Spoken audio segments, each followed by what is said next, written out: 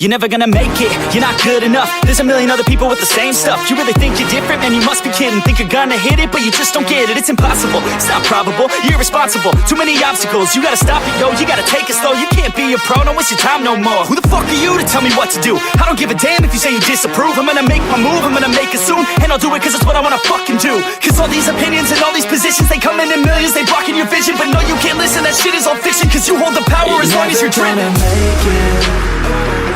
There's no way that you make it. And maybe you can fake it, but you're never gonna make it.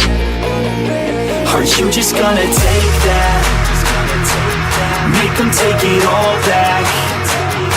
Don't tell me you believe that. Are you just gonna take that? Or will you fucking fight back?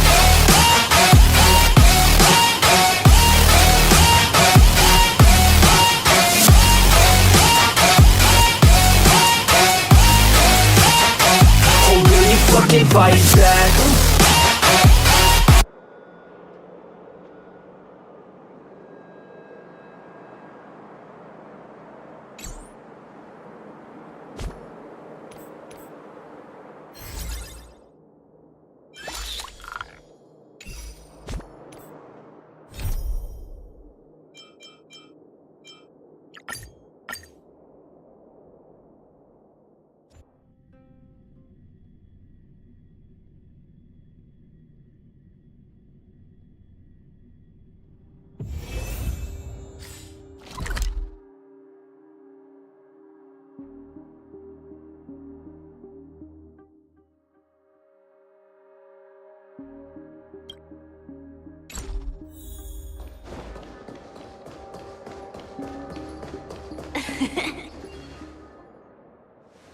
I don't know why, mister, but you always give me a special feeling that makes me more curious about you. It's sad that I can't get to know you more. We have to say goodbye. Did you have fun? You're going... Yes, I should go home. The day's getting dark, and it's going to rain. You're home. What a strange question. It's where Papa, Mama, and Big Sis are. In this dream. This amusement park. This beautiful dream. They really are peaceful. Everyone loves it. But, mister, why don't you like it? Because they're not here. Where are they then?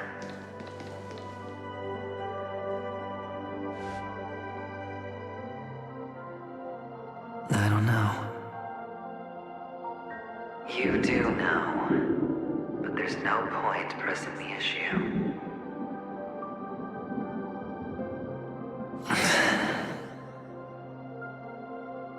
Admit it.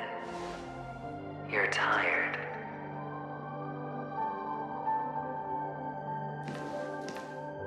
We all are. Which is why we chose to stay here. Me and him. Your past and future. How long will you stay?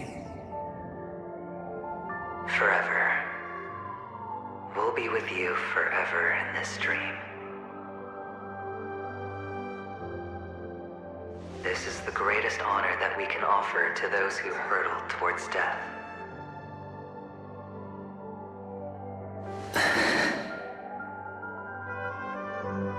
The road less traveled is less traveled for a reason. But you've never gone in any other direction. Your own life is the chip you're most eager to lay down. Always has been. You don't care who the real murderer is, and the Watchmaker's so-called legacy couldn't be more boring. What you want, what you need. is to be the smooth operator, the solid gold deal maker who doesn't waste a drop of sweat, even when he's up to his neck in danger, deep inside family territory. You want to be polished up, cuffed with red-hot chains, and spotlit center stage.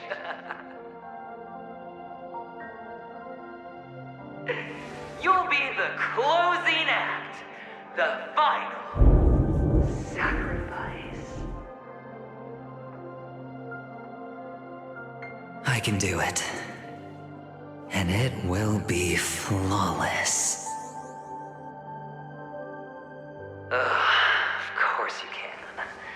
Your luck will help you at the right time. A Stellaron and an Emanator. It's that simple, no?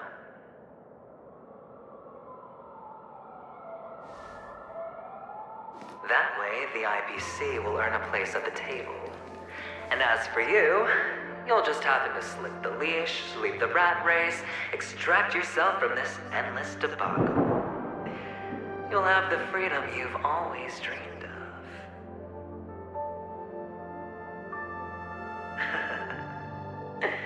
This isn't the first time. You've been an escape artist from day one. This fiasco started with a death, and its curtains will fall on another death. Oh, so that's why Diamond chose you. He's just after Panaconi. No matter the means, no matter the price. It's not personal.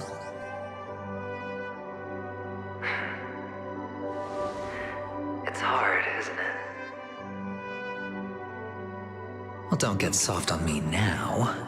What, did you suddenly grow a conscience? Hey, I was born from yourself. I'm well aware that climbing out of the dug is basically impossible.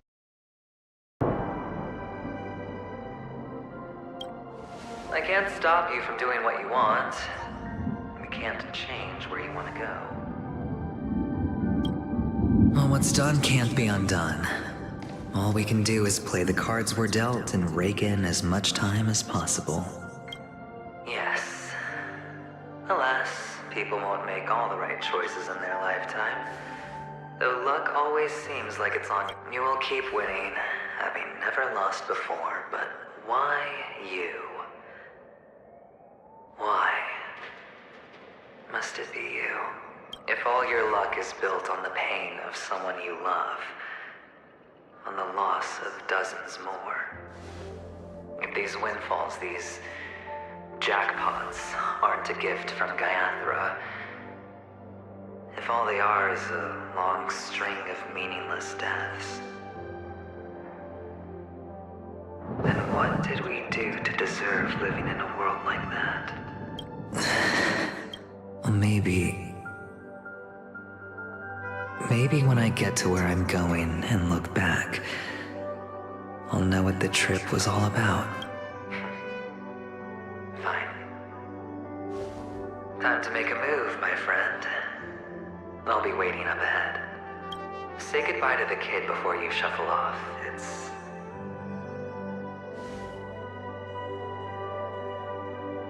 It's best to die without regrets. And now, only we are left. Can you take a photo for me? Sure.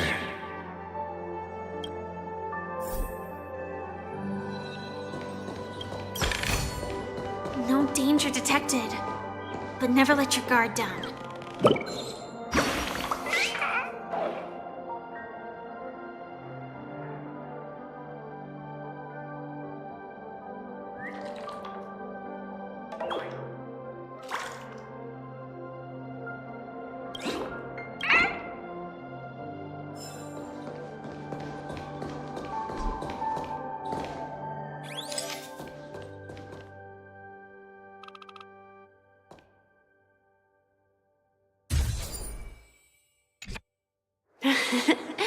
How nice. Look at the lens when you're taking a photo the next time. Your expression... Sure, I will.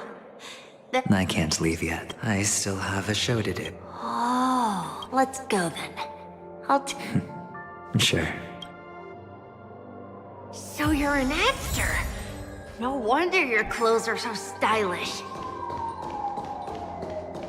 I'm actually a... merchant.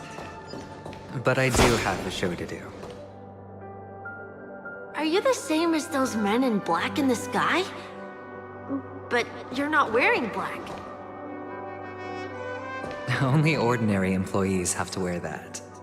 My position is much higher than theirs. Awesome!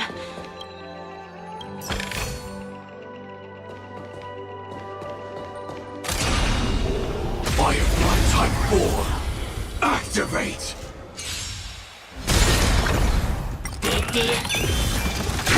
Detonate! Until everything burns to ashes!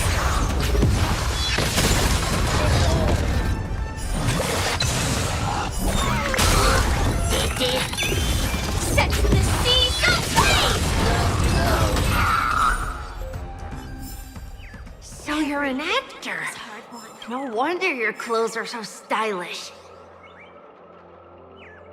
I'm actually a... merchant.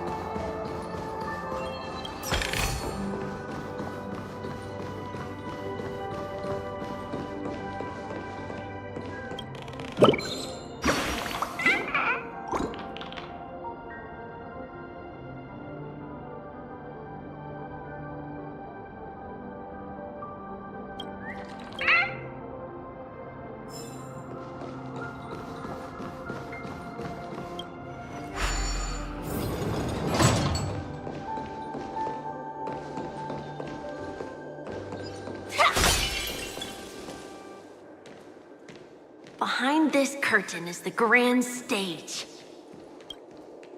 It's almost time to go on stage. Are you ready? Good luck with your show. Thank you. You still seem pretty nervous. Let's put our palms together. If you receive Gaiathra's blessing, you'll feel more relaxed. Putting our palms together is a simple ritual. By putting our palms together and reciting the prayer to Mama Funga, she will bless us. If you're not familiar, I can guide you. It's all right. I know how to do it.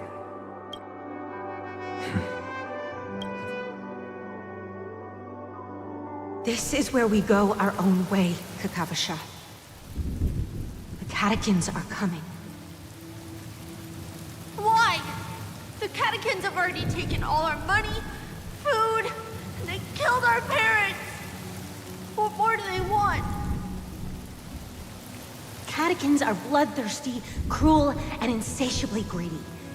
They want everything only to end up with nothing. This is a trick, an act of revenge. Remember? Today is the day of the Kakava, and also your birthday. They know the Avgin will surely hold a festival today. With the aid of this rain, they will come to destroy our wagons and take everything they want. Little do the catechins know, This time, we will fight back. The men in black that descend from the skies are on our side. The Catechins stand no chance against them, and will surely pay for their arrogance. Without this rain, the Catechins would never take action, and we would not have the chance to turn the tide. This is a gift from Gaiathra, and you are Kakavasha, whose good fortune will bless your sister with success. But people will die, and you will be in danger. How is that good fortune? Why are you all doing this?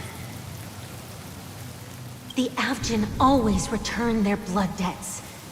Gaiathra calls for me, while Papa and Mama are waiting for me. I must answer the call as long as you are alive.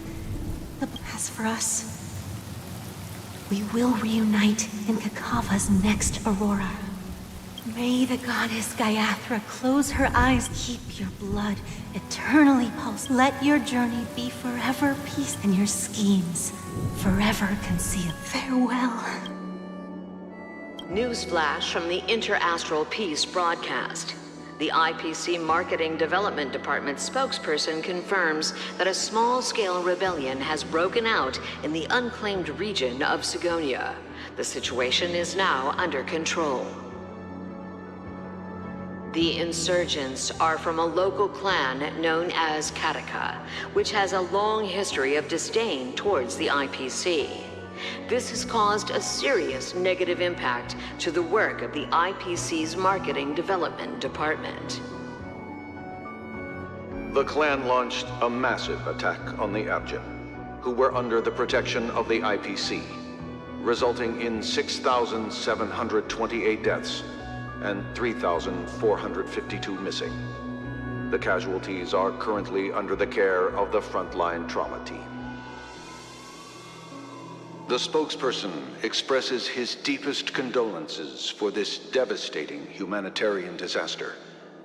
At the same time, delivering an important message on this matter to all interplanetary citizens.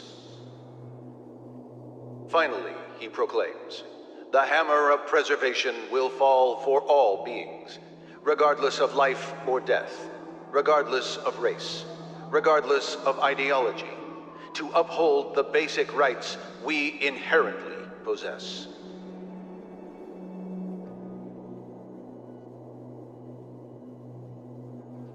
Kakavasha?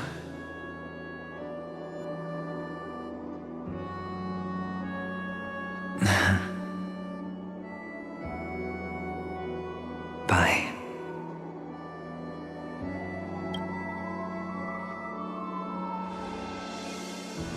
Okay. All the actors are in place. It's time for the show to begin.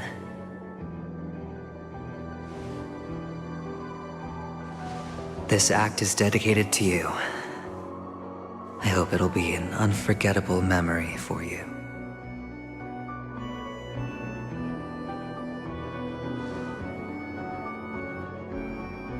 Kakavasha. By the way, before you go, I have a personal question. Do you truly want to destroy the world with your own hands? Let's assume, just assuming now, that every time I roll the dice, there's a possibility of achieving this particular outcome. Then I would be quite happy to make that wager.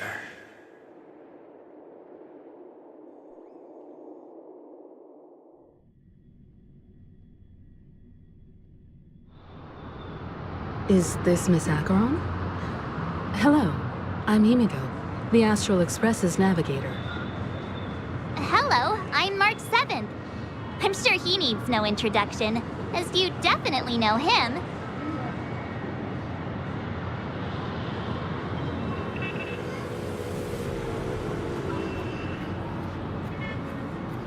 Hello? None of you seem surprised. Since Welt has decided to travel with you, it means that he trusts you.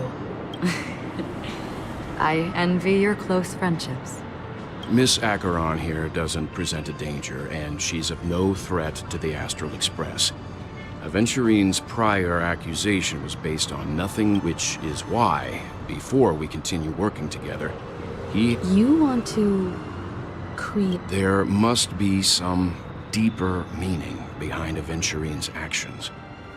I suspect he's been aware of Penacony's secret from the beginning, and has been continuously strategizing to unveil it. In that sense, the Astral Express's role in his plans would be imperative. In the worst-case scenario, he may use us to do something unexpected. Assuming things do escalate to that stage, having an extra ally is a good insurance policy. Penacony has numerous factions, and the state of affairs is significantly more intricate than that of Belobog and the Xianzhou. You're talking weird again. But it's a good vibe. No matter what, we can't ignore the safety of Penacony. To solve the mystery of the Watchmaker, it is crucial to get the IPC's intel. The path ahead.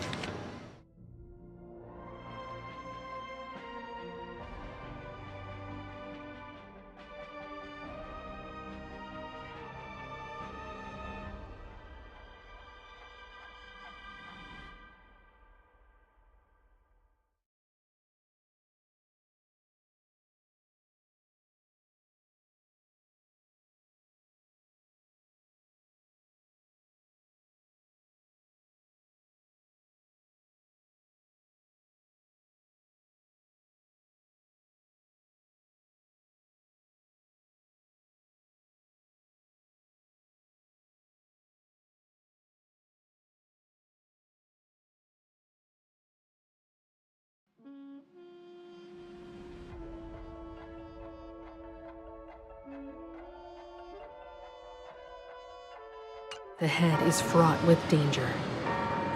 But... Sounds like we've I will accompany you, of course. Let's move out then! No need to rush. If he truly has laid a trap, he will definitely use every... Ladies and gentlemen,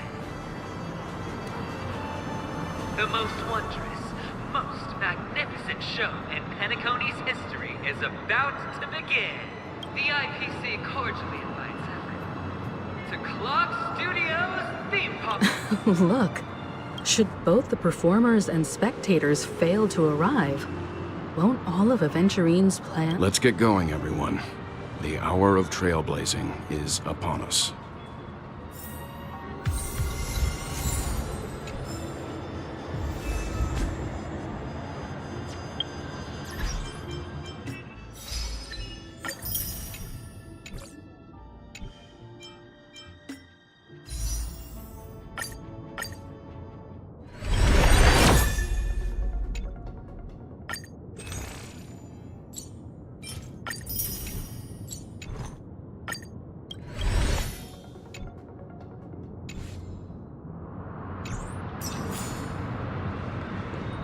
I have a bad feeling that... Let's waste no time... Mr. Yang.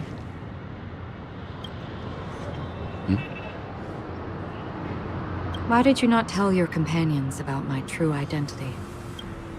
It's just like you said, an inability rather than an unwillingness. Plus, it's a long story, not something that can be summed up in a few words. But I chose to believe you, and my trust in you stems more from my own personal judgment. I also believe that if it were their choice to make, they would make the same one. Thank you. I'm grateful. To reciprocate. In the upcoming confrontation, if the odds aren't in the Astral Express's favor, I will stand with you, if my meager strength is required.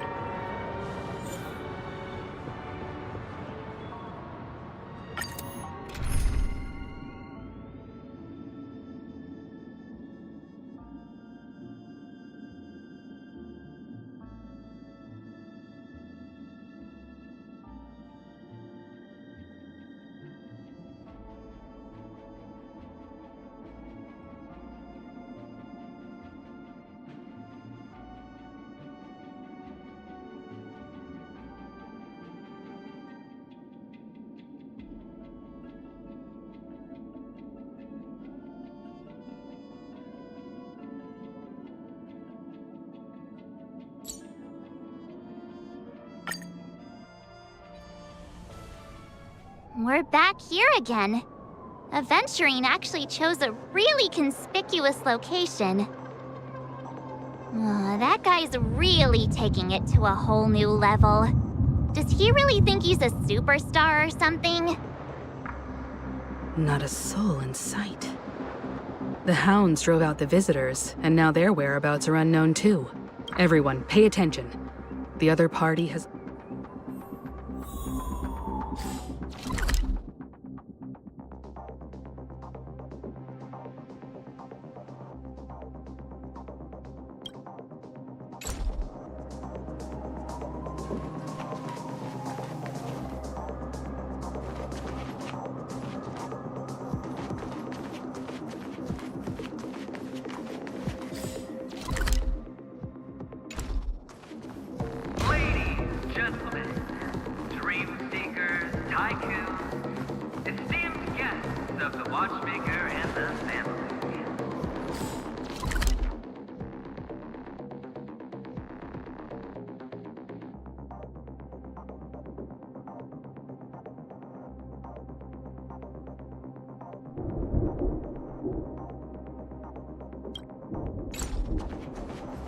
Also not forgetting the nameless of the renowned Astral Express. Welcome to the Interastral Peace Corporation live show!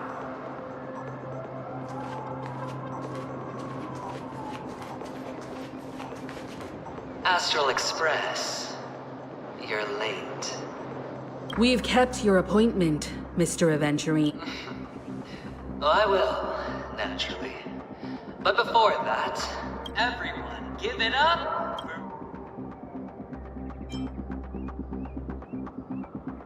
Let me remind you that in all likelihood, this stage and his identity have nothing to do with the wanted murderer.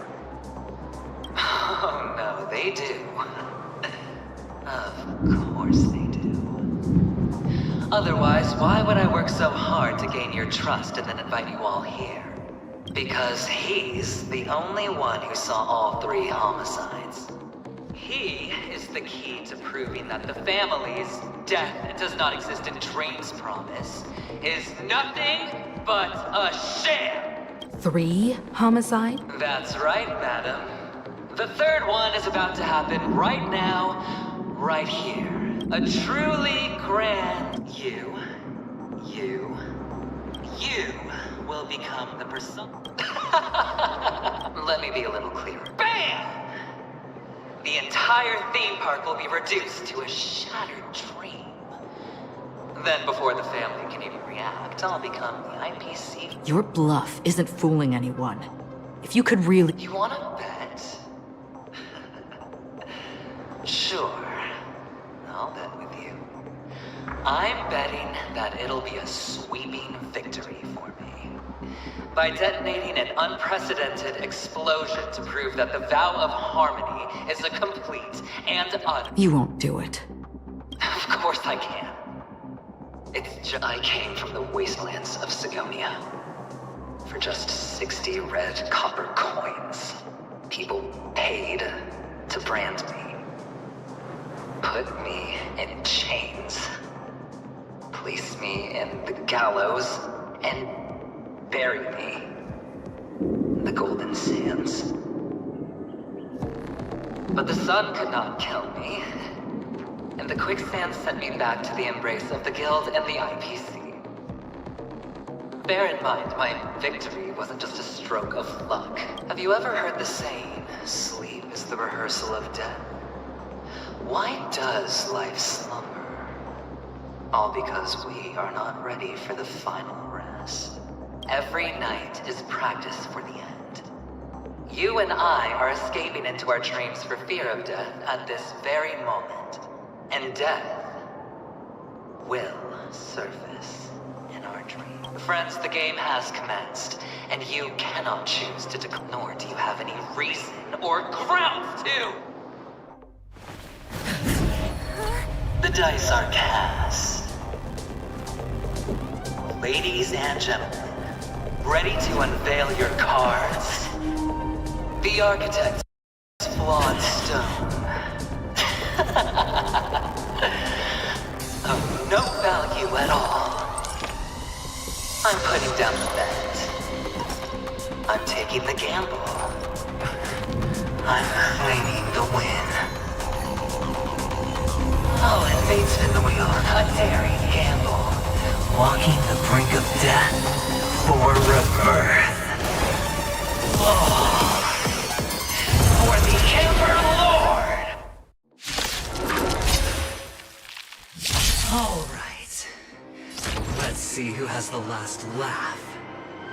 Let the game begin! Executing attack!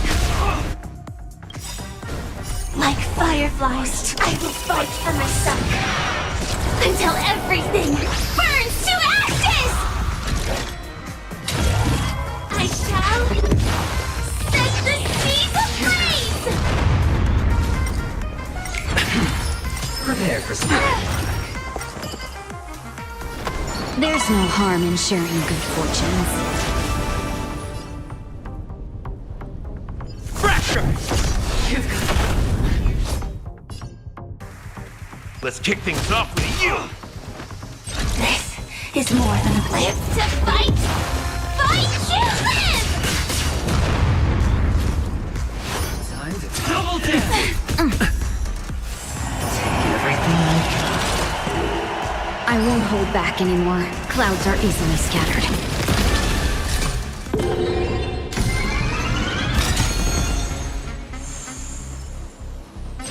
Firefly, type 4, in position. Dreams of a past life, though life is as a speck of dust, it dances still in grace. I shall set the seas ablaze! Live to fight! Fight you live! Time to go on the offensive.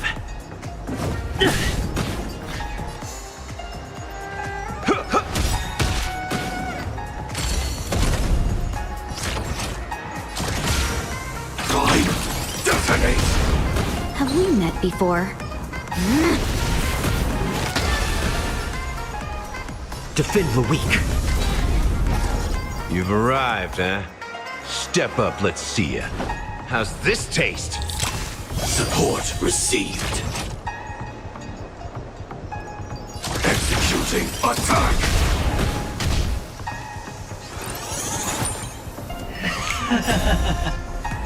Final play coming down from above. Shall we unite our goals?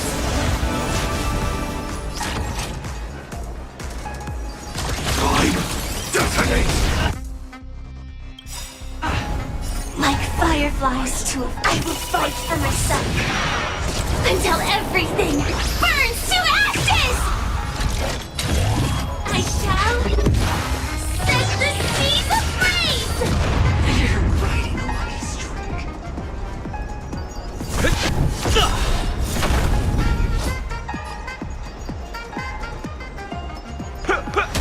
You've got a heat. Live to fight! Fight you live! You're riding a lucky streak. Let's up the ante. You're not a stretch. All or nothing. I'm on guard.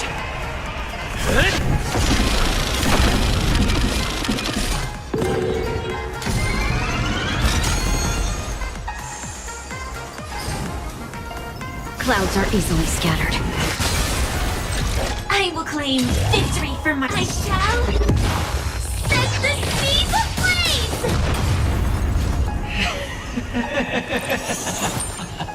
Even on a losing streak, as long as people still have hope, they'll keep throwing money on the table.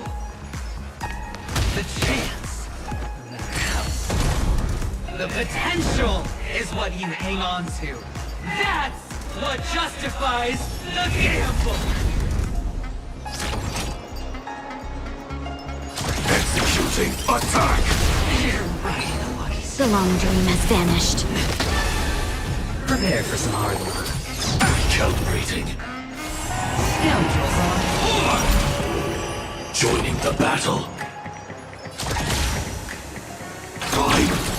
Detonate!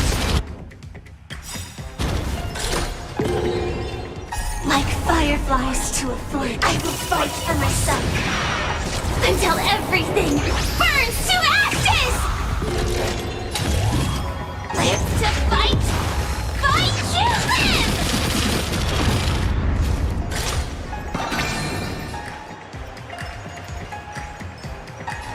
Time to mix things up. I will Life's keep like a fighting. good brew, my friends. Indulge yourself.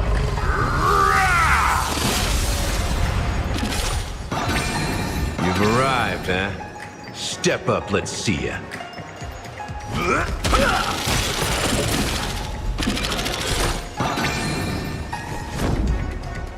Defend the weak. Lance ablaze. Flaming lance. Forward!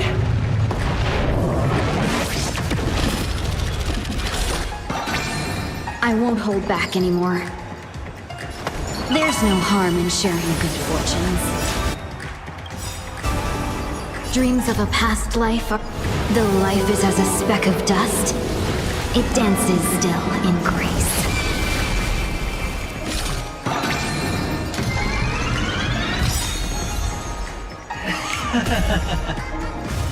Going all in. I shall set the seas ablaze! Have we met before? Clouds are easily scattered.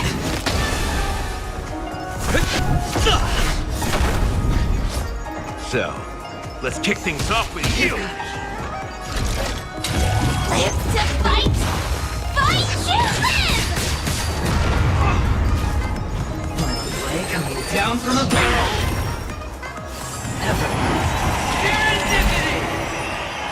Firefly, type 4, in I shall set the seas ablaze!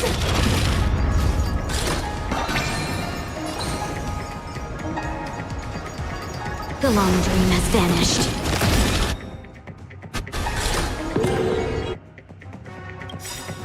Dreams of a past life, though life is as a speck of dust, it dances still in grace.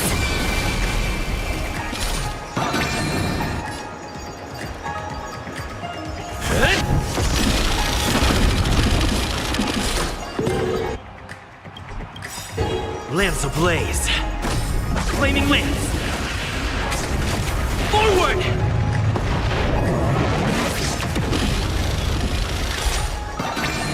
You've arrived, huh? Step up, let's see ya.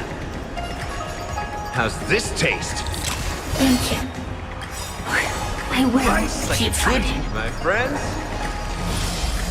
Indulge yourself.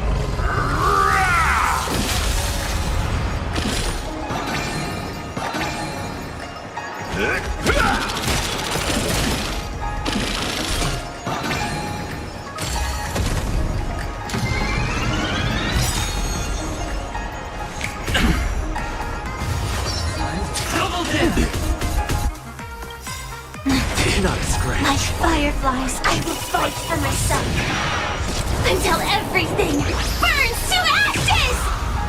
This is more than a battle. Live to fight! Fight to live! I shall set the seas ablaze! I will claim victory! Live to fight! Fight to live! I won't hold back anymore. Shall we unite our goals? Fracture!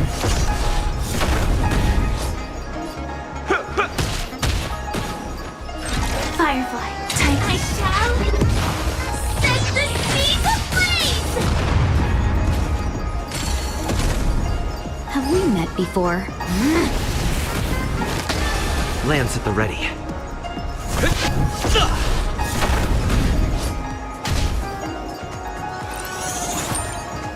Prepare for some hard luck.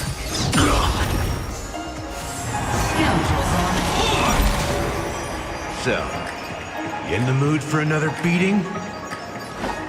Time to mix things up.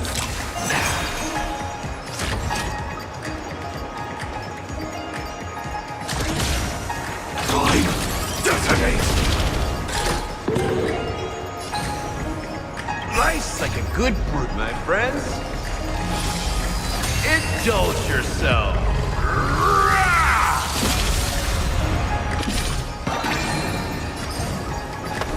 There's no harm in sharing good fortunes. Dreams of a past life, though life is as a speck of dust, it dances still in grace.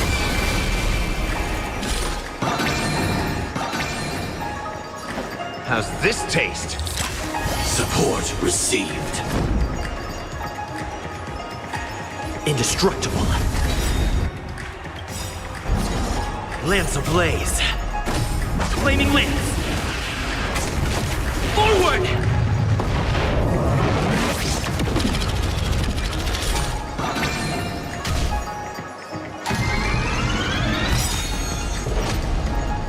The dice are getting. All or nothing! Recalibrating. Going all in.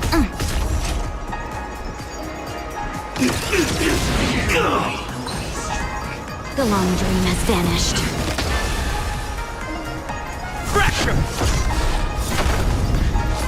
You've arrived, huh? It ain't over yet. Final play coming down from above.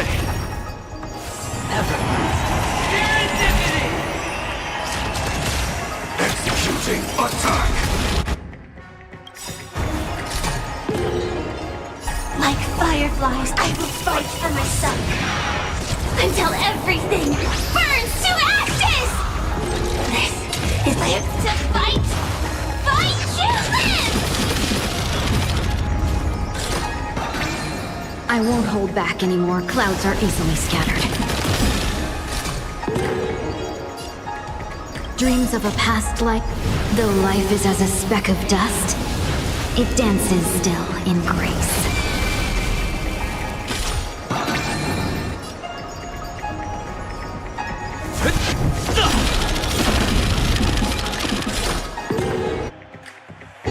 So, you in the mood for another Lance beating? ablaze. Flaming lance. Forward!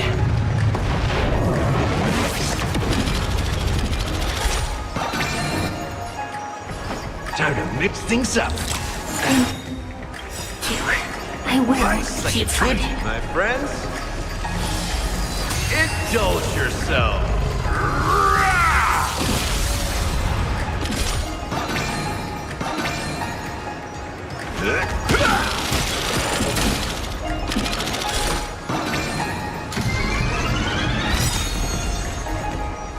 Got confidence. Not a scratch. Firefly, type 4. I shall set the seas ablaze! Everybody's like that. Down to the last player. So why can't I be happy too? Why can't I feel that free?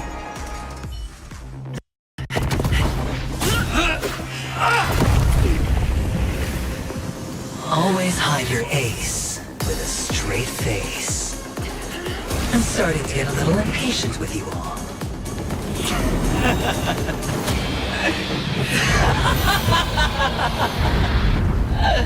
Friends, to fully relish this, I'm betting every last chip. Only by casting aside reason does one truly gamble.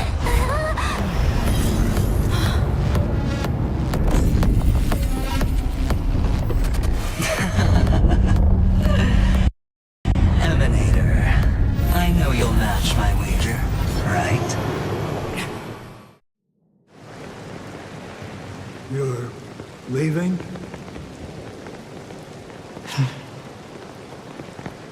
Perhaps.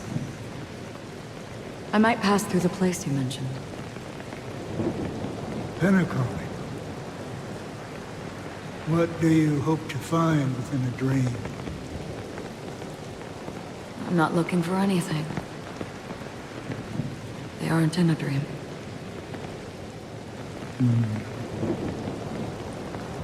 I'm afraid the family will not open the doors for you. Why? Because the path you walk is not accepted by the Harmony. Even if... that's not what I want. Precisely because it's not what you want. Because they are not like other eons. They have never glanced at anyone, and they never need to. They leave woven strands of fate for humans to walk, and together, they weave a great shadow. And this shadow silently envelops them. There are always those who rise from the shadows.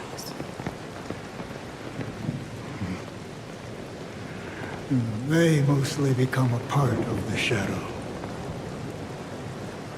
In your eyes, am I the same? You still have a strand of color, but not much.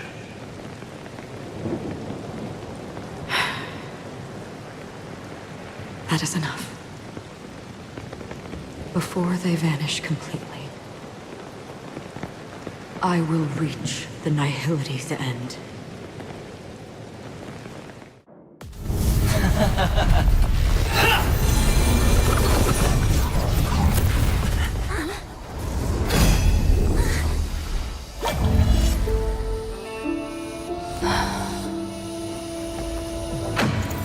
I wish to mourn the departed, weeping like rain, to swell the crossing stream.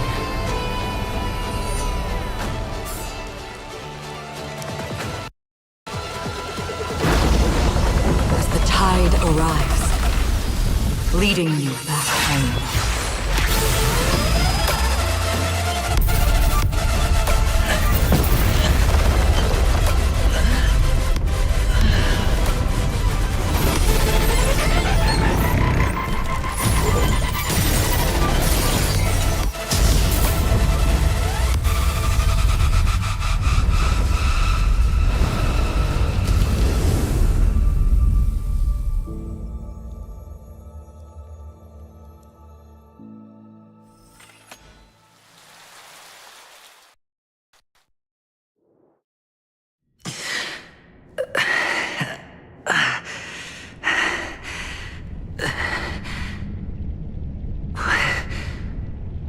What is this place?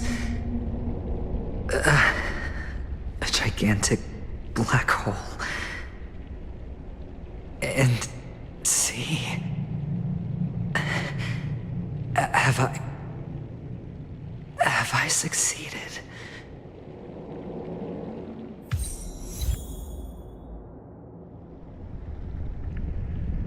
Welcome to this sad world, Kakavasha. Your good luck is the most precious wealth we, all Avgin, have. If you come out alive after 2 days, it proves that you're the real deal. Wealth, status, power. The IPC will give you whatever you want. As for us, we will reunite in Kakava's next Aurora. It's a pity this is not the place you were expecting.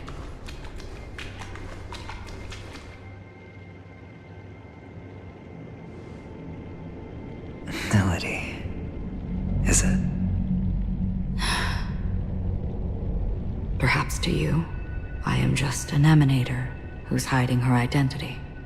But the sleeping and shapeless never glance at anyone. They have no face, no form, and even less of a will to speak. The Nihility envelops everyone equally. Only some who have gone under their shadow can go farther, tainting themselves with more nihility. That's all. That's all. My friend, you really leave me at a loss for words. So, is this my final destination? This is all but a fleeting dream. One of the thousands of manifestations of IX. Under the watchful eye of nihility, we momentarily linger here before moving. It seems that my death has already been determined. Even if you wish for it, I can't promise you anything. Now that you've accomplished your goal, I think you can be a little more forthcoming. What do you mean? Your performance at the theme park was wonderful and grandiose. A simple yet practical technique that fooled almost everyone. No one would have ever thought that you would have gone to such lengths, even staking your life just to prove a fact that had seemingly been disproved long ago. Real death does not exist in Penacony's dreamscape. Why would I do that? Because this is the only way you can uncover a secret that is even more unspeakable than the serial murder. To use this dream death to get there. To that promised land people constantly seek in this grand gap. Penacony. The legacy of the Watchmaker. The true land of exile. How did you find out? I never imagined that something I learned about unexpectedly would become the key to It's that person's identity, isn't it? I see you're in the know. Let's just say I'd put money on the possibility. The murder isn't nearly enough to disrupt business as usual. Even if there were 1 or 2 murders on Penacony, most people wouldn't be personally affected. And that won't create any wave. This dream of theirs isn't a boundless sea. It's a lonely island. The family used the Harmony to build a high wall and isolate them from the vast and treacherous ocean of the outside. That barrier they build keeps death out. But it also keeps the secrets that are lost in that watery abyss from floating to the surface. In a beautiful dream, free of suffering, who would want to go fishing for those secrets? No one. Unless someone goes to the other side of the barrier and lives to tell the tale. Someone already has. I got the idea early on, chewing on that masked fool's little hint. If a mute isn't someone who cannot make a sound, then it has to be someone who cannot speak. Someone who survived the treacherous depths, but is unable to take the stage and speak the truth. Well, I'm happy to know she's safe and sound, and still on Penacony. Hint? Is that not proof? Well, proof is the one thing I don't have. The only thing that can prove these conjectures is for the family to come clean. And with the way they buttered up these outsiders, it seems pretty clear they're intent on covering their track. But you don't need proof to have a suspicion. And for me, suspicion is enough. I didn't need to find the memory zone meme. I just needed for someone to kill me like it killed that silver-haired girl. You don't sound very confident to me. Going out of your way to make citywide broadcasts in an attempt to involve more people. You are simply betting on the possibility of someone being able to break down. You're very lucky that fate has decided to let us cross paths. I happen to be equipped with a very sharp blade. Sharp enough to slice through the veil of dreams. You possess great cunning, deliberately setting us up to be on opposing sides, constantly repeating the words of the Emanator in front of others, leaving me no choice but to draw my... And that's how you win. Opportunity and strategy, both. And in your plans, the IPC always wins.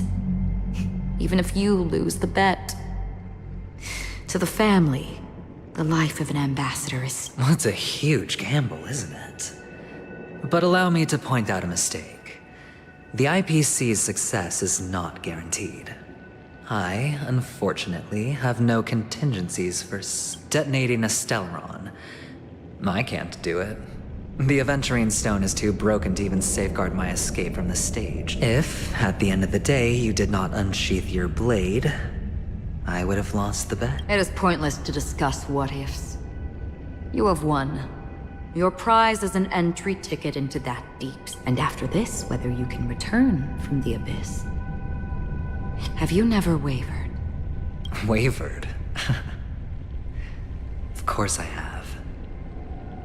But I can only bank on my own good fortune, because other than that,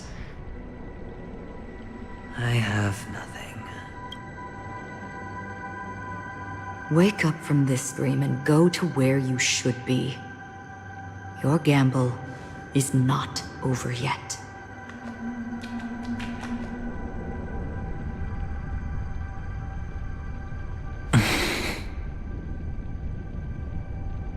Before we part, can you answer one more question? As someone who has traveled on that road, can you tell me, why are we born into this world? If it's just to die. I don't think this and never have. Nor do you. But the nihility envelops you and I. And everyone. And because of that, it's pointless.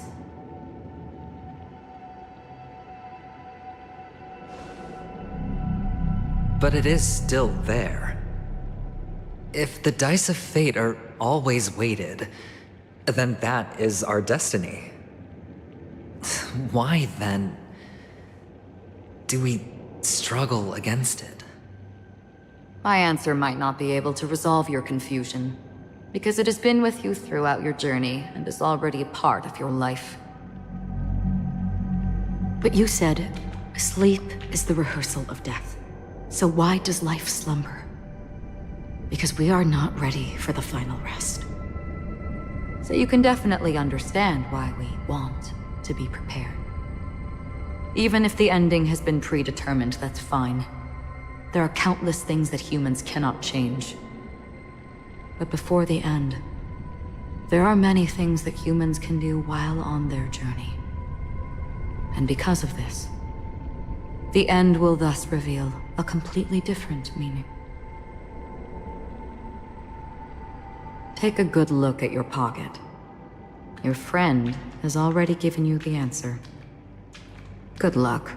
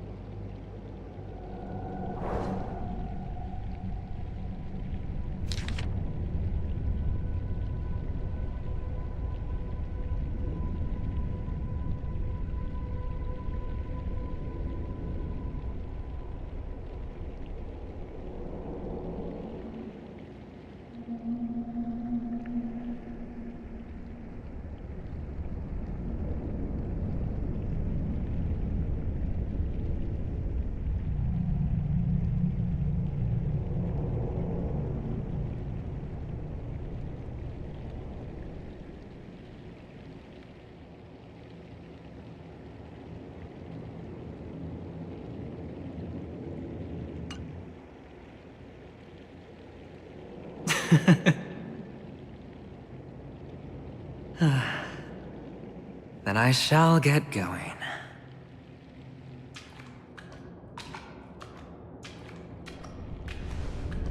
Mister? You're leaving? You ultimately chose to leave this dreamscape? Yes. Because they are not here. My papa, mama, and big sis. Then where are they? They are in a place where everyone will go. A very, very distant place. Then are you going too? I'll get there one day. But not now. There will come a day when the sky will drizzle, and I will hear the call of Gaiathra Triclops, and know that it is time for me to go, and be reunited with my family. So, Until that time comes, I should be preparing. Preparing for what? Well, preparing to face them, Kakavasha. And to make them proud. I know you'll be able to do it. Good luck. Well, of course. For I am the child who received the blessing of Gaiathra Triclops.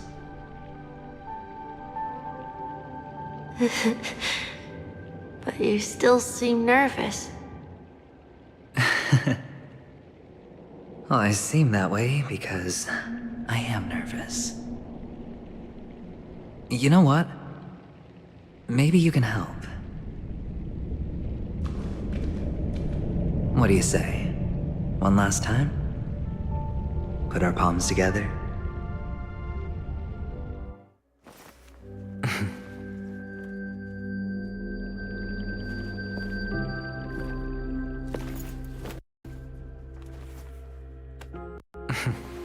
Are you going now? Yes.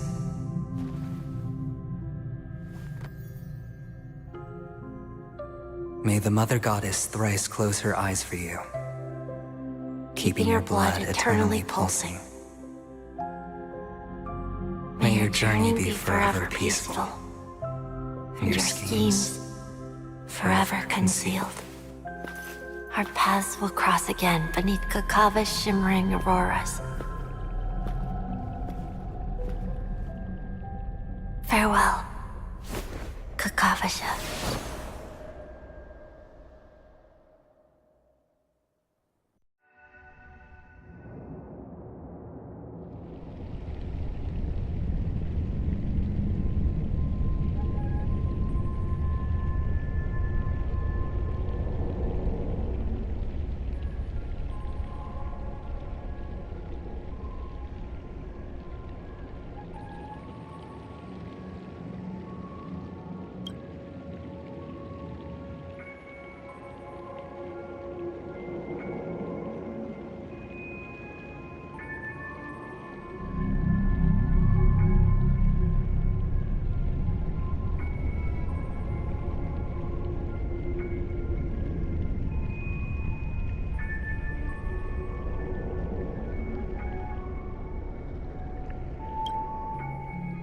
The light of the Aventurine Stone has disappeared. This only represents one outcome. He kept his promise and got what he wanted. As planned, your cornerstone has been successfully sent to the family's territory. Then... Let's fulfill our duty and start harvesting.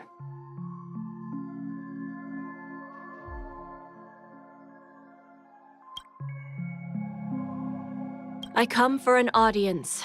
I come to fill wine. And I bestow poison in the guise of sweet dew. Come the toil of spring and yield a fall. I patiently wait for the branches to be heavy with withered fruits. All for the Amber Lord.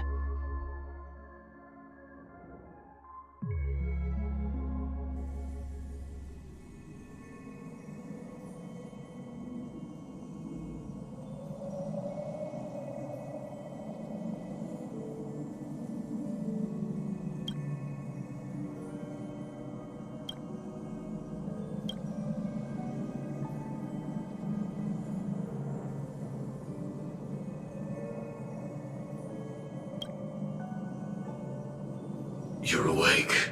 I've been waiting on you for a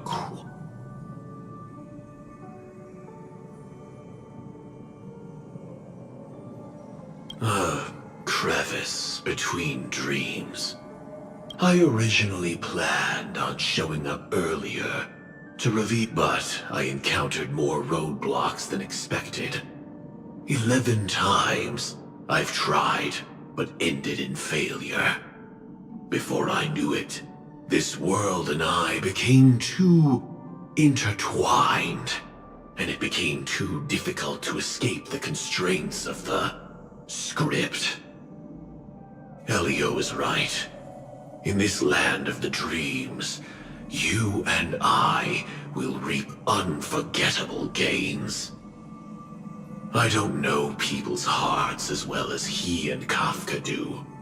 Nor do I have a specialty like Silverwolf and Blade. Most of the things that I'm good at only apply to villains who need no mercy. So, there is only one method that I use. This is to show you.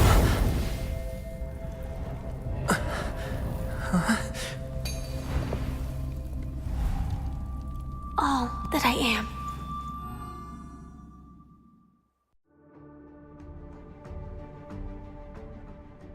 Labyrinth-like corridors and halls? Traps everywhere? The owner of this mansion must be a bit paranoid. You are so funny, Mr. Security Officer. I hope that sense of humor of yours has helped you find the serial killer. Just expressing a personal opinion. Why? Did I hit a nerve? Mr. Gallagher, my patience is wearing thin. Neglecting duties will only make me more suspicious that you and the real serial killer are connected.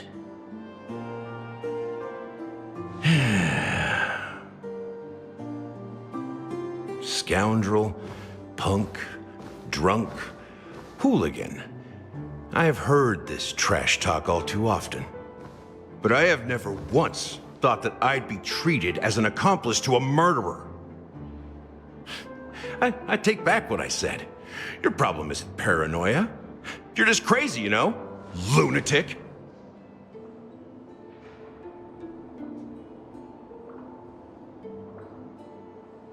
You, the family, you broke my spine and pulled out my fangs, and now you want to accuse me of murder? Ridiculous. Only idiots who've drunk too much Soul Glad will berate a stray dog in the streets. What exactly is making you say all this nonsense? You should be more concerned about the Outworld visitors who are making a scene in the theme park than me. I don't need you to remind me. The moment that ambassador walked out the doors of the mansion, I knew what he was trying to do.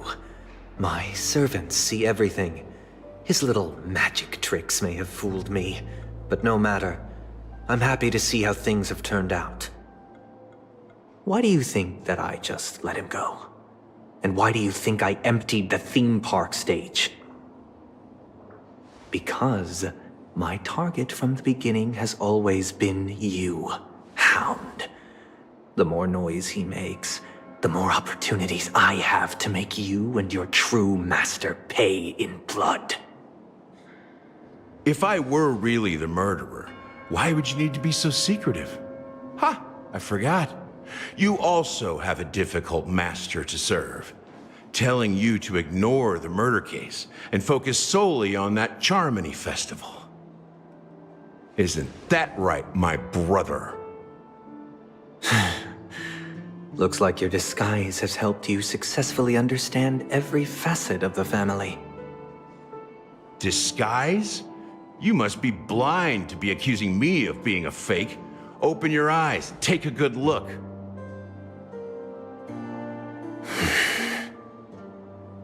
Indeed, every part of you is real. The brown hair, soft and curly like Benny's. The orange eyes, which make me miss the gaze of Sir Whitaker. That odd scar, the mark of Wolsey. And the gray vest, tie, hound emblem, bottle, the bartending, and your role as a security officer. These are all true traits. From all 52 loyal family members. When they are gathered, countless tiny truths are woven together into a lie. You collected a small piece of each of them and claimed them for yourself. Then you invented this facade, a complete Gallagher. Tell me I'm wrong, minion of the Enigmata.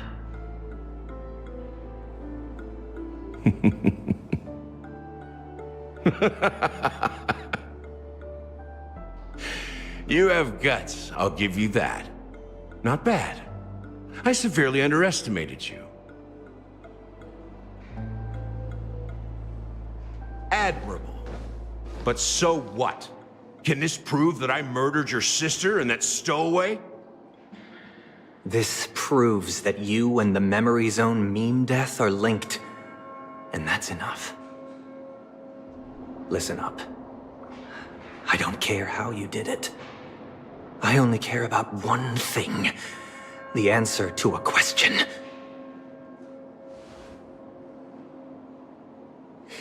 You devil. You wretched, despicable dog. Why did you kill her?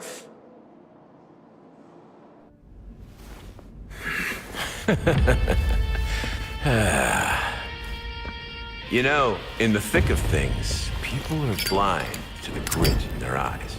Yet they can always feel it scratch. Want the answer? I'll give it to you. The whole thing is just fate playing a cruel joke on us.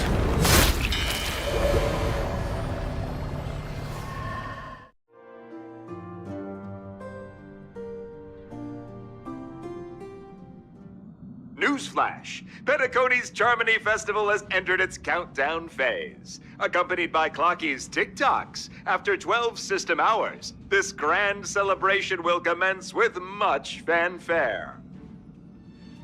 I already told you!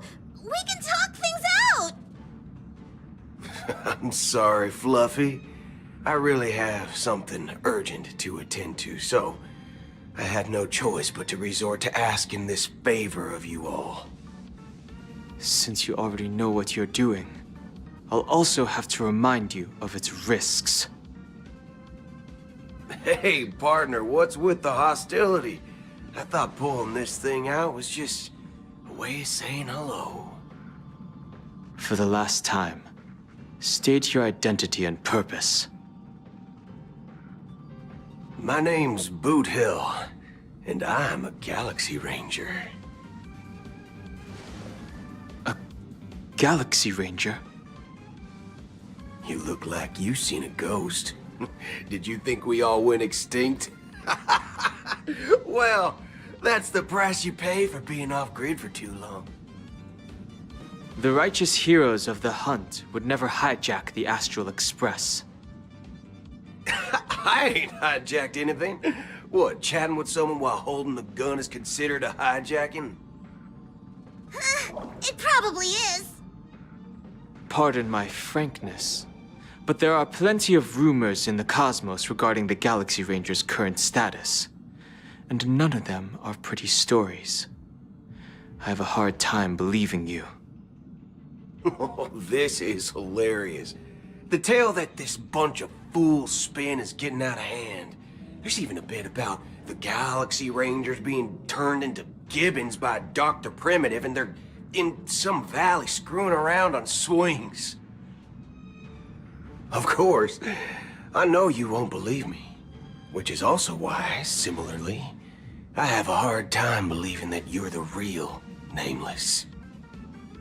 See the bullets in this gun? 9mm, an eternal classic. I may need the Astral Express's help right now, but if you're an imposter just like that one, then this bullet might just end up in my head. I can't allow myself to be exposed to danger. That's just the way it goes, so you all have to first prove yourselves, Huh? Where are you going?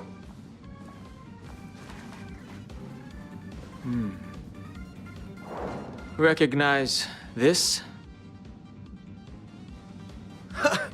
It's a model fudger. The Jade Abacus of Ally and Oath. The CN Joe really gave this to you guys? Model fudger? This is the Jade Abacus gifted to the Express by the Senjo Lofu's general, Jingyuan. Its presence on board serves as the Shenzhou Alliance's official recognition of the Express. Is that enough? Not bad, kiddo. And across these sprawling stars, a gentle squeeze is all it takes to rustle up a whole legion of Cloud Knights. Now, I reckon that'd be one fudging sight to behold. Now it's your turn. Been ages since the Galaxy Rangers had the spotlight shone on them. We ain't equipped with such fancy gadgets.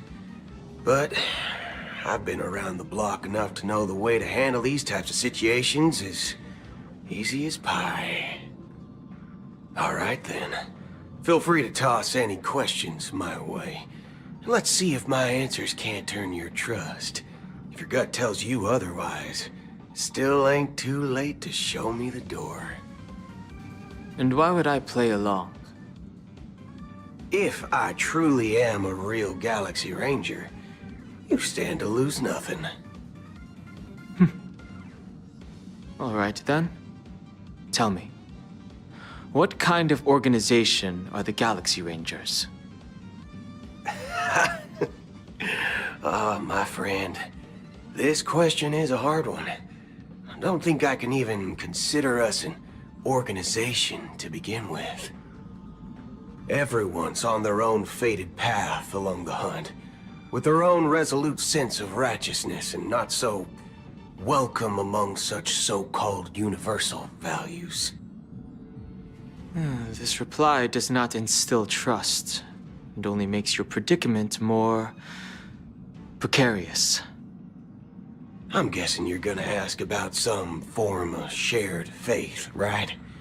But us Galaxy Rangers don't need that sort of thing. What brings us together is a shared bottom line. Never bully the weak. Never kill the innocent. These oaths aren't some lofty beliefs, but the fundamental bottom line that one must never cross as a person. As Galaxy Rangers, we strictly adhere to the bottom line.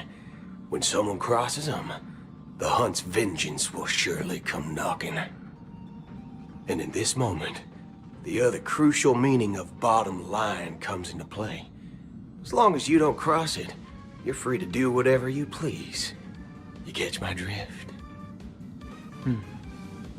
Second question. Why do you seek trouble with the Astral Express? I already said that I seek no trouble. I must go to Penacony for a matter. But I don't have an invite. And I can't even enter the family's hotel doors. If only I could borrow the Nameless's identity. The entire cosmos knows you're guests of the family. Aren't the Galaxy Rangers also esteemed guests? Oh, you've hit the nail on the head. This is why I'm here. It's fine if I tell you. The Rangers are pursuing an imposter. A son of a nice lady posing as one of us. She's on Penacony right now. My informant is a memo keeper. She's the same as all mimetic organisms, appearing one moment and gone the next. Ugh, she scares the fudge out of me. Still, she gave me some vital info. That Galaxy Ranger imposter. Who is it? Is that the third question? Is it a hard question? It isn't. Just that you might not believe me. That person calls herself Acheron. And according to our informant, she could be an emanator of nihility. That's impossible. That's what I said. Don't worry. When I first received the news, I had the exact same reaction as you. IX never gives anyone so much as a first glance, and that's perfectly normal. What reason would they have to bequeath strength unto mortals? Then you must know that emanators can also conceal their own identities, which, for many people, It's better that way. Otherwise, there'd be wanton bloodshed across the cosmos, or even, perhaps, turning their back on the path they're supposed to follow. I had the good fortune of running into an elation emanator. Its appearance was no different than that of those clowns. If it weren't through sheer luck that I got it drunk, I would have never known of its eminent status. Even in the purest hunt, you'll find the Xianzhou Alliance under the spotlight and Galaxy Rangers lurking in the shadows. Paths are inevitably concepts created by people and exist in planes beyond our understanding. To reckon that nihility emanators don't exist, well, maybe we just ain't nihilistic enough. So, do you understand now? Your companions are in danger, and it's pretty harrowing. If you don't want to believe me, you'd best send a message to them, but I'd advise you to move fast.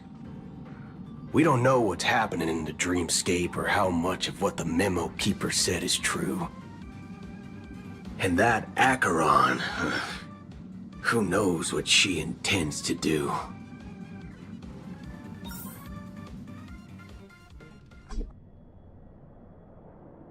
I don't intend to do anything. That's not up to you. Did you know? People who come to the land of dreams for the first time, they'll subconsciously stop to reaffirm that they're still walking on solid ground. And then they will unanimously raise their heads to gaze at the sky. Be it reality or dream, staring at the sky is instinctual for humanity.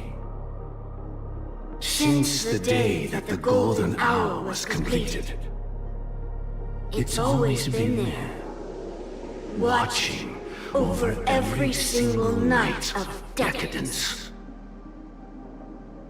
But now this night sky has been mercilessly severed, dyed with the mist of nihility, and this whole event happened within the course of a single slash of a blade. A single slash of a blade isn't really accurate. It was actually 2 blades, just that the second one was faster. That's not the point.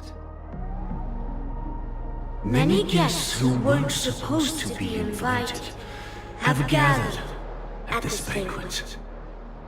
Even if the harmony is all-embracing, I have no choice but to show some of them the door. For the sake of Penacony and the peace.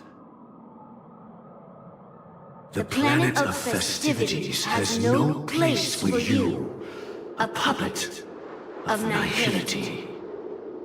Those who live in the shadows do not bear the right to tread the illuminated stage. Speaking of living in the shadows, there's probably not much difference between us. It's only polite to reveal your true self, at least when speaking to others. Penacony's Dream Master.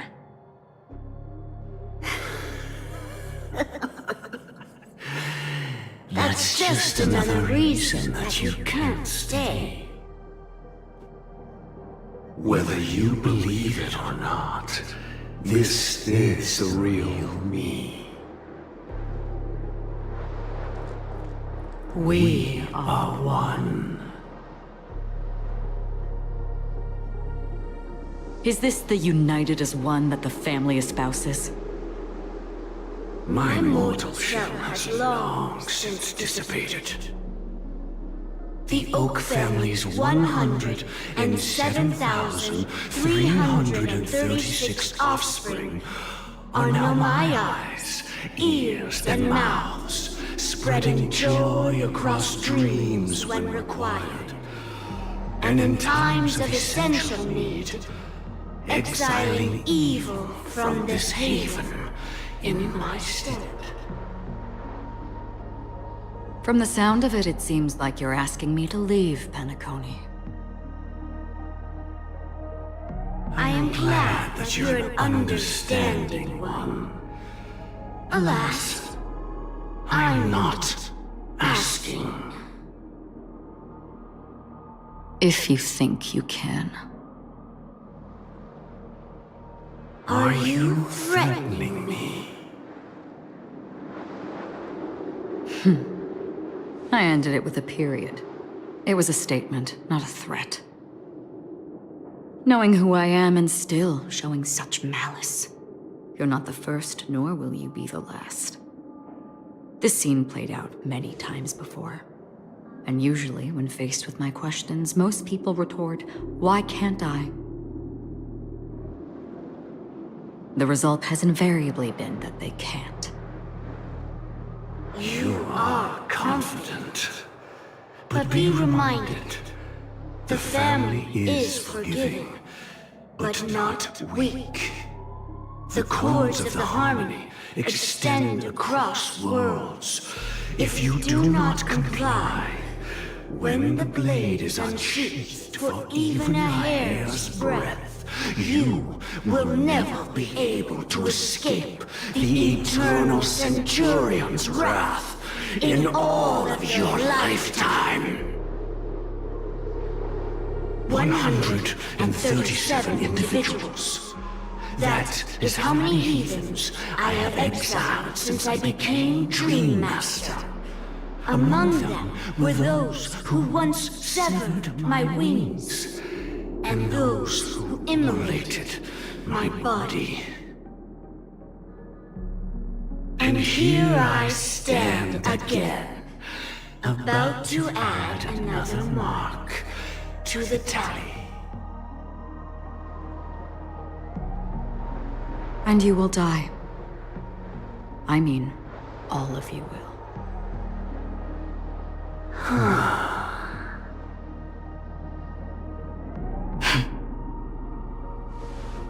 But that won't come to pass. I'll do as you ask. I'll leave. A wise choice. I wasn't aware there was a choice. To you, that surely is the only option. Please bear in mind, you and Penacony are of different worlds. Those born on the far bank cannot seek solace across the river. Leave and never return. The radiance of the planet of festivities is overwhelmingly bright, luring in tricksters, wrongdoers, and criminals. But even the harmony itself will never welcome the self-annihilator of nihility. And even more so, when this self-annihilator heralds the destruction of everything. Your strength is obviously a gift of the sleeping and shapeless, immeasurable and fathomless, like a tributary spawned from the abyss that brings death and sin to all. Acheron, a befitting name. Take it from someone on the other side of your so-called river. You know better than I do that Penacony has already deviated from the harmony. Whatever your intentions may be, I foresee only one outcome. Its future holds nothing but nihility. Just like all the worlds that have drowned in their shadow.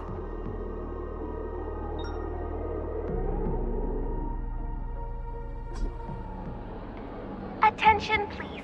The unusual unusual event that occurred moments ago was due to a technical malfunction at Clock Studios theme park. The family has promptly responded to secure the area, and we're happy to report that there have been no Oh, I swear that was no movie shoot. So many chips fell from the sky, and I even caught one of them. But Excuse me. Are you talking about the... yeah, what about it? Oh, Miss Robin! No need to worry. I apologize for any inconvenience caused to your delightful dream journey. What you just mentioned about the chips really piqued my interest. Would you mind providing... Oh, it was just... those chips you normally see everywhere. The green ones? They fell from the sky And then those chips simply disappeared. It appears to be the Dream Sim tech the Iris family has been... Huh? Miss Robin... Shh. This technology hasn't been made public yet. It was originally planned to debut at the Charmony Festival, but it seems it's been leaked. Can you help me keep this secret? The raining chips were supposed to be part of my act. Oh, I see! Then it all makes sense now. I'll do anything to help make the Charmony Festival a success! Thank you. As appreciation, I'd like to give you a token gift. Oh, this button is... Press it at just the right moment in the celebration. There could be an unexpected treat in store for you. All right. It looks like there are other guests who are also confused. I'll have to excuse myself. Please, enjoy the dreamscape. So many people...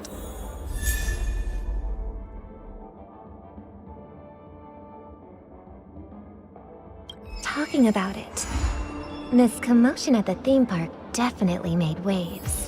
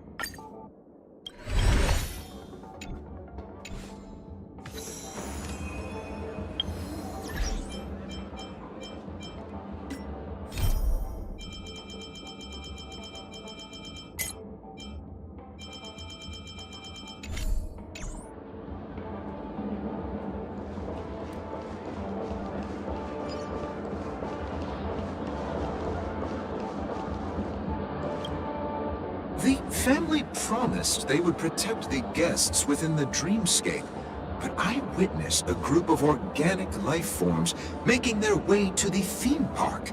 And soon after, a rip tore through the sky, and black rain started leaking out of the void. The family needs to provide a reasonable explanation, or I'll take my loved ones and return to reality. I thought the dreamscape was supposed to be... It appears the good sir has seen many great events. And it's true that an uninvited guest has unexpected... However, their target is not the ordinary guests, but the ambassadors of the IPC. The Miss Robin, I know the Bloodhound family has already sealed off the theme park and has control. The family can try their best to protect their reputation, but as you can see, sir, no innocent bystanders were affected in this incident. Perhaps the dreamscape is not as perfect as promised, but there's no place safer than dreams under the family's rule. I believe you know this better than I do. If this incident happened in real life, how many people would be able to walk away? I could stay here. But keep in mind, guests come to Penacony to enjoy the dreamscapes. They do not wish to be entangled in a conflict between the family and the IPC, so... Of course. With the Charmony Festival about to commence, we will spare no effort in our preparations.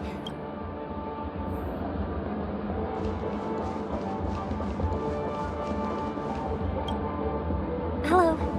May Nothing to be worried about. There's been a small rehearsal mishap at Clock Studios theme park. Hey, are you a fool? You don't even recognize Miss Robin? I'm sorry. I've just been transferred to the Bloodhound family, and I'm still not too used to working. Hey, don't sweat it. You guys have a tough job. I know how it is. Oh, we've sealed off the theme park. Most guests are used to bizarre phenomena in the dreamscape, and so far, no threats have been detected. We can expect order to be— Rest assured, Miss Robin will intensify our patrols to ensure that no incidents occur. I trust you guys. But regarding what happened— Actually, I was there shortly after it happened.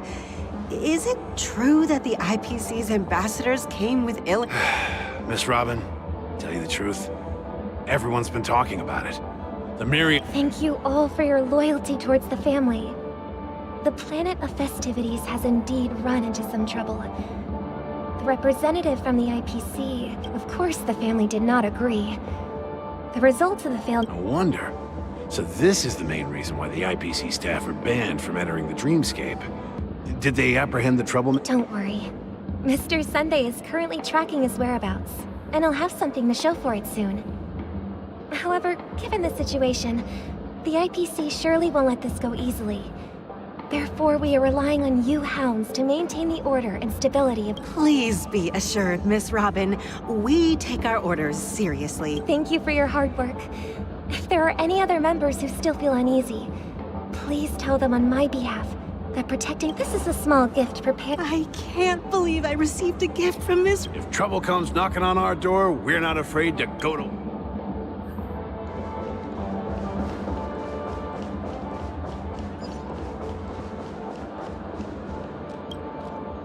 Miss Robin? That's the renowned cosmic superstar, Miss Robin! I didn't expect to meet a fan here. I'm honored. Welcome to Penacony, a world filled with wonderful dreams. I can't believe I'm actually meeting the real Robin! Shouldn't you be preparing for the Charmony Festival? Preparation is important, but the ceremony is fundamentally about sharing the Great One's harmony with everyone. If there's a chance to sing with everyone, I will not refuse. Regarding the recent mishap, I understand it negatively impacted some of our guests. As a member of the family, it's only right for me to come forward and offer my apologies to everyone. But, are you sure it was actually a mishap? Everyone saw those chips descending like rain and the red light tearing through the sky. Claiming it was merely special effects seems a bit far-fetched. Plus, I met that generous gentleman. He looked really out of it and kept talking to himself. Is this also part of the performance? Everyone, please do not panic. I believe that the family will give everyone a satisfactory answer in due time. Even if you say so, Miss Robin, it's hard to believe. Some people just never listen, do they? It's never ending. It just goes on and on. Miss Robin? Still, I suppose I huh? Here, take this. Make sure to take good care of it until the opening. You never know.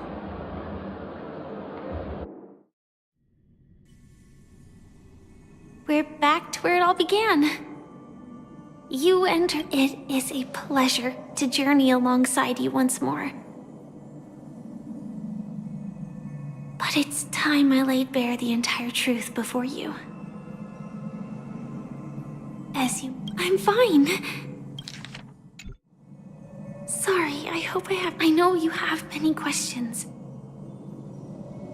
Do you remember when we encountered death in that instant before it killed me? So, following the clues in the script, I came up with some theories about the meme. That's why I instructed Silverwolf to issue invitations. I intended to call upon death before you arrived. To solve the riddle using more direct means. and then invite you to join. However, contrary to my wishes, I couldn't. It is how you see now. I was impaled by the bladed wings of death. The heavy pressure of concentrated memoria, miasma, exploded in my mind. But after the momentary numbness subsided, I was still alive. And it was just as I thought. I had arrived at a place starkly different from this beautiful dream. Beneath the dreamscape of Penacony lies another, more chaotic, more primal memory zone. Its name? Land of the Exiles. And so, then I returned to the hotel in the dreamscape, hoping to tell you of its existence. Yet I could not reveal my own identity. So, I could only divert your party's attention and lure you away from the battlefield. And after, all my attempts proved futile.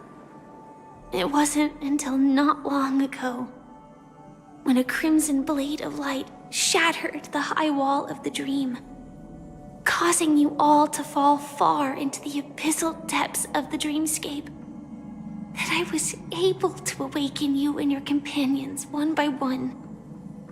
And that's it. That is all that's happened so far.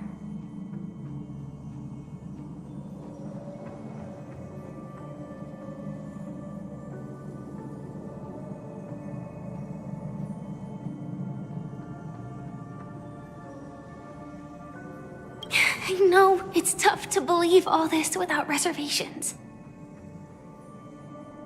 I just want to say, you are very close to the final answer.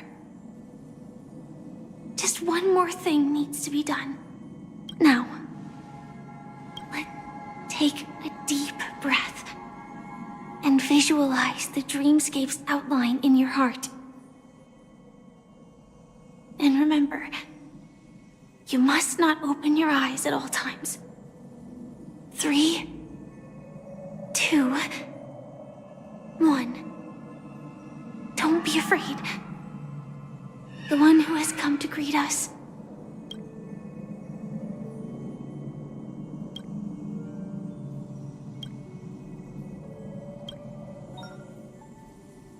I never knew you could do... Do you have a driver's license? I do. That is... surprising. Why? Because this is Japella, the city of sins? No, it's nothing. I'm just thinking that you haven't slept in 20 system hours. Are you sure you're okay? I'm fine. I'll survive. Same goes for you. I'm not so sure about that. Slow down a bit. Infiltration is over. Feel free to activate Sam anytime you like. There's still some time before the next part of the script unfolds. Let me stay a little longer in this body.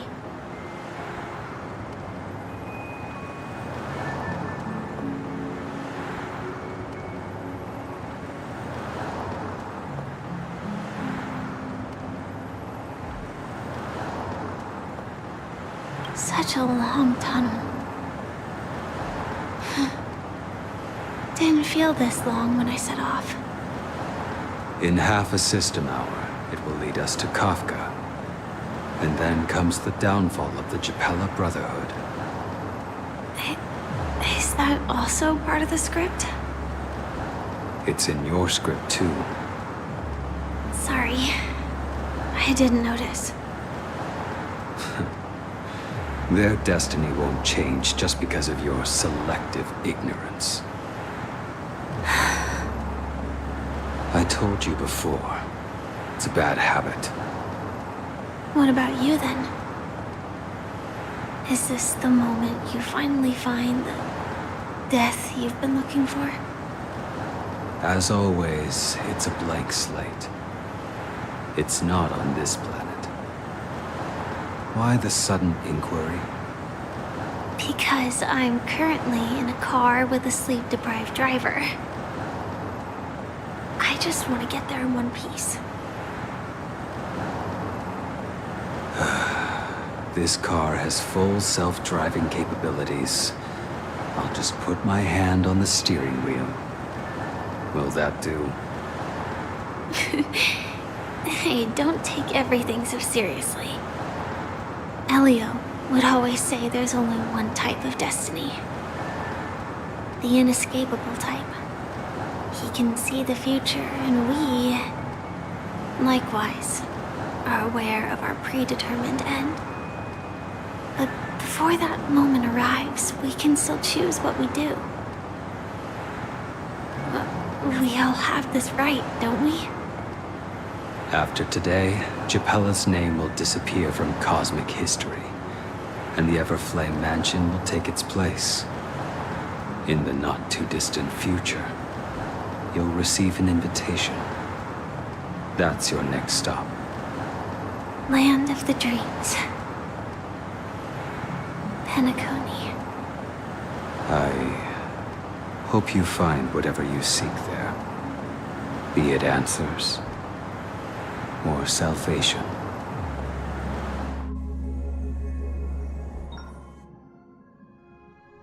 Yeah. Glad to see you're safe and sound.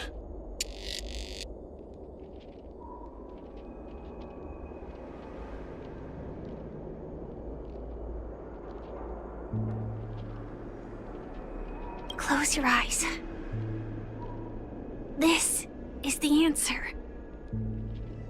Isn't it incredible? The monster that we have always known as Death is actually the guardian of the land of the exiles. It abides by a certain rule: abducting people from their dreams and bringing them here.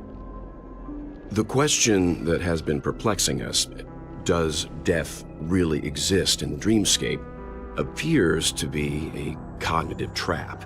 It was laid by those orchestrating events from the shadows to cover up the truth behind the disappearances and the existence of this fortress known as Dreamflux Reef. Every emergence of that meme is related to the Watchmaker. Since Dreamflux Reef is where it brings its captives, it's likely that many of our long-standing questions will be answered in this place. The atmosphere here is starkly different from the beautiful dream. There are no regulators here like the family. And they all look like they're mildly dazed. But from the whispers of the residents, they've heard a familiar name. Gallagher. It's that man again. Always in the right place at the right time. Though that does save us the trouble of looking for him. Himiko and March have already made a move. Get ready. We're about to set off. The real dreamscape, the land of the exiles. Before we go, should we speak to everyone first?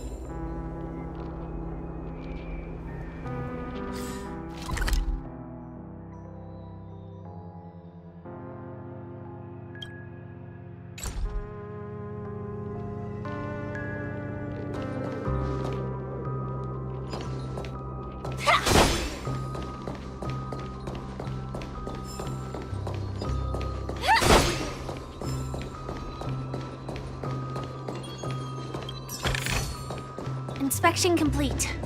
Nothing suspicious.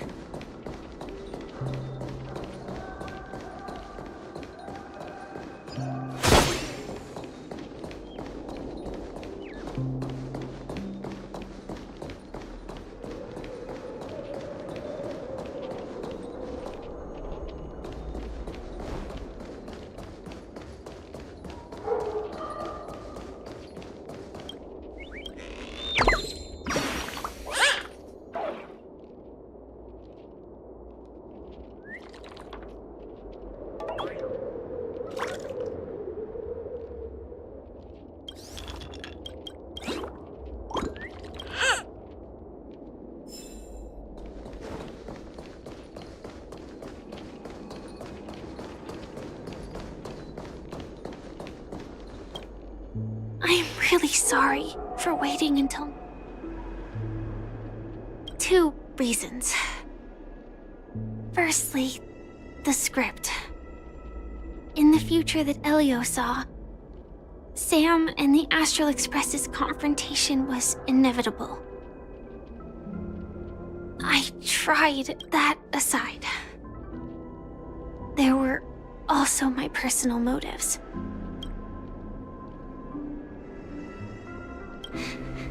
Thank you.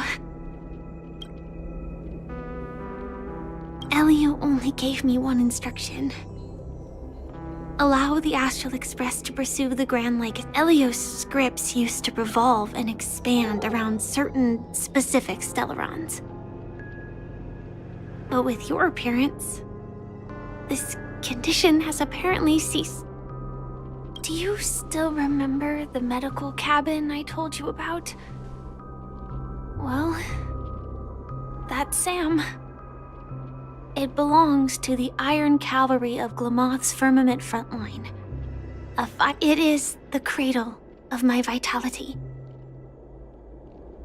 And the meaning of my birth. The timescale of Dreamflux Reef differs from reality, so we mustn't lower our guard.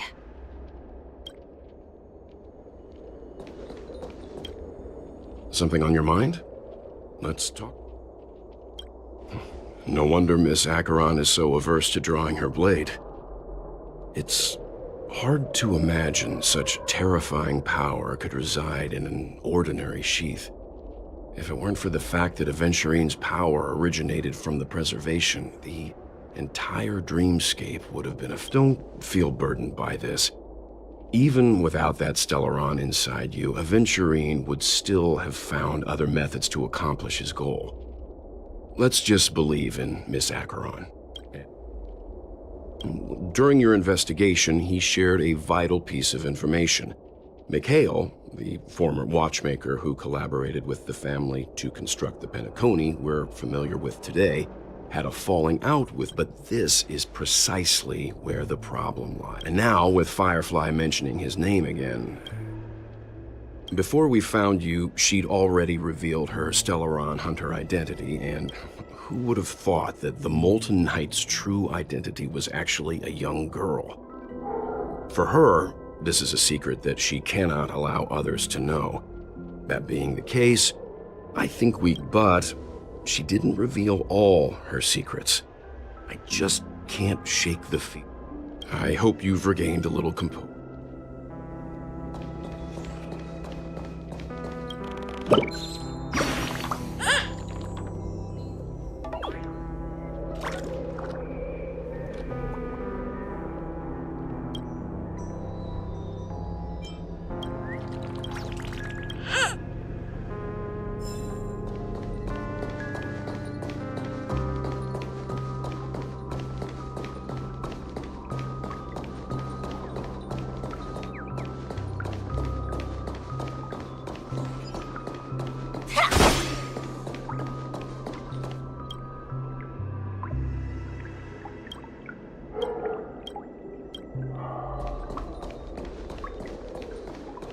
Keep going straight down this alley and it'll lead to an elevator.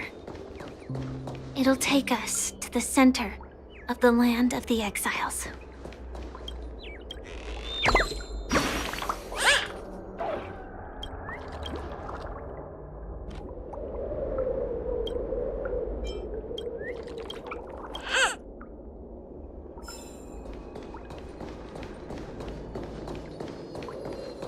This place has more space inside than my own house.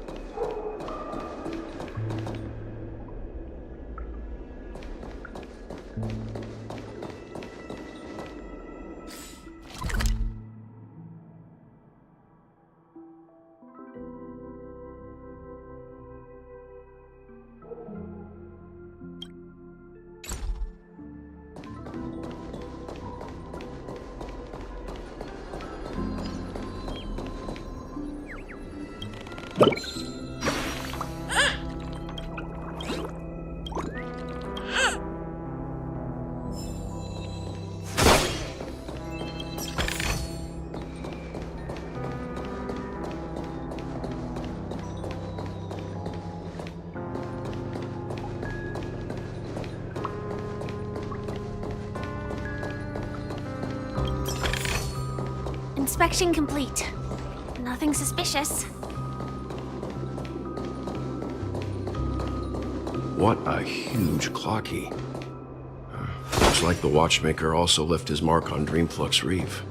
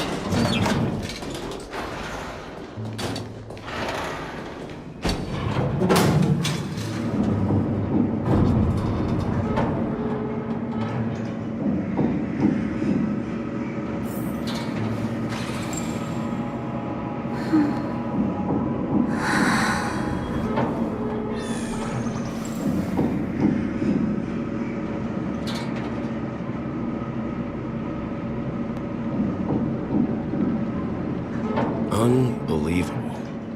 To think there's a settlement of this size within the dreamscape. And all beyond the family's reach.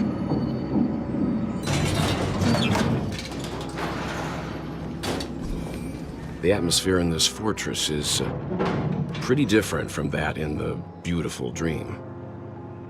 When I first saw it, I was in awe too. The sky here, it's like a reflection of the what's even more bizarre is that this place is also separated into trade and residential areas. The layout may be simple, but the facilities are very comprehensive. It seems that there are quite a number of people living here.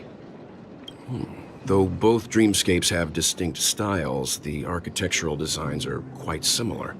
Works of the same hand, perhaps. Hard not to speculate on the connection, but there's no point in overthinking things. Take a right turn at the end of this road and you'll... Not coming with us? The Astral Express likely needs room for some internal deliberation. Sure. Let's reconnect. Letting her go was the right decision.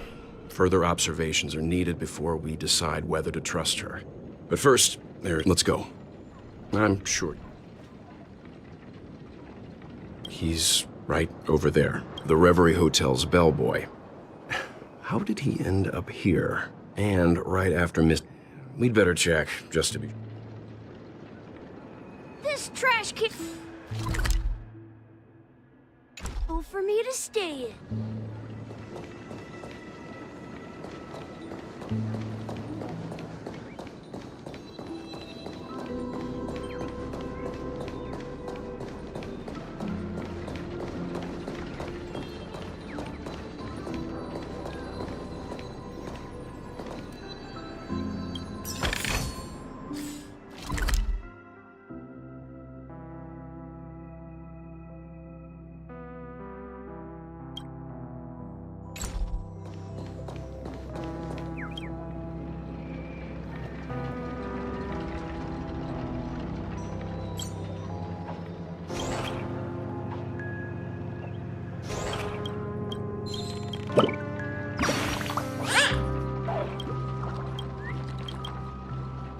I'm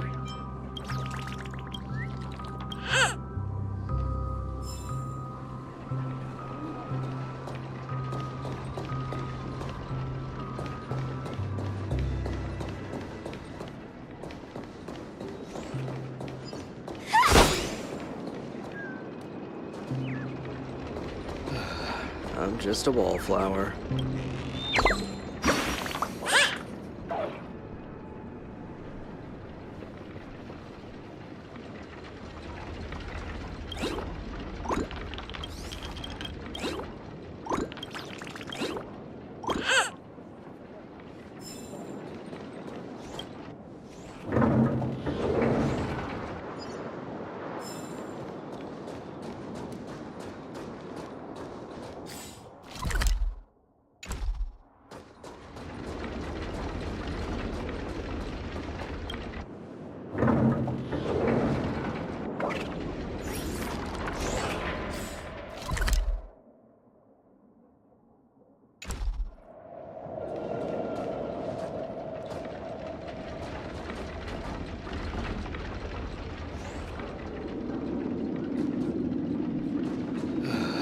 I'm just a wallflower.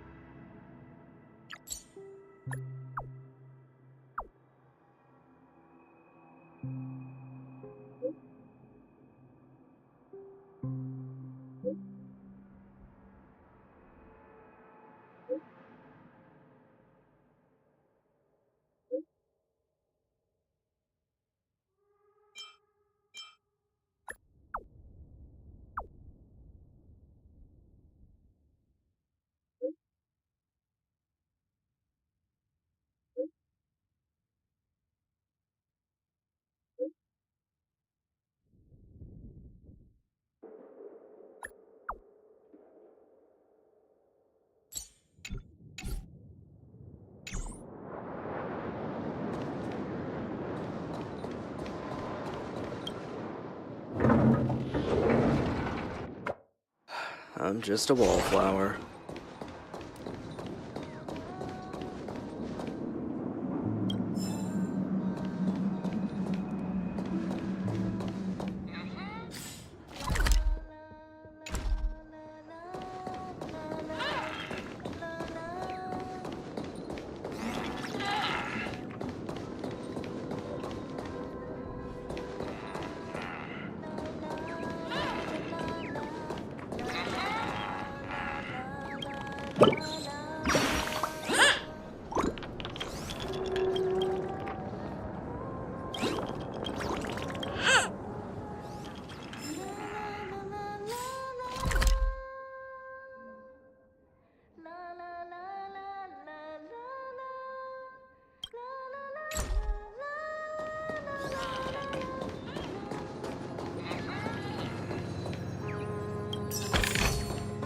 No danger detected. But never let your guard down.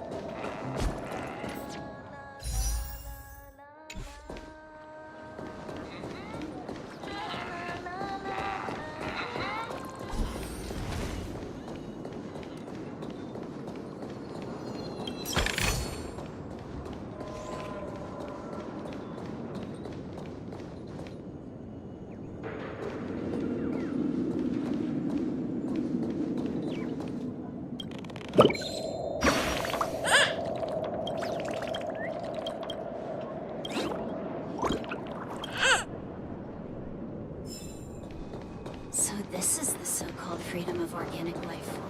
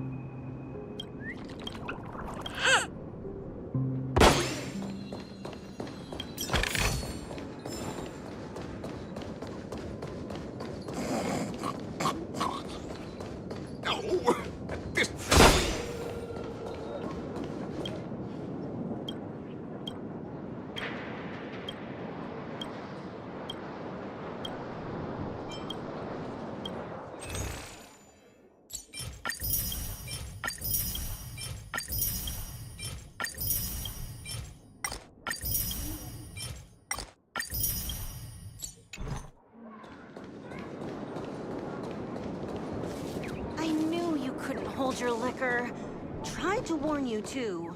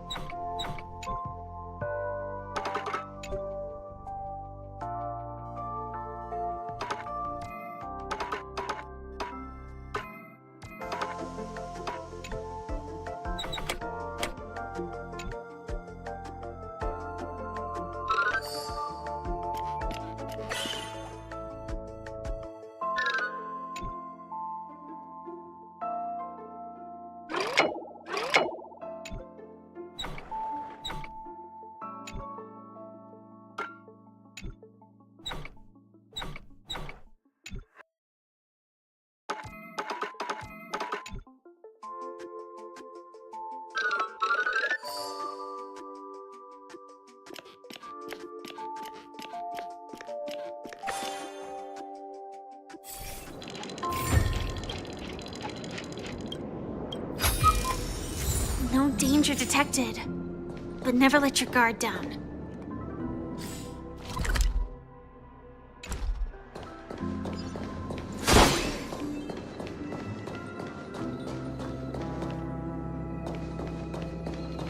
Let's see how you handle it.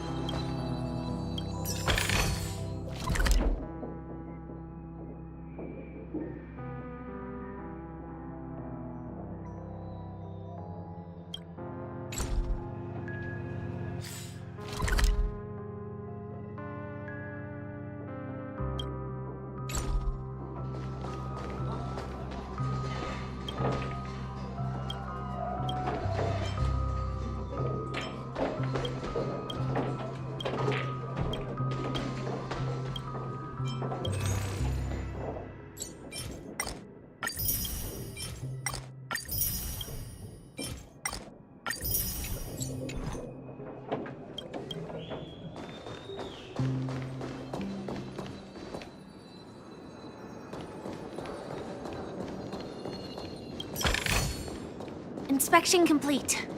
Nothing suspicious.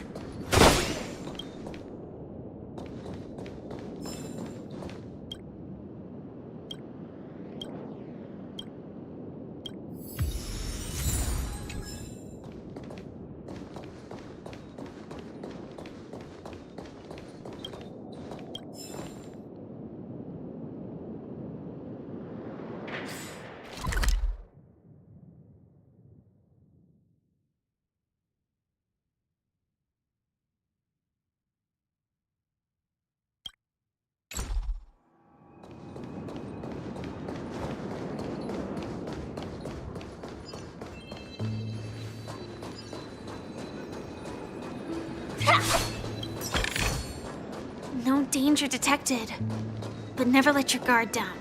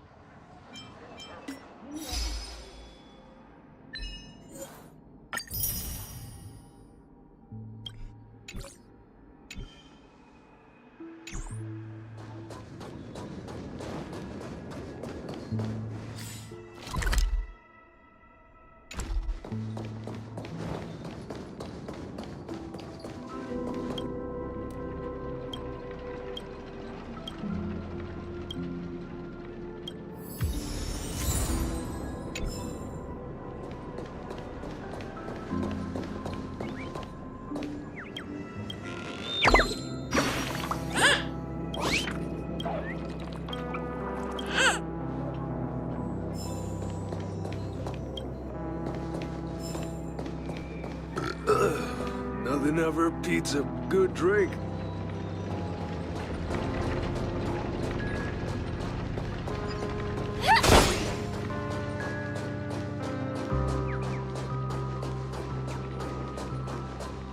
Are you really leaving?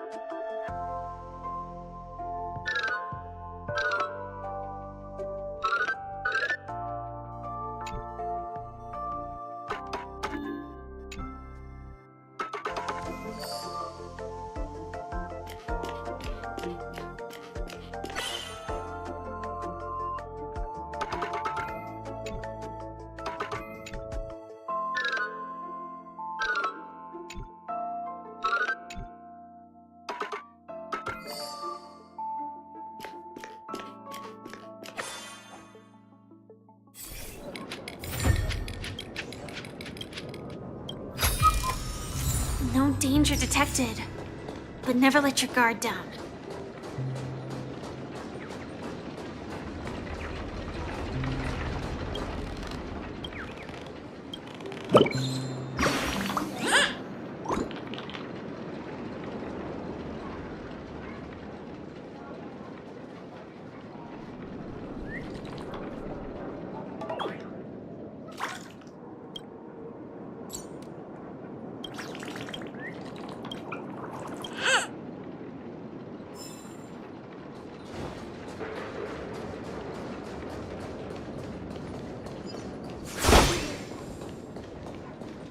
I'm about to leave the dreamscape.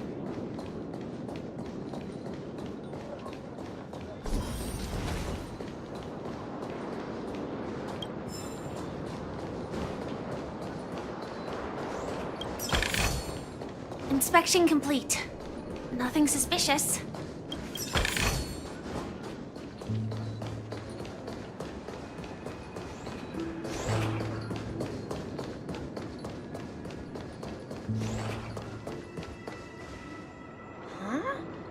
You're the guest from before. We meet again! And a new friend. Forgot to introduce myself. I'm the hotel's bellboy, Misha. Hello, Misha. I'm Welt. We met in a dream. Oh, and who might this be? Tick-tock! Old friend! You're, Nope. Clock, how did you two get here? This dreamscape isn't supposed to be open to the public. So this... Yep. After my work in the beautiful dream ends, I'll go back home. Commuting used to be more convenient, but ever since travel became cumbersome, Sleepy started ferrying people back and forth between the two. This... Sleepy... Sleepy is a memory zone meme. Looks fierce and has many eyes. But it's actually really well behaved. Gallagher's been taking care of it. Based on the description, that meme is indisputably death. A nightmare for the family, but... Death? Not in a dream, surely. Sleepy's just a little aggressive, and sometimes messes up by fetching the wrong guess. But it would never... I see. Has it brought back any guests recently? Say, in the last... I see. Then you'll have to speak with Gallagher.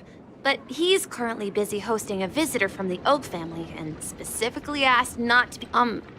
Mr. Yang? Is it Miss Robin? Just as I thought. Considering what happened with Miss Firefly, this doesn't come as a surprise. If you're looking for Miss Robin, I can lead the way. She told me that she'd be willing. If it's not too much... Oh, I have... how about this? Since she's gone to Mrs. Grace's... All right, then. We'll, follow. Well, we now know the answer to both murder cases that have caused such commotion in Penacony. As for the intentions of the mastermind behind it all, we're still none the wiser.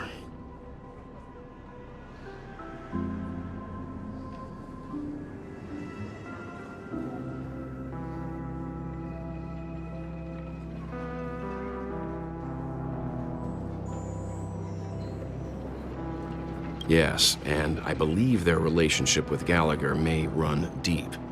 Why else would they be so clandestine about their discussion? Regardless, we have to find Gallagher. Say, you mentioned before that you saw Clocky that only you...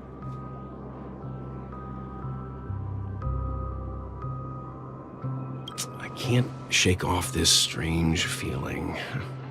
Am I really still... Forget it. It's not important.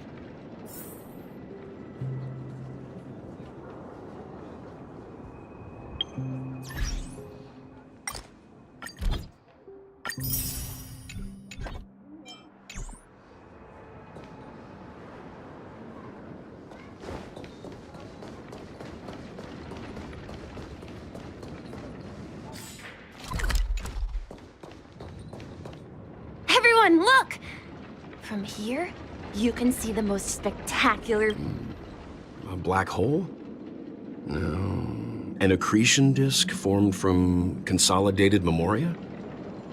Was Dreamflux Reef built on such unstable memoria? Oh, so Mr. Yang is also versed in memoria dynamics. I was just trying to figure out how to explain this huge hole to everyone. I bet you guys have a lot in common with Miss Kami.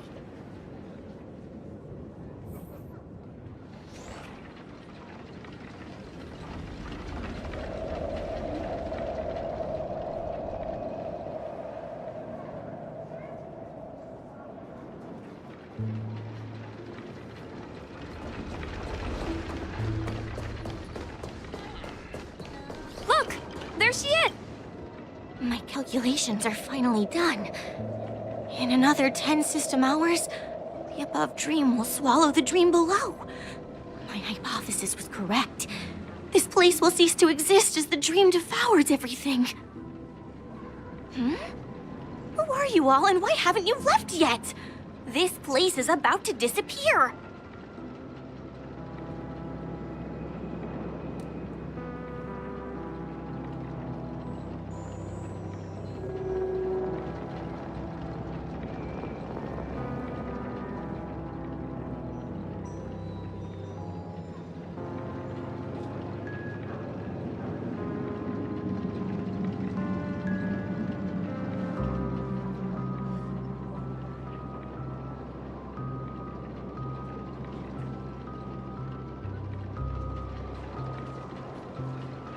I'm Kami, a dreamscape surveyor specializing in memoria dynamics, and this is my life's work that I'm researching.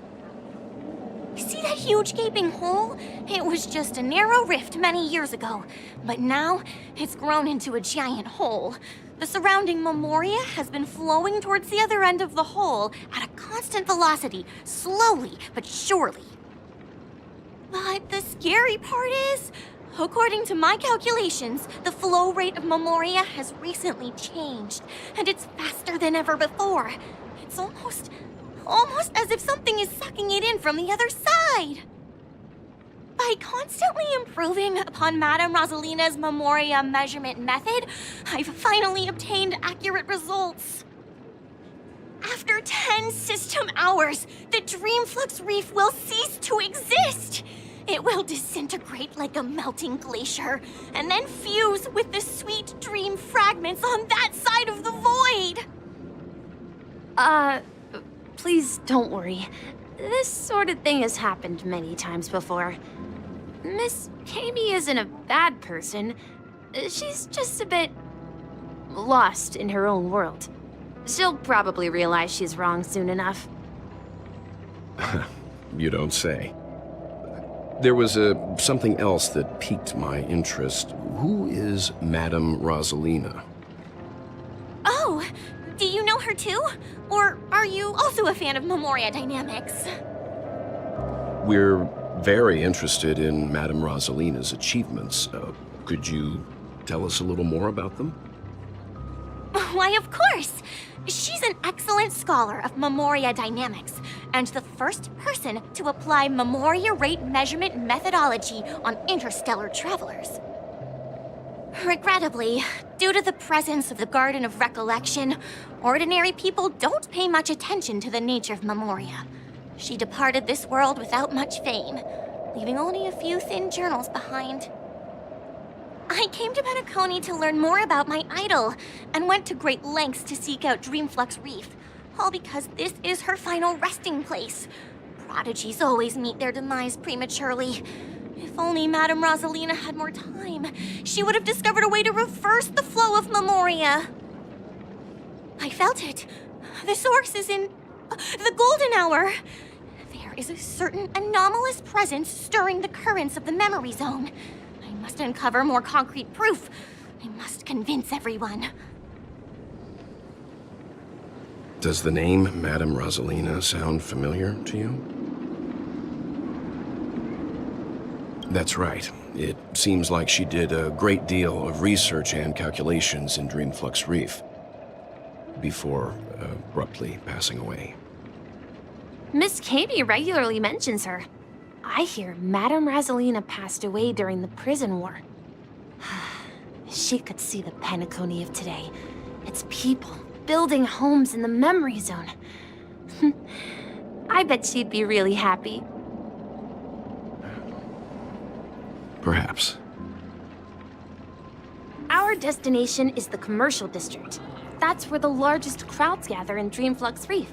We might be able to find the others there.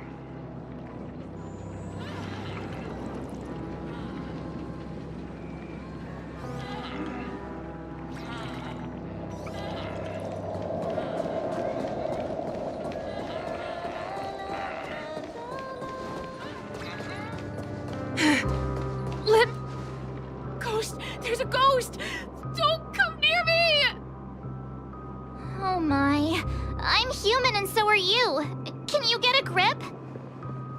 Ah, there you are. I've been waiting for you two. Quickly, come help. I bumped into a member of the family on the way here. He was so scared and I just wanted to calm him down. But... Let me go! Let me go! I've only done good in my life. Why can't I rest in peace after death? well, this is how it turned out.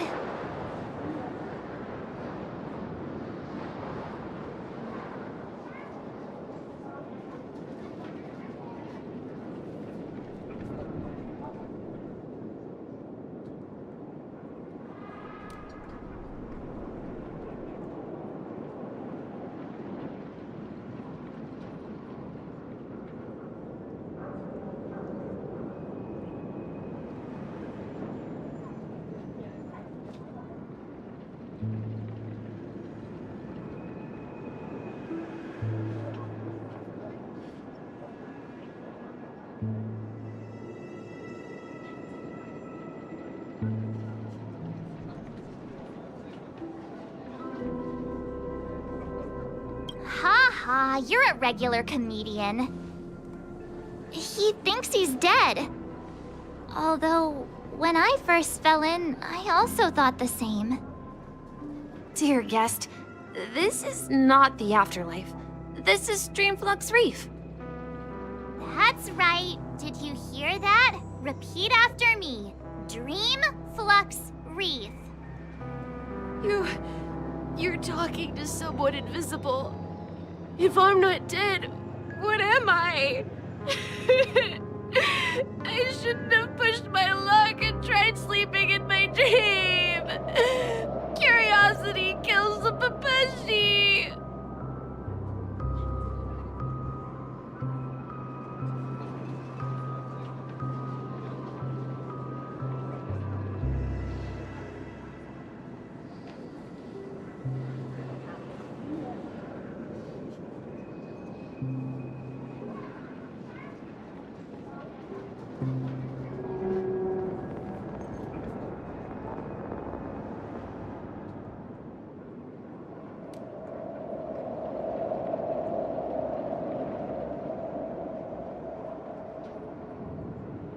Stop asking!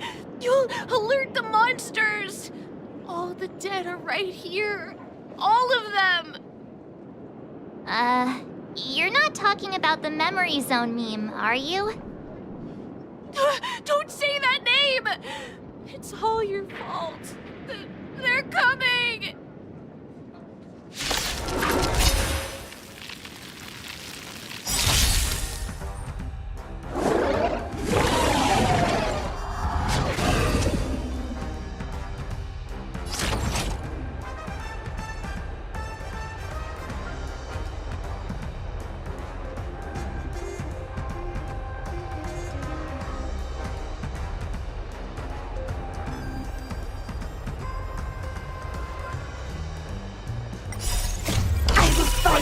myself. Until everything burns to ashes! My friends, indulge yourself.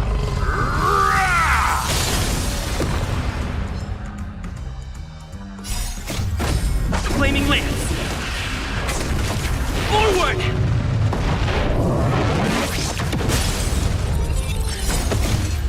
Though life is as a speck of dust, it dances still in grace. He passed out. His intense negative emotions attracted the nearby memory zone memes. I see. But why aren't the other people around here scared? Unlike in the Sweet Dream, people here don't see memory zone memes as dangerous monsters.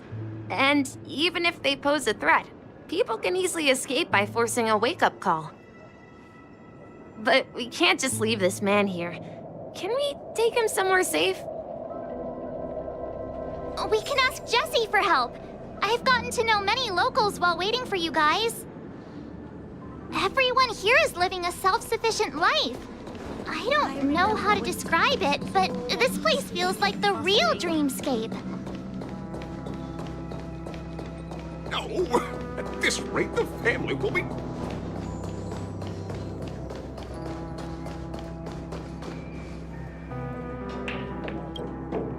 Evening, Jessie. Is it evening? Welcome, Miss March. Who might these be? These two are my friends. As for the man lying on the ground, he's a scaredy cat who fainted from fright. I see. Another poor guy who accidentally ended up here. I'll take care of him. There have been a lot of new faces lately. Things must be tough in the beautiful dream. The few remaining havens of freedom in Asdana will soon face trouble. Do such things often happen here? Not really, but they're becoming more frequent now. Guess it's one of the signs of the Sweet Dreams collapse. This man has had quite the shock. Could you help me find a Halovian lady, March? Her songs can heal mental wounds. A Halovian lady? That must be Robin. She's also here in Dreamflux Reef. Huh? Robin? But I thought she... Oh, right. If Firefly is here safe and sound, then it means Robin must be okay too. Misha is about to take us to her to find out what happened. But before that, let's meet up with Himiko. You were with her earlier, right? We met some stowaways in the residential area. Most of them came from neighboring star systems. I heard that places like Dreamflux Reef are scattered throughout the memory zone of Asdana, like islands in the ocean. They existed before the family arrived. I also heard that when Dreamflux Reef took shape, it was the center of all dreamscapes in Penacony. If that's true, it's no wonder there are so many similarities between this place and the Sweet Dream.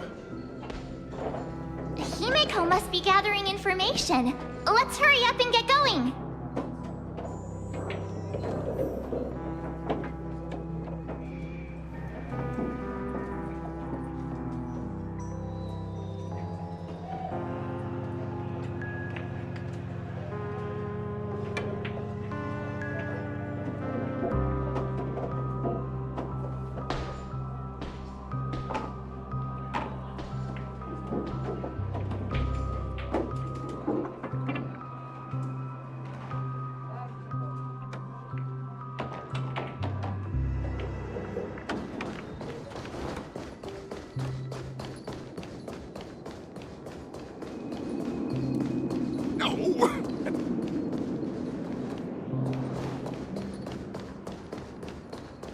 This is where we split up. So that's how it is. I never imagined we'd gather the remaining details here. To borrow Gallagher's catchphrase, what an unpredictable twist of fate. Himiko, here they are. Ah, perfect timing. Now that everyone's here, I'd like to introduce everyone to Micah. who's partly in charge of the land of the exiles. Micah, these are my companions. It's a pleasure to meet the Nameless. You know us? I've been keeping an eye on you since the day you arrived in Penacony. We would have met under more appropriate circumstances if Dreamflex Reef hadn't been isolated from the 12 Dreamscape. Please, allow me to formally introduce myself. I'm Micah, the Gravekeeper of Gravekeeper? Life in Dreamflex Reef is pretty liberating. Everyone here mostly keeps to themselves, without meddling in others' affairs. My daily task involves cleaning a few tombstones. You're too modest, Micah. When lost dream chasers stumble upon this place, you're the one who takes care of them, guiding them back to the sweet dream, or showing them how to survive the wild dream chaos. So, guardian of... Were you talking to me, Miss... On that note, Mr. Mika, which tombstones are you referring to? We didn't come across any graveyard. They're actually just symbolic stones. But since you're curious, Mr. Yang, I'll take you there. I have a feeling you might find something of interest there. But before that, you have an important guest? Who could it be? This way, please. The roads here in Dreamflex Reef are a bit run down, so watch your step.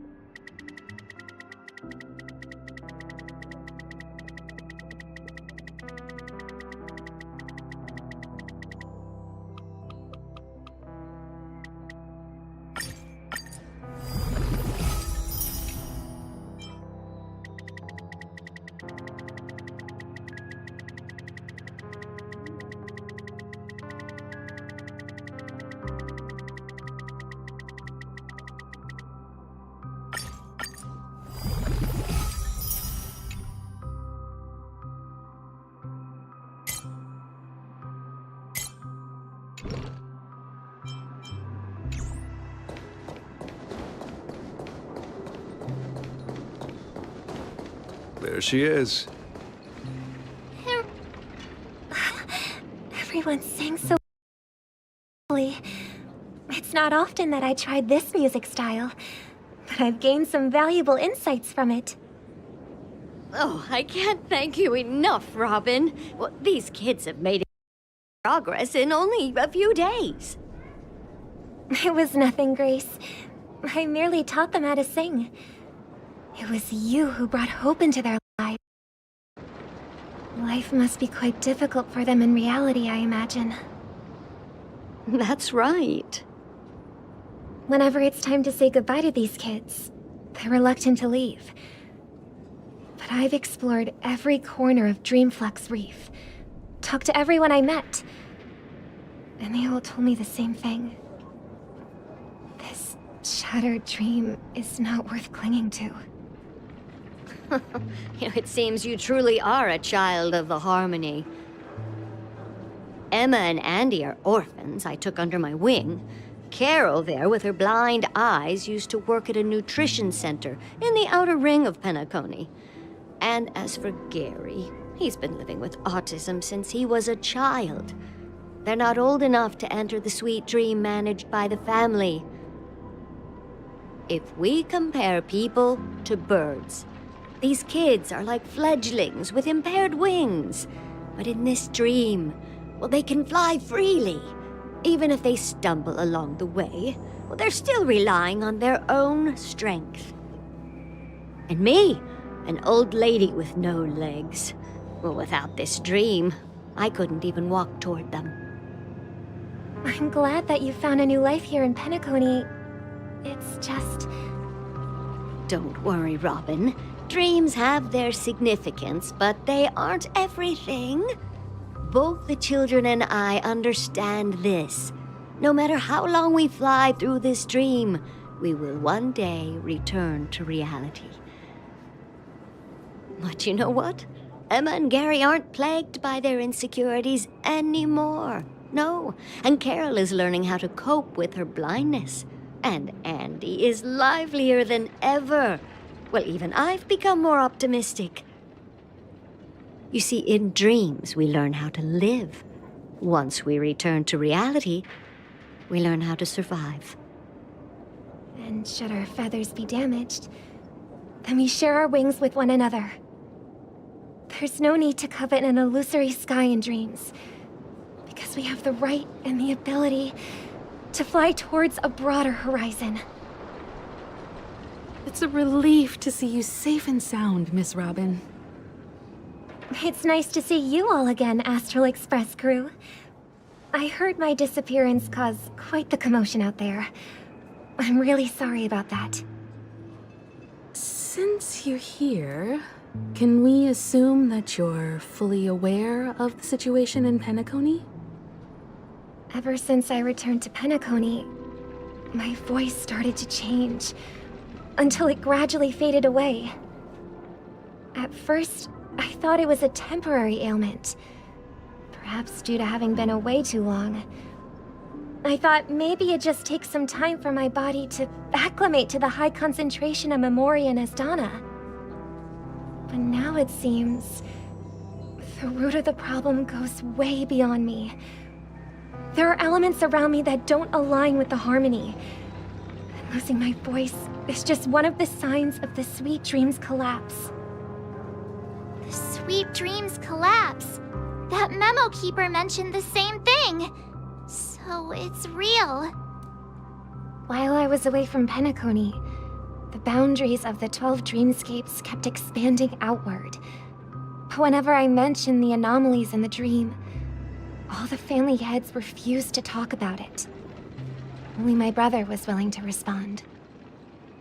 Later, I discovered the secret letters from the IPC ambassador, which further convinced me that there are hidden secrets beneath the surface of Penacony. So, following the clues in the Oak family's dossiers, I found my way here. The land of the exiles, concealed by the family under the guise of death. A dream within a dream, where Penacony's past is buried. Hearing you speak, it sounds as if your voice has made somewhat of a recovery.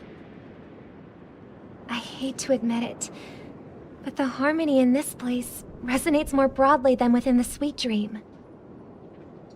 It's regrettable, but the family has experienced betrayal. The traitor, or traitors, abandoned their original principles and, using the name of harmony, exploited people's weaknesses to turn Penacony into the planet of festivities, trapping everyone in the illusion of the Sweet Dream. This is not the strong defending the weak, but rather the strong exploiting the weak.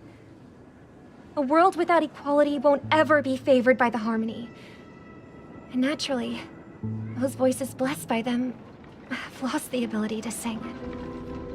Could there be another force influencing the family's shift in philosophy, Miss Robin? considering what happened with Acheron, it's difficult to conceive of another entity within the realm of the Harmony capable of influencing everyone. Unless a power surpassing that of an emanator is involved. I'd heard about what happened to the Xianzhou Alliance. But as far as I'm aware, the family hasn't faced any such external interventions. Who knows? Perhaps I've just been away too long and missed something. Regardless, I cannot accept my home is moving towards the very opposite of what the Harmony represents, while still claiming to uphold it. I must uncover the reason why Mikhail cut ties with the family, and who exactly it was who betrayed us all. Do you remember our arrangement, Mr. Micah? Well, here's my answer. I've decided to forgo my role, and never step foot on the Charmony Festival stage again.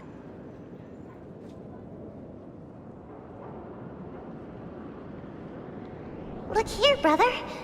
A little bird. Looks like a fledgling Charmony dove. But Charmony doves don't live here.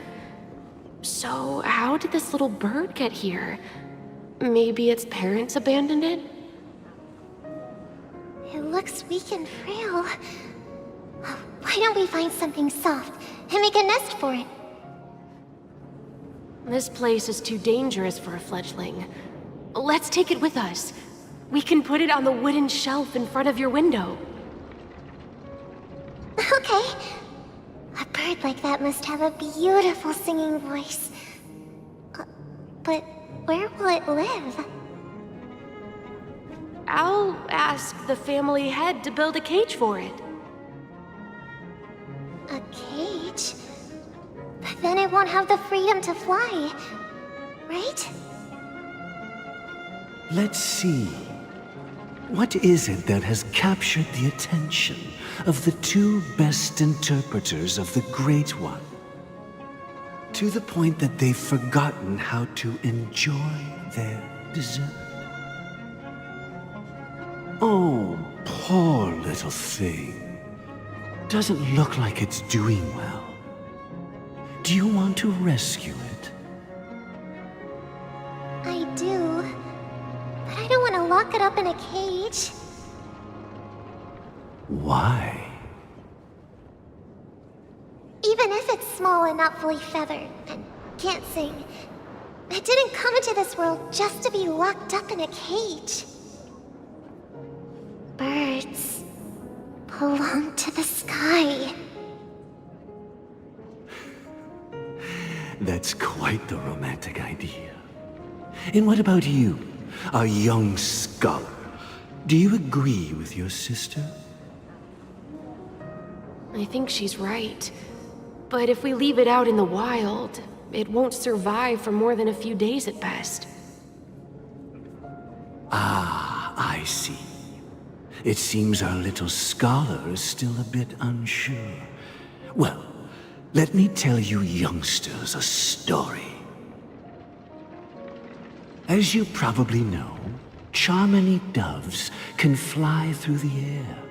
When they fly really high, the friction caused by the flapping of their feathers against the atmosphere creates amazing lights, so that they look like shooting stars. We've seen this spectacle so many times that we think it's just something they can naturally do. But that's not the truth. Their radiant display is the result of countless struggles against nature over generations. Their ancestors were too weak to survive on the ground, so to escape predators, they started seeking new opportunities in the air. After countless attempts by many generations, one of them finally figured out how to fly. It soared into the sky and never looked back at the ground again. So, you mean Birds aren't born to fly. But they find a way to do it through their determination, right? Well, that's an idealistic way of putting it. So, what are your thoughts, Sunday?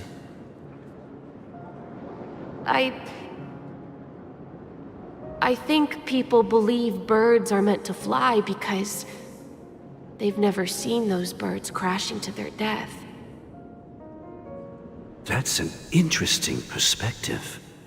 So, have you decided what to do with the bird now? For now, I'll keep it in a cage until it can take care of itself because I want it to live, no matter what. Well said, kids. It seems each of you has found your own answer. Your insights are truly remarkable. And I hope they come true in their own way. We will take good care of it. Won't we, brother? Yeah, but Mr. Gopherwood, there's one thing I don't quite understand. And what might that be, my son? What if this little Charmony dove never learns to fly in the end? I mean, if there are fledglings in this world that can never fly throughout their lives, should we let them go back to the sky, only to see them crash to the ground and die? Talking in your sleep, Birdie? Time to wake up.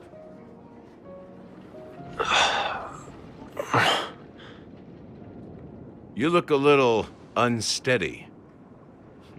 Need a hand? I'm still alive?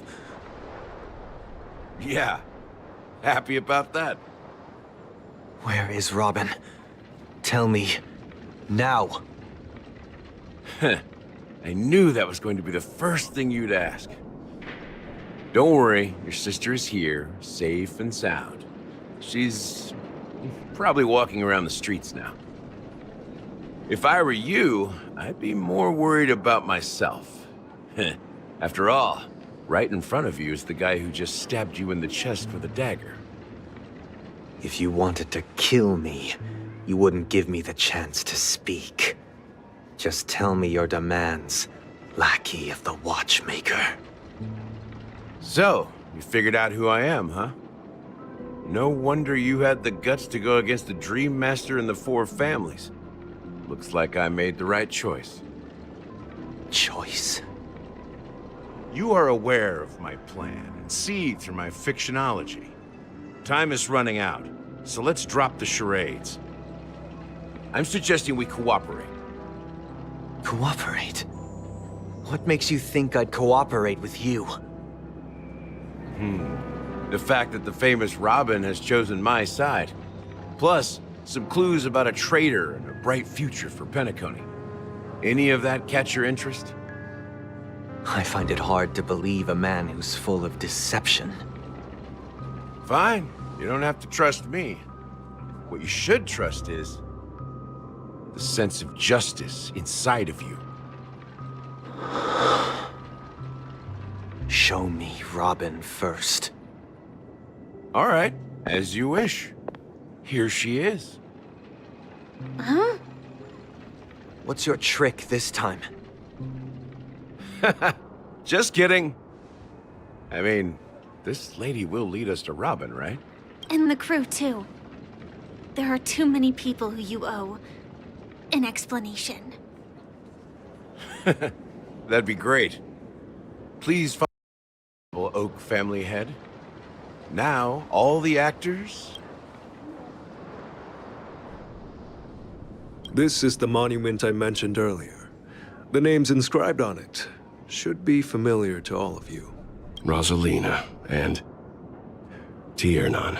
When Penacony was known as a frontier prison, it was the trailblazers who connected it with the stars. They were the heroes who saved Astana.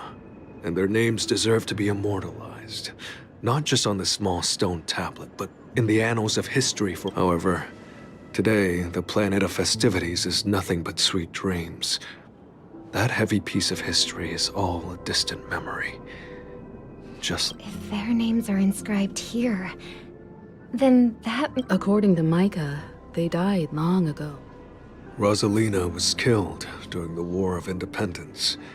She ventured alone into the heart of the star system to investigate the flow of Memoria, but Tiernan was a skilled gunslinger, strong and reliable. He led the people through countless battles, but he didn't live long enough to witness the arrival of true peace. In the decade following the war, Penacony faced challenges internal and external. To protect Asdana, Tiernan picked up the way of the Trailblaze again, and led the Letmoth family to explore beyond the system, only to be surrounded. Though I had expected as much, the tales of these heroes... True to the title of Trailblazer, they spent their lives venturing into the unknown. But... When Dreamflux Reef was created, its owner was still alive.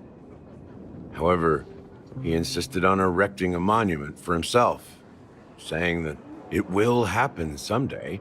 Here we meet again. Everyone from the astral... Robin!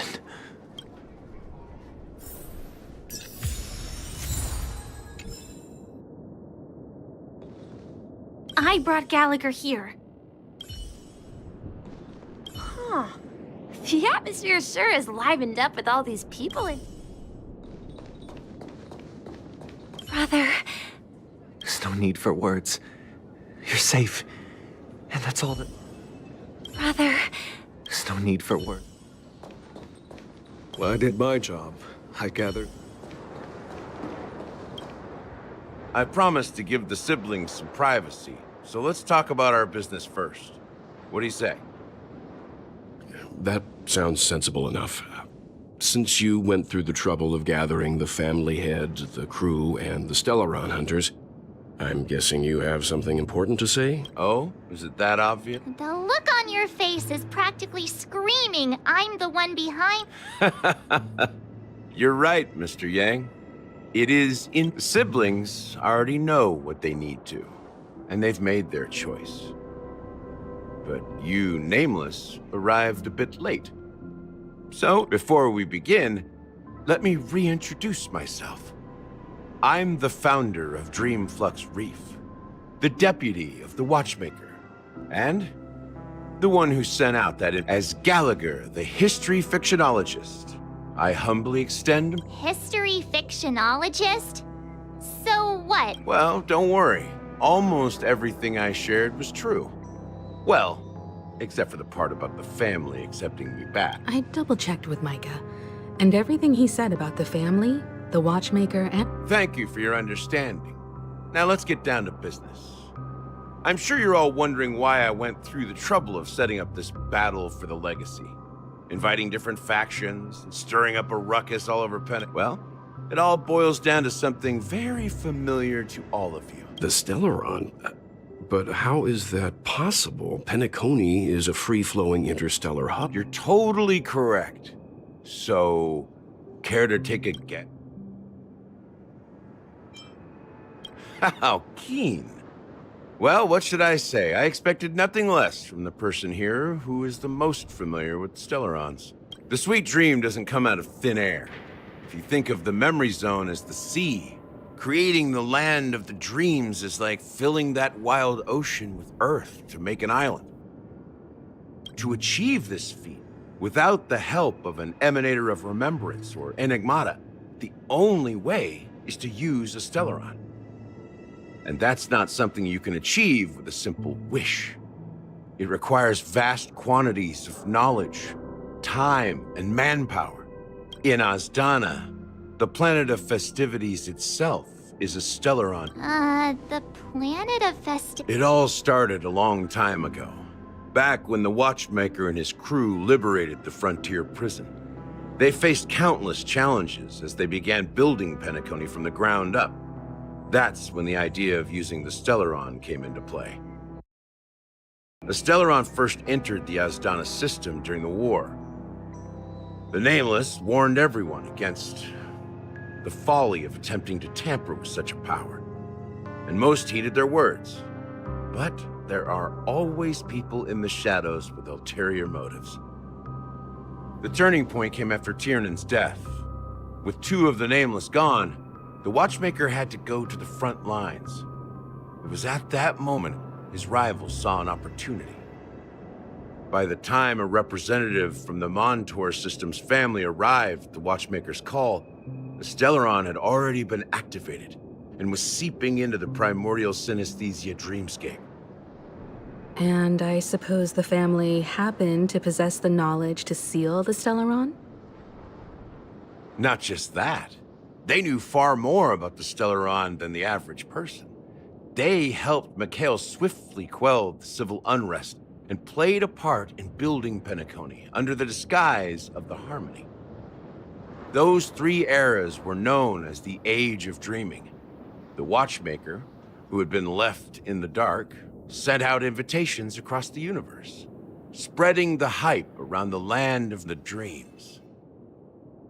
Then, how did they turn against each other? Remember the island in the ocean metaphor? The truth is, the Stellaron was never truly sealed. It existed in a different form within the dreamscape. Think about this. What would it cost to create and maintain such a lavish dreamland? It's people's lives. The opulent dream is built upon the decay of spirits, with a toxic elixir called pleasure flowing through the dreamscape. It tempts people to indulge in the dreamscape, and gradually their minds succumb, becoming nourishment for the sweet dream. Confusion, laziness, and cowardice, weaknesses that plague humanity, were magnified and nourished by the family. Penacony became a new kind of prison, even more impenetrable than the previous one. Sadly, we realized this far too late. By then, the family had a firm grip on Penacony, swiftly quelling any opposition that arose. At my wit's end, I had to use the power of the Enigmata, and sought refuge in this chaotic memory zone. Over the years, I fabricated a meme within this dream for our use. Dormancy. That's its real name. We exploited a loophole. You see, regular people can't fall asleep again while they are inside the dreamscape. So this is the true meaning of the impossible. You sent out invitations in the Watchmaker's name to find forces capable of resolving the Stellaron disaster and draw them into Penacony to uncover the truth. It's not just that. Above all, I wanted to see what happens when the major factions engage in a struggle for the legacy. Since this is the Watchmaker's first announcement in decades, the traitor within the family is bound to reveal themselves. So, the legacy is just a facade. If you want to consider the Stellaron as the legacy, I'm totally fine with that. If that's the case, where is the Stellaron now? That's a question for Mr. Wings. The Stellaron is still under the family's control, and as the head of the Oak family, I'm sure he holds all the answers.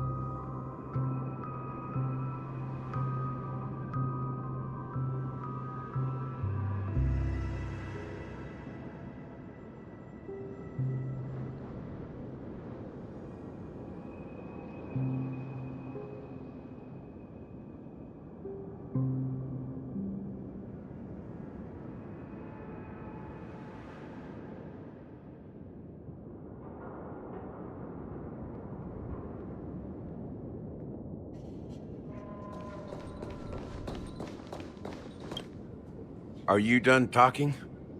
So, will you tell us where the Stellaron is? It is the Penacony Grand Theater. As I suspected. It's the embodiment of the family. The edifice that first materialized within the sweet dream. As for the person who employed its power, it is in fact Mr. Gopherwood. Well, that was easier than I thought. Did you Correct. When I was trying to track down the person who murdered my sister, apart from you. Confronting me first turned out to be a smart move on your part. I didn't have other options. The Dream Master has been elusive, and even the heads of the families can hardly get an audience with him. Moreover, Mr. Gopherwood has been kind to my sister and me. And I didn't... What do you mean by that? To be honest, my brother and I are also victims of the cancer of all worlds. We grew up as orphans, and were adopted by the family when they came to help. Mr. Gopherwood recognized our potential and brought us to Penacony. But I can't just stand by and watch Mr. Gopherwood become an enemy of the Harmony. I won't use my voice to support an evil cause. I won't step on that stage and sing, no matter who the traitor is, or what orders they give me. I won't let the Charmony Festival become an event that destroys Harmony itself, or the paradise in our dreams. Indeed. For the paradise in our dreams. As the head of the Oak family, I'm responsible for ensuring Penacony's promising future. Robin and I will head into the sweet dream and confront the Dream Master. And if it turns out that the family has truly strayed from the Harmony, I'll fight alongside you. We'll put the Charmony Festival on hold and make sure Mr. Gopherwood pays for his blood debt. The enemies you are about to face aren't like this old dog here, who can barely even bark. Since our interests are aligned, why don't we team up? Maybe, just maybe, we'll have a shot at success. We have always been following in the footsteps of our nameless predecessors, and there's no reason to stop now. Yeah, we Nameless won't back down from a challenge. Isn't that right, Mr. Trailblazer?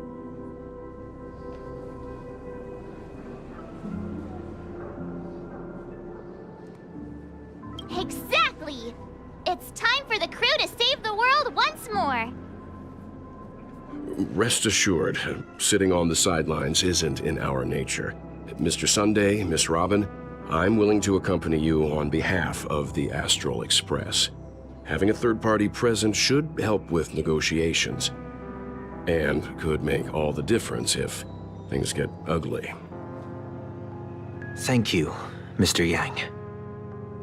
Thank you all very much. The Charmony Festival is about to start, and time is against us. We must hasten. Everyone, let's gather over here. We still need to make some preparations.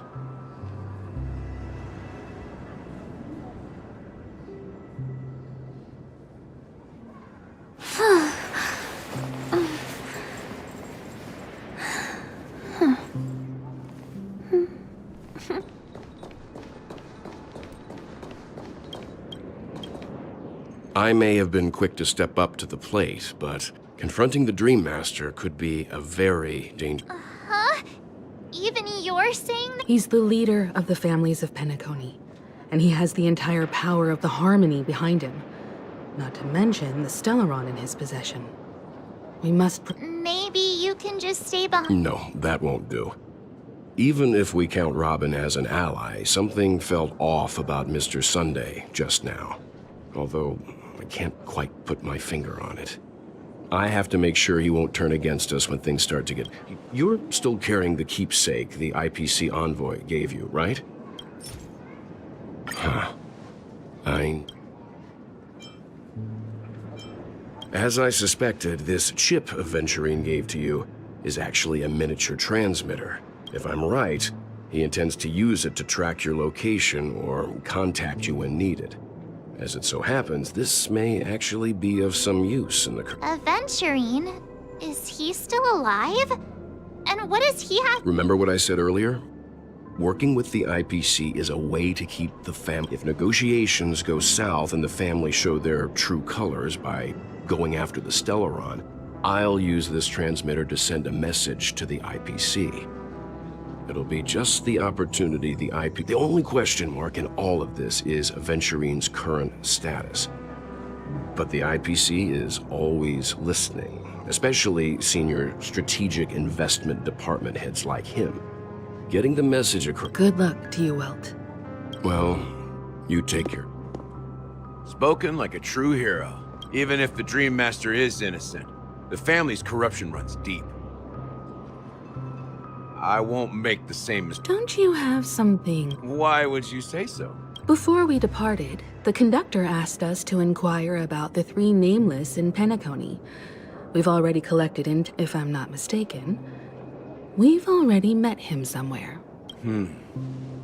It's not enough to say meet, but the answer is pretty obvious. After all, I've hinted at it in quite an evident... I've been watching over you ever since I received the reply from the Astral Express. And I've seen the great effort you all put into linking different realms together across the cosmos. And now, after getting this far all in one piece, you have truly proven yourselves. Miss Himiko, were you the one who repaired the Express and got it sailing through the cosmos again? Yes. And you two, young Nameless, you have very interesting life stories and extraordinary skills.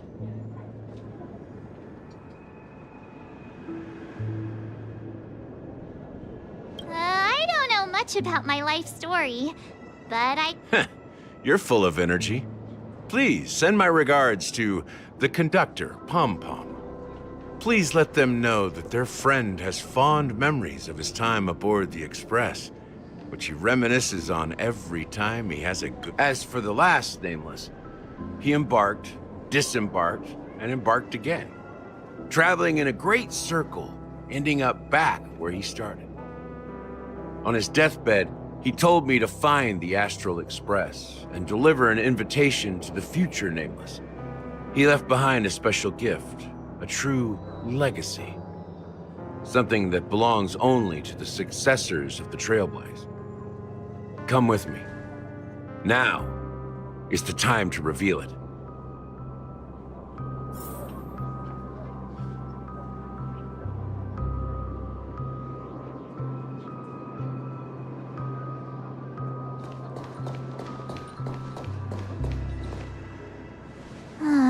Back here again. Sometimes I feel like you're still alive, old friend. Like you've still got so much to say and do. I've kept my promise. Brought the future trailblazers you've waited so long for. I don't know why you were so obsessed with that train. But I remember your last words. Don't let us down, old man.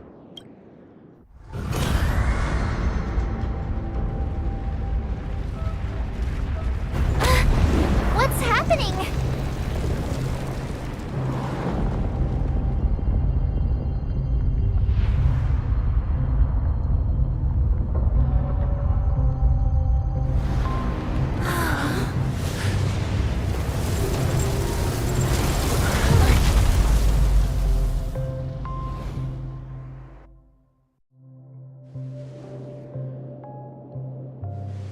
Go ahead. His resting place lies in the garden. The first and last Nameless of Penacony. Mikhail Char Legward, the Watchmaker.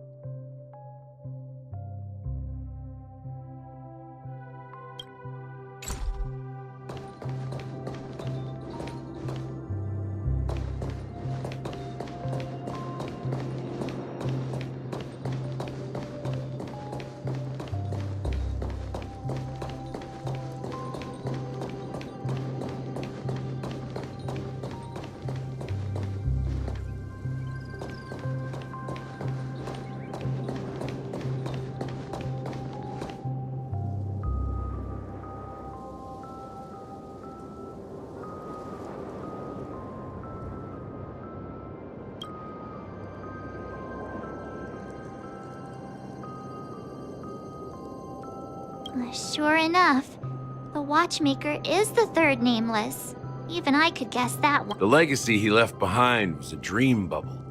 I believe inside that bubble, there's something that holds meaning. After all, when I checked its... Well, let's have a look.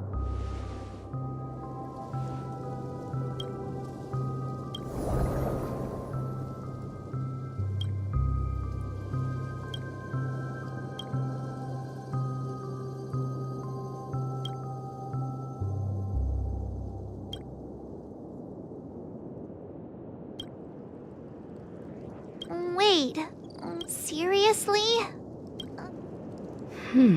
How could a dream bubble be empty? That old man always had this strange belief in the nameless and the trailblaze. And I never understood where he got that confidence from. Especially since he never managed to get in touch with the Express while he was alive. I could never figure out what was going on in that old man's head. But this empty dream bubble is so typical of him.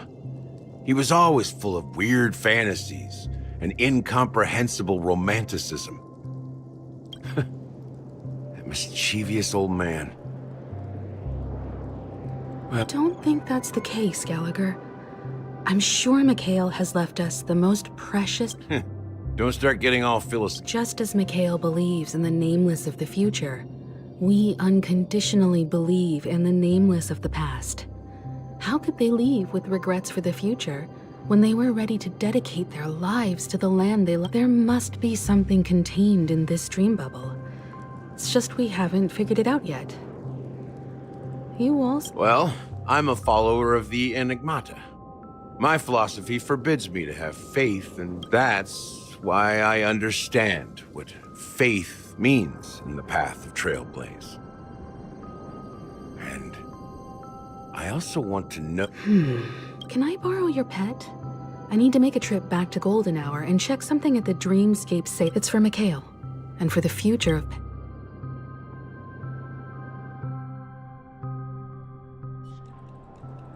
Welcome to the Reverie Hotel. Greetings.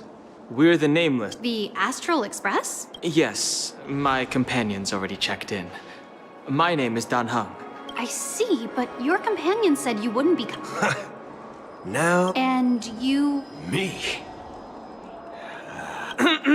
He's my fellow trailblazer.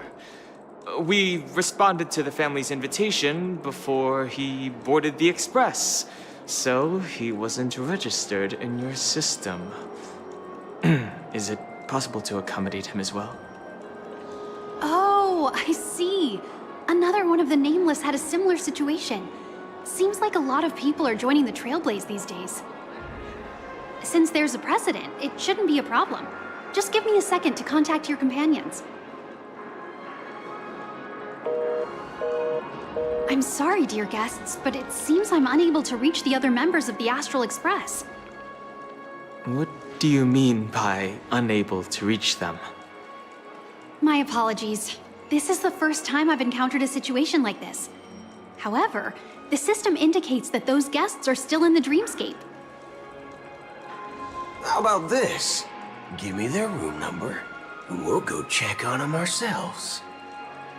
I'm afraid that's not possible. I need to verify both of your identities before I can share any guest information. How about you just wake up someone? Let's say, Welt? I'm sorry, but there are strict rules regarding forced awakening. It cannot be done without the proper clearance. So nothing works, huh? What's your solution then? Are you saying we sleep here? At the reception? Please be patient. We need to contact your companions in order to confirm your identities. And now it seems you need to confirm our identities before you can contact our companions. It seems so. Oh, fudge! Look, nothing personal, but if you can't handle this, go find someone else who can, okay? Please calm down, dear guests. I do recall that Mr. Sunday, the Oak family head, personally handled this issue earlier. Oh, Please, wait a moment while I contact him. I don't think she's trying to give us a hard time. She really just doesn't know what to do. I have a bad feeling about this. You tried to contact them on the Express earlier, but they didn't respond. Something doesn't seem right. I need to leave for a moment. You can stay here with the receptionist. Sure thing. Just don't keep me waiting forever. Don Hung seems pretty worried about his companions. I should give him some space. Stressing out about it won't help anything.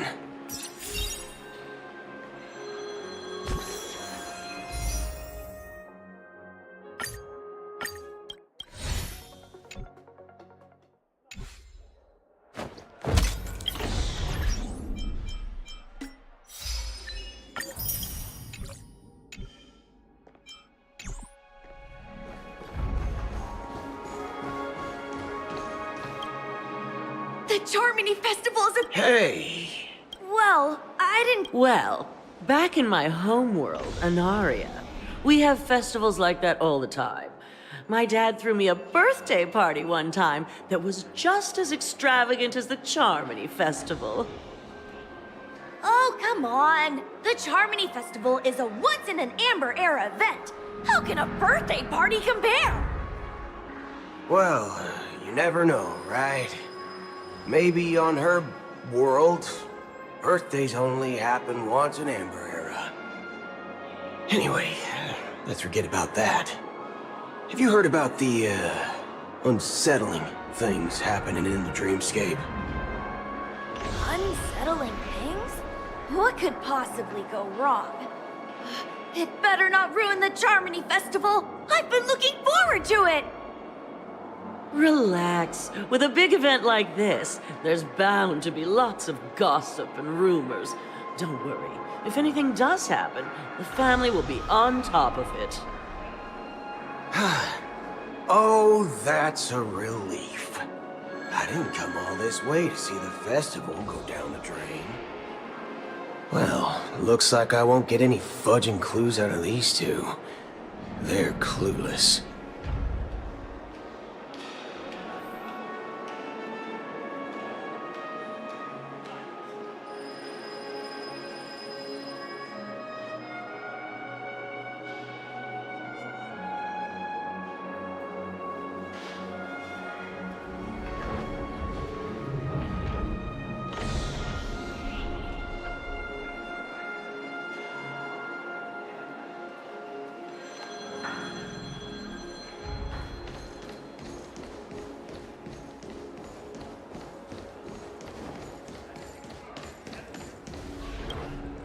Greetings. I'm Cody of the Bloodhound family, head of security for the hotel.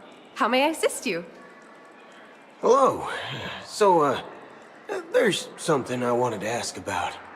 I've been hearing some unsettling rumors about certain incidents that might affect the Charmony Festival. Do you think there's anything to be worried about? I've traveled all the way from the Hayaii Federation, and I don't want my trip to be ruined. What do you mean? Wait. You haven't heard? I'm not sure where you heard those rumors, but they're completely baseless. I can assure you, as a representative of the Bloodhound family, that everything is going smoothly for the Charmony Festival. At present, all of the families are focused on making sure the festival starts on time. Even the Dream Master himself has arrived. So don't worry, your trip won't be in vain. That's a relief to hear.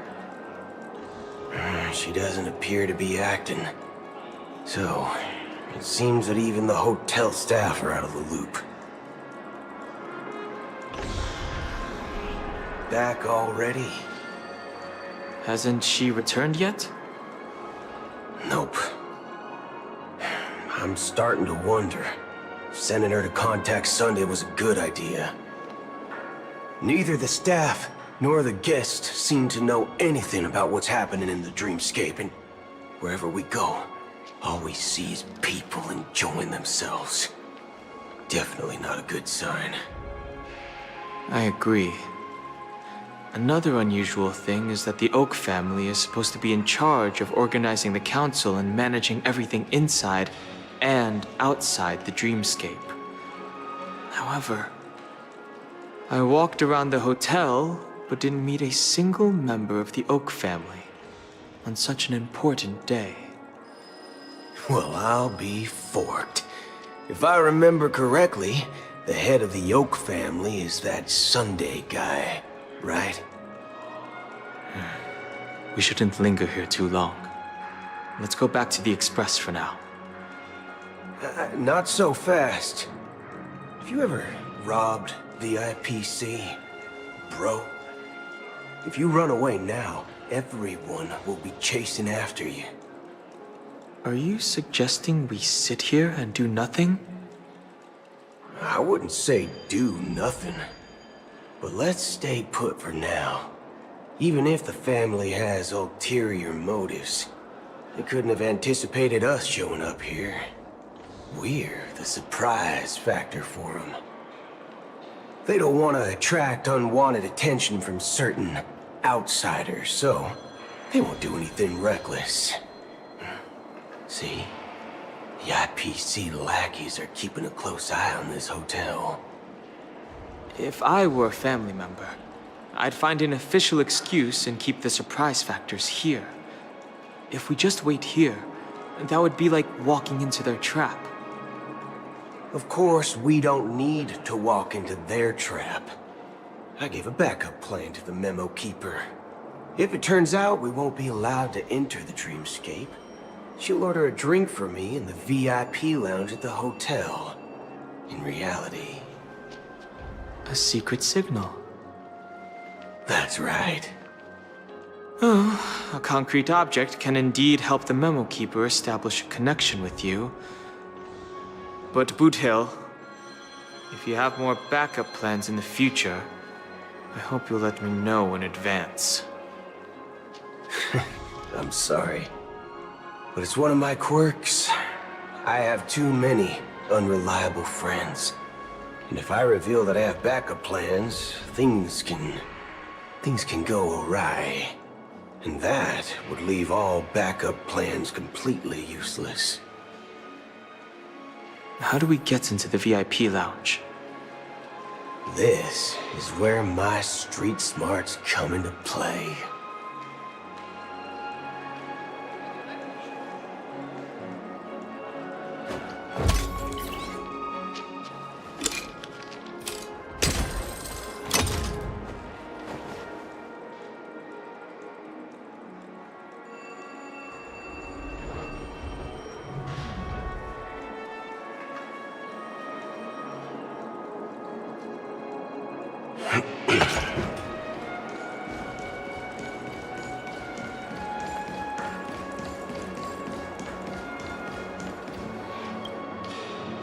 You're the lobby manager, right?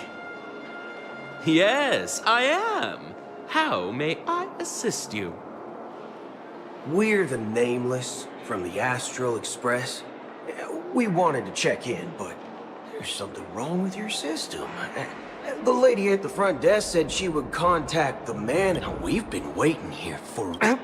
Is this your... It's called... I apologize for the inconvenience. Please wait while... Just... Wow, this bar's something else. Certainly worthy of the planet of festivities.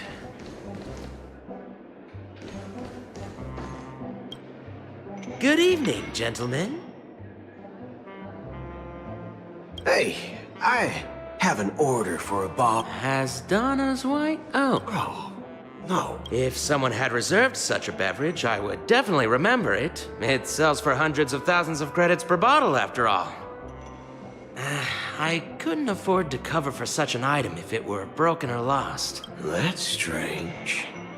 What should we do now? Oh, no need to now. Well, That's the most expensive one. What can I get for you? Anything you recommend is... Then I would recommend today's This flavor. Dynamite barbecue with rocket fuel. Ooh, it really hits the spot. Dynamite barbecue with... Hey. As long as you're satisfied, dear. Let's give the memo keeper another half system hour. The situation is unclear. Something must have happened on the planet of festivities, but the public is unaware of it. Someone in a position of power within the family must be covering it up. It's unusual for the followers of the Harmony to invite other factions, let alone the IPC and the Masked Fools. If what you said about the Emanator of the Nihility is true, the situation in Penacony is a little complicated, to say the least. Actually, there's something else I'm concerned about. Regarding Acheron. As you know, the faction that follows the path of the Hunt are some of the most dangerous folks in the cosmos to mess with. I mean, who in their right mind would impersonate the Xianzhou Alliance or the Galaxy Rangers? It's like asking for a death wish. Isn't there a saying among the Xianzhou people that the Rainbow Sect lets their Lux arrow do all the beating? Talking. Do all the talking. Well, you know what I mean. Even though the Galaxy Rangers have been out of sight for years, we've been keeping an eye on this region. Even the dumbest criminals know better than to mess with the Annihilation Gang, much less the Rangers. But that Acheron lady, she doesn't seem like a lunatic at all. On the contrary, she's highly logical and organized. She knows exactly when to hold back and when to strike without mercy. And you believe that someone like her would have an ulterior motive for impersonating a Galaxy Ranger?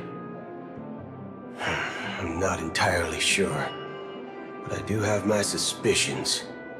Maybe she knows a Galaxy Ranger, or perhaps she's trying to lure us out for some reason, which I can't figure out.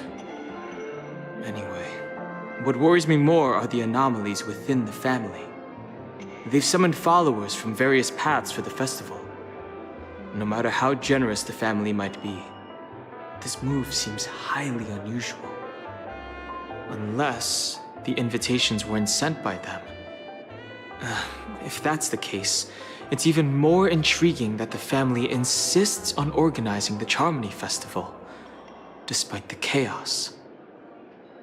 Maybe it's Shipei the Harmony pulling the strings.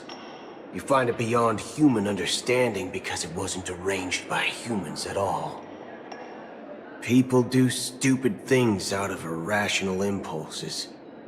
They abandon their principles when self-interest is involved.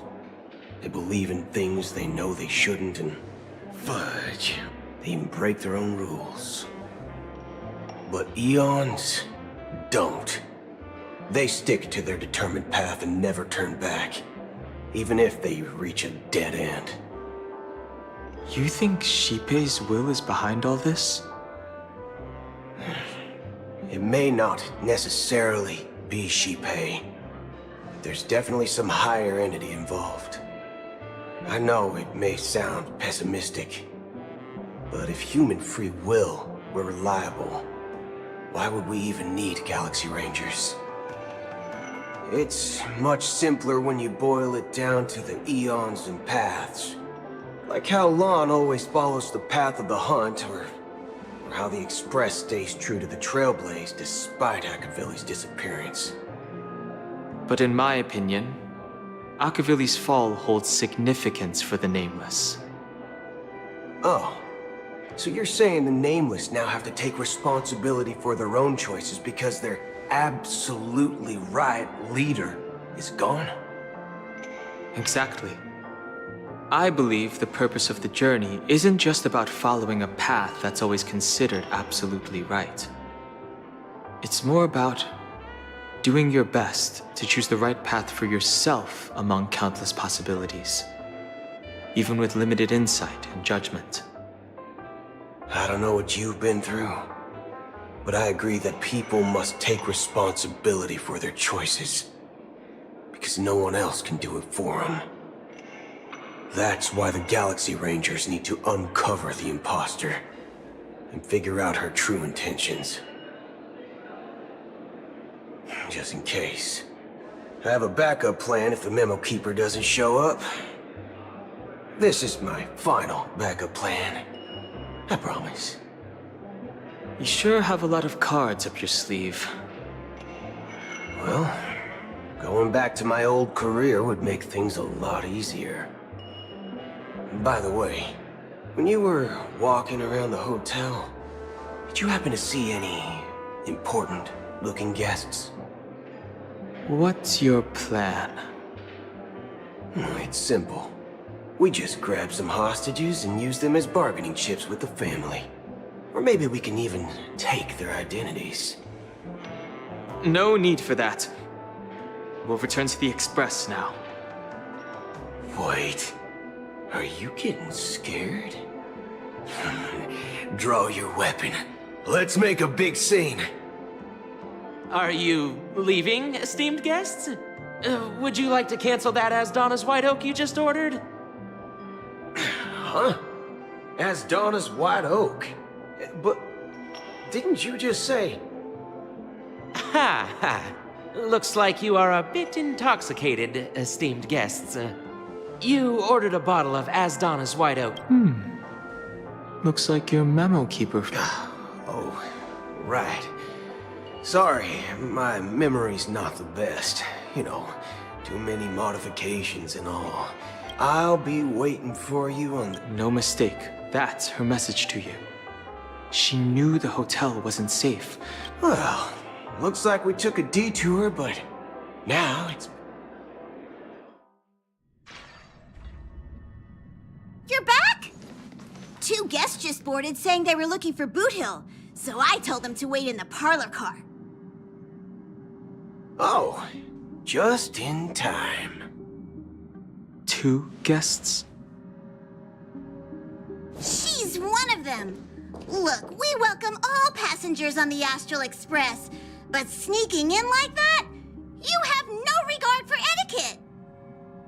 My apologies, conductor. It was an oversight on my part. I assumed you were already acquainted with the garden. Given the chaotic situation in Penacony, the Nameless are the only ones we can truly trust right now. You are the Memo Keeper. Pleased to meet you, Dan Hung. I've seen you in others' memories. And as for Boot Hill, this is our first face-to-face meeting. I hope you enjoyed that bottle of Astana's White Oak. You sure have a refined taste. Finally, Memo Keeper. Well, let's cut to the chase. Spill everything you know.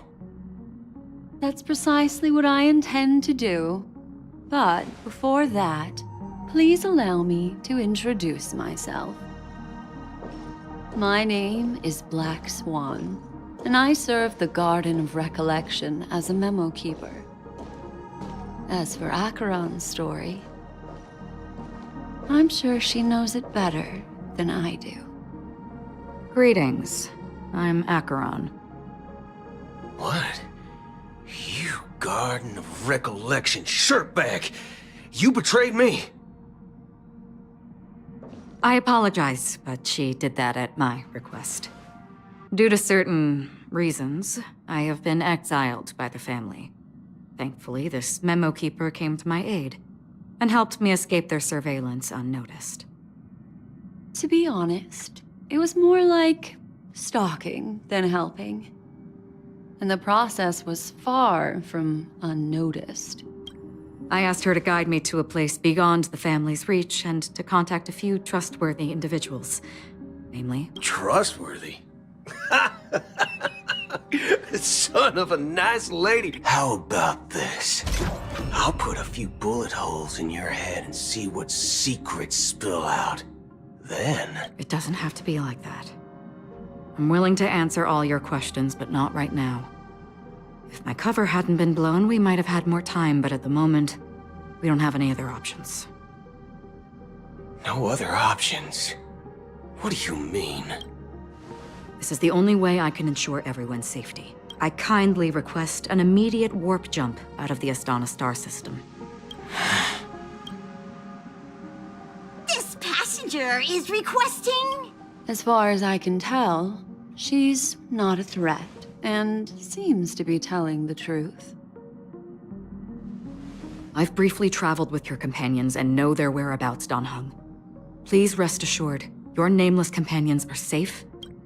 As for Boot Hill, you may have guessed. I've been waiting for you. Galaxy Rangers are known for their elusive nature and limited contact with each other. So this was the only way I could reach out to you. Only by doing this can I find a true Galaxy Ranger and fulfill a long-standing promise. To return his relics to their rightful owner. Someone once told me that every rainfall is like a gift from the heavens, a sign of their mercy upon the world. Raindrops are said to be the tears of the gods, shed in response to the sorrows of the world. Their constant pouring is a reminder that the gods haven't abandoned us yet. So, how long has this rain been going on for? I used to believe, just like you, that it would eventually stop. Years and decades passed. And in the end, such hope faded away before the rain did. Looks like the god you mentioned doesn't exist after all.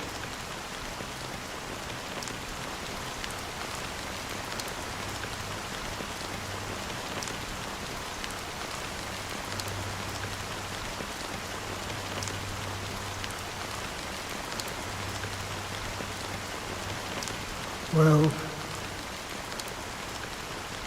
let me share a story with you.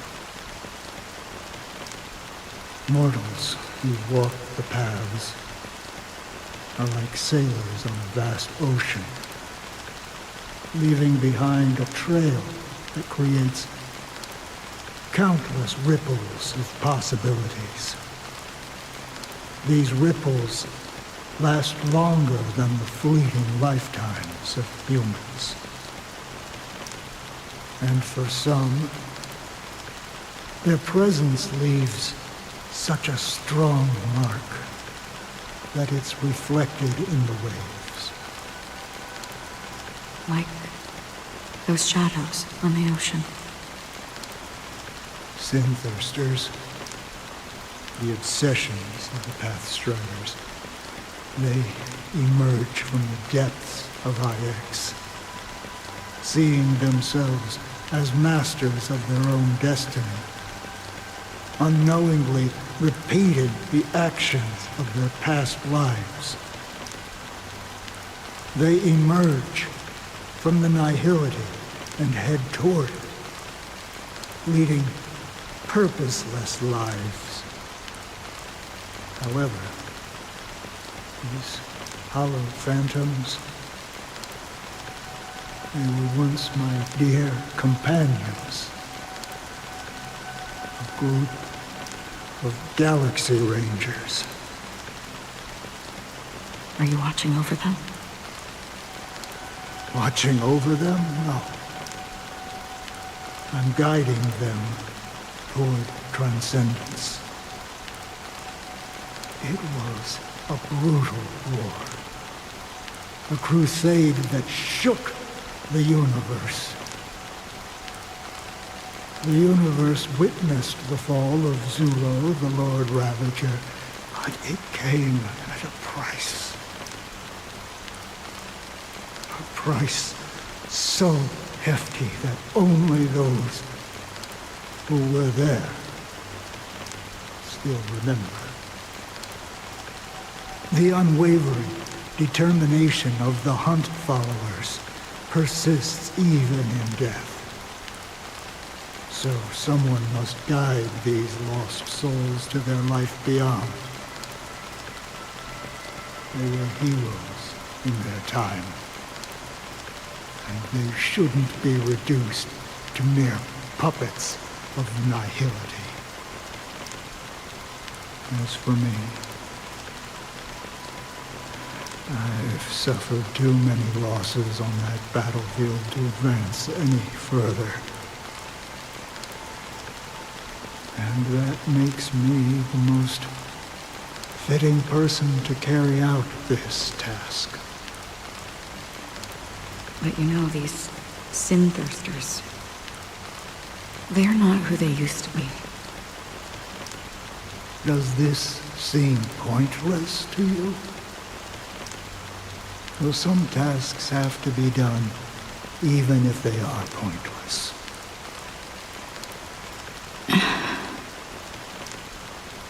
I can help you. For what? For the meaning of the nihility. That's what I've been seeking. I see. After all, this realm is off limits to ordinary souls, right? Thank you, stranger. I wish that you find what you seek. Before we part ways, I have one more question. It is true that their actions and even their entire lives may seem pointless from our perspective. But if, and it's just an if this is what the departed ones expected, should we try to change it? A good question, and a profound one. I don't know the answer. What I do know is that one day I too will pass away. I hope that when that day comes, someone will stand at my grave and place a bouquet of flowers.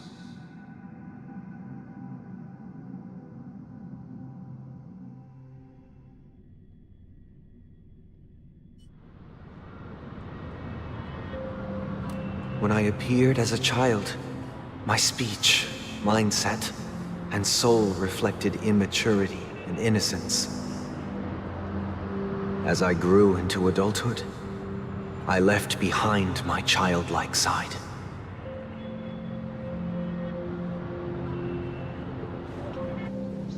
I humbly request your blessings, esteemed advocate of Shipe. Come to me, my kinship. I have sought their presence with us. As you wish. I have faithfully served the Alfalfa family for nearly a decade, promoting the path of the harmony to the best of my ability. However, I made a mistake yesterday. While I was preparing dinner for the family head, I accidentally dropped a prepared dish on the floor. Out of laziness, I lied and claimed that everything was ready. Although the head has dismissed me as punishment, it has been tough to sleep with the guilt still gnawing at me, as I worried that the seeds of evilness may have taken root in my soul. So, I confess to you now to seek atonement for my sins. Do you sincerely repent and vow to change your ways? Yes. Have you examined your soul and confessed all your sins? Oh, yes. Are you willing to accept the process of atonement? Yes. Very well. Show your dedication and goodwill to the family, and you shall be reinstated among them. Now, please, leave in peace. Oh, praise Sheepy. And thank you, esteemed advocate. Next, please step forward. I wholeheartedly confess to you. Please, pardon my sins. Rest assured, I have implored their presence to be with us. As long as you are sincere, absolution will be granted. Oh, great. You know, I arrived in Penacony as a stowaway. I sold everything to get a ticket. My house, my land, and my 2 children.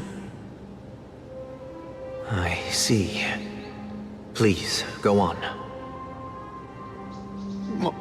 My children were starving, and I hoped they'd have a chance at survival if they became slaves here. If I can strike it rich here, I'll lift them out of that situation and give them the life they deserve. But the Bloodhound family got wind of it. They're on my tail, hunting me down. I thought I could bring my kids here. It was all my fault. All my fault. The family is ready to forgive all sinners. I'll ask the Bloodhound family to cease their pursuit. You don't need to live in fear anymore. Oh, thank you. Thank you. I'll work my hardest to redeem my children and make them part of the family. Praise the harmony! Next, please step forward. Hey! Long time no see, Mr. Sunday. The most esteemed individual in Penacony, and the next leader of the Oak family, right? I have sought their presence with us. Let us proceed. Sure. Let's just get this over with. I have sinned. Please forgive me. I wasted half a pizza at breakfast, and a bottle of Soul Glad.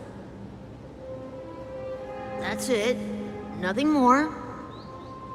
When we wrap this up, I've got a robo-ball game to catch, you know? Do you seek to atone for your sins through good deeds? My sins? Starting to sound like a saint, huh? Well, let me tell you something. Neither the family nor you have the right to judge me. You think nobody knows what your precious family has done? About the watchmaker? Huh? Don't kid yourself, Featherbrain. Those dream chasers might be fooled by your act, but don't fool yourself. Before you start spouting off your holy verses, answer me this. Where does the power of the Oak family come from? And your power? What makes you think you can sit there all high and mighty, looking down on everyone else? Well, I've spent enough time in confession today to enter the Harmony's paradise, right? Then I'll take my leave. Good luck with your election, and, don't make me regret my investments in you.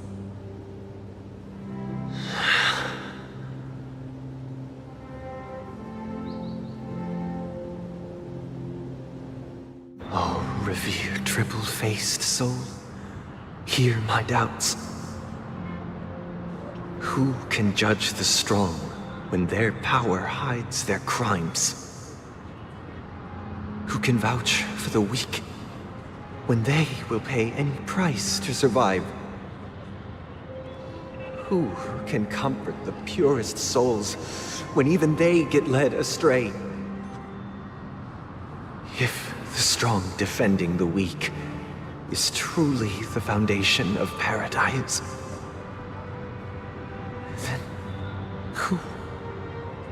Who is responsible for the suffering and anguish in this wretched world?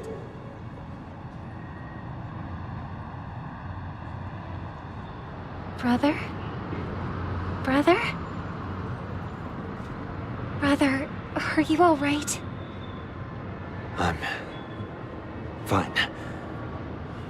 I've been working long hours, and I just made a trip to Dreamflux Reef and back. So, I'm a bit out of sorts. But it'll all be over before we know it. You've been working non-stop on the Charmony Festival, Mr. Sunday, and no one could have predicted this incident. Even if the Stellaron does pose a grave threat, I still feel sorry for all the trouble we've caused you. No need to worry about troubling anyone. The Charmony Festival was meant to spread joy and harmony across the cosmos. But now that we know the truth, I'm afraid we'll have to cancel it. It has always been our wish to make everyone happy, so... we'll do our best to explain everything to the Dream Master. I'm sure he'll understand. Even if the negotiation does not go smoothly, I'll refuse to go on stage. Without the Chord Master, the Harmonious Choir would not arrive, and the Charmony Festival would be just a grand performance, and nothing more. I'm relieved to see your determination. You know, since arriving in Penacony, we haven't had any contact with this Dream Master himself. I'd heard of the heads of the 5 major lineages, but the Dream Master is a mystery to me. The Dream Master rarely grants an audience, even for us. But, given the urgency of the situation, he's agreed to meet us in person. Perhaps you'll be the first guest to meet the Dream Master in years, Mr. Yang. Let's hope we can reach a consensus that satisfies everyone. Indeed. Let us hope so. It's about time. We'll have to get ready for the meeting. I apologize for any inconvenience caused by the urgency.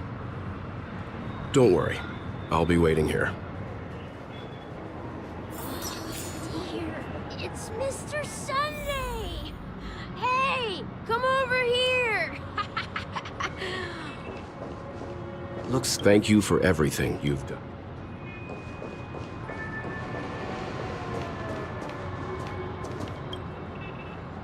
Mr. Sunday.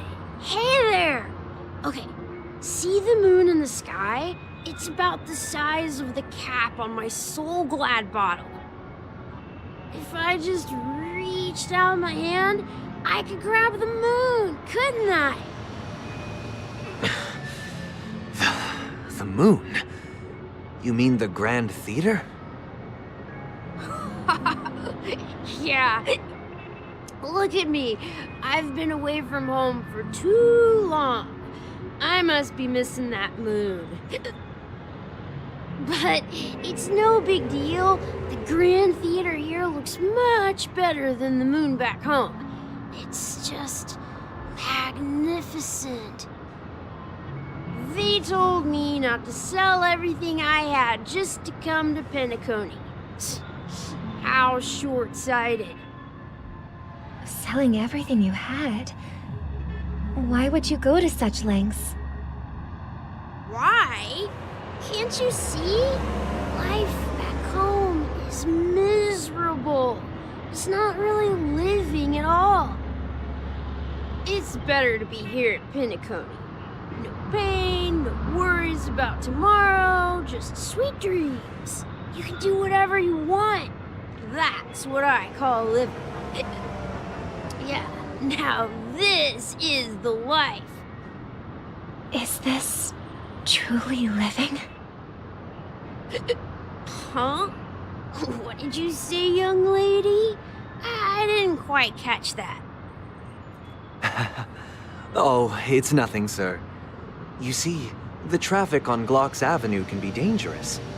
How about I ask a Bloodhound family member to escort you to Ideen Park over there, so you can continue enjoying your sweet dream? Oh, Yeah, that's a great idea. Wow. No wonder you were the leader of this sweet dream. You're totally a lifesaver. See you around, Mr. Sunday. And it was nice chatting with you.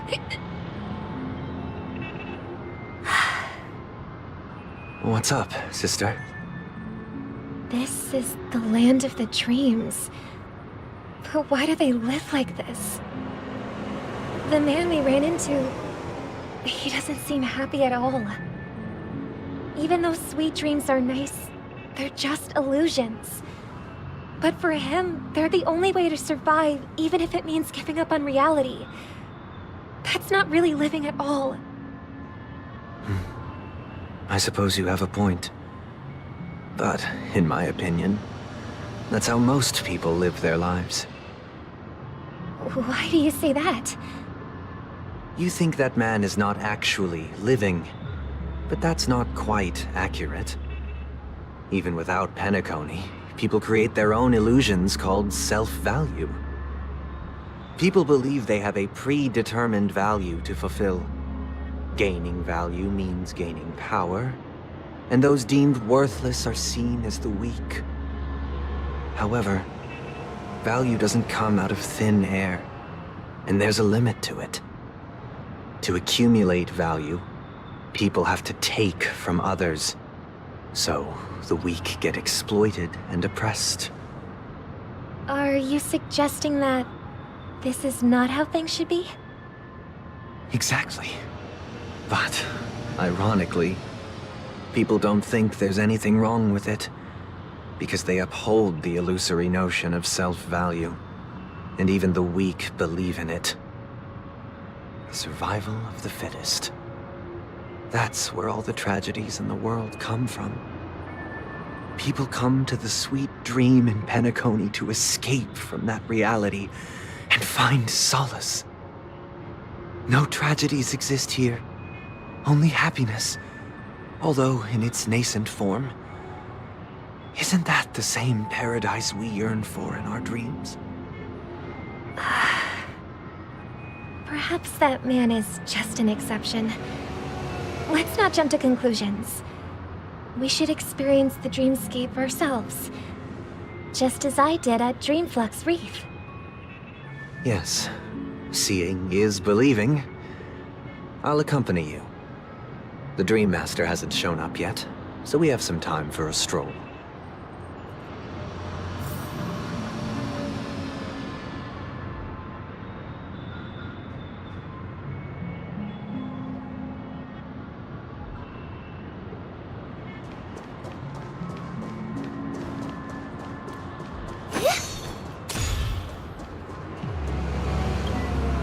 Glad to meet you again, Robin. How are the preparations for the Charmony Festival coming along? We're all so excited about it. It's going smoothly. Thanks for making the trip to join the festival. You're too kind, Robin. It's a pleasure to have guests from all over the universe celebrating day and night.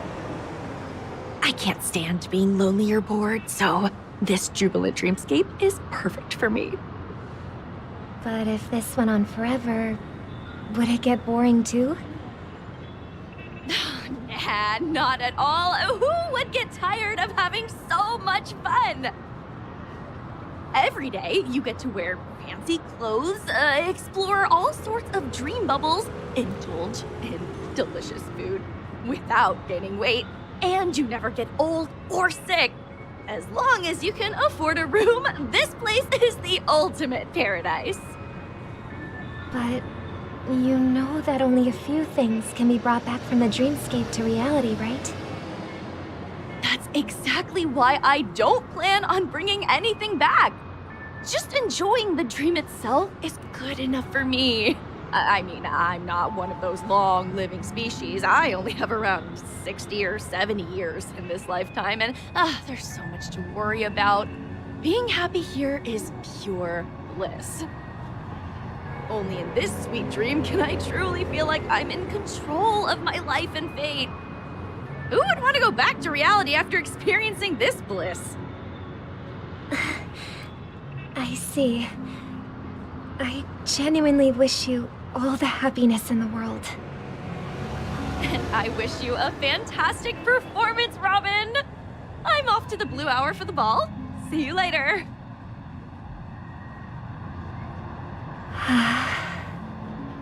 Seems like that guest's perspective didn't resonate with you either. She had a valid point. I could sense her genuine happiness. It's just that... What you're trying to say is, she thinks she's in control of her life. But in reality, she's just escaping from reality and seeking solace in this sweet dream. Once she steps out of this sanctuary, everything will be lost. Well, she did make mention of being able to afford a room. Didn't she? However, the paradise in our dreams, it doesn't have to end. No. And the paradise we yearn for shouldn't be just a fleeting dream either.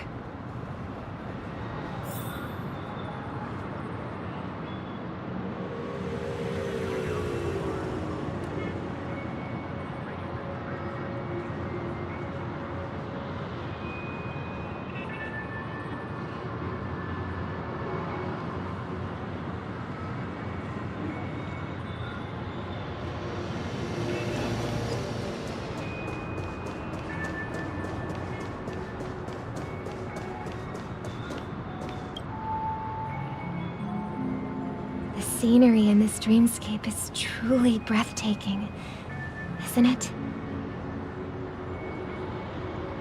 Oh, Robin. Can't believe I'm meeting you in person here. What an honor. You're right. Even though time stands still in this dreamscape, it always feels fresh. I find something new every time.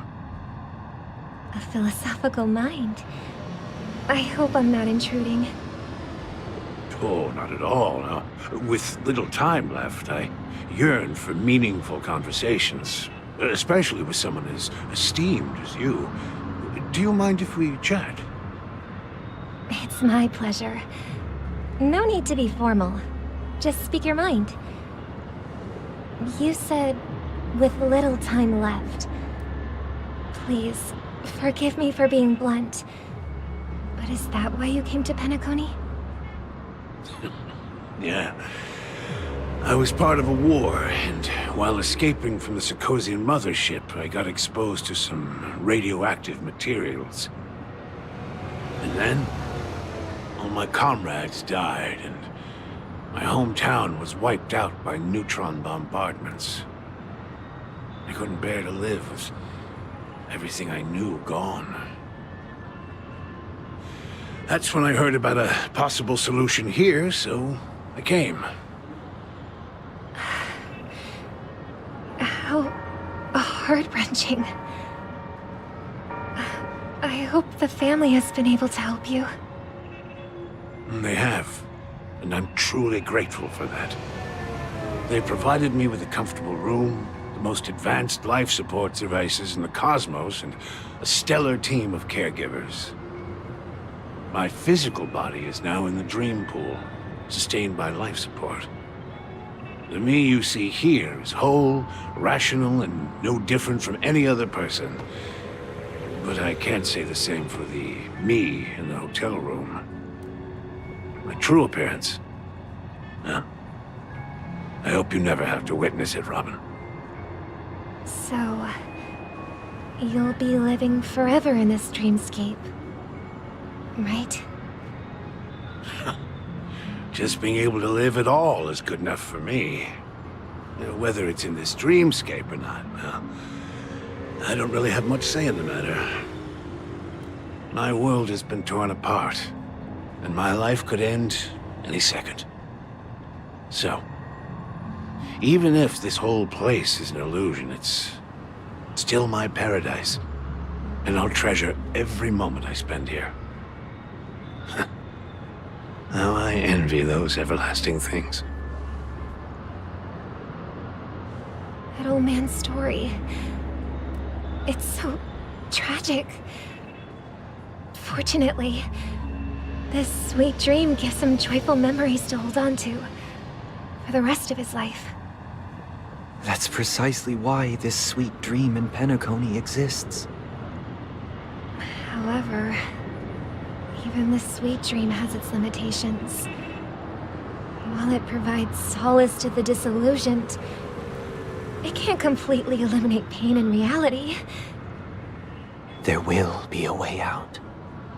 Penacony is already on the right track.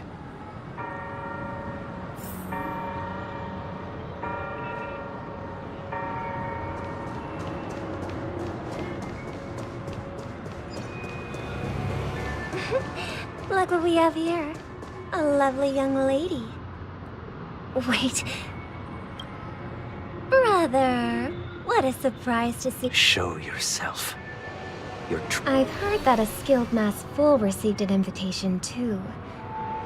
That must be you, right? Did you enjoy yourself? Barely. The people here are way too gullible. A little bait is all it takes for them to bite. And they run away at the slightest hint of danger. In other words, they're naive and cowardly. Now that you've had your fill, it'd be wise to leave before it's too late. The music of the harmony doesn't tolerate discord. What? Now that you have the real Robin, I'm useless? Oh, how disheartening. I've done so much for the family.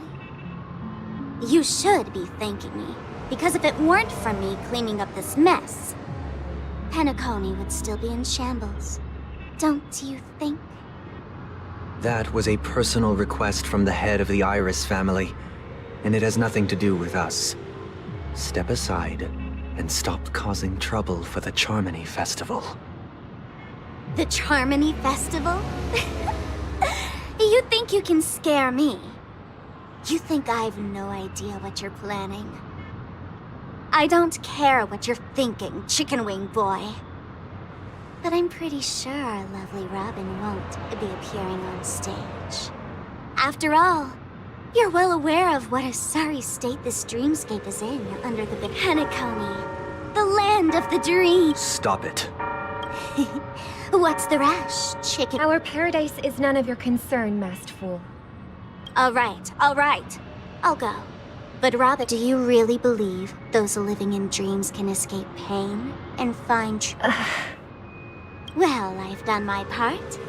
And now I'm simply waiting for the fireworks to begin. Here, the last 2 gifts for both of you. And don't lose them. If by some unfortunate chance the Charmony Fest, and it'll be thrilling. I heard a raven cawing in the distance. It seems the Dream Master will arrive soon.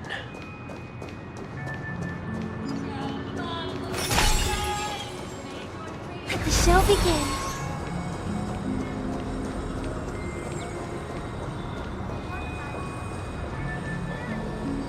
Let's wait here for the Dream Master to arrive. Okay.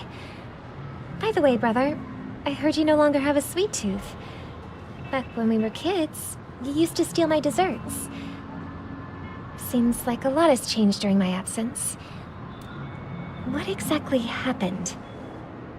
Well, someone has to stay awake even in this sweet dream. But that someone doesn't have to be you, or anyone in particular. You're carrying too much on your shoulders, brother. The paradise in our dreams. It shouldn't be like this. Penacony is nothing more than a dream. It can't erase the worries and pain of reality, or bring true happiness. It only offers an escape from reality. Nothing more. Remember the old man we met earlier? Without this dream, he might have completely lost himself. That might be true, but even without Penacony, he could have chosen another path. As far as I know, the Intelligentsia Guild has been promoting their rehabilitation techniques for a long time now. That path may have been more ordinary and challenging, But now he's in a comatose state. And the sweet dream has become sort of end-of-life care. His fate is sealed. Is Penacony granting these people a future? Or is it taking it away from them? Well, don't forget this. Not everyone really has a future. The future for humanity is like the sky for birds. People mistakenly believe that flight is inherent to birds because they've never witnessed those birds crashing to their death. Do you remember how we took in that little Charmony dove when we were young? Yeah. We took care of it. Provided food and water, groomed its feathers. And later, when I decided to leave Penacony, I opened the cage and set it free. Well, I didn't mention what happened to it in my letters because I didn't want to upset you. Shortly after you left, it crashed to its death right in front of your window. I had surmised as much. I knew you wouldn't have avoided mentioning the bird for no reason. Despite that unfortunate outcome, I still believe it was the right decision. Birds aren't meant to spend their lives in cages. They belong in the... But here's the thing. If there are birds in this world that can never fly, can we really assert that they belong in the sky? Are you implying that the same goes for humans too? Let's take the Astral Express as an example. The Nameless made tremendous efforts to bridge worlds, gaining fame across the universe. However, only a few extraordinary individuals can endure such a perilous journey. That's because the pursuit of the Trailblaze exceeds the capabilities of ordinary humans. Otherwise, why would this path be filled with broken rails, an abandoned express, and even a fallen Eon? That's just sophistry. If that were true, then only the powerful would have the right to determine the future. Unfortunately, that's exactly what happens. Another name for the future is self-value. While this world has its fair share of heroes who inspire people and garner admiration for their heroic deeds, the majority of ordinary people will never become heroes in their lifetime. Some are born weak and vulnerable. Some find themselves trapped in unfortunate circumstances. Some fall victim to malice and cowardice. When it comes to survival, everyone is equal. And the weak can only watch as their value gets constantly diminished by external forces. That's why we should care for the weak and support them as if their suffering were our own. That's what the Odes of Harmony have always taught us. While the Harmony holds noble aspirations, the strong will always be strong, and the weak will always be weak. Even in this carefree dream. Human nature contains greatness, but it also harbors inherent weaknesses that can't be eradicated. In the end, if people can't even secure their own survival, they won't care about the illusory future of equality. As long as the law of survival of the fittest prevails, there will always be But if people don't live for the future, do they merely exist for survival? If even you, my brother, don't believe that the Harmony will save the weak, then which Eon can make our dreams come true? People often forget that when the first bird took flight, the entire world envisioned if no more fledglings would ever crash to their death. Are you reading, sister? What are you reading? Mr. Gopherwood gave me a picture book. It's about the story of the harmonic strings. If I could become a chord master, I'd like to summon Dominicus, the harmonious choir. I want to sing with everyone and spread our wishes so that all can feel happiness and joy. I see. Then I would summon the harmonious choir too. Don't you have a wish of your own, Brett? Of course I do. It's just that it includes your wish and everyone else's. Then let's build a stage there and invite everyone to our performance so that both our wishes. It's a deal then. Yeah, it's a deal. But how can I become? Maybe you will have to be.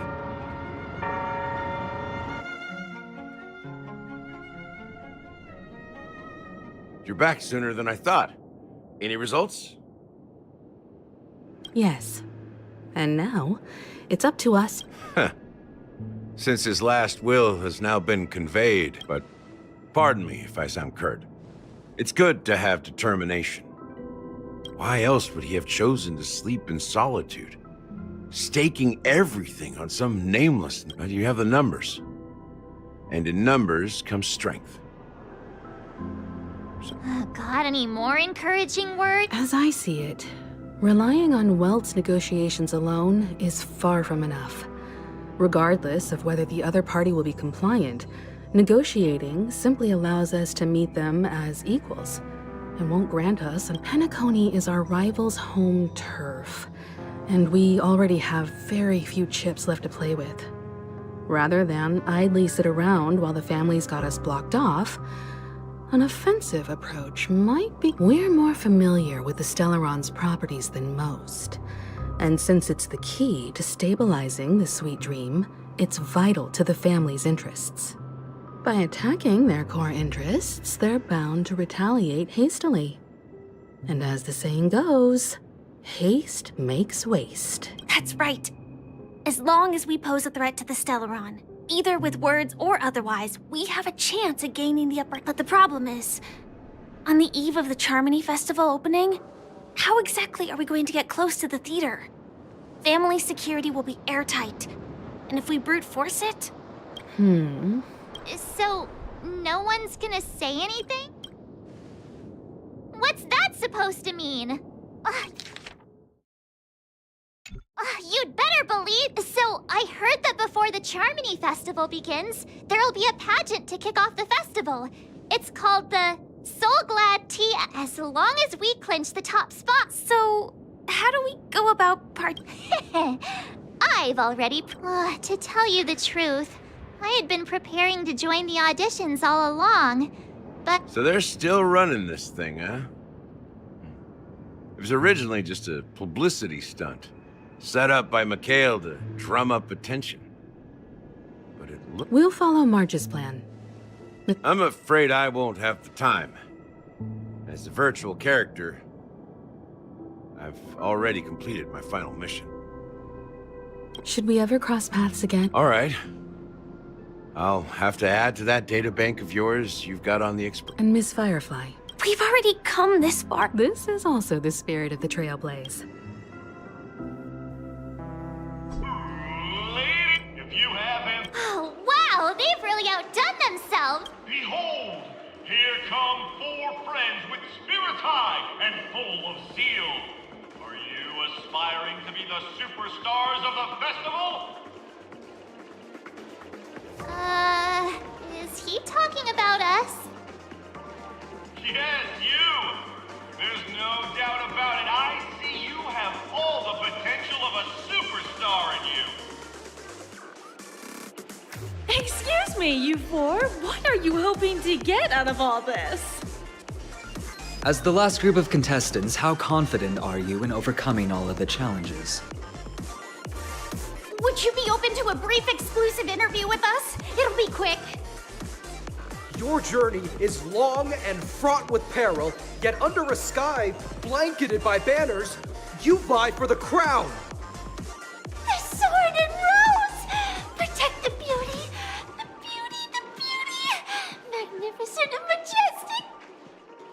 A knight's head is hard as steel. Brother Lance's focus is stubborn as a heel. We don't all have to be winners. But if we don't have fun, we'd all be sinners. People are pouring in. Kinda feels like all sorts of baddies are showing up. Let's get in there quickly and enter the competition. Ladies and gentlemen, please, make way. Make way. Coming towards us now is one of Penacony's top 10 wealthiest tycoons, and the soul-glad business empire's founder, Mr. Ideen. Allow me to introduce myself. I'm the director of Soulglad's factory, Ideen Lena. My 4 friends, introduce yourselves to the audience across the cosmos. Hello, everybody. I'm Himiko, a nameless from the Astral Express, and these are my companions. Don't you guys need to hide your identities? Can't hide it anyways. Penacony is plastered with our posters. And because the Astral Express is so well known, the family won't dare to make any rash moves.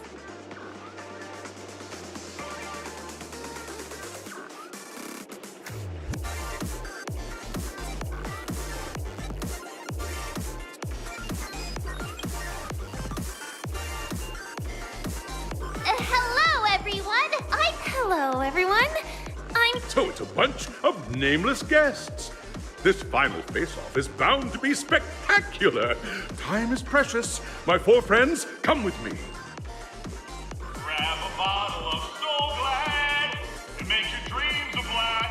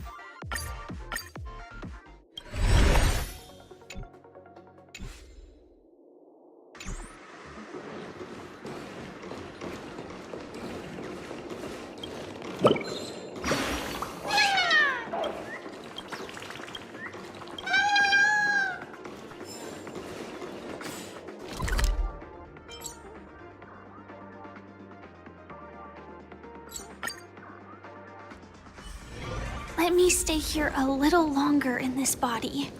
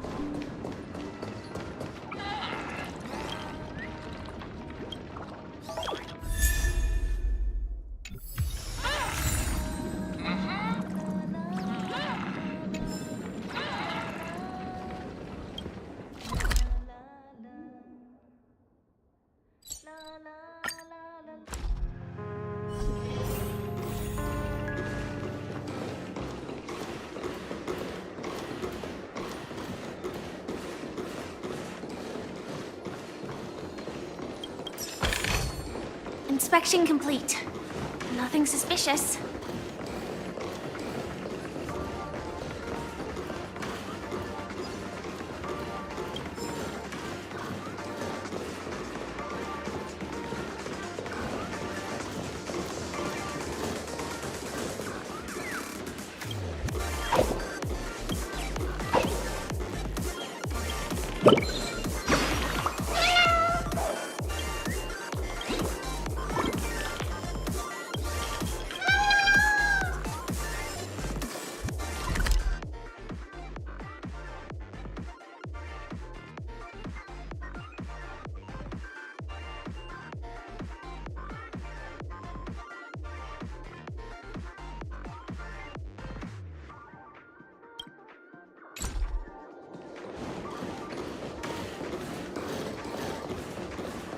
This place is buzzing.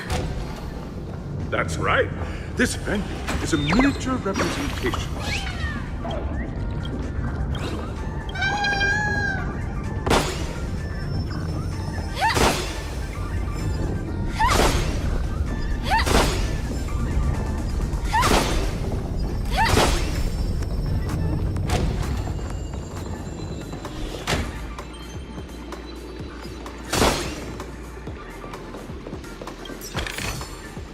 No danger detected.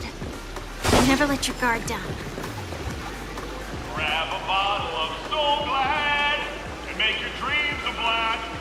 Nameless, your arrival reminds me of the grand occasion when Penacony was first established.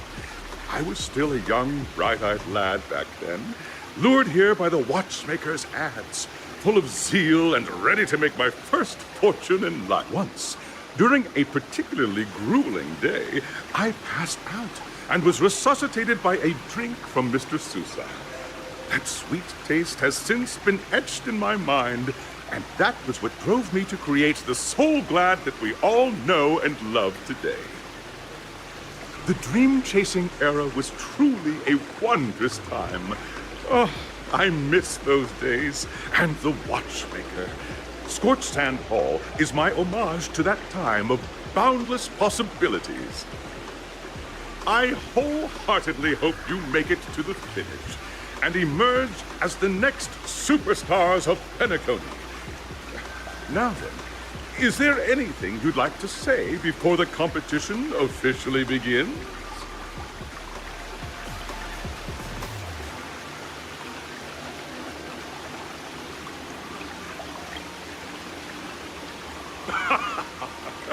There's that swift and decisive trailblazing spirit.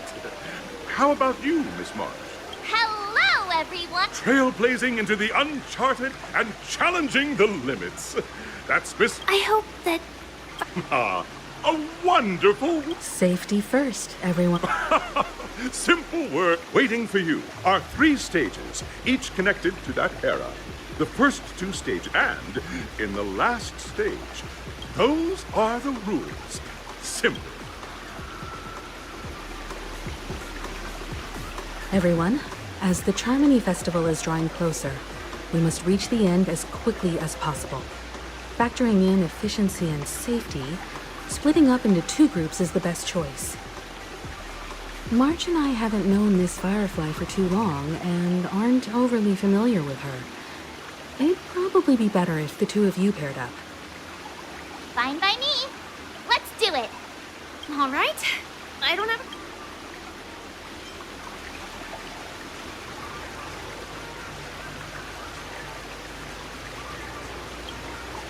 We'll split into the assigned groups then.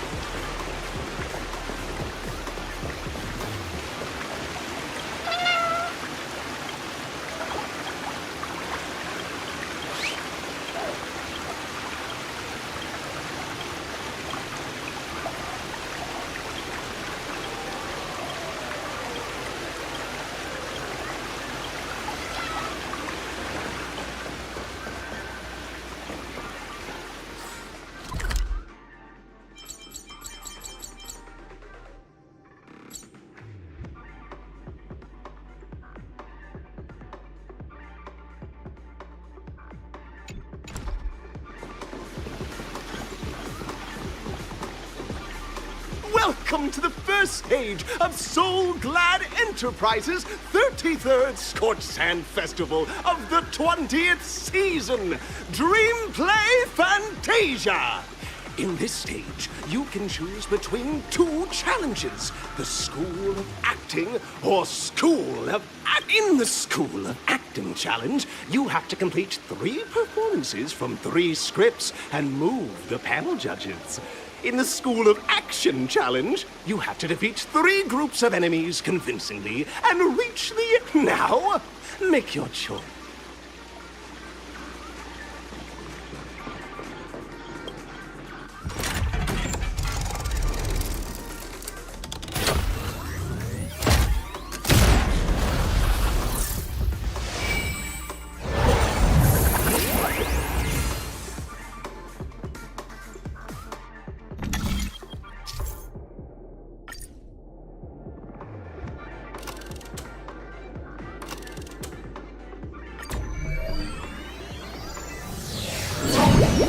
The champion's crown awaits you on the stage. Welcome to the Arena of Action Stars.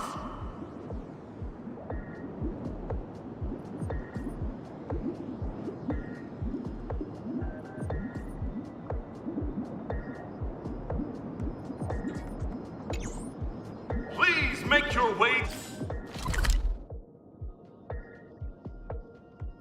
to the stage and vanquish those malevolent scoundrels with your dazzling fighting techniques. The title of Penacony's next big action star awaits you. Competitors, allow me to introduce. There are a total of 3 stages up ahead, each with their own challenges. The enemies you will contend against are antagonists from the film Once Upon a Time in Dreams. Defeat them swiftly, and it's worth mentioning that the fastest time for this stage was achieved by a contestant with fiery red hair. Astoundingly, he overcame all enemies across the 3 stages in only... Time is of the essence.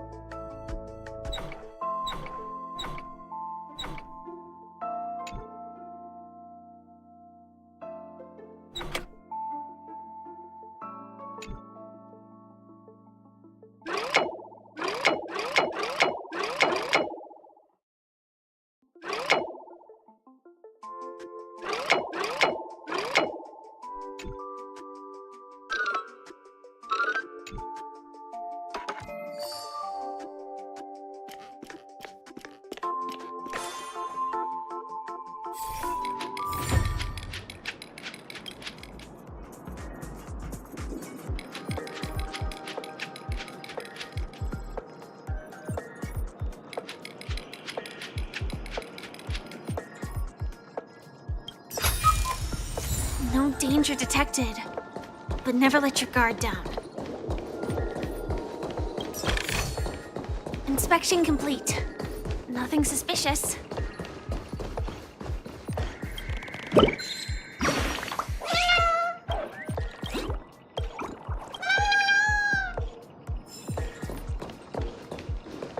Contestants, You are about to confront the monsters of the pride as dream chasers who've come.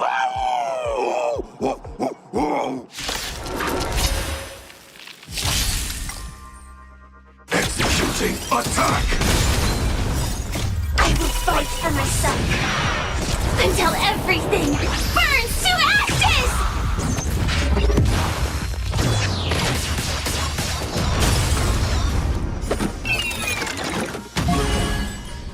Live to fight! Fight to live!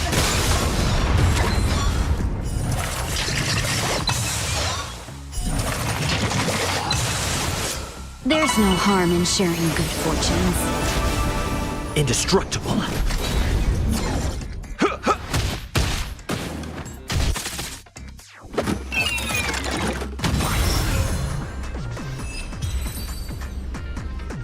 So glad my soul. Pretty simple. I just hope.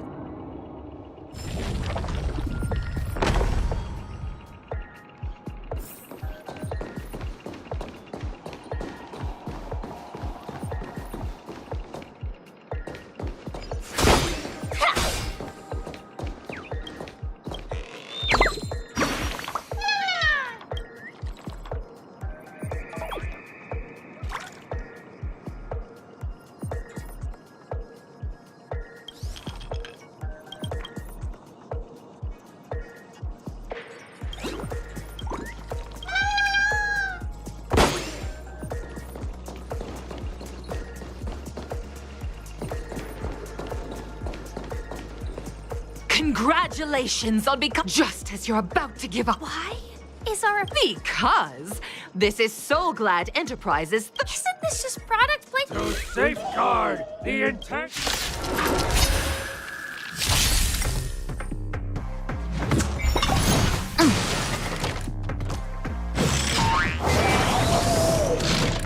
Time, detonate! I will fight for myself until everything burns to ashes!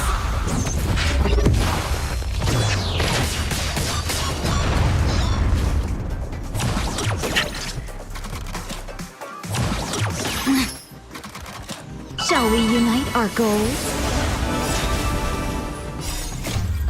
Though life is as a speck of dust, it dances still in grace.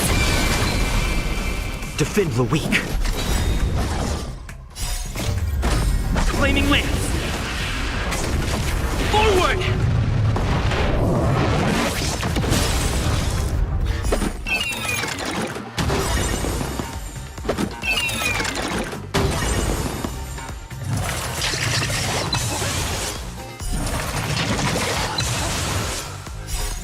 My friends, indulge yourself.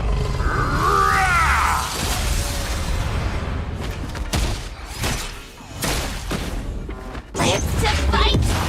Fight to live!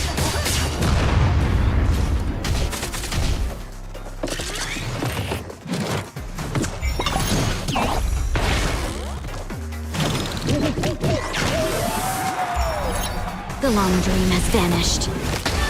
I shall set the seas ablaze!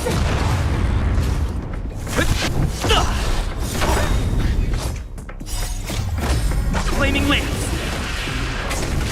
Forward!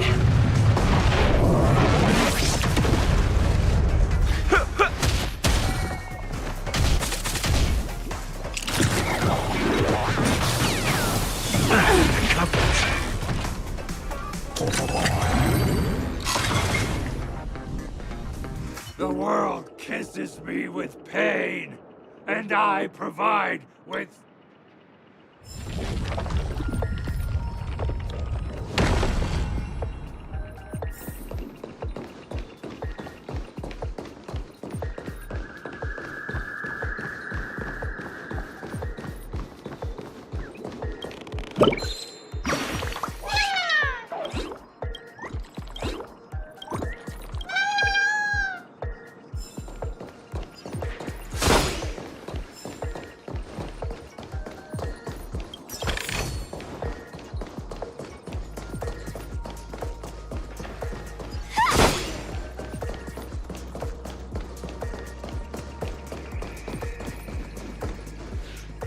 Congratulations to our two dream chasers for establishing yourselves as budding stars in Penacony. However, now you face a competitor selling at low prices, pushing you to the brink of bankruptcy. No matter how lengthy the battle, you always... None will take my soul glad away from me. I will use the transmutation arcanum to turn... Oh, dinosaur! Grab a bottle of soul glad and make your dreams a blast!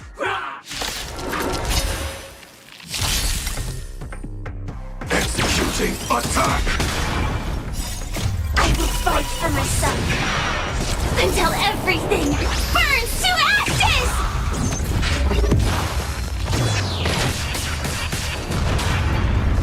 There's no harm in sharing good fortunes. Defend the weak.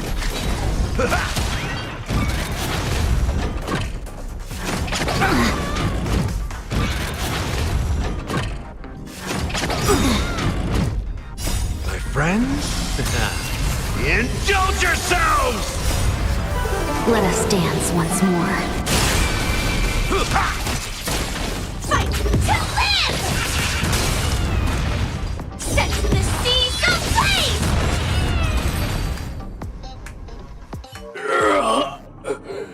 The body withers, but the soul glad name shall not.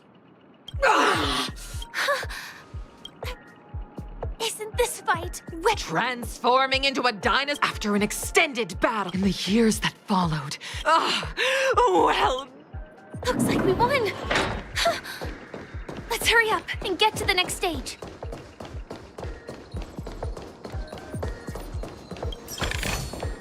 Inspection complete. Nothing suspicious.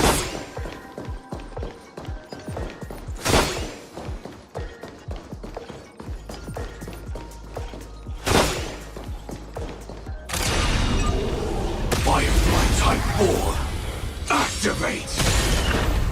Initiate cleanup. Detonate! Until everything burns to ashes!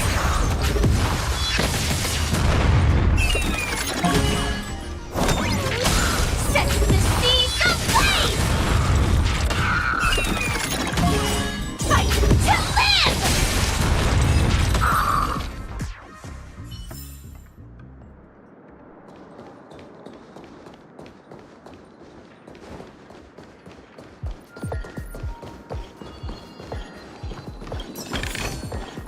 No danger detected, but never let your guard down.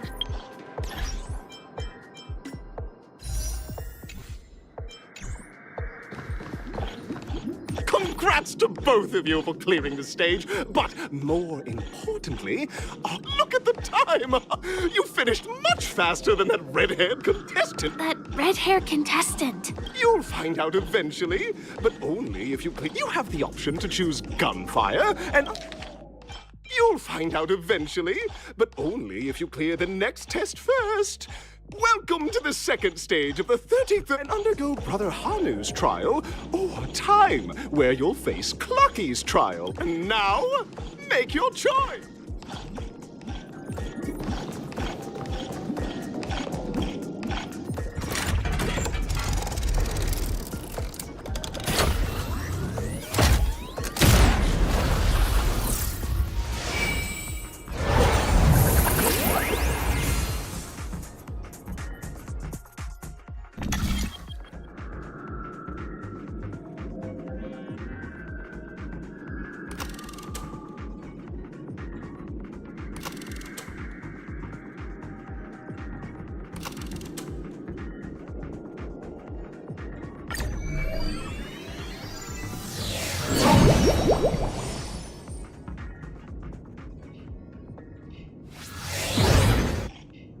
Dear friends, welcome to the enchanting universe created by the Watchmaker. Awaiting you is the morally dubious yet ever charming character from the animated Clocky series, Hanu! It is said that these cartoon characters were inspired by the Watchmaker's own experiences. According to research by Clocky scholars, the original Hanu of reality shared a deep friendship with the Watchmaker, akin to comrades in arms. Enter into the world of... If it's a gunfire trial.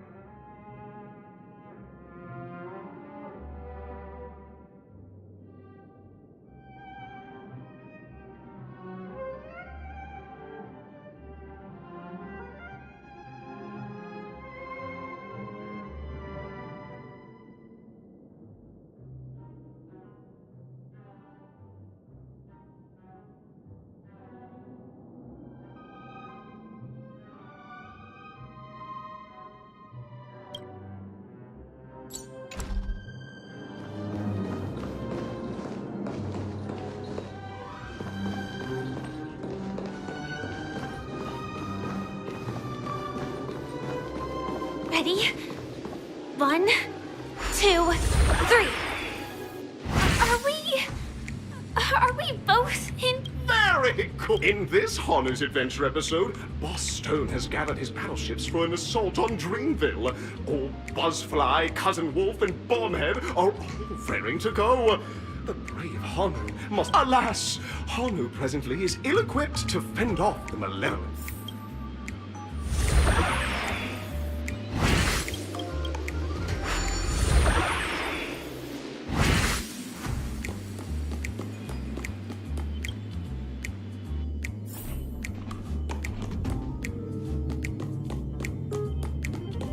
Oh, brave Hanu! You look like you could really use some help!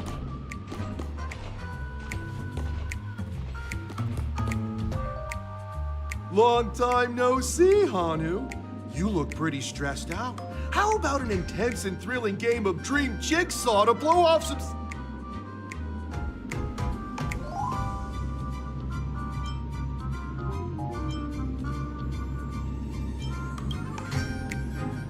Oh my! Are you telling me that Boss Stone has rallied the villains to seize Dreamville? Listen closely, Hanu, but you know what? Now scurry along. I can't wait to see...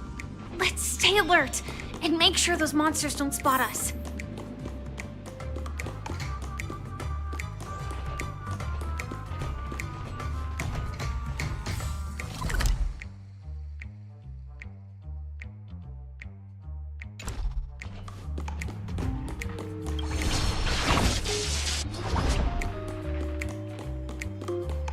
Look up there! If we...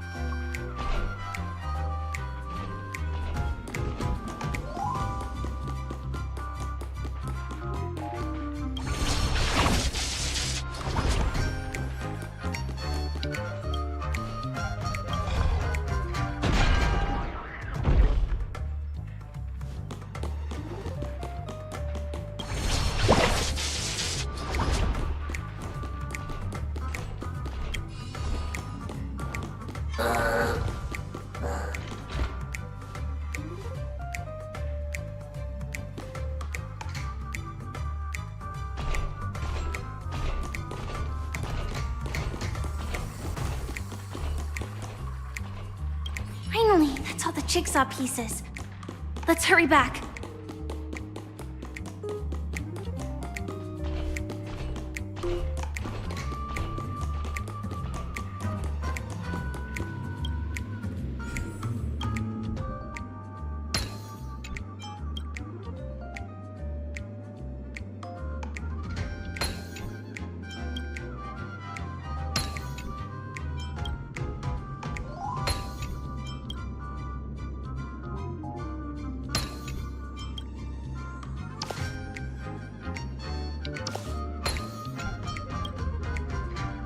Oh my!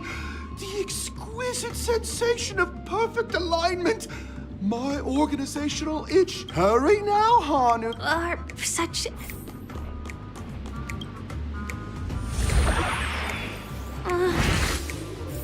disconnecting from that thing so suddenly has left me feeling slightly disoriented.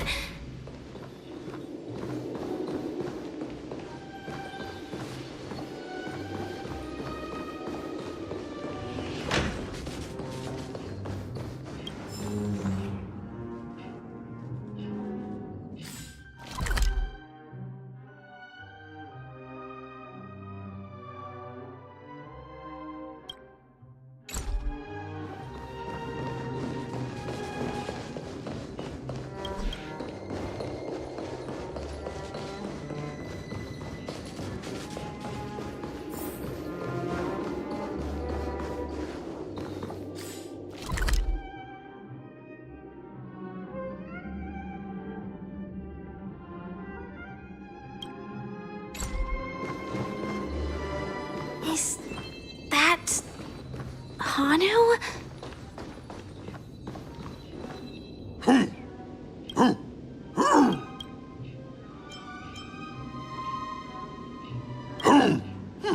What exactly is he talking to? Tick-tock! It's time for me to...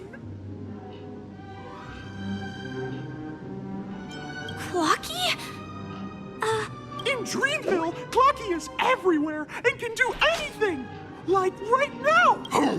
Hanu says, battle! The enemy is at our doorstep, and we have no path. Touch that suspicious-looking TV right now!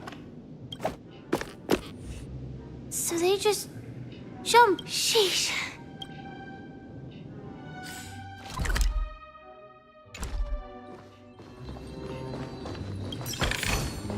Inspection complete. Nothing suspicious.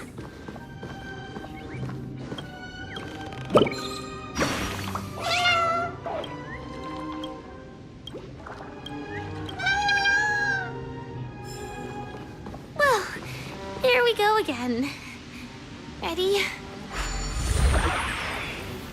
I am gradually getting used to this. Huh. Who knows? I might even be able to perform some... Oh? Did someone say high-level movies just now? That's right, pal. The upcoming script is just exploding with all sorts of high-level shenanigans. Last we saw, Hanu was preparing for battle. Suddenly, he hears heavy footsteps coming from the hallway. Malevolent mischief makers have broken into his home. But brave Hanu won't go down without a fight. He instantly sprints for the storage room, ready for a But... Guess what? Hanu's...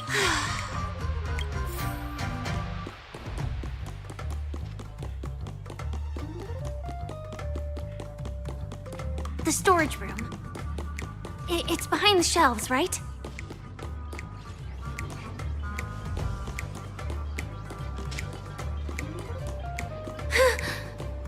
He wasn't lying. There's actually a bazooka here.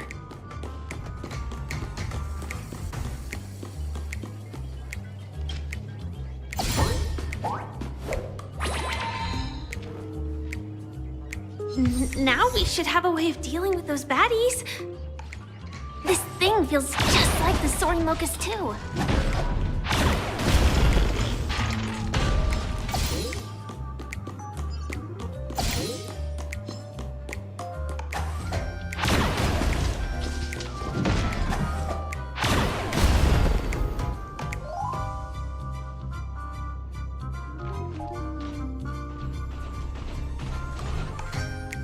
careful.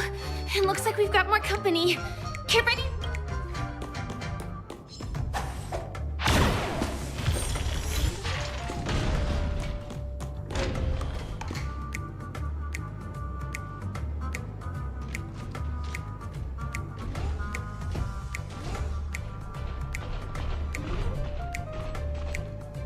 Here we go again. But no big deal. We're pretty handy with this bazooka now.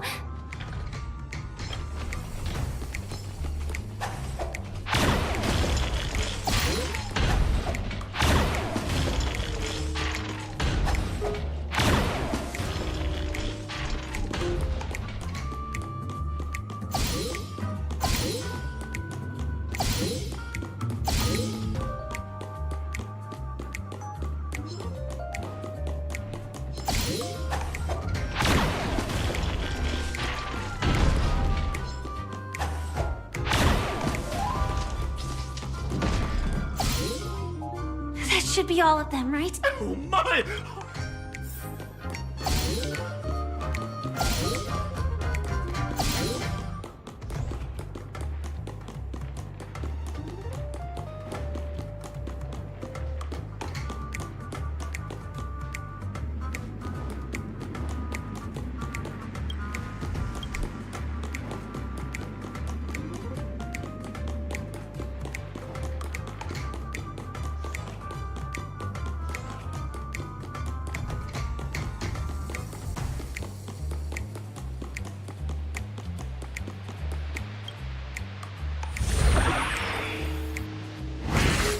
Well, that's that.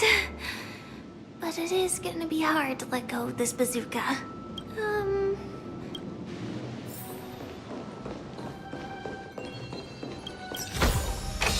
Full of supplies. A rare find.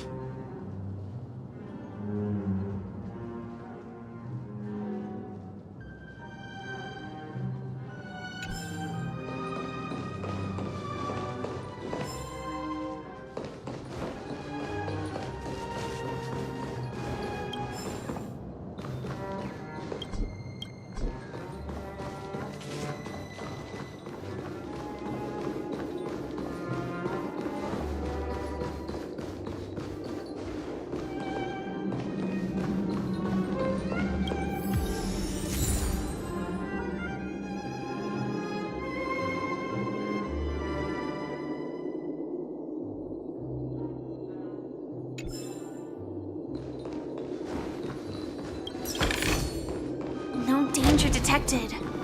But never let your guard down.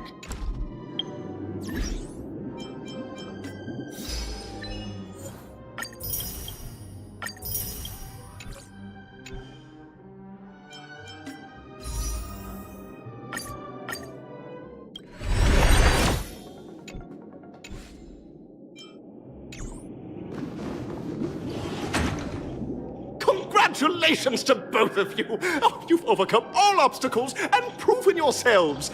But, unfortunately, there is only one who can be Penacony's festive superstar. In the final stage, you will face the Welcome to the 33rd Scorched Sand...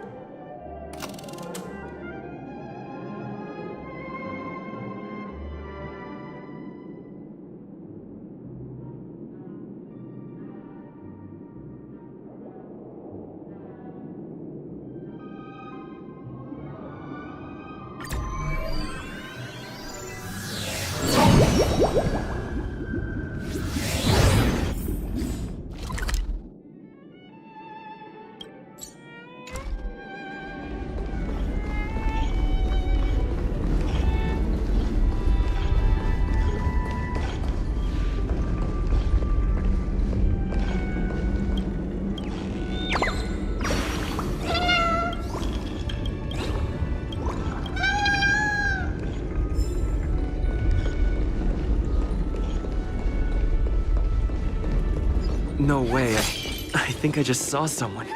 Someone extraordinary.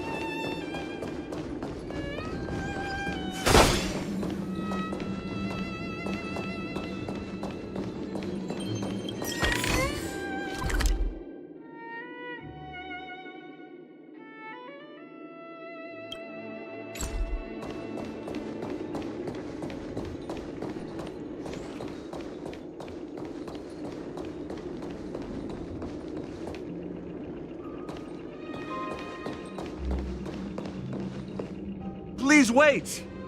Hands, by the glorious light of beauty! I never thought I would see you again. In such turbulent times. Are you a knight of... Hear ye, the rosy glow of the beauty. Upon hearing of the impending festivities, fortunately, the mini-rabbit mech pilot, stray cat duelist, galactic ninja, and quad-drive Intellitron, along with 32 other souls in distress, all emerged from their predicaments safe and sound. I then led them all here to revel in the harmony with the...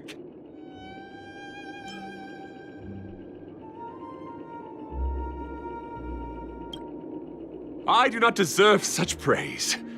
Unfortunately, that dashing IPC ambassador, whose radiance matches that of a beautiful peacock, remains in a woeful state. Ugh, how I wish... Okay, let's get back to business. Though upon arrival, I was once mistaken for a towering silver-armored fugitive with fiery red flames due to my lack of eloquence. It matters not. What matters is that I now, if I am fortunate enough to emerge Idrilla, the beauty. Dear friend, please ready yourself for this trial set forth by the beauty. Executing attack!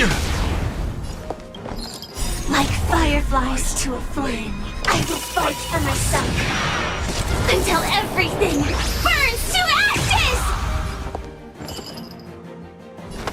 There's no harm in sharing good fortunes. This is my shall set the sea ablaze! The flesh wound.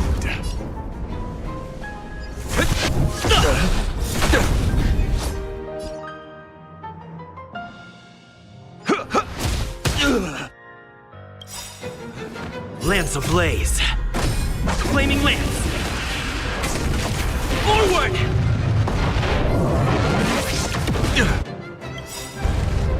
Nice, like a good... My friends,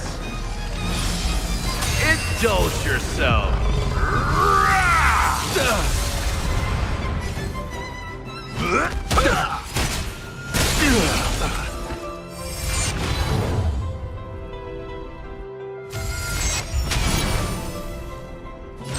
I will claim victory for myself. Live to fight!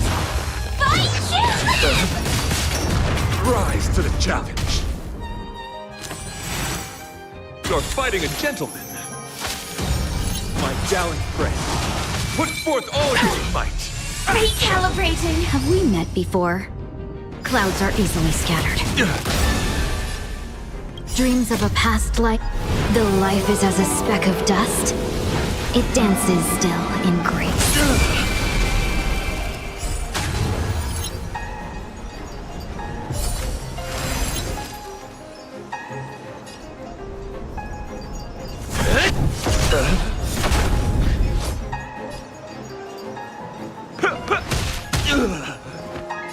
Firefly, type 4. I shall set the sea ablaze!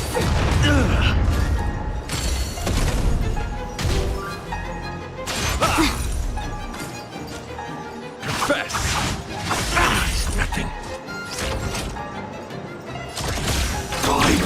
Detonate! Rise to the challenge! I won't hold back anymore. The long dream has vanished. Indestructible. Time to mix things up. Support received. Behold, this symbol of pure beauty. Yeah. Executing attack. A flesh wound. Like fireflies to it, I will fight for myself until everything burns to ashes! This is more than a battle. Live to fight! Feixiao!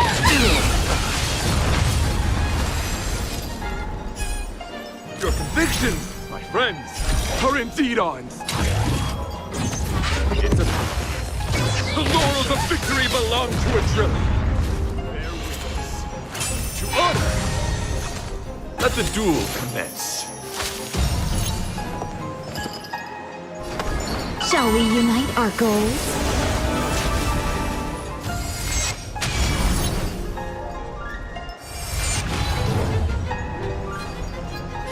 Firefly, type 4, in position. Live to fight! Feixiao live!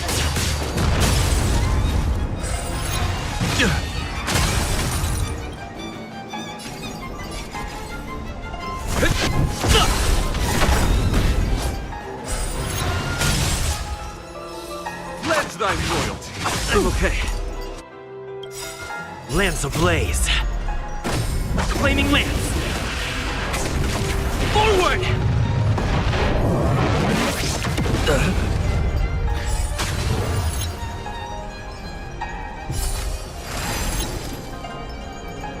My gallant friend, put forth all your might.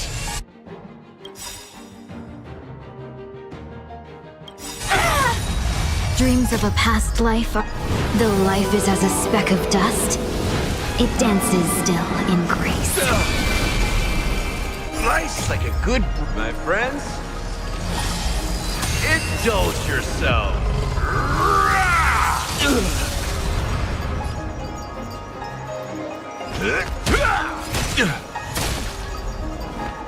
This is more than a battle. I shall set the seas ablaze! Live to fight! Feixiao live! That's enough! I have come to grasp the sincerity of your cause. I yield. Beautiful! Truly a captivating contest. It is through you that I realized to uphold the honor of a driller, I must further hone my skills. What a beautiful lesson indeed! Go forth, my dear friend. Beautiful miss. The audition's crown is yours to claim. I shall remain here. We don't have much time. In that case, let's make our way to the end. Penacony's really thronging with talent. I hope we make it in time.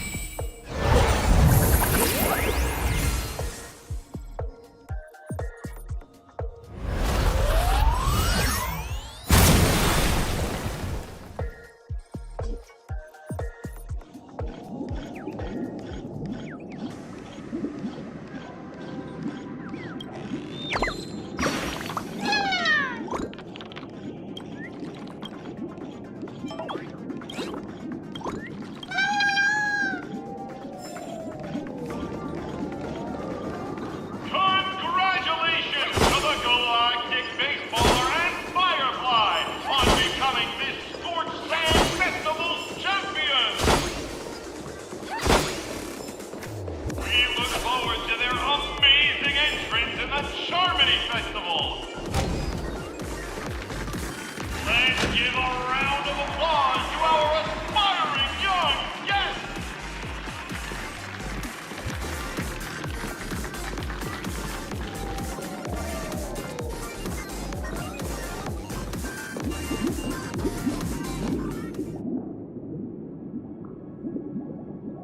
Congratulations to the both of you on becoming the festive superstars of this year's Charmony Festival. On behalf of the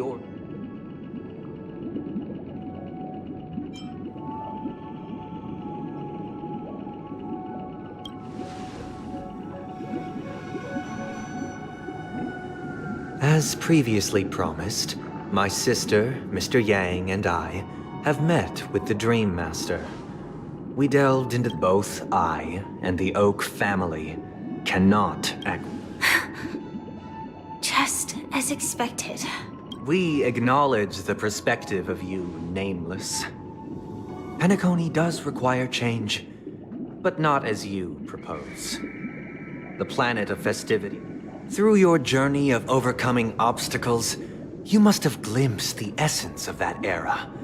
The vulnerable ruthlessly eliminated, equality non-existent, common folk living precarious lives, eking out a dreary ultimately, only heroes like yourselves manage to achieve. But I would dare ask, if you did not possess the special status of having a Stellaron, and you were but an anonymous and frail member among the masses, which Penacony would you prefer? A dystopia for the survival of the fittest, or a sweet dream paradise for all?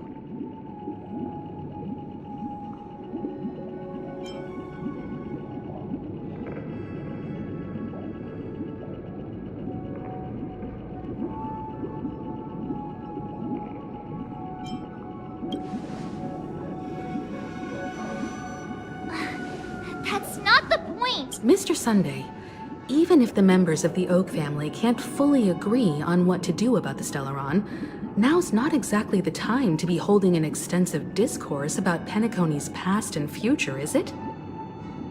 The Stellaron issue concerns the life and death of everyone on Penacony. If anyone has a better suggestion, the crew is more than willing to listen. Also, it'd be best to tell us the ins and outs of that meeting. This way, we'll at least know what Welt and Miss Robin are dealing with, and the reason why they failed to make our appointment. Ah, Navigator. That is precisely my intention. With all present, let's begin by discussing the details of that meeting. Let's talk about our tribulations and choices, our ideals and beliefs, and our final course of action. The only path to take.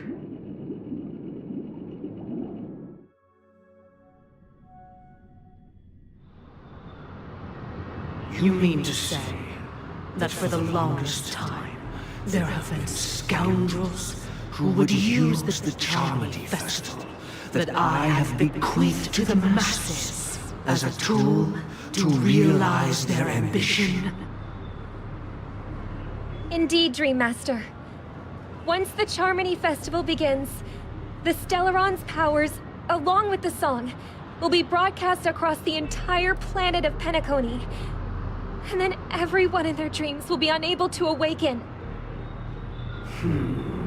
This is indeed surprising to me. The dreamscape is maintained by the collective effort of the 5 families. If someone were to use the Charmony Festival to recklessly disseminate the power of the Stellaron, this individual must hold a position of great authority. Do you have any suspects? I'd like to ask, did you really not know of the Stellaron's existence? I would have never thought that this Nameless would point the spear at me. Quite astonishing indeed. If I have offended, the Astral Express extends its sincere apologies. But the current circumstances are dire and leave no room for meticulous inquiry. We're doing this out of concern for the Dreamscape's safety. So, if you could, please alleviate our concerns. Dream Master, It's just to prove that the Charmony Festival has nothing to do with the Stellaron. If we're being overly cautious, I will return to the stage to offer tribute in song, just per the arrangement.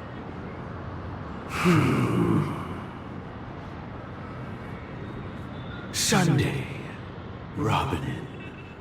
I've watched you two grow up, and know your dispositions like the back of my hand.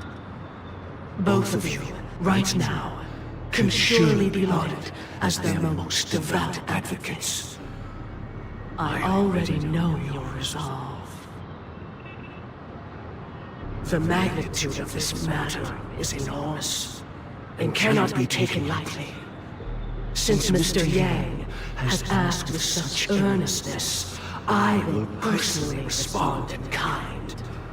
If there is a need, the entire Oak family will be mobilized to heed your call. Sunday, might I ask you to beseech them to cast their light unto me, and question me in their stead, so that no lies may be concealed? I will do as you command. Robin, could I entrust you to be present as a witness, to document the truth, and to proclaim my innocence, so that all slander may be utterly dispelled? I will do as you command. May thy will be carried out on earth, just as it is in the heavens. Oh, triple-faced soul, please sear his tongue and palms with a hot iron, so that he will not be able to fabricate lies and make false vows. Let us begin. There is nothing else to prepare. Understood. Question. Have you devoted your life to your god, never worshipping other gods? Naturally. Do you love your god as you do yourself, always heeding their admonishments? Naturally. Have you strayed from the path expected by your god, betraying their name? Never. Have you ever been inordinate with your asks of your god, coveting more than the foundation of the creation itself? Never. Then, a final question. Do you swear to fulfill all vows, past, present, and future? With the Eon as my witness, if I do not deliver on my words, or if I renege on my vows, they have seen your faith, and have endorsed your faith. Just a moment. What is... I have another question. To my understanding, the family's harmony and prosperity have never relied on so-called the god you both mentioned. Are they truly Shipe? Mr. Yang should know that those belonging to the family toil together as if they were kin, embracing solidarity and unity under their light. All duplicity is laid bare before the harmony.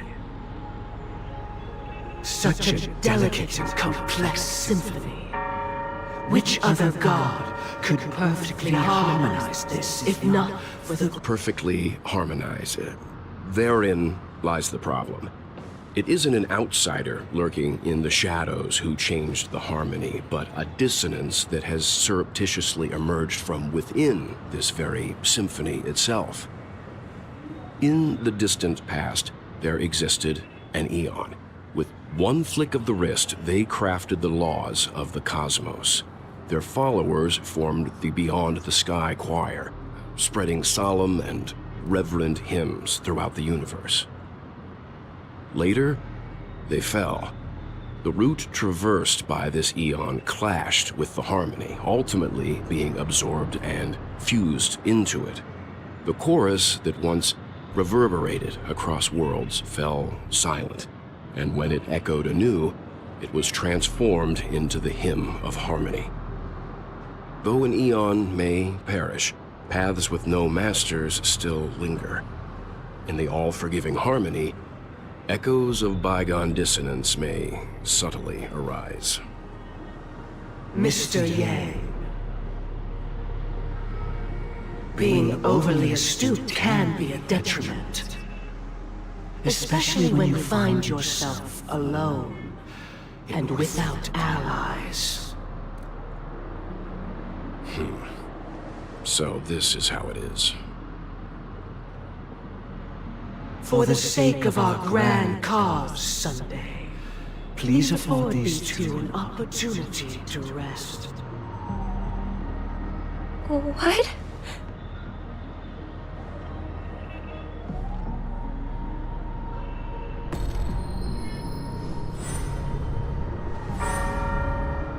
Sorry, Robin. It's just you. I did not wish for you to know this. It's a pity that things have turned out this way. So, this is the true reason I can't sing?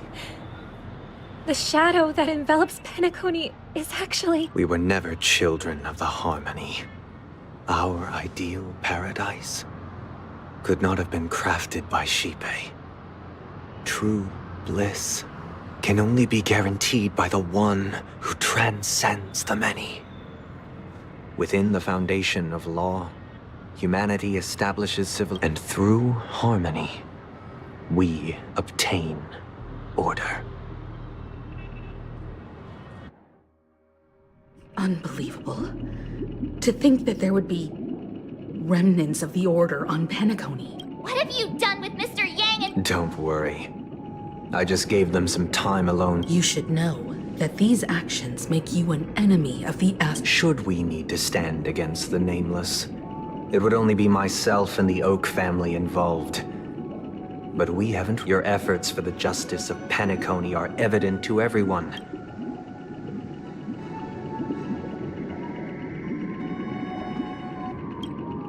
Smart kid. You're just as sharp as the other one. If it is the Order that drove you to imprison Welt and Robin, and you're using them to coerce our compliance, then there'll be no point in entertaining any type of discussion. You're mistaken, Miss Himiko. They are in very safe hands, and just as the family has always proclaimed, no one can be harmed in the dreamscape, least of all in the beautiful new world belonging to the Order. Penacony and the entire universe have witnessed far too much innocent bloodshed. The strong wield their blades against the weak, and the victors push the vanquished to the brink of life.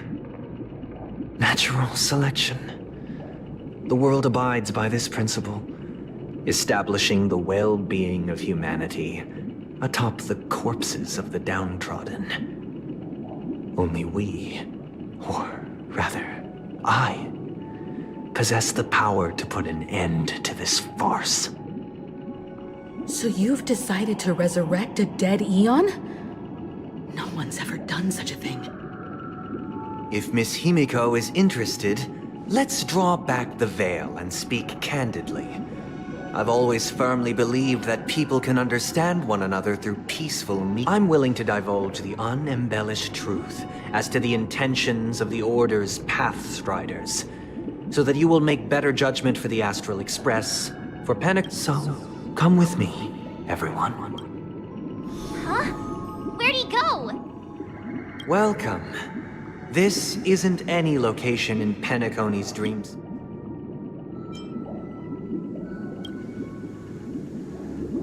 That means— Did you do the same to Welt? It's a tuning process. Stronger in effect and more draining on the mind. The gray-haired guest has experienced it before, so he should understand what it entails. Tuning allows you to intuitively grasp my feelings, Which also means that I cannot hide anything from you. Now, everyone, please look.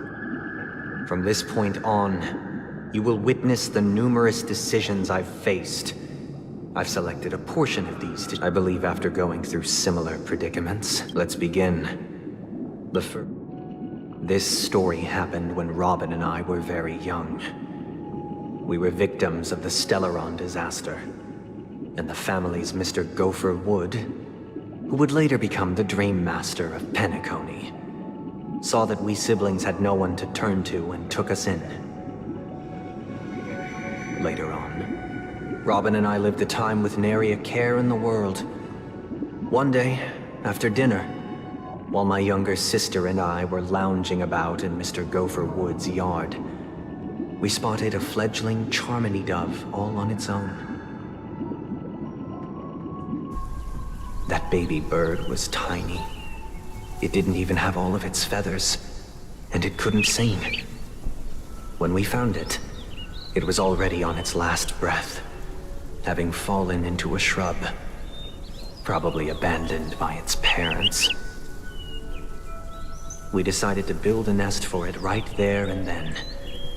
However, thinking back, that winter was unusually cold, with fierce winds at night in the yard, not to mention the many poisonous bugs and wild beasts in the vicinity.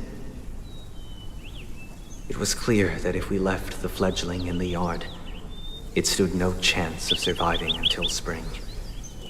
So, I suggested we take it inside, place it on the shelf by the window, and asked the adults to fashion a cage for it. We decided that when it regained its strength enough to spread its wings, we would release it back into the wild. The tragic part, something that we'd never considered, was that this bird's fate had already been determined long before this moment. Its destiny was determined by our momentary whim. Now, I pass the power of choice to you all.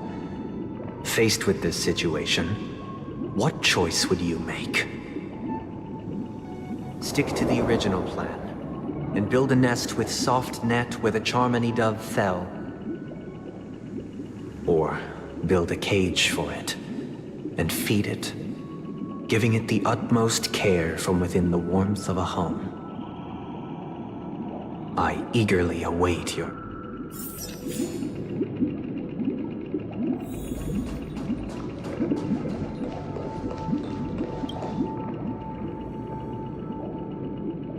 I'm happy to see that you made a choice similar to ours.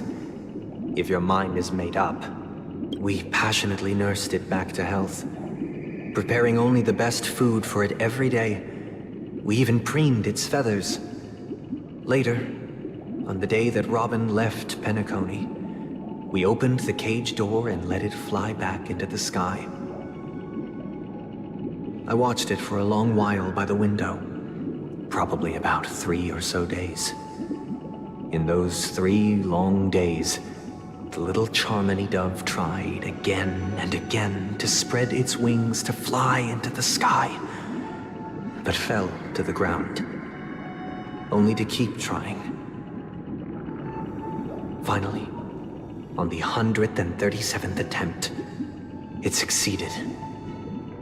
But its attempt did not go perfectly. After flying unsteadily for a while, it fell to the ground, unable to grasp the direction of the air currents. The fall shattered its wings. It writhed helplessly in my embrace. But it was all for naught, finally succumbing to a painful demise. And in that instant, our tender care, our given love and hopes, they all became the inevitable push that sent it to its death. I deeply regret the choices we made. Next, let us head to the second decision. This time, it's the story of a dream chaser. This story happened when I was appointed as Bronze Melodia, a position exclusive to the Oak family, charged with listening to the problems and vexations of Dreamscape residents, and providing them with the relevant guidance. It was during that period that I had the opportunity to hear voices from all corners of the Dreamscape. Joy, sorrow, arrogance, regret. The complex tapestry of human nature that formed the world. And I was fortunate to catch a glimpse of it. He was a dream chaser, and an illegal stowaway. Just like the rest of them, he came to Penacony in search of a better life, except that, to most people, the price he paid, I suppose you could say it was everything. He told me, I sold everything I could at home. The house, the land, even his 2 children. He said he could not afford to raise them, and that at least they could eat if they lived as slaves. He had a plan in place. He would buy back his children once he had made his fortune, and enjoy Penacony's beautiful dream with them. Alas, his plan to smuggle himself was somewhat clumsy, and he was sniffed out by those pig-headed hounds. After hearing the Dream Chaser's story, I immediately appealed to the Bloodhound family to cease their pursuit. That way, at least he could live peacefully. But I was still too naive to the ways of the world. I did not anticipate that what I thought was a kind gesture would later lead to dire consequences. I'll tell you the outcome soon. For now, I'd like you all to make a choice.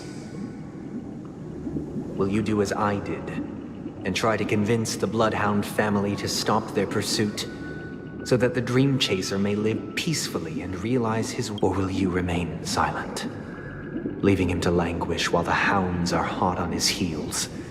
I look forward to everyone's decision.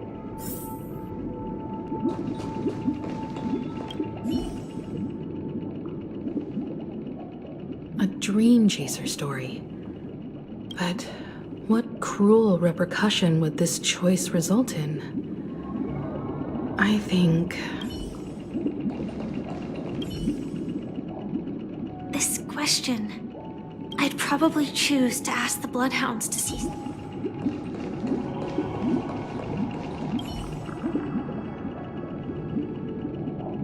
It seems illegal stowaways are really... He sold his kids to chase a dream. Even if he intended to go back for them, it's... With that thought, there's only one choice. Let the Bloodhounds send him back home. This person deserves...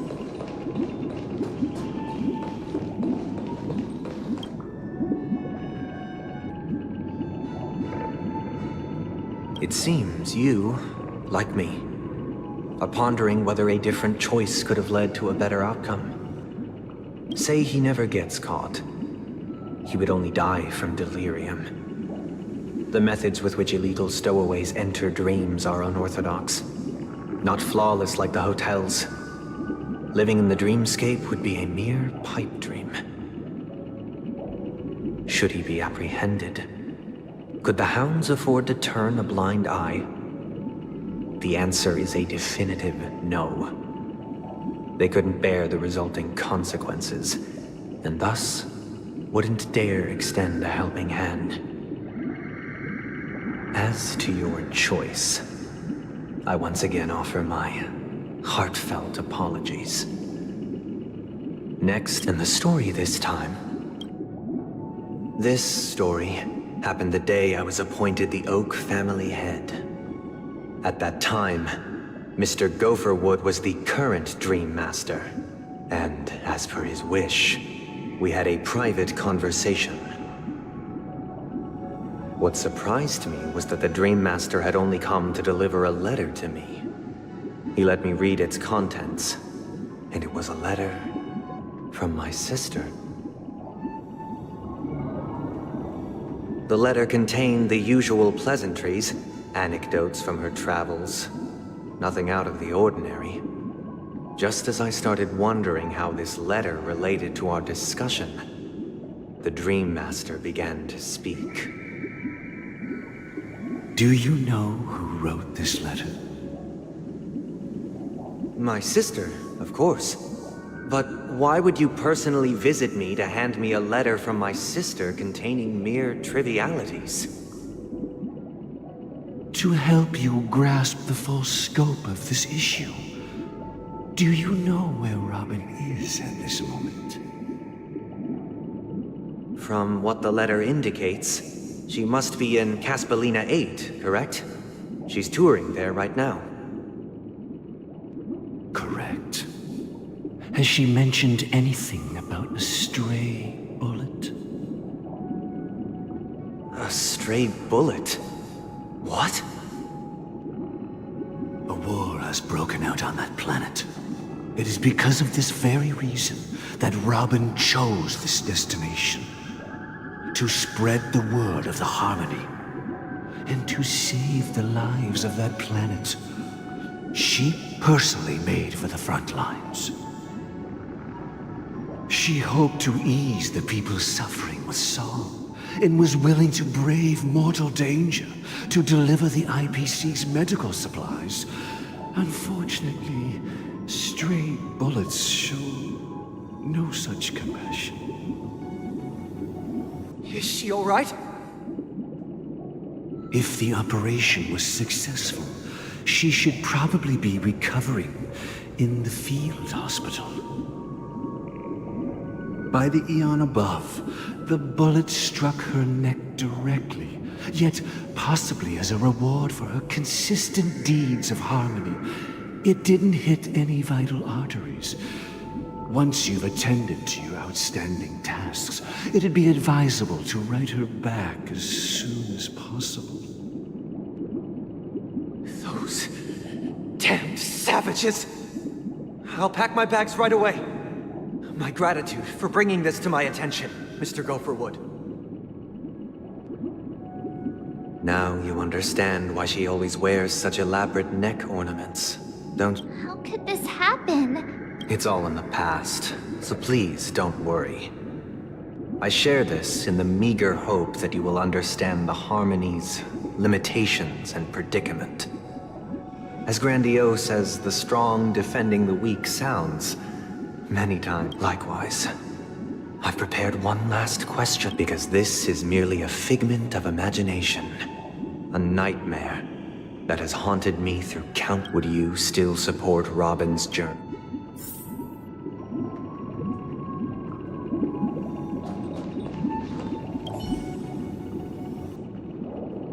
I often feel like I've dreamt of similar scenes on certain nights. In the dream, I see blurry faces.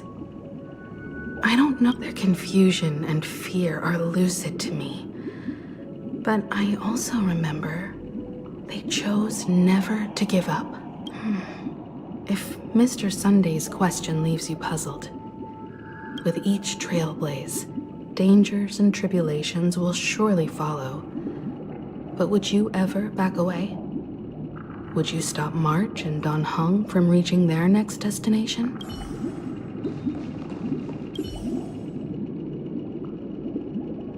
Miss Robin's courage is admirable. And dear God, but the fact that she's also Mr. Sunday's younger sister?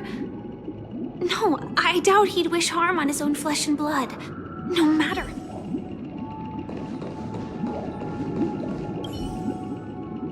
I can't believe that happened to Miss Robin. The strong defending the weak is a great mantra.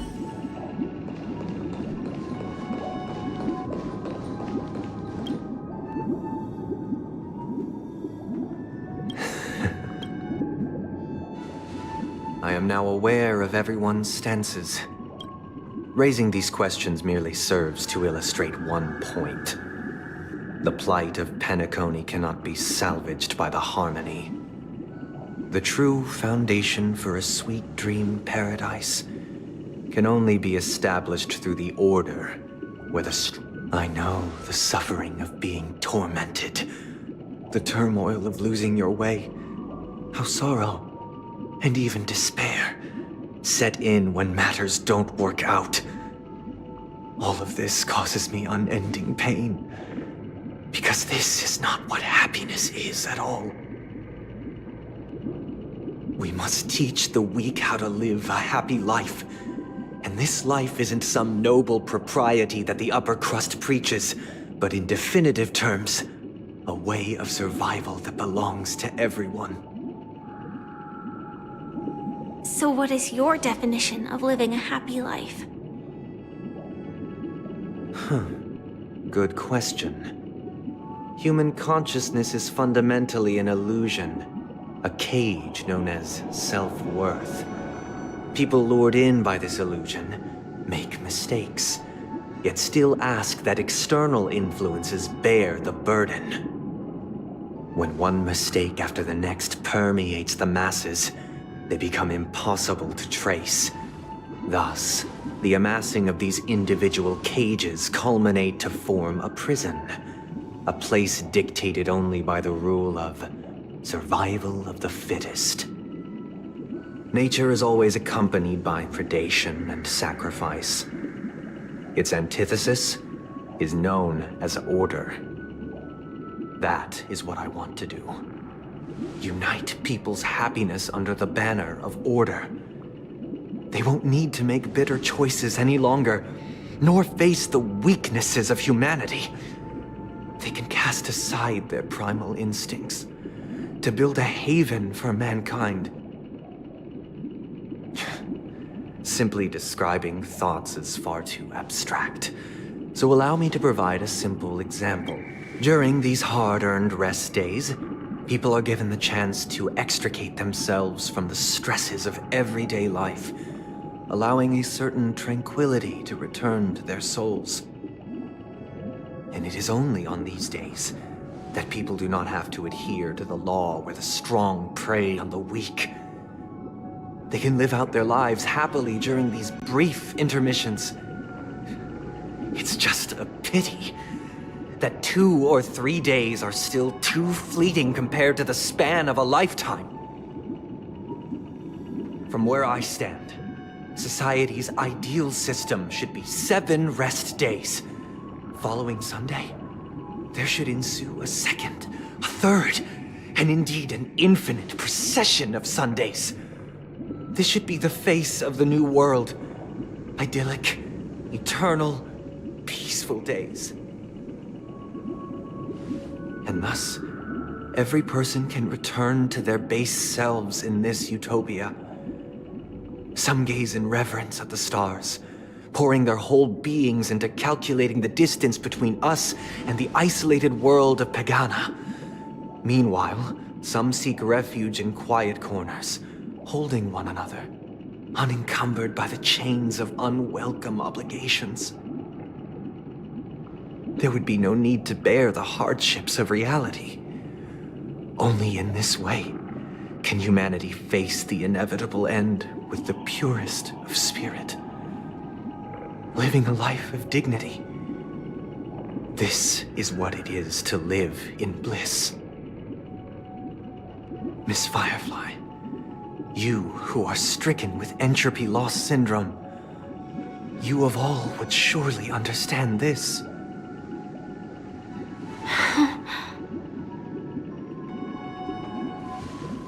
It sounds like a flawless theory.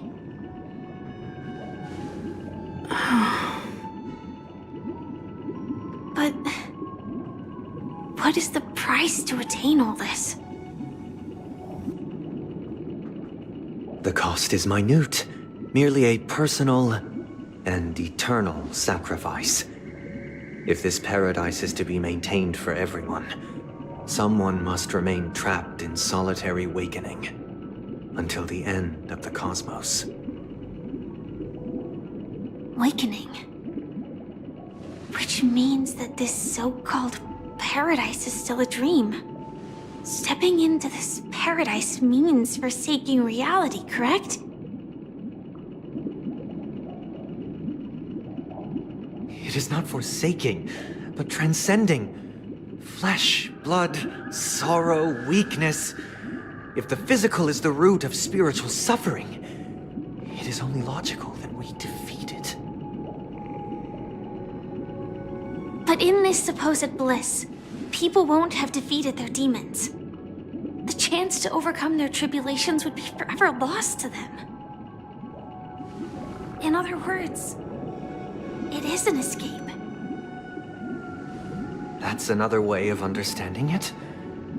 But there is no shame in escape. On the contrary, the seeds of escape exist in everyone's hearts. Don't you agree, Miss Firefly? And as for why life slumbers, it is because we are afraid to awaken from our dreams. But this is not in conflict with the grand plan. Only in acknowledging this can we truly understand the frailty of human nature, and from there, show compassion and protection.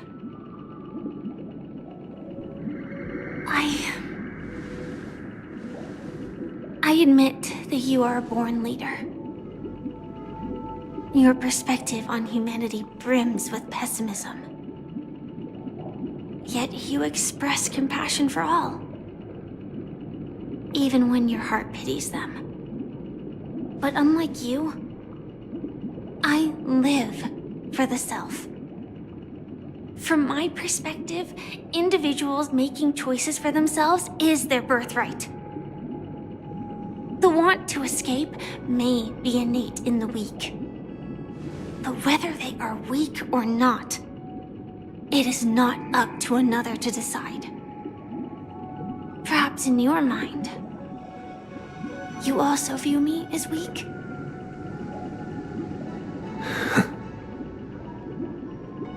Because I don't think so. Since Miss Firefly has said her piece, the Astral Express will also naturally give you our answer. We'll leave it to you. Just as Mr. McHale instructed before.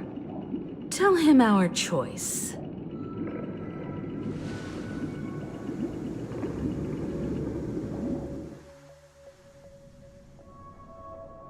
What is this place?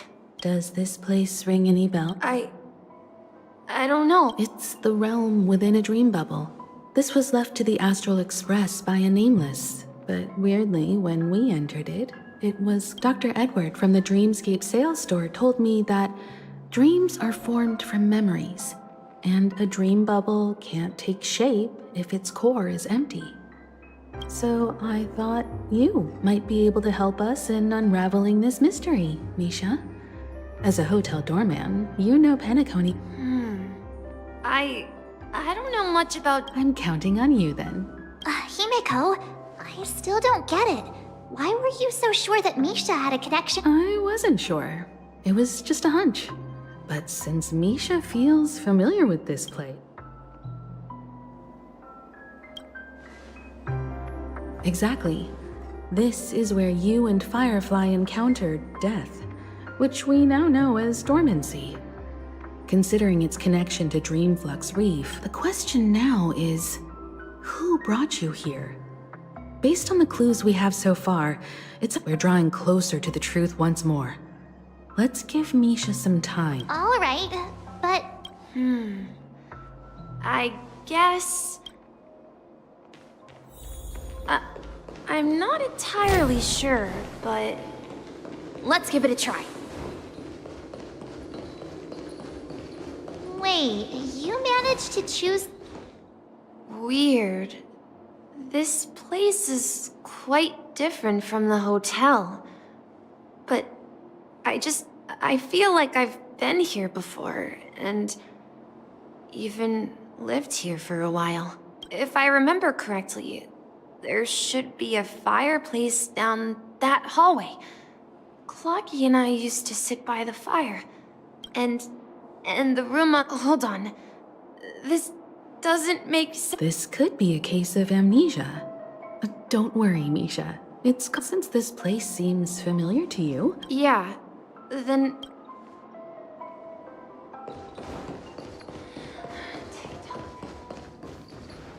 Mikhail, that's the name. Now we all know him as the Watchmaker. So, who is he talking to? Do you know anything? I'm sorry. I don't know much about... Anything special about that name? Mikhail is Grandpa's name. Grandpa? But we haven't heard anything about the Watchmaker having descendants. And the name Mikhail is not rare. Could you tell us more about... Yeah, sure. He was a seafarer who fearlessly ventured into mysterious seas and storms. He was always on the sea and had lots of friends who accompanied him on his travels. He didn't want me to call him Grandpa because that would make him sound old. He believed he was still young. The name Mikhail was given to him by his parents, Mihaly and Elise, both renowned seafarers. Every time he came back, he'd share his logbook with me and tell me about his adventures at sea. I want to become a great adventurer, just like him. It appears that the seafarer has nothing to do with the Watchmaker. So, perhaps it's just a coincidence? So, where is your grandpa now? He went off on a new journey. And it's been quite a while since I last saw him. So, where has Clocky gone? Did he leave to protect Dreamville?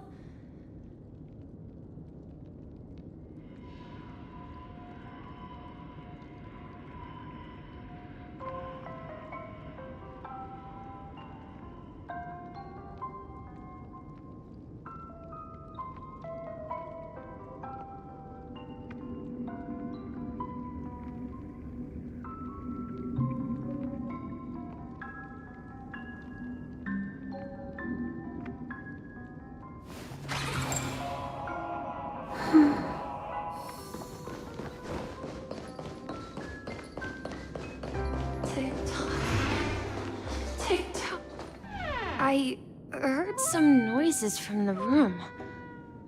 Origami Bird? That's a friend of mine. You and Origami Bird are friends? Yeah. It's a member of the Compass crew, just like Clocky and Miss Mirror. And there's more than just one Origami Bird. They are a big family with lots of brothers and sisters who look the same.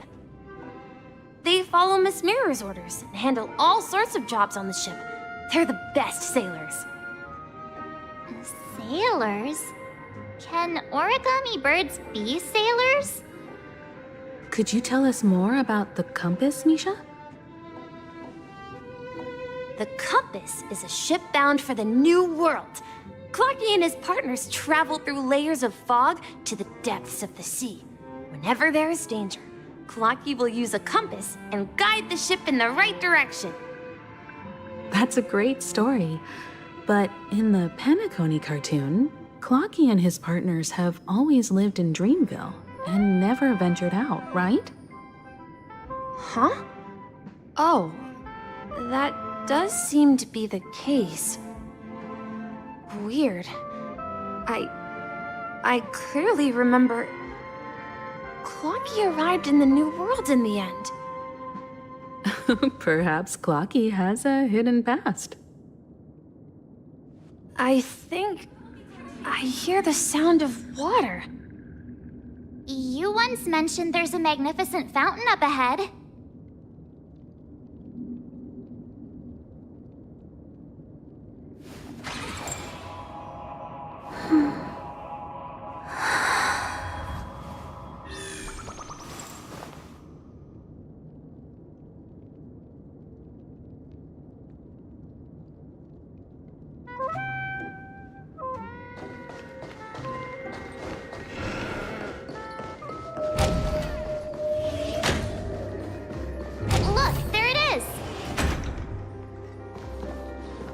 The water resembles a precious jewel, embedded in the dreams of all seafarers.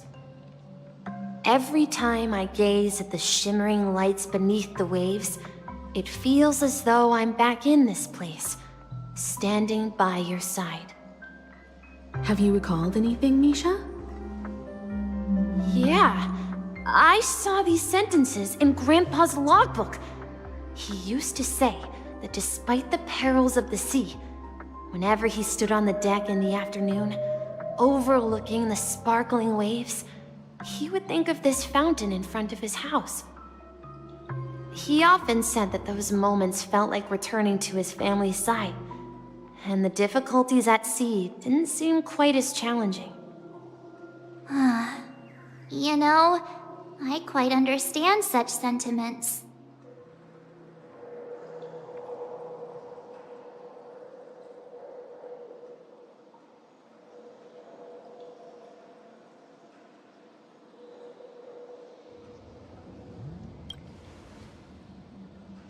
I'm not an elder. I was just being a bit sentimental. Perhaps every adventurer far from home carries a fountain within their soul. Even though the other side of the sea remains shrouded in the unknown, the fountain in front of his house serves as a compass, leading him back to his cherished ones. Yeah, while Grandpa was at home, we would stand by the fountain and place the compass, a toy boat that I made, into the pool. Back then, I would ask him when I could go on adventures like him, and he would always laugh and say I was still too young. It seems this Mikhail is truly a seafarer and has nothing to do with the watchmaker. Yeah, based on Misha's recollections, the scenes in the dream bubble appear to be his childhood memories. But this raises more questions. According to Misha, he was clearly born on an oceanic planet and led an ordinary life, with no connection to Penacony at all. Could this be some sort of metaphor? Perhaps the sea refers to the memory zone. I'm sorry. I don't know, but my memories keep pouring out uncontrollably, like water flowing from a fountain. Perhaps I'll remember more things if we go further.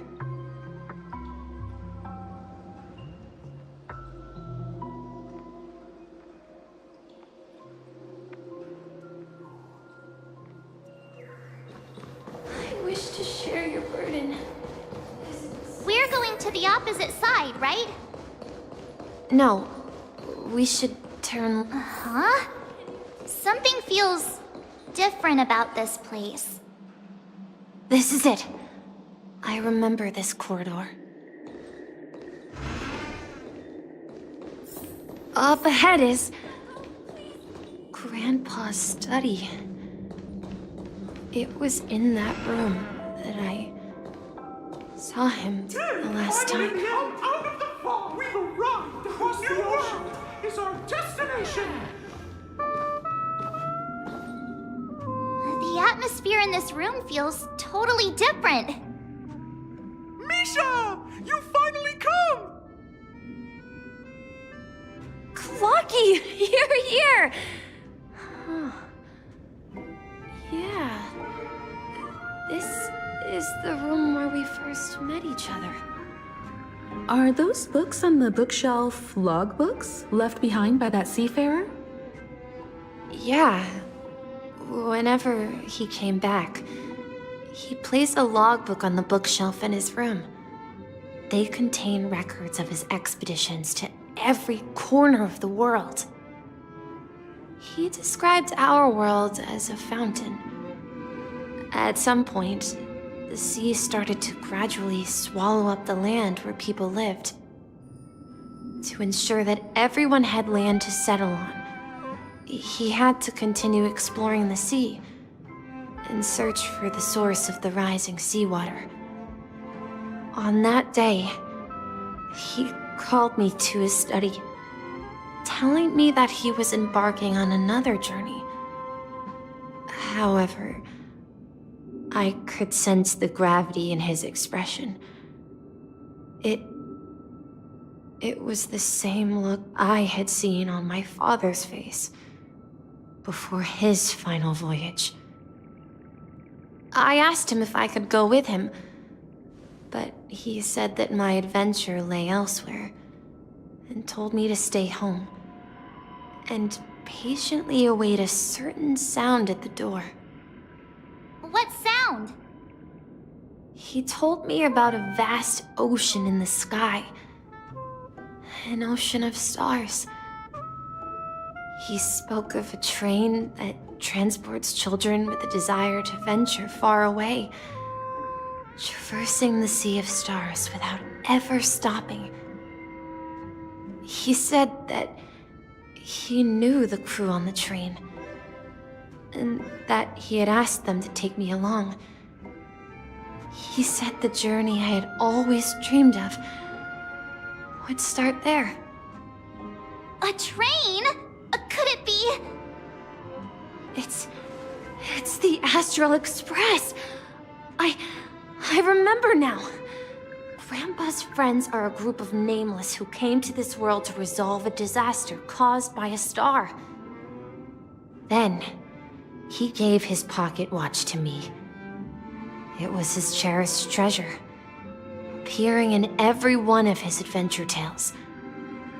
He explained that difficult times were ahead, but assured me that the watch would guide me. He said, as long as I kept moving forward, I'd eventually reach my desired destination. And then, it was as if I heard the distant sound of a train whistle, echoing throughout the room. Exactly, Misha! And then we followed that whistle, didn't we? Yeah. I think I can still find the way we took back then.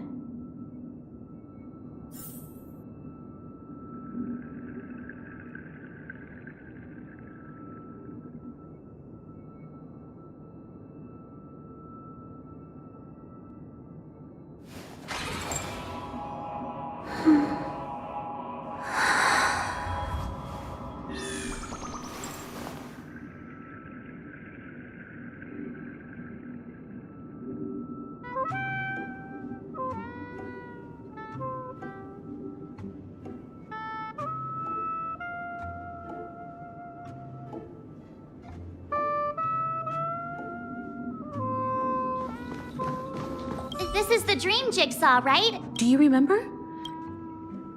Hey. Looks like we're just one.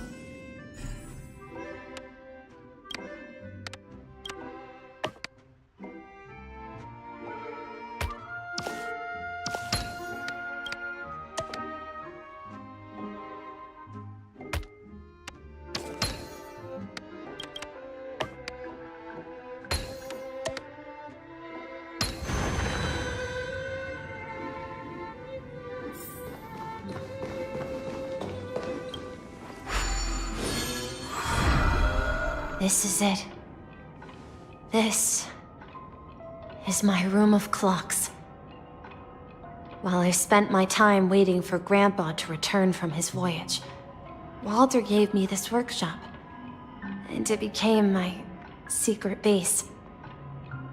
Here, I learned how to repair clockwork and gears, out of my fondness of precision mechanics. In my dreams, I was the captain of the compass, embarking on adventures with my companions, Clocky and Miss Mirror, in search of the new world. I was born and raised here. So, this building in the dream bubble is your childhood home? Yes, but not exactly. To be more precise, this dream bubble itself is my home. Looks like you've remembered everything now. Wait. Why does it feel like everyone else knows something I don't?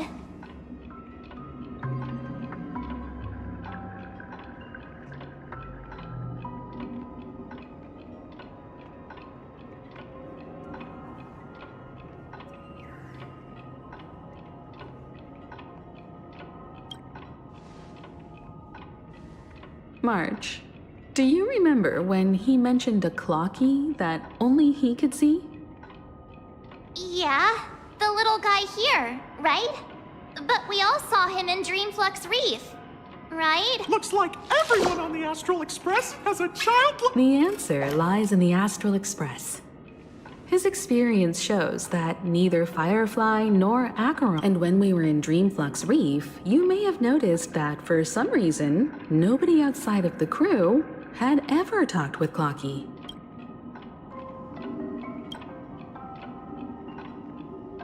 A mimetic life that can only be seen by a select few. It's just like a hidden message left by someone for the nameless. But Misha can see Clocky too, right? They even grew up together. But Misha hasn't started the way of the Trailblaze yet. That's the key to the mystery, March. Now take a moment to recall. Have you ever seen anyone outside of the crew interact with Misha? Wait. No way! That's the answer, March 7th. This dream bubble is the place where I was born. And I'm a dweller in this dream. I should have stayed here and waited for you. But when reality and memories merged, I unconsciously pushed open that... So it's not that the Watchmaker's dream bubble is empty, and the whistle you heard was the sound of the Express arriving at Penacony? That's one way to see it, but I believe there's a longer story behind all this. It's best for Misha himself to explain all the details. How about we start with your name? Now, should we call you Misha, or...? Thank you all for helping me rediscover my true self. Now, please allow me to reintroduce myself. I was born on Lushaka, in the Presmere system, adopted by seafarers Mikhail and Char. They gave me a treasure, a name that carried Mikhail Char Legwork, or simply Misha. If you prefer, you can call me by a more familiar name, the Watchmaker. So, you're the Watch... Unfortunately, that legendary figure is no more. I am only a reflection of his life. As for the child who has been with you, he's the innocent protagonist of Misha's childhood dream. A friend of Clocky, a young apprentice, and a future mechanic on the... And this also marks the beginning of his journey, devoted to the Trailblaze. At the end of the journey, I left this little flame, which I so cherished, in my deepest dreams, hoping to pass it on to the nameless of future generations. However, he somehow left the dream bubble and forgot all about his task. I apologize for all the confusion this caused. Because he was born with a desire to trailblaze, wasn't he? I don't think Misha has forgotten his role as a guide. He remembered it, and that's why he mistakenly appeared as a hotel doorman in his dream from the very beginning. The one who brought our unconscious friend here must have been Misha. If that's the case, we encountered the Watchmaker's legacy from the beginning, didn't we? Well, I have a sarcastic friend who says I always take big detours and end up back where I started. Perhaps that's what every nameless has to go through, but in the end, you found me. I'm sure you're all wondering what my legacy is. I believe my hound has mentioned the Stellaron and my wealth.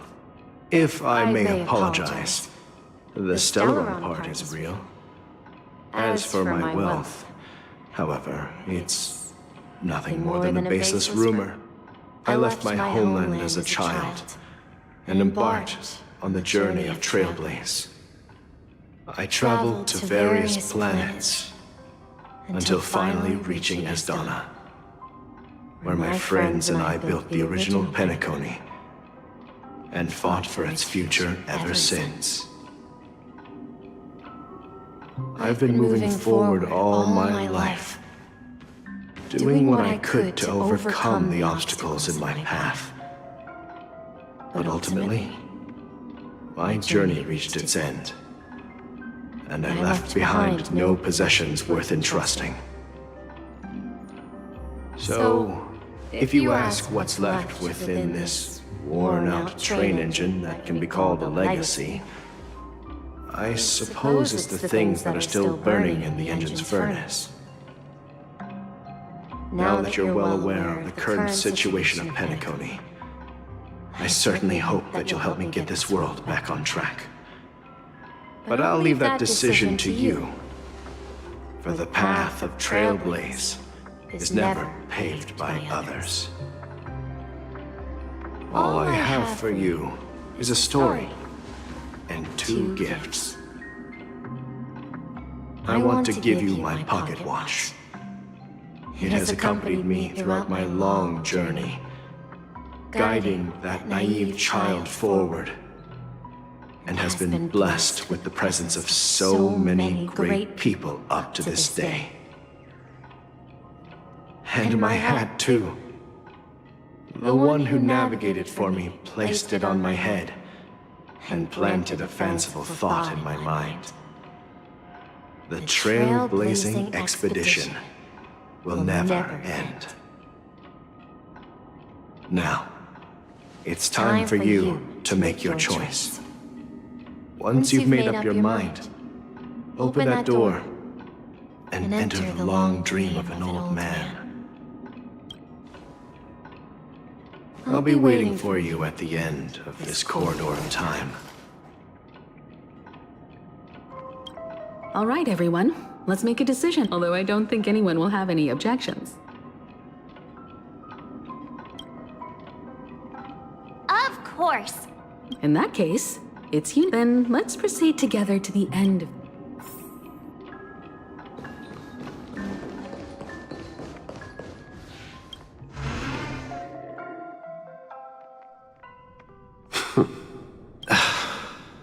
Mikhail, where are you going? Someone has to step up and save Lushaka. So why can't it be me, Misha? Please don't go. And if you must, please take me with you. Don't leave me alone. Even without me, you know how to proceed forward, brave Captain Misha. The compass is waiting for you. Haven't you always wanted to be a better adventurer than me? Now go, board that train and start your journey. Where are you going, Mikhail? I'm going to clean the floor in the parlor car. I've promised the conductor. Wait, first tell me, did you fix this watch? Yeah? I know what it looked like before. Its chain was broken, the back case torn, and the marks on the dial all worn out. How did you manage to fix it? Well, it's hard to explain, but I knew it could be fixed. It's the hands, Mr. Amundsen. Its hands were intact and pointing in the right direction, so I knew there would be a way to fix the rest. I see. You'll work with me from now on. Haven't you always wanted to tinker with this train? You're its mechanic now. As for the conductor, I'll do the talking. But I only know how to fix watches. Don't worry. You've got what it takes. I'll teach you what you need to know. Where are you going, legwork? It's time to head to our next stop.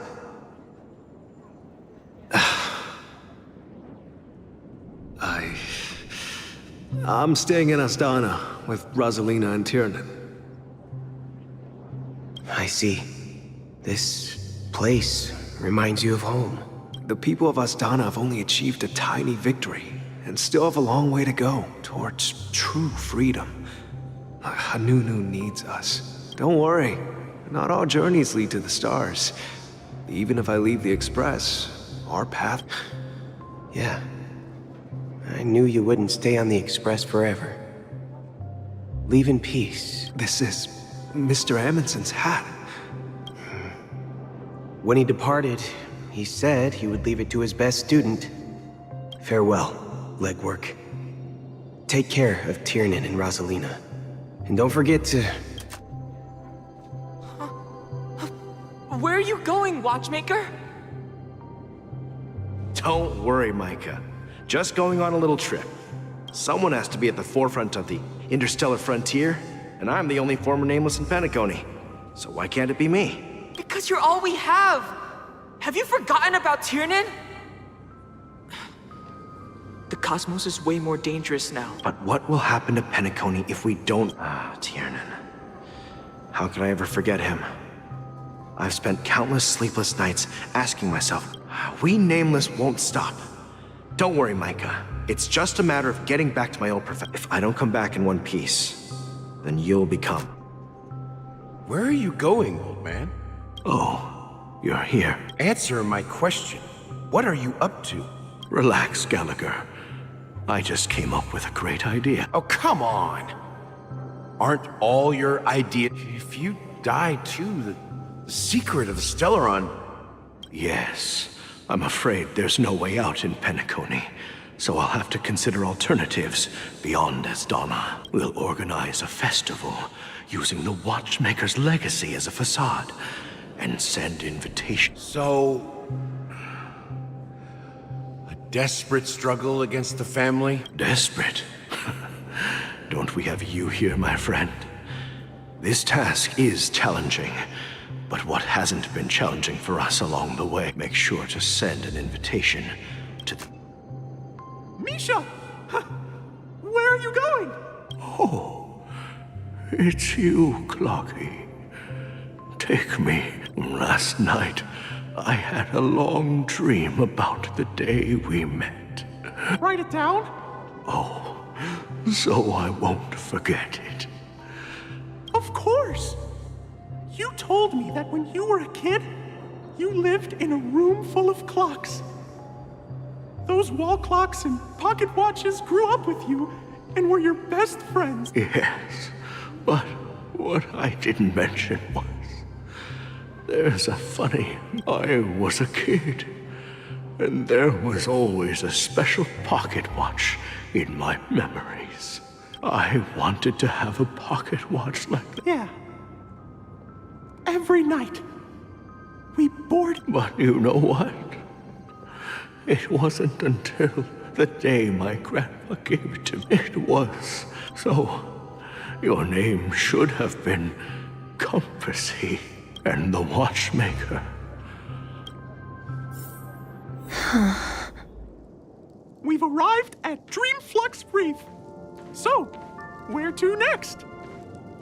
You know, Clocky, I don't think I'll be going anywhere else.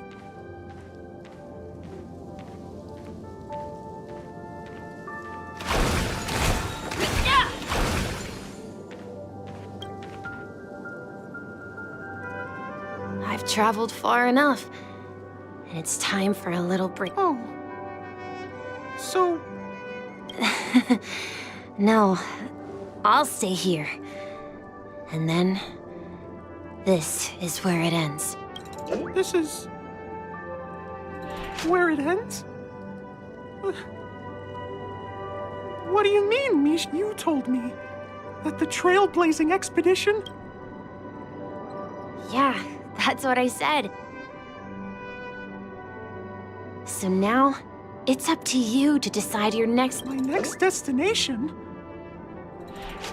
What's that supposed to, Misha? You're acting weird today. If you're feeling down, we can just do what we usually do. No, I'm not feeling down. As for clockwork, yeah, It resolves all problems in this dream. So, do you know what clockwork actually is? Well, everyone gets lost at times. They may hesitate and doubt which way to go. That happens in this dream, but don't worry. Everyone goes through moments of uncertainty and hesitation. Eventually, whether it's calming, happy, angry, or sad, all they need is a little nudge to take that step toward where they truly belong. I'm leaving that little nudge with you, and I hope you'll share it with others. Such is the essence of clockwork, the will of the trailblaze. Clocky's hands spin around non-stop, indicating confusion, frustration, and weakness. But ultimately, people still need to move forward. Just like your hands, always pointing ahead. This is where my journey ends. From now on, it is your path to walk. Trailblazing means taking paths your predecessors forswore, and venturing even further. The Penacony in Mikhail's dreams does not belong to order.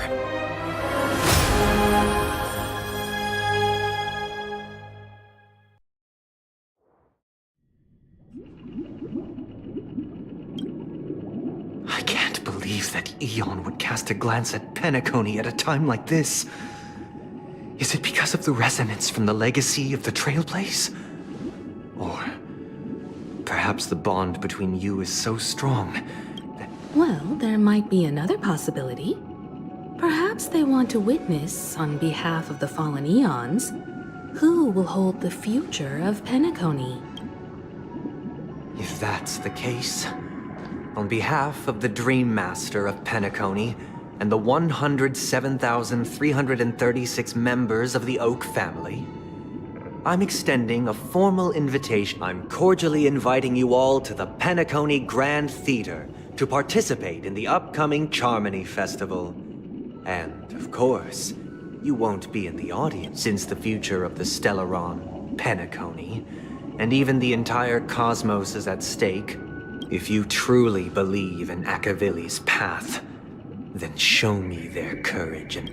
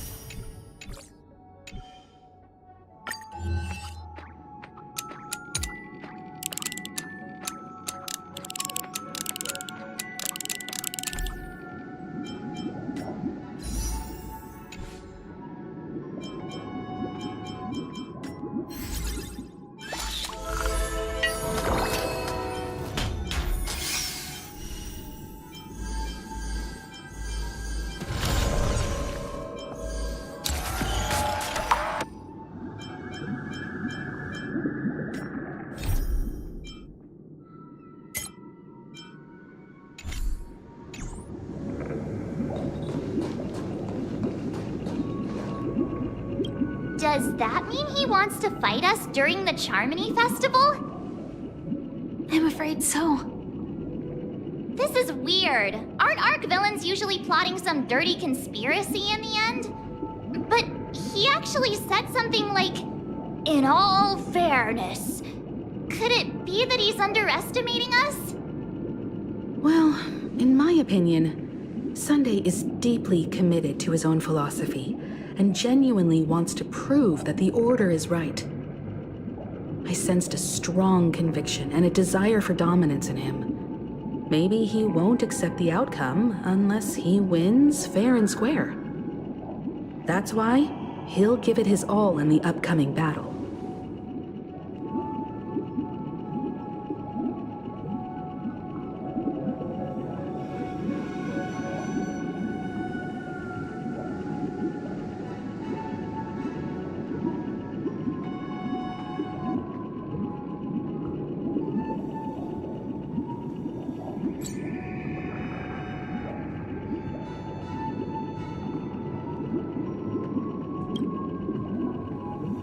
Yeah, you're right. We've even dealt with a Lord Ravager of the Destruction, so a follower of the Order won't be a big deal. Anyway, we can't leave the Stellaron unchecked.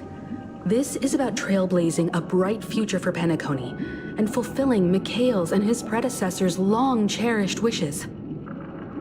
Now that we've taken up the mantle, we can't afford to fail them. However, the same applies to the Order. Their plan didn't materialize overnight, and they have the profound collective consciousness of the planet of festivities behind them. A desire to dream, to slumber and escape reality. All those hidden emotions have given birth to the sweet dream of the Order. They've harnessed the will of an entire planet to create an Eon. This confrontation is far more complicated than a simple power struggle. To secure Penacony's future, fighting on the stage alone is not enough. What do you mean? Are you not coming with us? I believe Firefly is trying to say that she's heading off to another battle.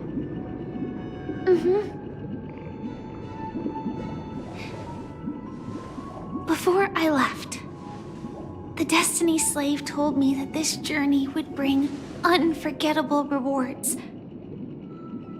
Even though the script he gave me only had a few lines, I couldn't ignore them.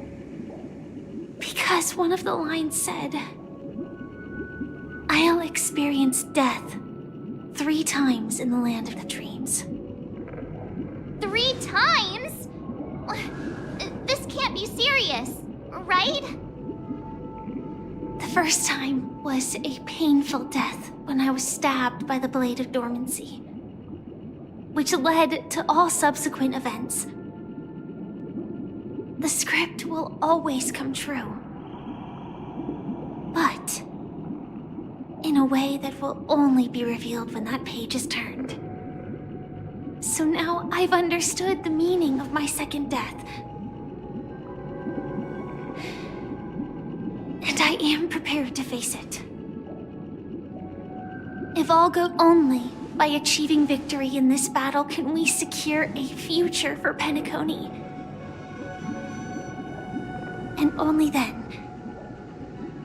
my third and final death won't come true in the most terrible form. The most terrible form? Does that mean... The true death, where everyone in Penacony loses themselves completely in the eternal sweet dream of the Order. We must do everything we can to prevent that. Have you made up your mind, Firefly? Yes. Otherwise, I wouldn't be here. Thank you again for your assistance for the Astral Express. May we meet again, in reality. Yeah. Farewell, everyone. May your trailblazing expedition never end.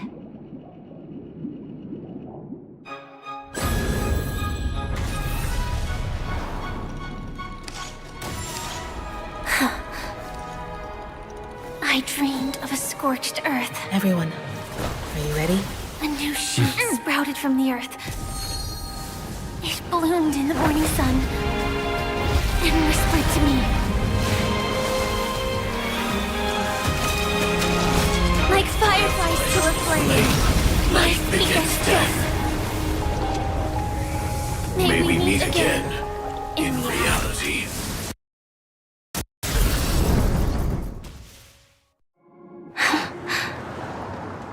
After today, Japella's name will disappear from cosmic history, and the Everflame Mansion will take its place. In the not-too-distant future, you'll receive an invitation. That's your next stop.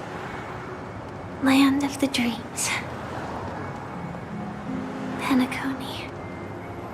I hope you find whatever you seek there. Be it answers or salvation. You mean my 3 deaths? Silverwolf told me about it. It's such a shame that it's not part of my script. Well, I want to live. I'm never afraid of death. The opposite of death is eternal life, and that's something I'll never desire. People die, and I am no exception. Death is like a script, a fate that cannot be defied. But that's exactly why we have to choose where we want to rest forever. Do you exist just to perish? Are you not the same, Blade? The end you desire is not one dictated by others. If I were to die now, I would only be a weapon. I believe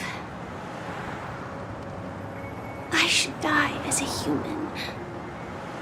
Though its definition escapes me, isn't this the answer that ordinary people look for their whole lives? A name that can be carved onto their tombstone. The tombstone that belongs to me once bore the inscription, Glamoth's Iron Cavalry. Then it changed to Stellaron Hunter. But one day, it will bear the name Firefly. And all the brilliance she showed at the end of her life.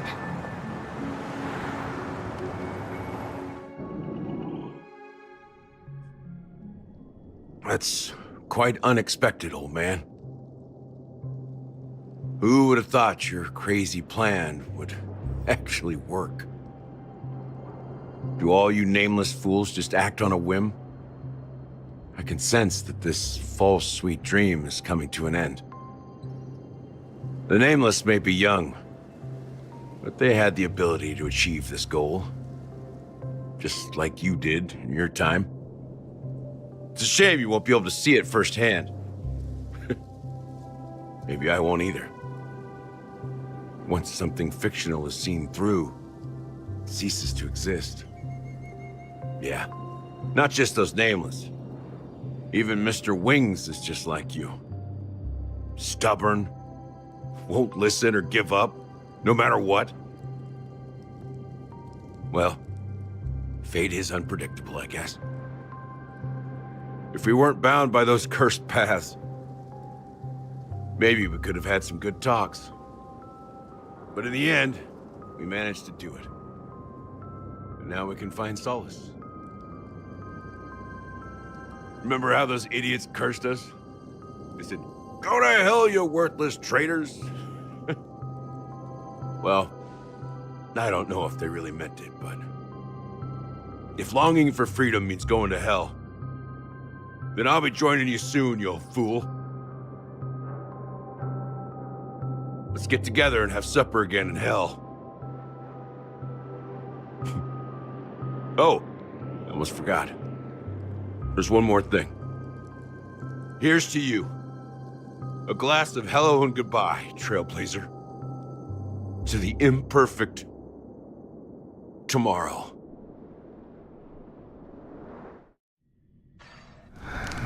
It's warm here, isn't it? You're lucky to have found shelter from the rain.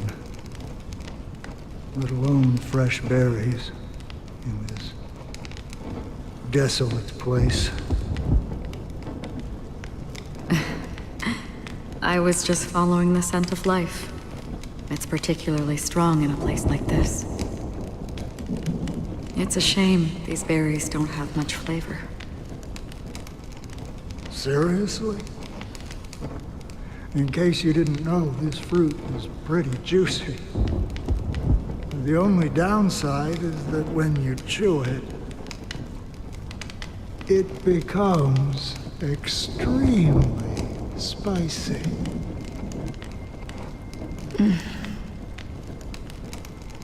Have you lost your sense of taste?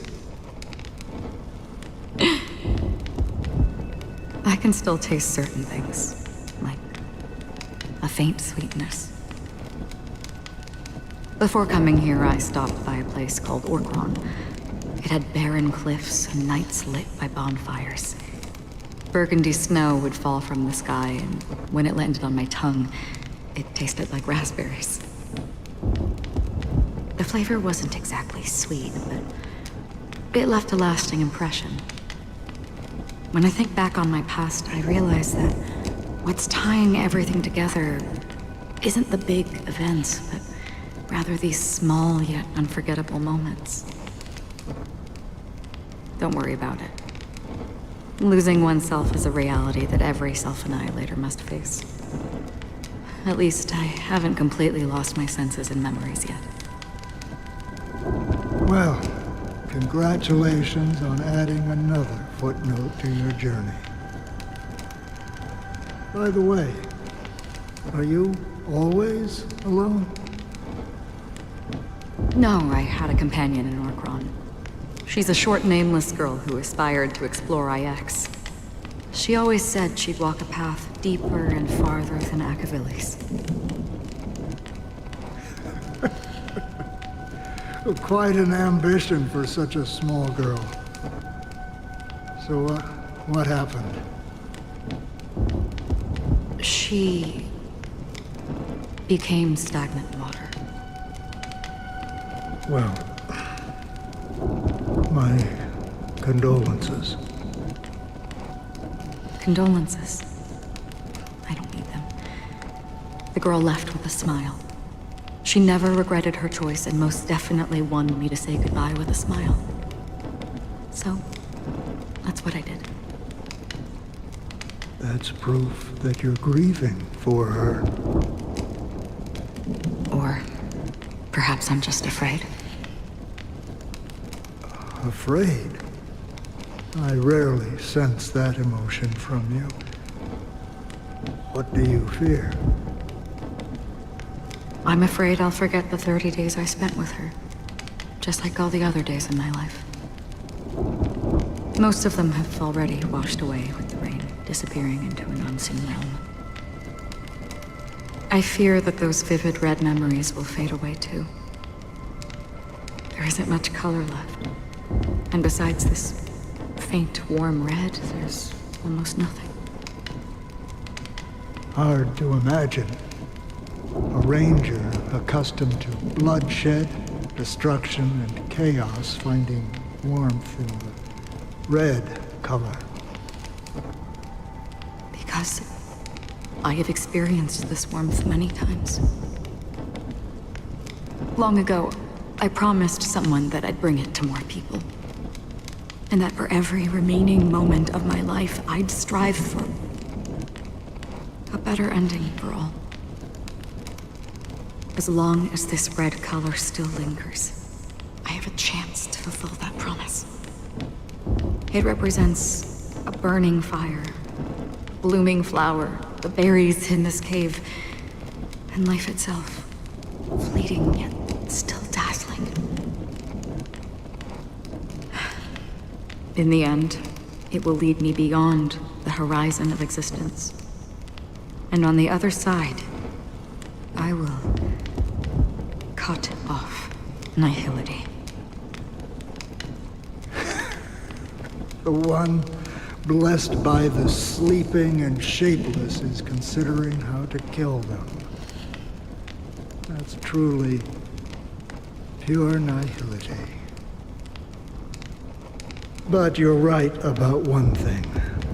After spending so much time near this stagnant water, only when I look at this vibrant red fire do I realize that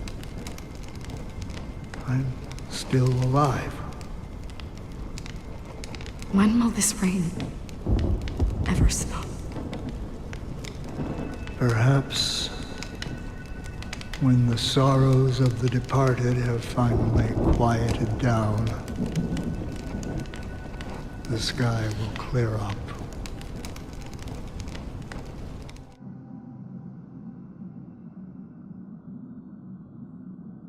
Have you heard of a planet named Biari Scamandros, Don Hung? It's one of the paradises under the influence of the Harmony, a sought-after wonderland for the inhabitants of the Dardanu Major and Minor systems. Half an Amber Era ago, the family held an unprecedented festival there. And after that, everyone on the planet became part of the family. Do you think the same thing will happen on Penacony? Yes. Or how else can we explain it? The family deliberately used the Watchmaker's invitation to keep all the Pathstriders here, but banished the Emanator of the Nihility.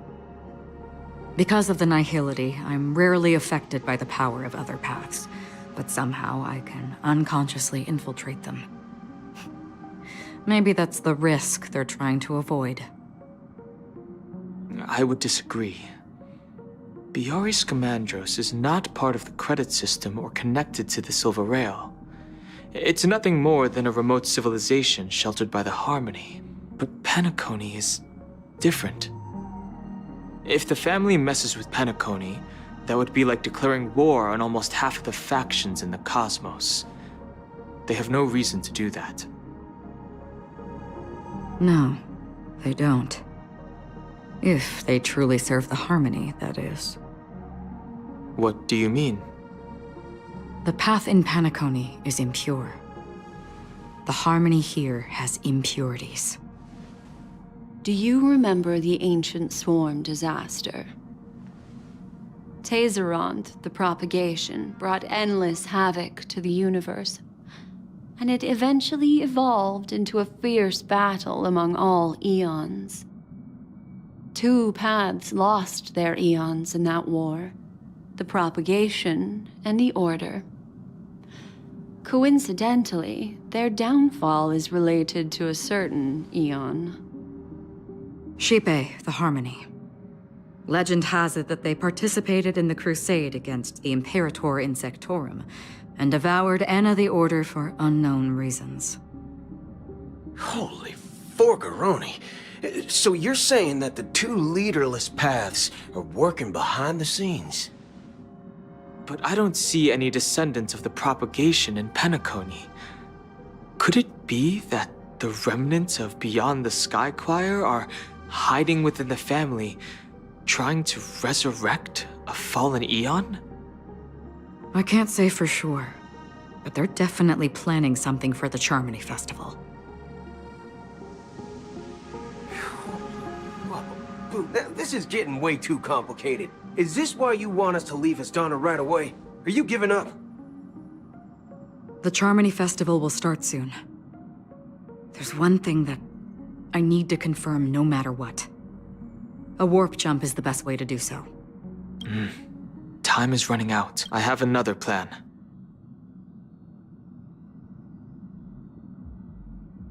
Hold on.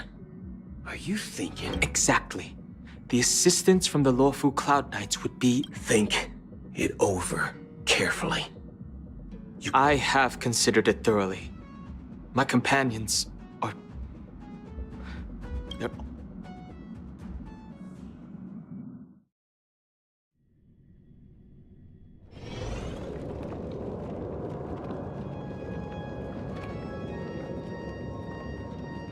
Are you the only one here, my child? The Nameless is quite the diplomat. Our secrets have spread like wildfire within the family. And IPC starships are gathering towards Astana. This is a crucial moment for us. So, where is the Chosen One who harmonizes the varied sounds?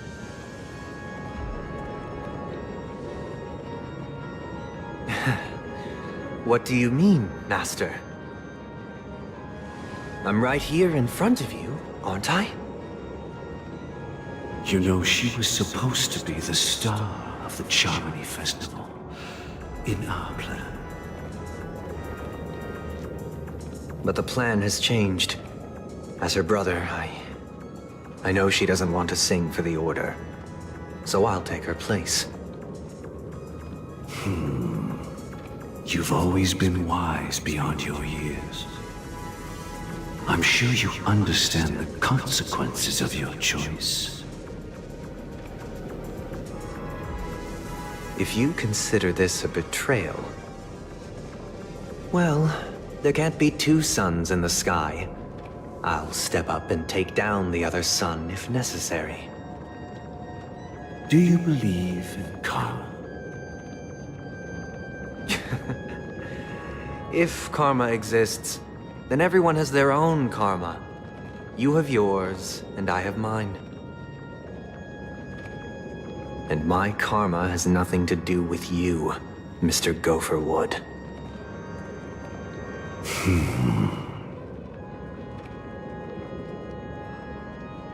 All right. Since you're willing to sacrifice yourself for her, I'll grant your wish. Well, the compromise came sooner than expected. Why? You and your sister were born as twins of the Order. And one of you is destined to follow this path to the end.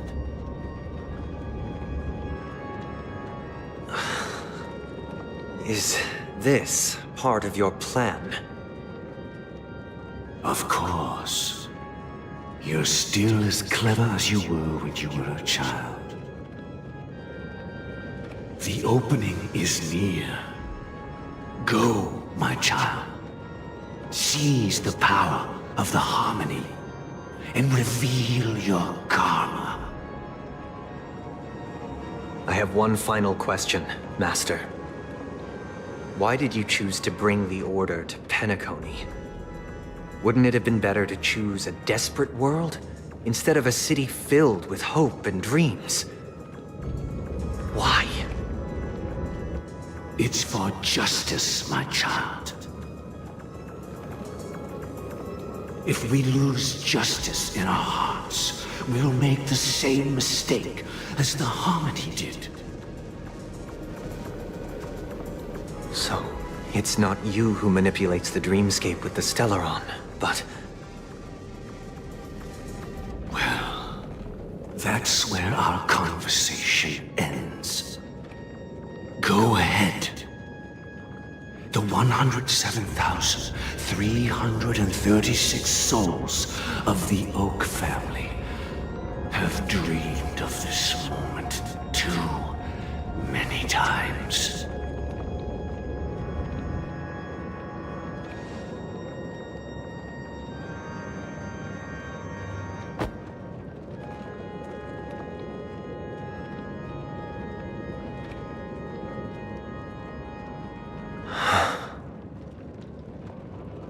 I shall ascend to the heavens, becoming the scorching sun.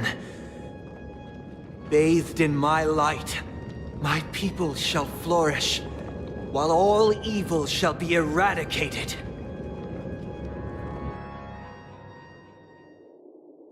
This is the interior of the Penacony Grand Theater. It's quite exhilarating to be flushed into the air by Soulglad. But why is the venue still closed when the And not only that, the entire theater is...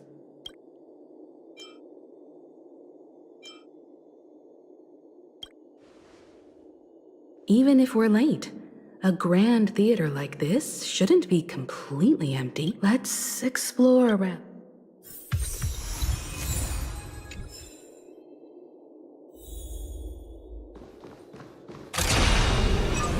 Firefly Type 4, activate!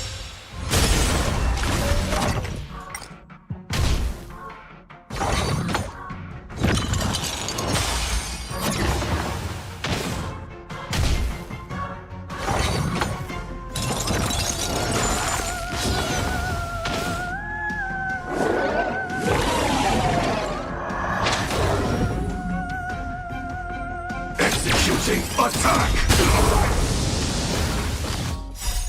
I will fight for myself until everything burns to ashes!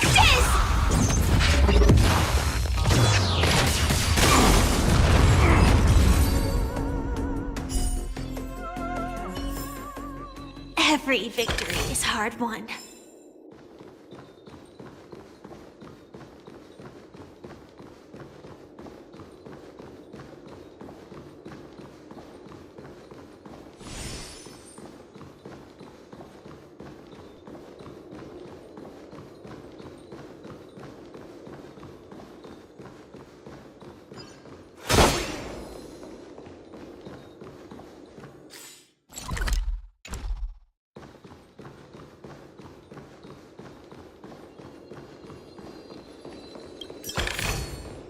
No danger detected, but never let your guard down.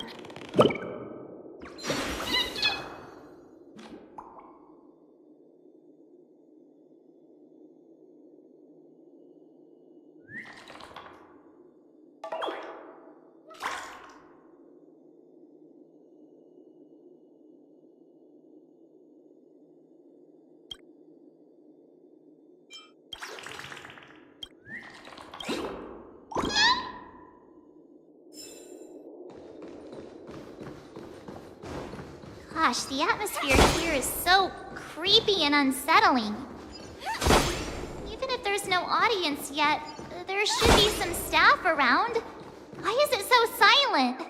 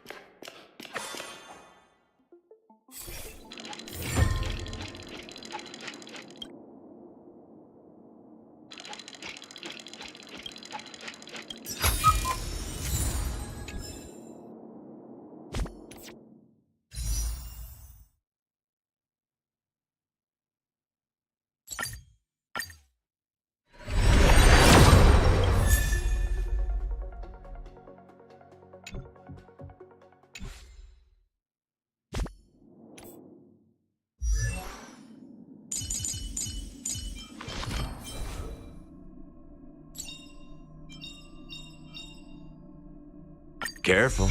Don't get too lost in those sweet dreams.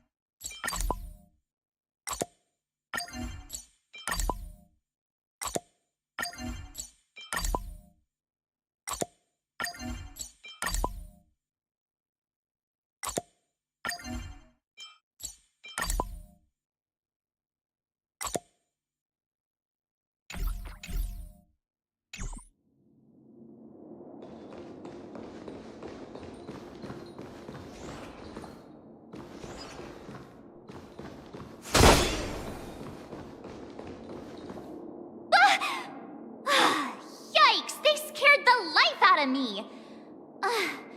Why are there so many puppets at the ticket office?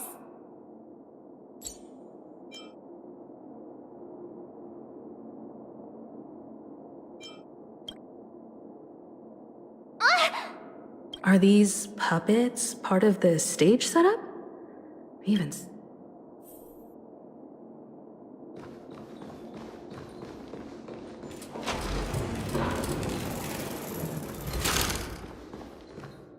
Something feels off. there's no other grand theater in the... So Sunday's messing with us? He said we'd have a final My apologies for the... I'm waiting for you behind the curtain. Following the Asdana tradition, I invite... History is a mirror reflecting the universe within it. Naturally, the future takes shape. Let us commence with the dawning of the world.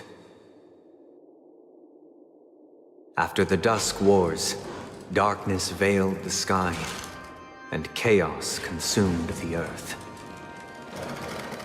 Enna the Order emerged, destined to restore all existence. That marked the first day.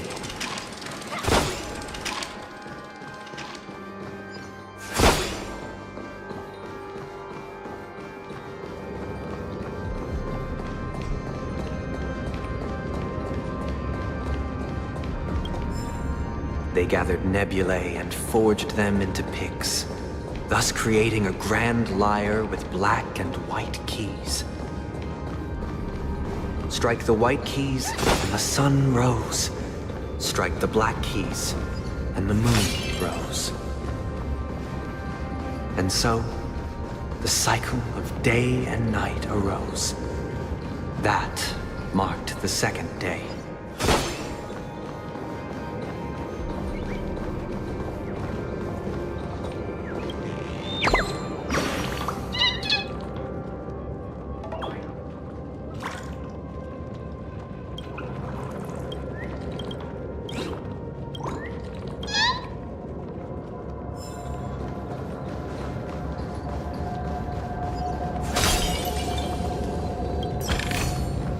Inspection complete. Nothing suspicious.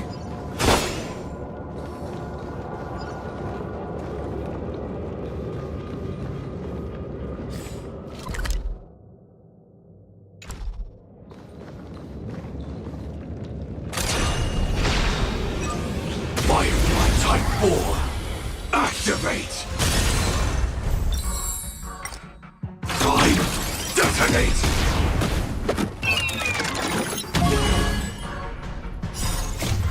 Fight for myself until everything burns to ashes!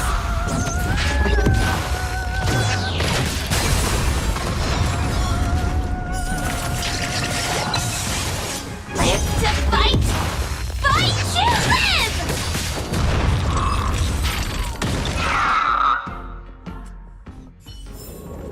Every victory is hard won.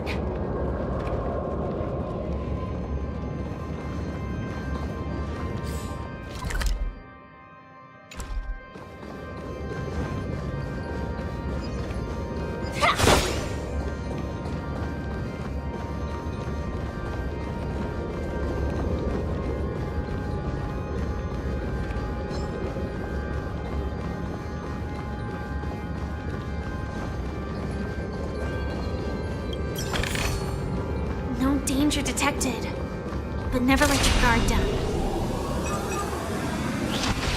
Firefly Type 4, activate! Executing attack! I will fight for myself until everything burns to ashes!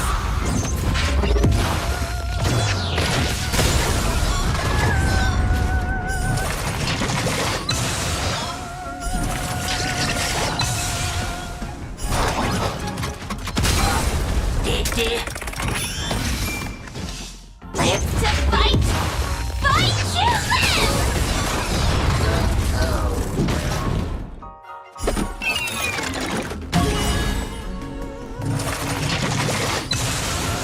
I shall set the seas ablaze!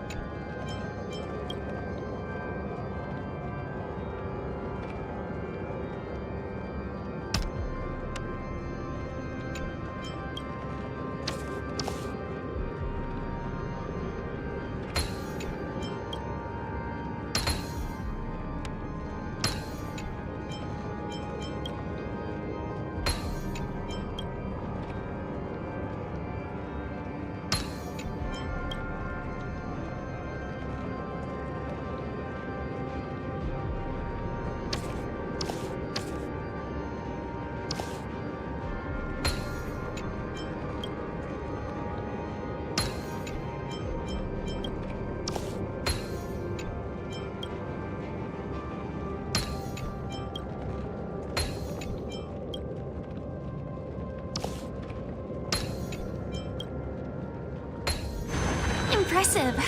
Impeccable precision. Inspection complete. Nothing suspicious.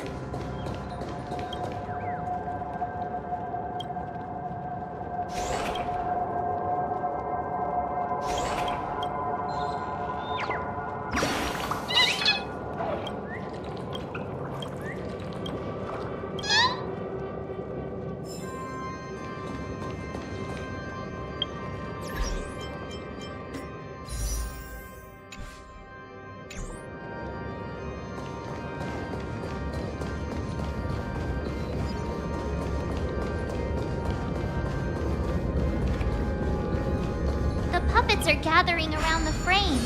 Are they expecting us to enter?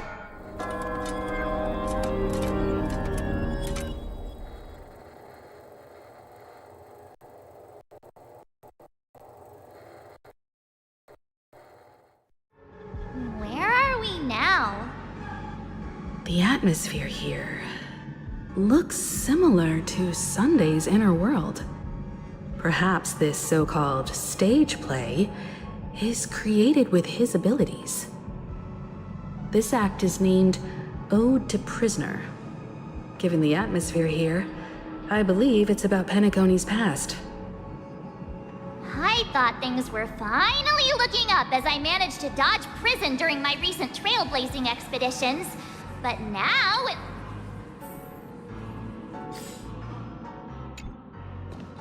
I genuinely wish to avoid a violent clash with my esteemed guests from afar. Therefore, I've arranged 3 acts before the situation becomes irreparable. Where shall we start our narrative? Well, let's start with the time when Penacony was still a frontier prison.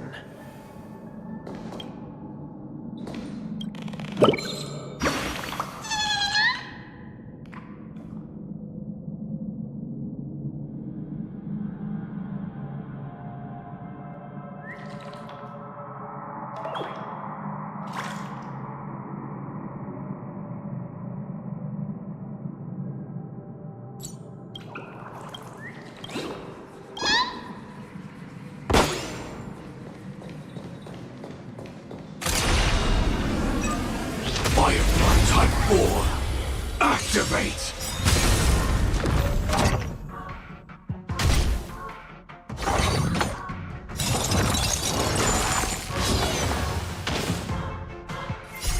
My friends, indulge yourself.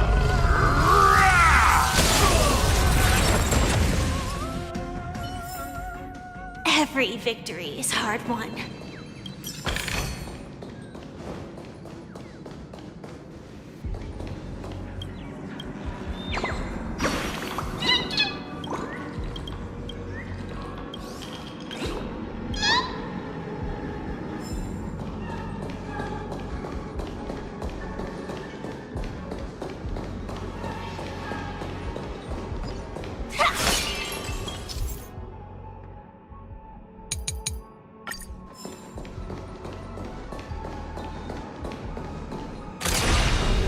Firefly Type 4, activate!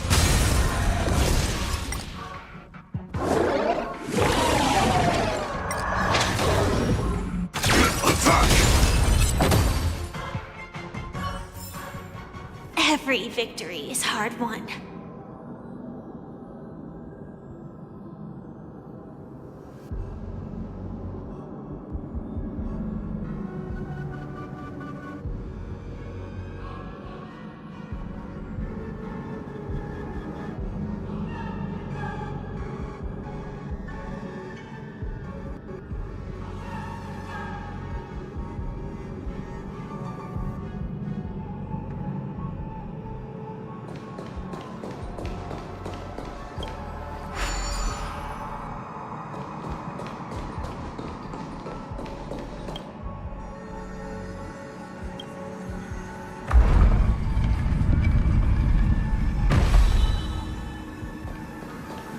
This place was one of 2147 AE, a prisoner named Hanun ignited a struggle for liberty and emerged triumphant. IPC referred to it as the War of the Frontier, while the Asdanians dubbed it the War of Independence.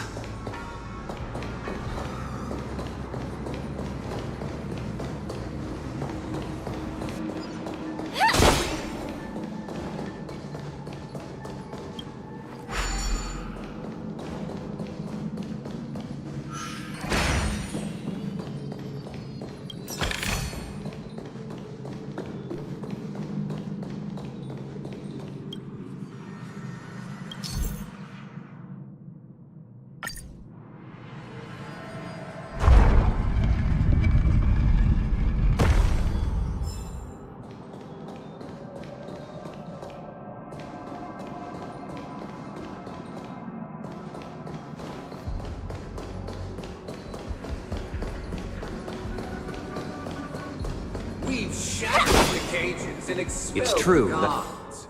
But where shall we go?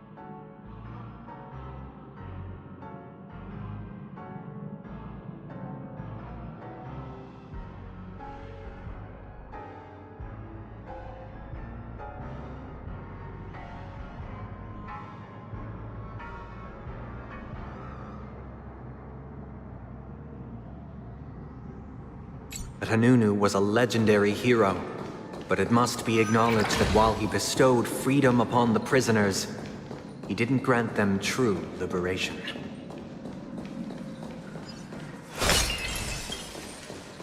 Thank you for staying here, honorable travelers. The three nameless stayed on the planet, endeavoring to spread the tenets of trailblaze throughout the frontier prison. Alas, their efforts proved futile. Type 4, activate!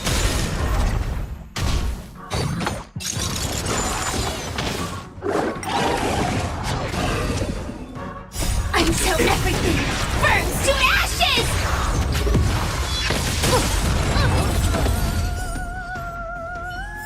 Thank you for staying here, honorable travelers.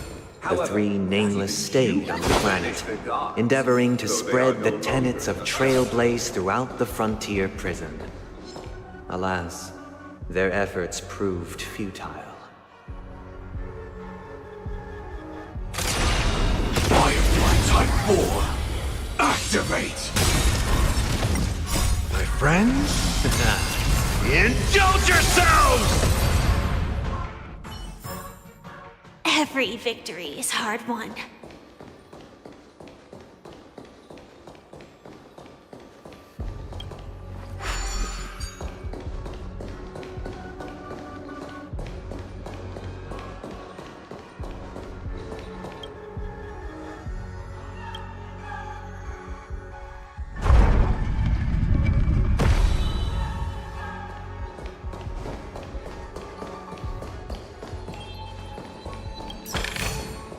Inspection complete. Nothing suspicious.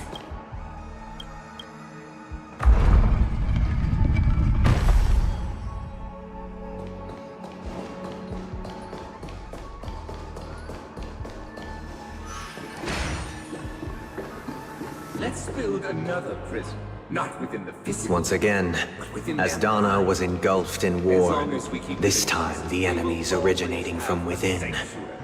The prisoners remained prisoners for the rest of their lives, fighting for freedom rather than living for it.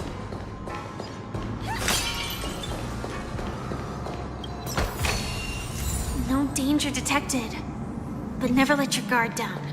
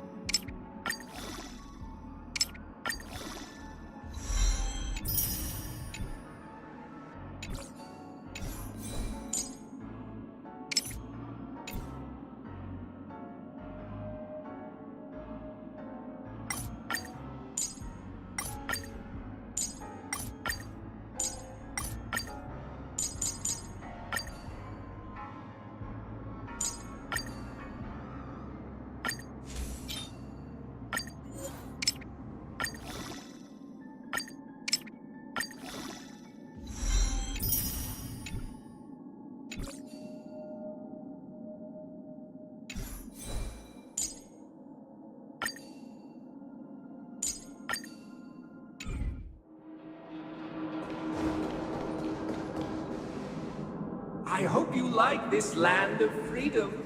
As you can see, their sentences have long ended, and the IPC guards have long been expelled. Yet, these prisoners remain enslaved, not by external force. Freedom permeates every corner. Prisoners, this is my order. Learn the essence of freedom and teach your fellow prisoners to fight for their lives. Hey! Why do we have to fight while enjoying the show? For I desire not only your enjoyment, but also your assistance with completion. Share good fortune. Get! Lance! Forward! Fight to live! Dream vanished. Set the seas ablaze! No one can restrain you anymore. You are free. Thus concludes the first act. Amidst a raging war, the frontier prison... This must be how Penacony was constructed. With the aid of outsiders, the prisoners were finally liberated and established the land. However, it appears that Sunday aims to convey the spiritual plight of the prisoners more than the... This show is a bit too literary for my taste. But the battle part is quite easy to understand. Anyway. These puppets... Where are they guiding us this time?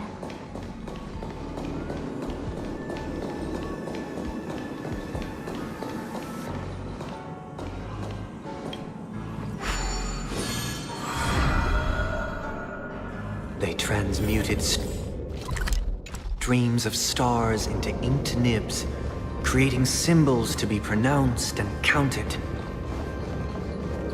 They molded stardust into flowing rivers, assigning the righteous upstream and the unjust downstream.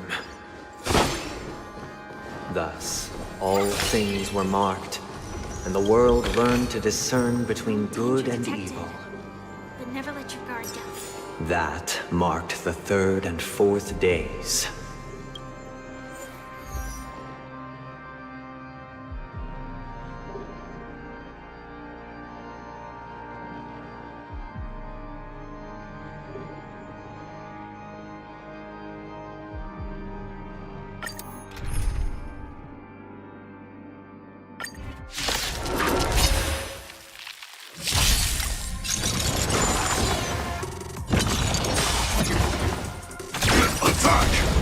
Until everything burns to ashes!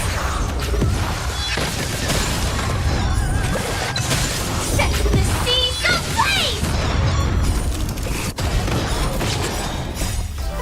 Let us dance once more. Fight to live! Unite our goals.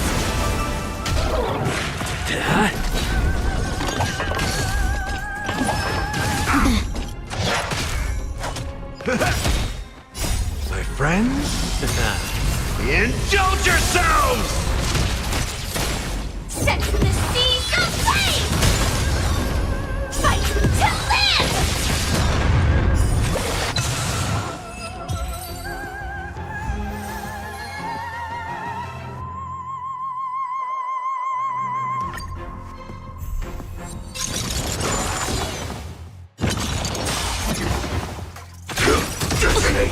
Until everything burns to ashes! Fight to live! Share good fortunes. Get!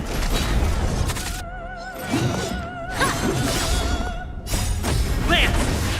Forward! Set the seas ablaze! Fight to live!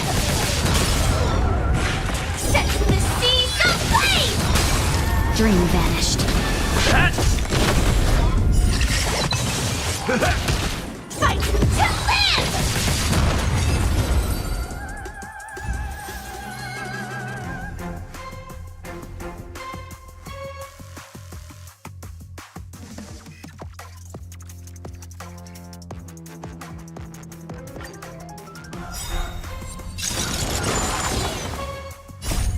friends? Indulge yourselves! Attack! Until everything burns to ashes! Fight to live! Unite our goals. Let us dance once more. Set the seas aflame! Clouds scattered. Not this time.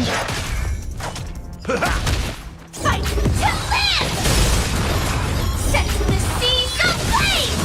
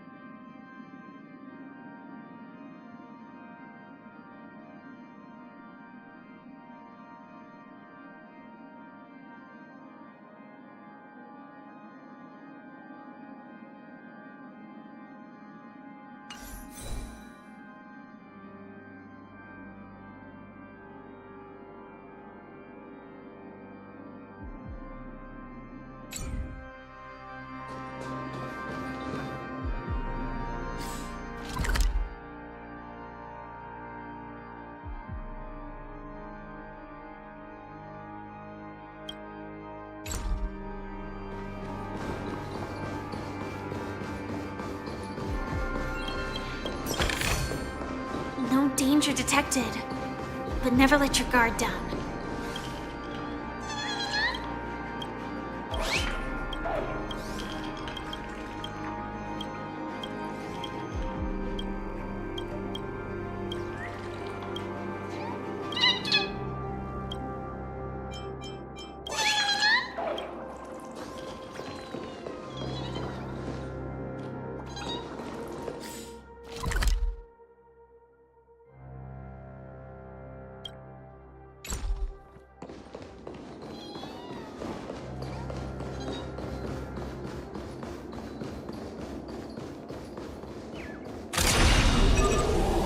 Firefly Type 4, activate!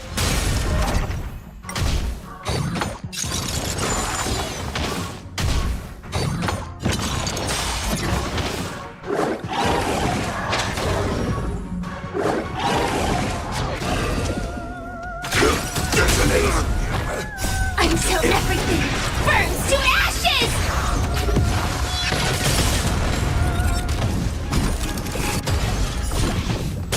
Fight to live! Set the seas ablaze!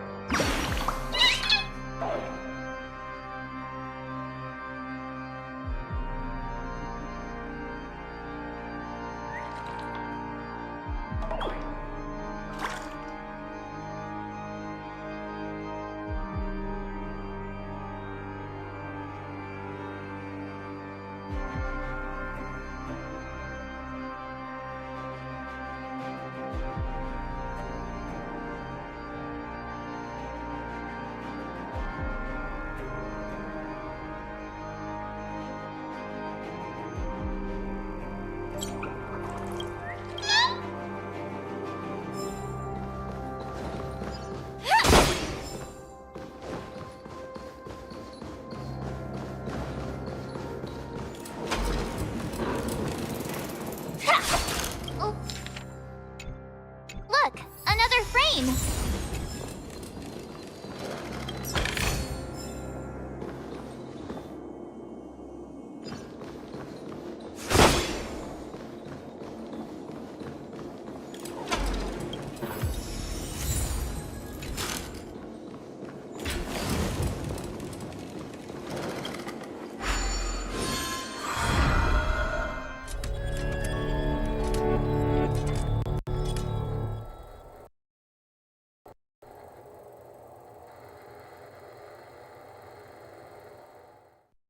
Ode to Fool.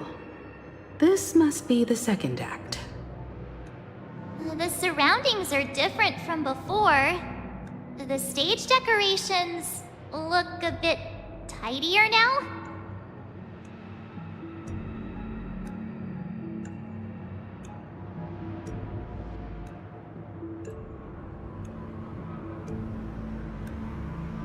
Behold the ensuing tale, a struggle for power. Penacony witnessed the ascent of the 7 major lineages: tree, grass, flower, bird, beast, fruit, and insect. Peace never truly graced Land of the Exiles. The history in this era is rich and intricate, so please allow me to present it in allegorical form.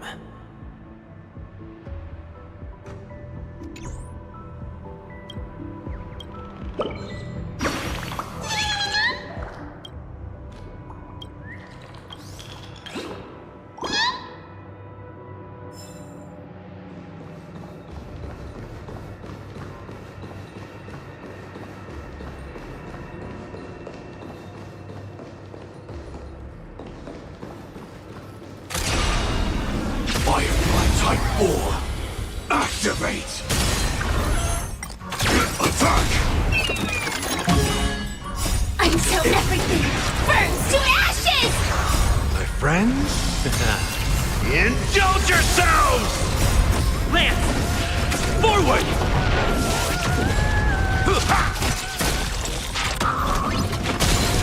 Fight to land!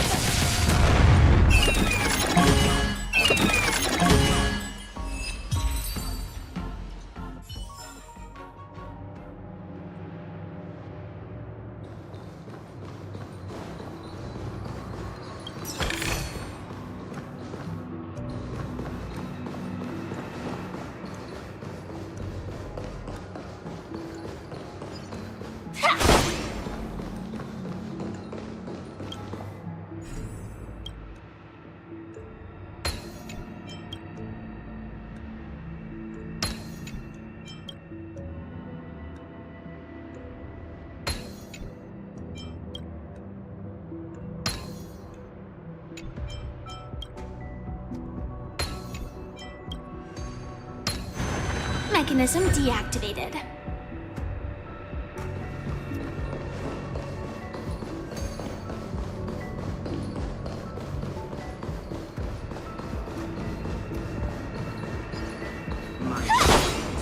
You did not serve the old The leader of the Alfalfa family sought to defect to the IPC, trading freedom for survival.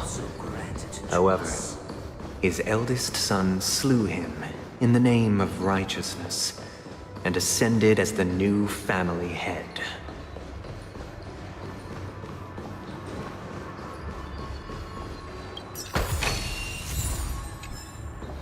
Welcome to this mansion, dear outsider. Land of the Exiles was in disarray, besieged by both internal and external perils.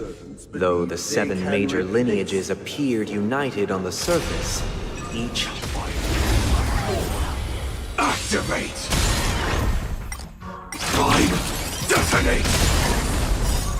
I will fight for myself until everything burns to ashes!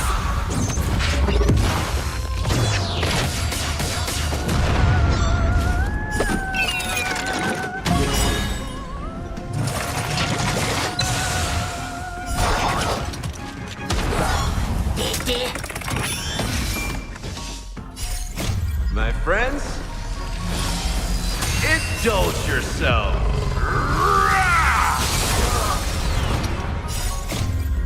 Though life is as a speck of dust, it dances still in grace.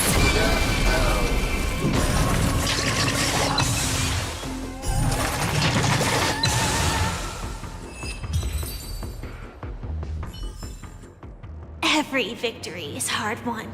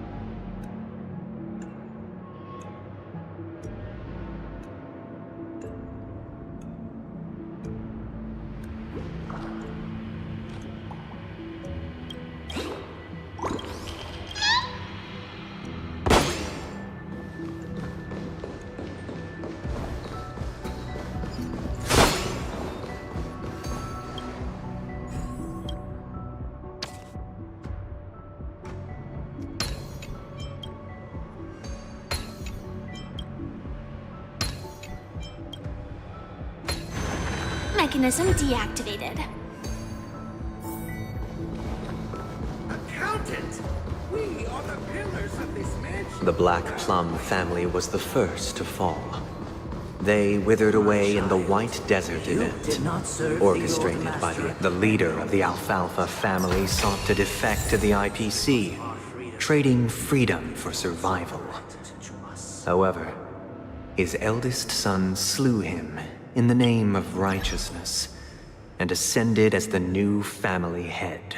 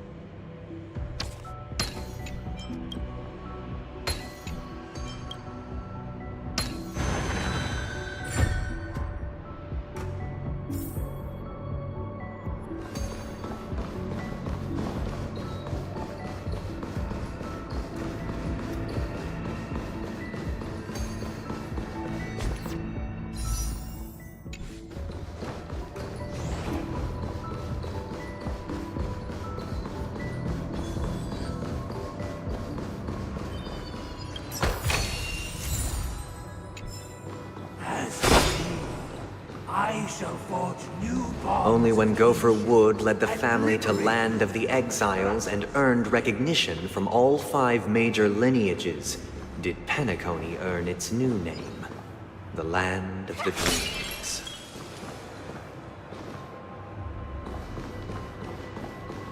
Dear outsider, I beseech your aid in purging this mansion of the poison spread by the lurking You want us? I wish they could regain their reason and cast... This is the second act. Looks like it's about Penacony's journey to becoming the Land of the Dreams, during which the family...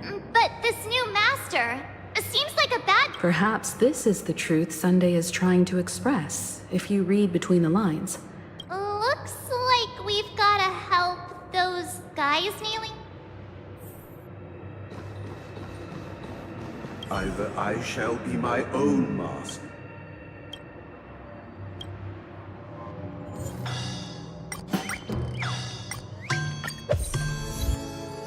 Without a master, who can grant me?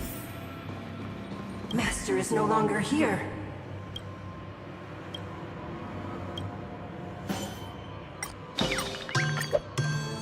Master is no longer here. I must seek a new master. Once, I stood as the most...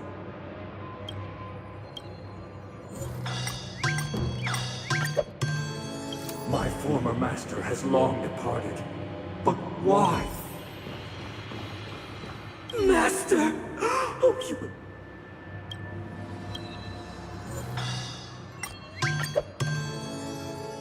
Master, now that you have gone, I shall wait no longer for my reward.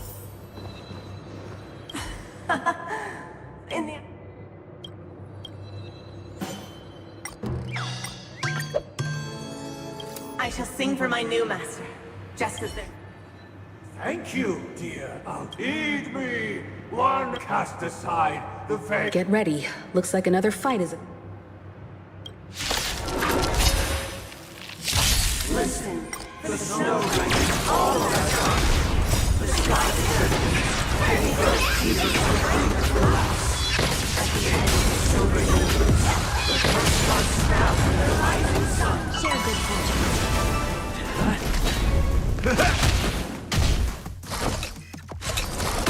Attack detected! Set the seas ablaze! Fight to live! Cloud scattered. Lance! Forward!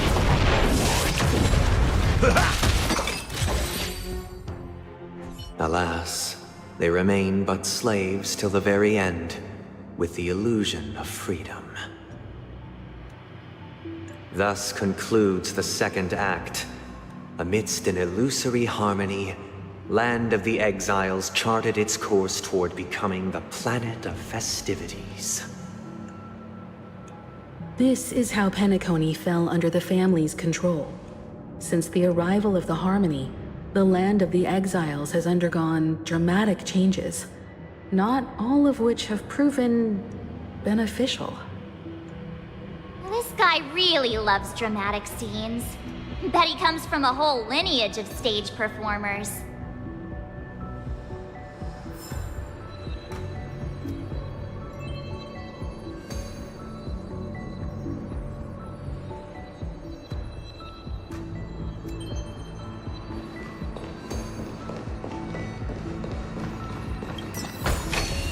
Inspection complete. Nothing suspicious.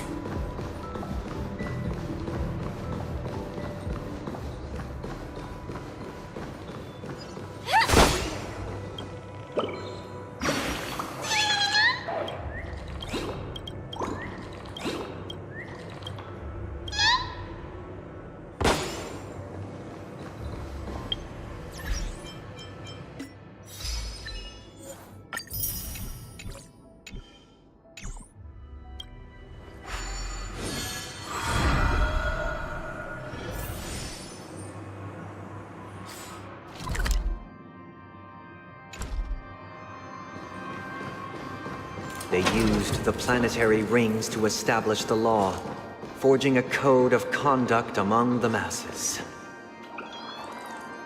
A grand lyre with black and white keys served as an instrument, while symbols of articulation and numerical notation took the form of musical notes.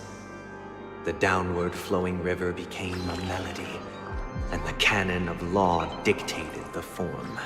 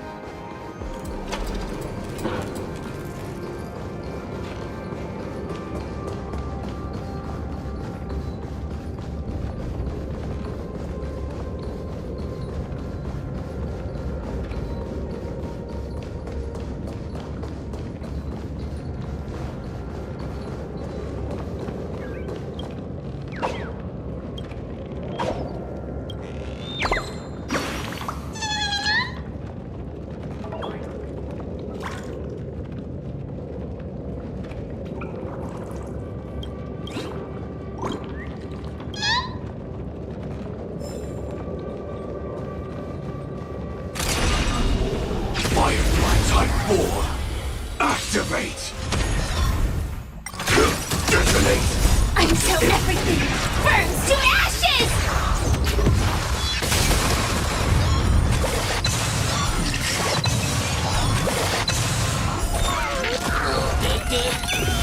Set the seas ablaze!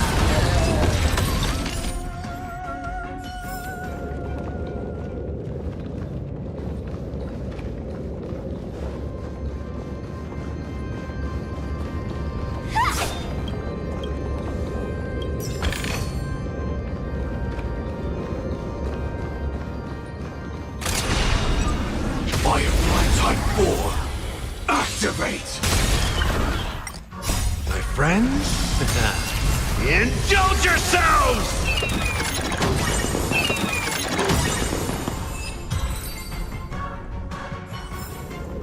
Every victory is hard won.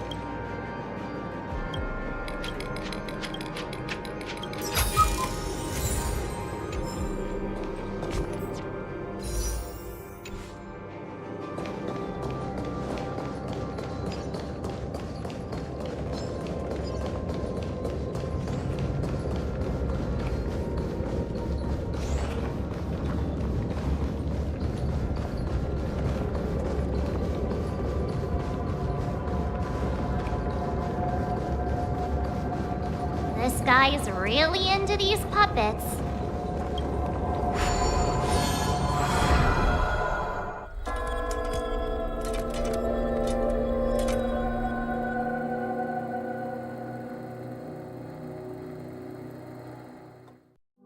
Oh, I get it now. The last scene is all And the atmosphere here is completely different from the previous two scenes.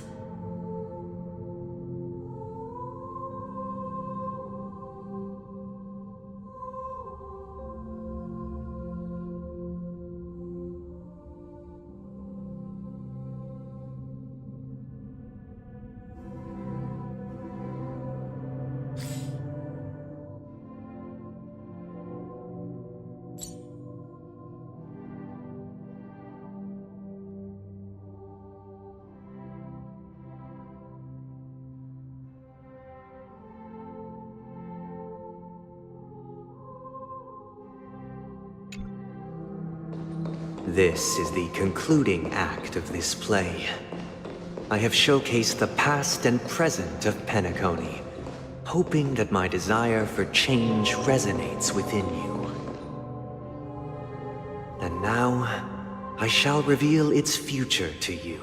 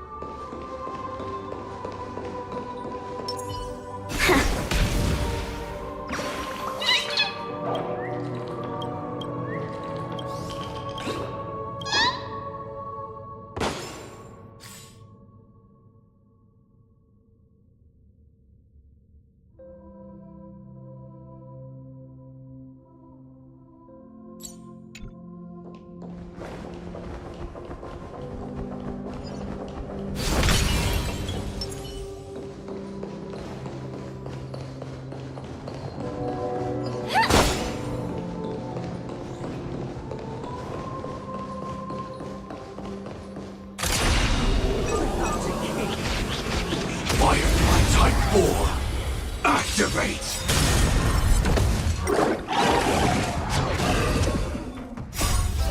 Let us dance once more.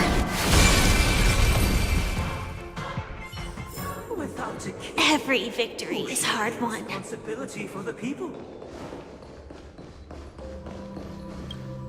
If the people lack foresight, we will make choices on their behalf and bear the responsibility. Firefly Type 4, activate!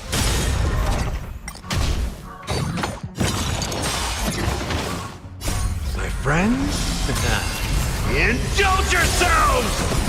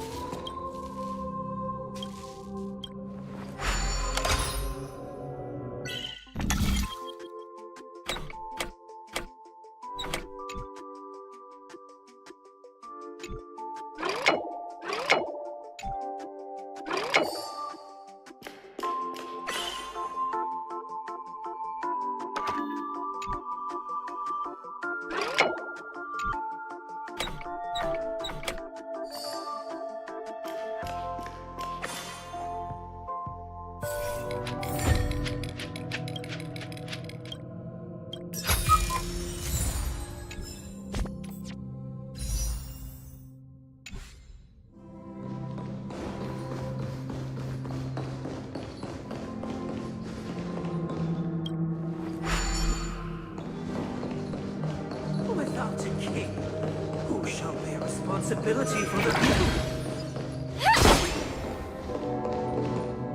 If the people lack foresight, we will make choices on their behalf and bear the responsibility. Without a king, who shall protect the weak and stand We against shall the mighty? support one another protecting the weak and standing against the mighty.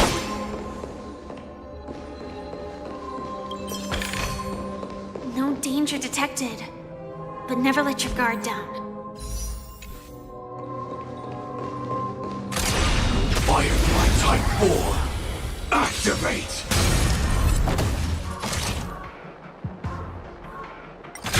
Detonate!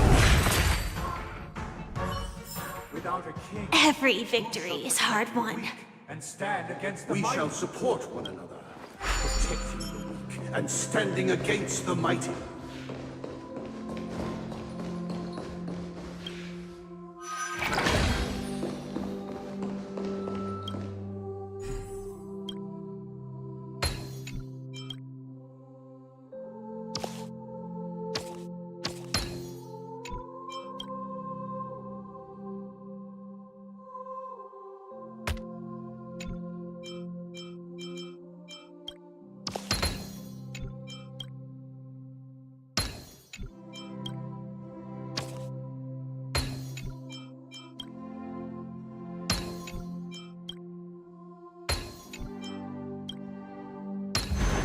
Mechanism deactivated.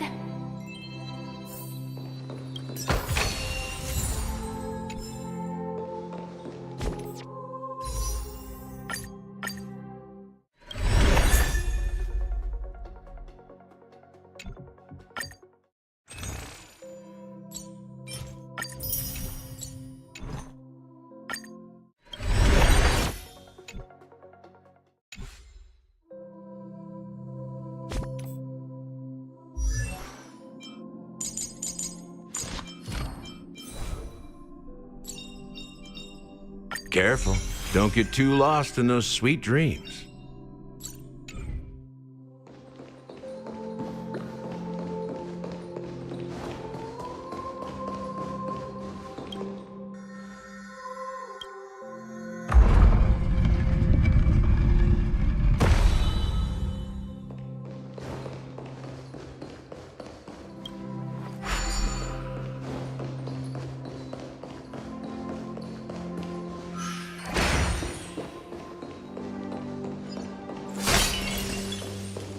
Without a king, who shall govern the movement of stars? Before the arrival, everything followed its natural course, and so it shall continue even after the king's departure.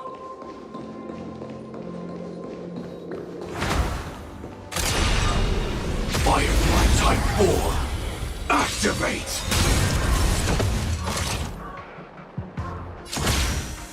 Until everything burns to ashes!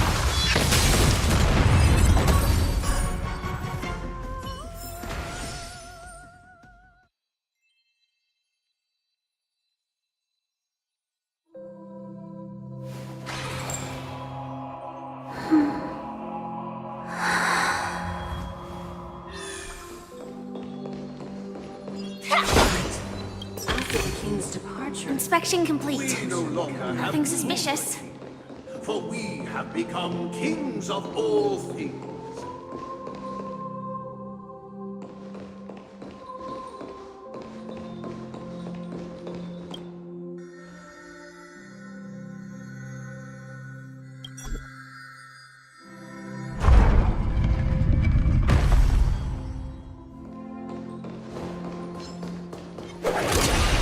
Firefly Type 4, activate!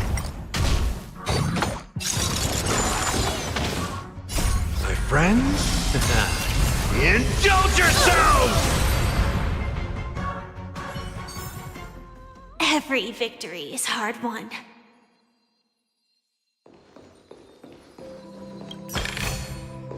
No danger detected, but never let your guard down. but after the king's departure, will become the new king.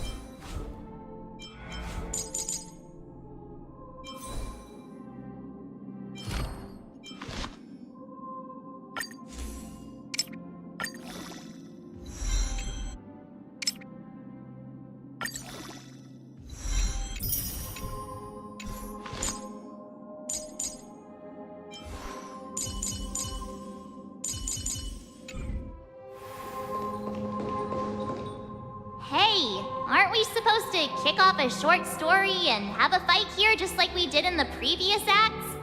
Why aren't any of these puppets saying anything? Perhaps we'll need to complete the story. So, do you think they're...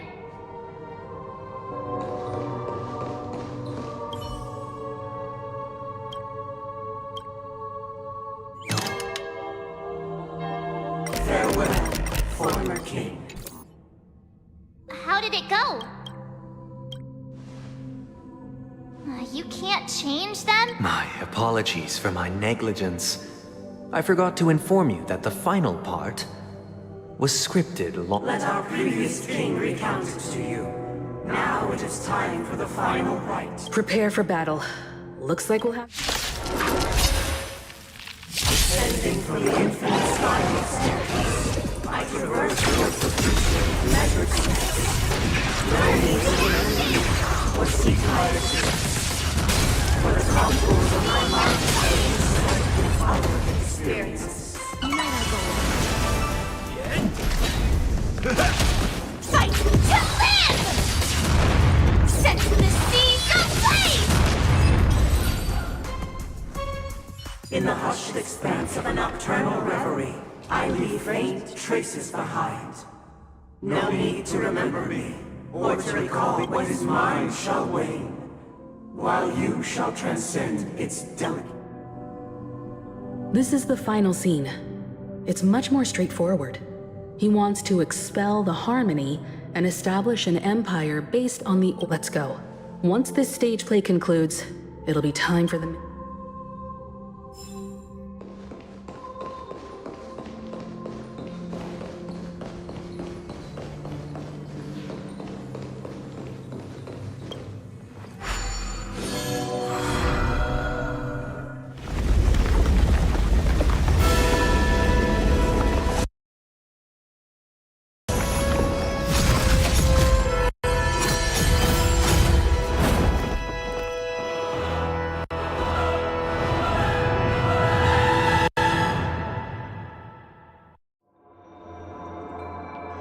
They imbued the world with meaning, perfecting all things in the heavens and on earth. Then, they rested from the labors of creation. Yet, all beings cried out to Enna. Under the banner of the Order, you have defined all things in the cosmos. But this made us realize that we are but puppets in your hands. Thus, on that day, all beings united and cast the Eon into the... This Grand Theater looks totally different. Everyone, get ready. This could...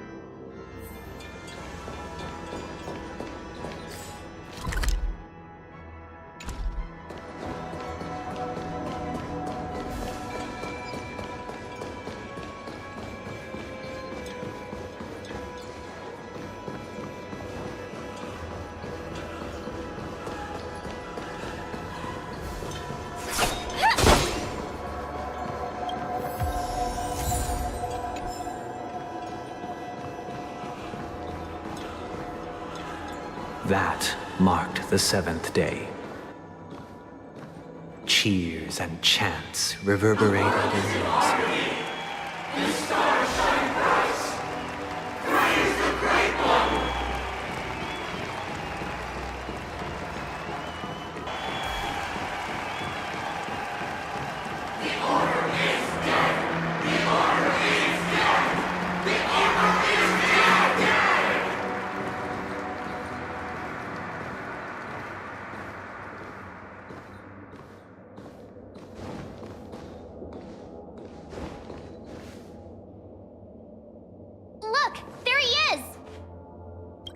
That concludes everything related to the Order. What are your reflections on this, Mike? Nevertheless, this is but a trivial blip in the annals of galactic history. What truly matters is the course. You've arrived at the perfect moment. The Charmony Festival is about to commence, and it would be a shame if you were absent for the Harmony. Allow me to extend my warmest welcome once more. Welcome to Penacony Grand Theater, the very core of the Sweet Dream, the abode of the Stellaron, the grand stage of the Charmony Festival, and the very place where the future of Penacony shall be determined.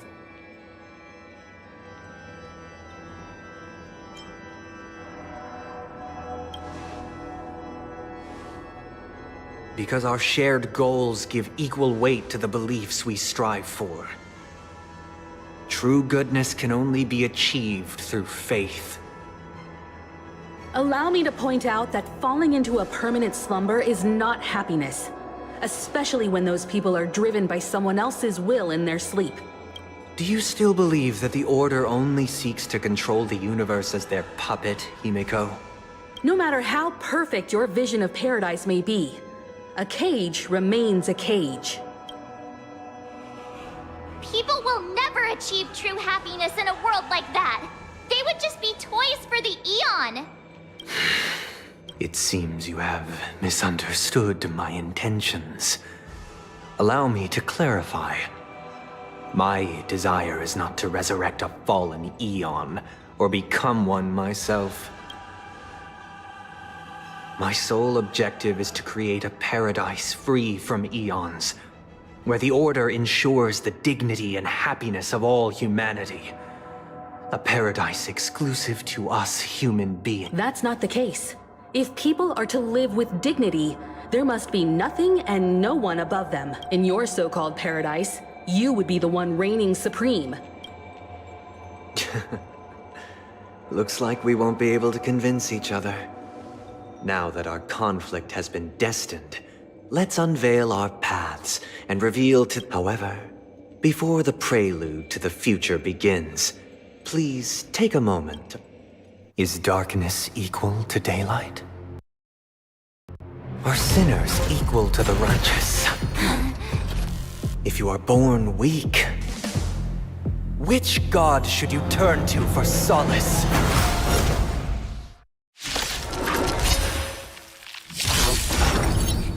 The Eon of great might. Under the banner of you have things in the cosmos. I won't hold back anymore. Like fireflies.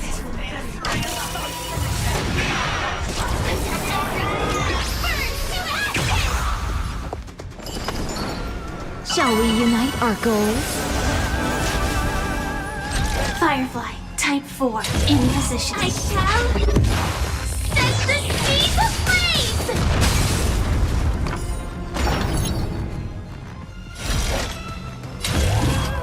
Live to fight!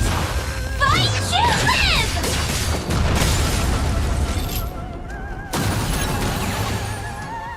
Time to go on the offensive.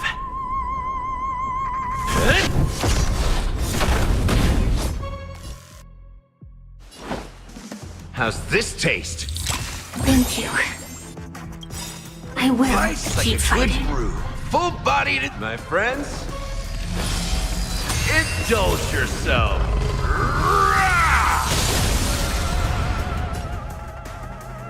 It ain't over yet.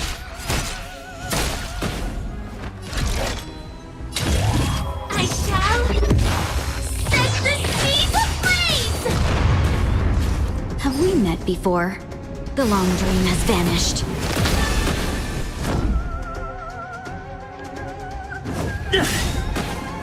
So, you in the mood for another beating? Time to mix things up. Thank you. I will keep fighting. Live to fight! Fight to live!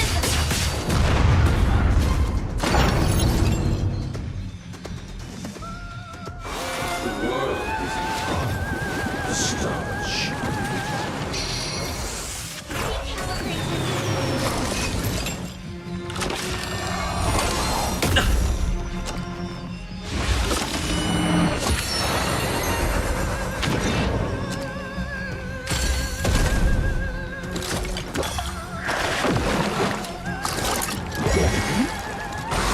Attack detected. Time, detonate!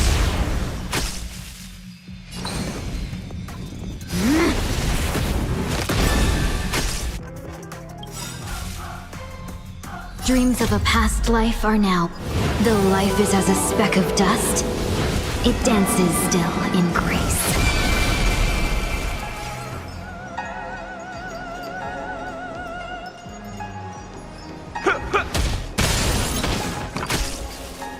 Initiate cleanup. Executing attack. Like fireflies to I will fight for myself until everything burns to ashes! I shall set the seas ablaze!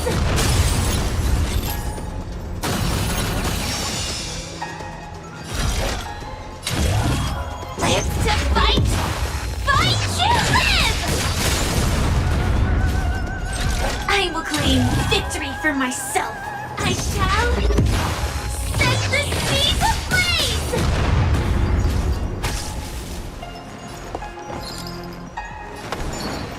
There's no harm in sharing good fortunes.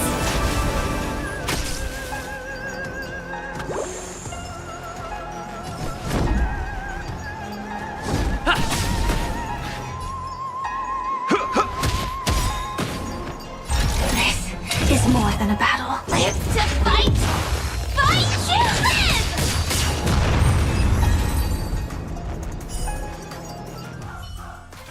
I already know your decision. I now permit you to gaze into the sun. On these 107,336 stones, the almighty and powerful strings of harmony are at my disposal! The supreme tuner, harmonious choir, Dominicus!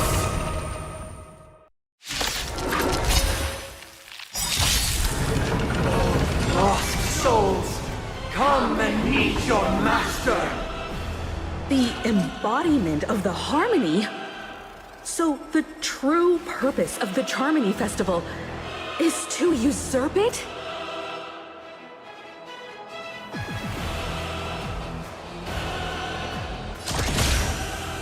Time, detonate!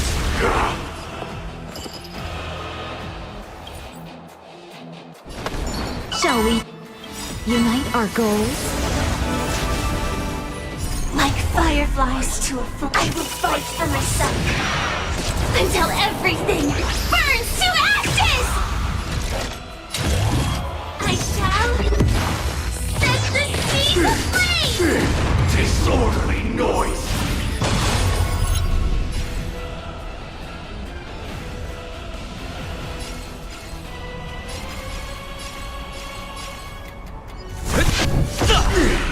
Now noisy!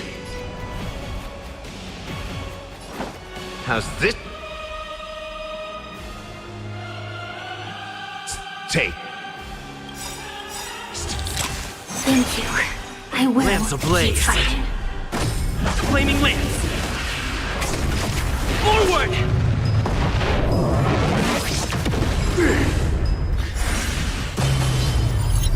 Nice like a good brew, my friends. Indulge yourself.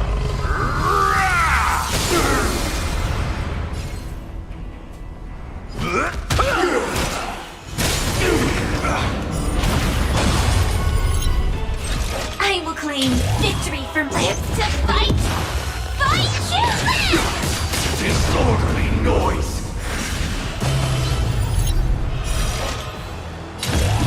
I shall set the seas ablaze! I'm feeling like there's another world in front of my eyes. It's the power of tuning. Don't let the song distract you. You've arrived, huh? Step time to mix things up. Thank you. I will keep fighting. Live to fight! Fight to live!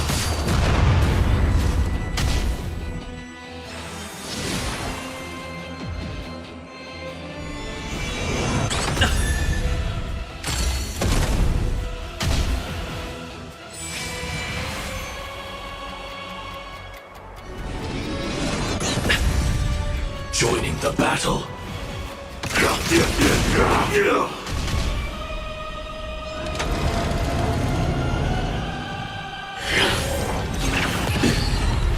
Wise and perceptive as you are, answer me this. Why could the harmony and the order merge into one?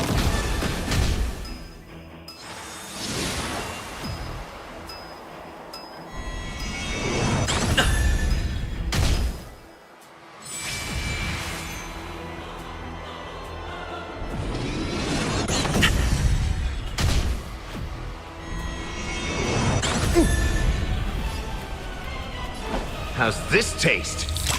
Support received. Indestructible.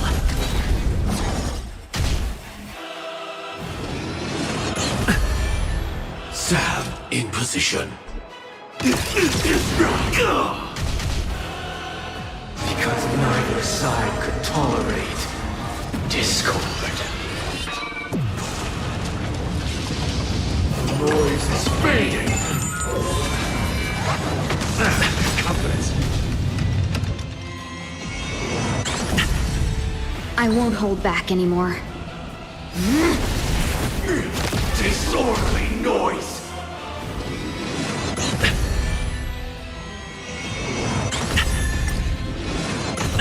Joining the battle. Time. Detonate.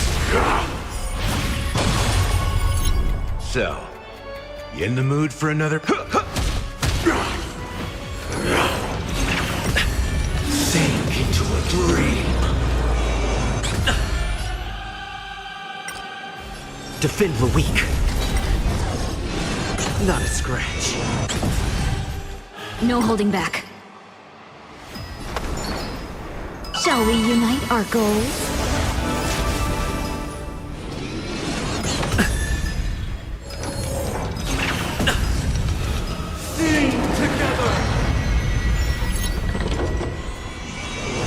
Not a scratch. You've arrived, huh? Step up, let's see ya. Let's kick things off with you! Noisy. Nice like a good brew. My friends, indulge yourself.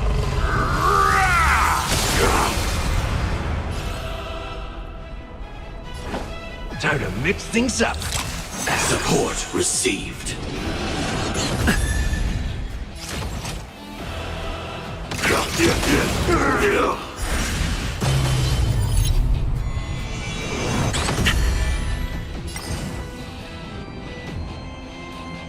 Dream vanished.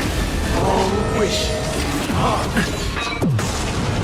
all things are part of the melody.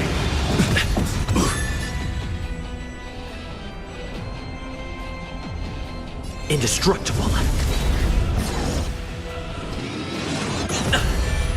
Joining the battle. Executing attack. You've arrived, huh? It ain't over yet. Noisy.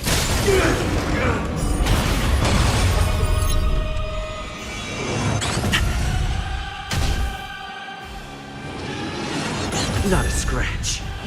Let's seize this fine moment. Clouds are easily scattered. Disorderly noise.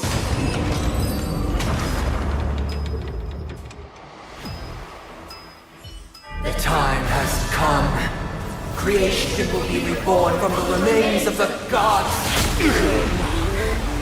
Danheng?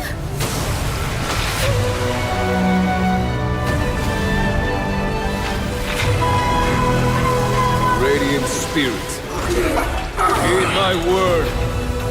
Show no mercy!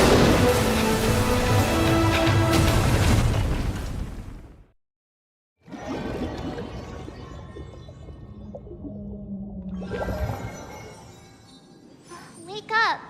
Wake up! Hey, wake up! The sun's frying your butt! Are you alright? Can you hear me? Do you remember your name?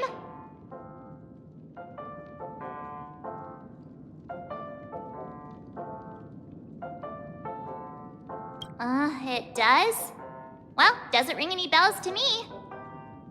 Looks like your mind's still in one piece. If you're able to remember such details. Well, that's reassuring.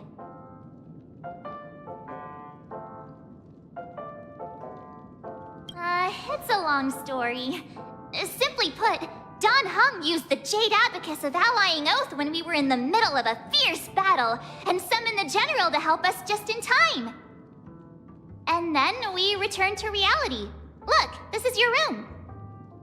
Everyone else has also returned from the dreamscape. Himeko and the rest are at the lobby discussing matters with the General. And now that you're awake, we should tell the crew that you're all right. Come with me. Not going to come chat with me, sleepyhead. That voice... is that Black Swan?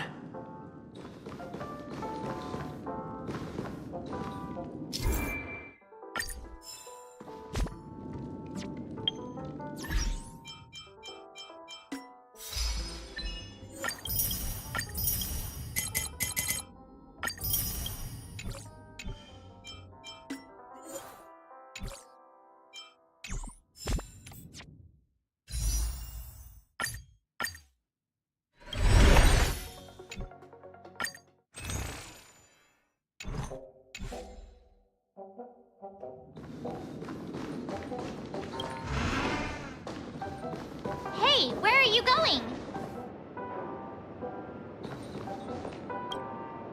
Hey, we meet again. What's Miss... Nothing, Miss March. I noticed he was awake and wanted to check to see how he was doing. Though the strike from the General was timely, its destruction was also immense.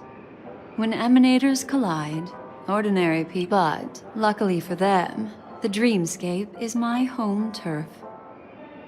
Thankfully. Oh, so that's what happened! Don't mention it. After all, I wouldn't want to see such precious memories vanish. You're heading to see your friends, aren't you? Would it bother you if I walked with you for a short while? Of course not. But you're not planning on doing something like last time, are you? Why would you think that? I've never harmed. Himeko and Mr. Yang are probably still busy. Let's go look for Don Hung first.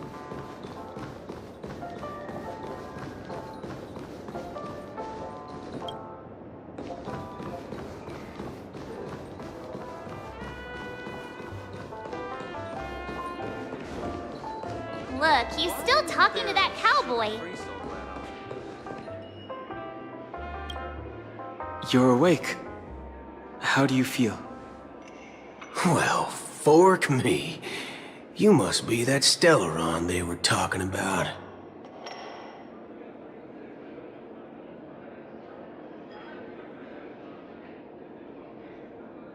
Don't worry. He's been up and about for a while now. But hey, Don Hung, why don't you introduce this cowboy to him first? Allow me to introduce him to you. This is Boot Hill, a Galaxy Ranger.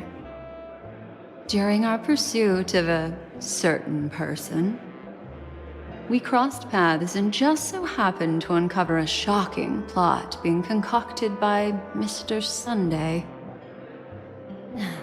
Which is why we sought you out, to help the Astral Express save the world together. No need for thanks. The Galaxy Ranger's principle is correct every injustice one sees. That's how you lot in the Xianzhou put it, right, Don Hung? More or less. Wait, hold on a sec. This is the first time I'm hearing about this certain person. Who are you chasing? And why would that lead you to the Express? Good question. It's, who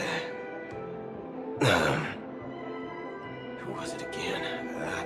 Don Hung. Do you remember?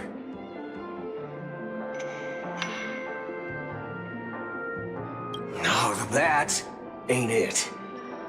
I just can't seem to recall. Weird. My neurochip hasn't registered any malfunctions. I can't seem to remember either. What's going on? Vic. Forget about it. Yes, when the dust settles, I'll just think of a way to recall it in the memory zone. Everyone, let's hurry up and look for Miss Himiko, shall we? He's now a minor star on Penacony, and the entire hotel's concerned about his well-being. You're right. Let's head to the lobby then.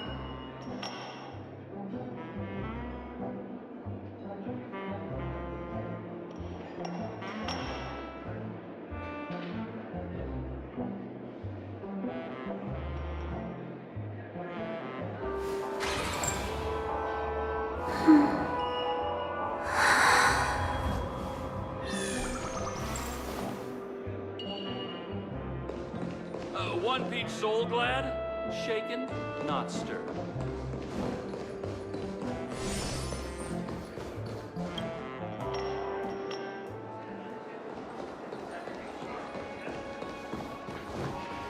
Look, they're with the... That's all right. In these times of conflict for the sake of utmost safety, it is only right that the Alliance steps forward to mediate on behalf of the Astral Express. We must not allow you to take unnecessary risks. Furthermore, despite the IPC's eagerness for success, it prioritizes peace above all. And the family, trapped though it may be, professes a desire for harmony. The Alliance has always won people over with reason. I firmly believe both parties can indeed put aside their differences and come to a peaceful agreement. The General possesses a deep understanding of the greater good. With the Xianzhou Alliance mediating, peace for Penacony is within reach. You flatter me. But ultimately, it's been all down to the Express. Without your efforts, this sweet dream paradise would have been claimed by the last remnants of order before there was even a shot at peace. Well, would you look at that? Here comes the big hero.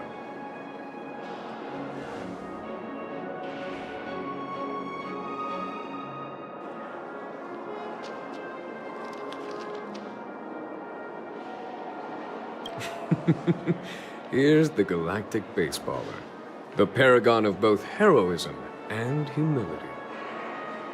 Are you okay? I heard you couldn't wake up. Are you feeling unwell? Don't worry, Mr. Yang. There is nothing wrong with him. He practically burned through a lifetime's worth of jokes on the way here. What about you, Mr. Yang? I heard that even Miss Robin wasn't spared. And that guy locked you both up. It's a long story. But at least Mr. Sunday took it easy on us. He used an ability called tuning to connect our consciousnesses with his.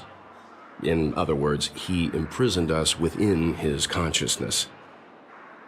Thanks to General Jing Yuan's destruction of the Harmonious Choir, we were able to escape.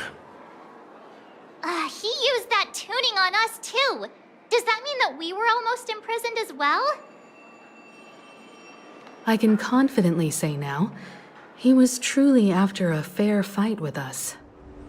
Had he wanted, he could have easily taken us down, without so much as lifting a finger.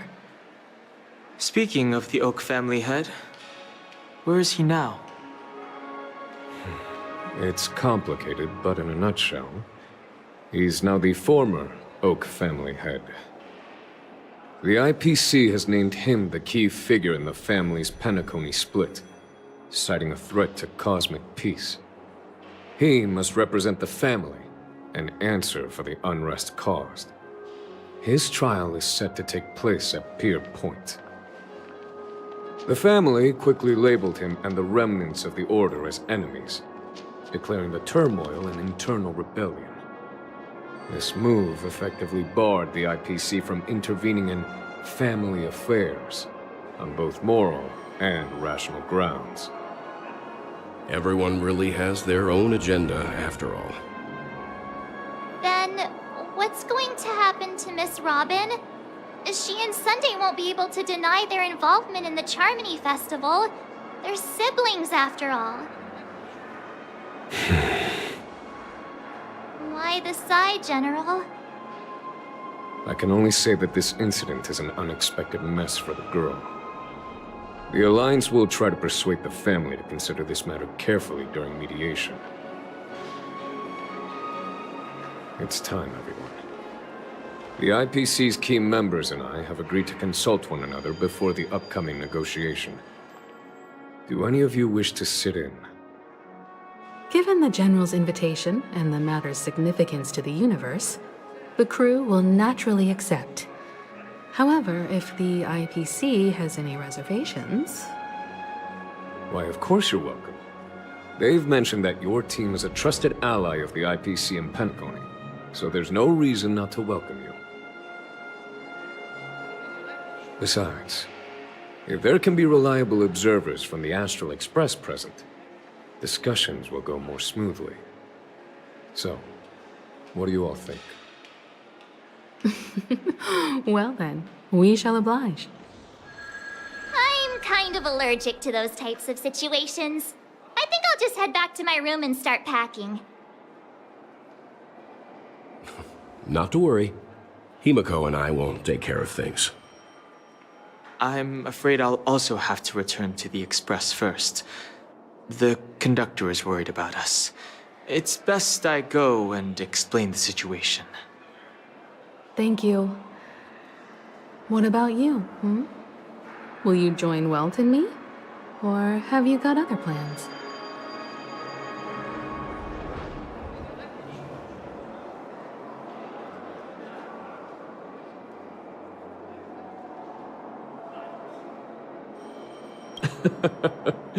Good guess.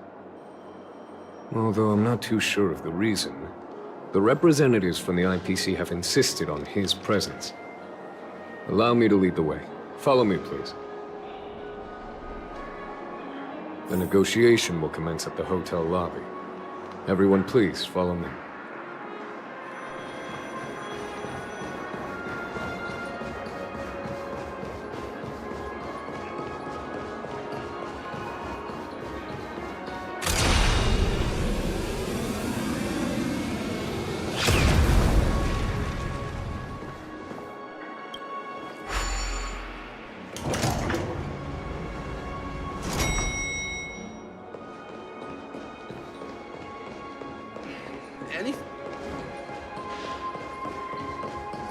Mr. Aventurine and Miss Topaz are here too. Oh, and who is that over there? The Intelligentsia Guild's Dr. Feixiao. This assembly is quite something. It's been a while, my Astral Express friends. I would also extend my sincere thanks to you, General of the Luofu. The presence of everyone here assures that the talks will likely reach a conclusion that satisfies all sides. Oh. Looks like everyone has come with expectations. Care to share? Of course. Topaz, if you please. Sure, leave it to me. In summary, it's good news. After much deliberation from the Strategic Investment Department's Council, the absolute majority of members have agreed to the following resolutions. In light of long-term considerations for interastral peace, and by authority of Pierpoint HQ, the Strategic Investment Department, on behalf of the Interastral Peace Corporation, will permanently relinquish its claim on Pentagony sovereignty and offer unconditional support of the family's rebuilding efforts on Pentagony.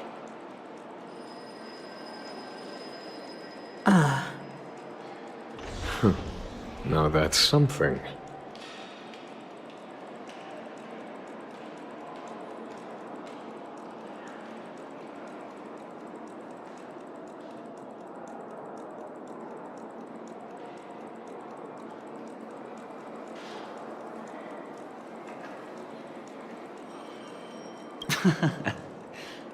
Well, if that's what it takes to bring peace to the entire universe, it's a price I'll gladly pay. Has the IPC finished sharing all its thoughts? Then it's our turn. The Guild, much like the Genius Society, has taken a keen interest in the recent calamity in Penacony. Ultimately, both parties have agreed to a comprehensive collaboration, offering technical support for the reconstruction of Penacony. The floor is yours for the finer points, Mr. Screwlum. Enlighten us, please. Organic life's unrelenting search to understand the realm of inner spirituality is something I both admire and envy. Inorganic life has no mechanism to evoke dreams. But when my mechanical impulses are activated, my inspiration circuits will start to operate, and I will enter a state defined as imagination.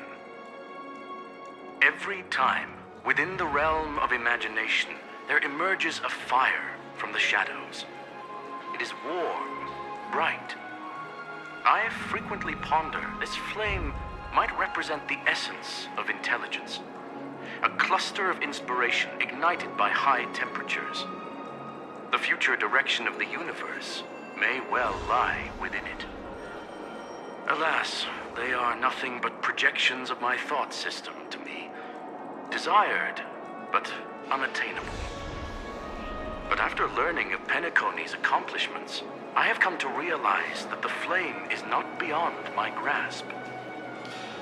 After deliberations with my partners, we have decided to defer the progress of the Simulated Universe project, and instead assist the Intelligentsia Guild as technological consultants in the research of the Dreamscape and Memory Zone, so that these assets may be better used to serve humanity. Not only that, we've also established contact with the Garden of Recollection through the IPC, and they've pledged their support for our research endeavors. I'm truly happy for the Dream Chasers on Penacony. The cosmos' brightest and, let's admit, dimmer intellects are now at their service.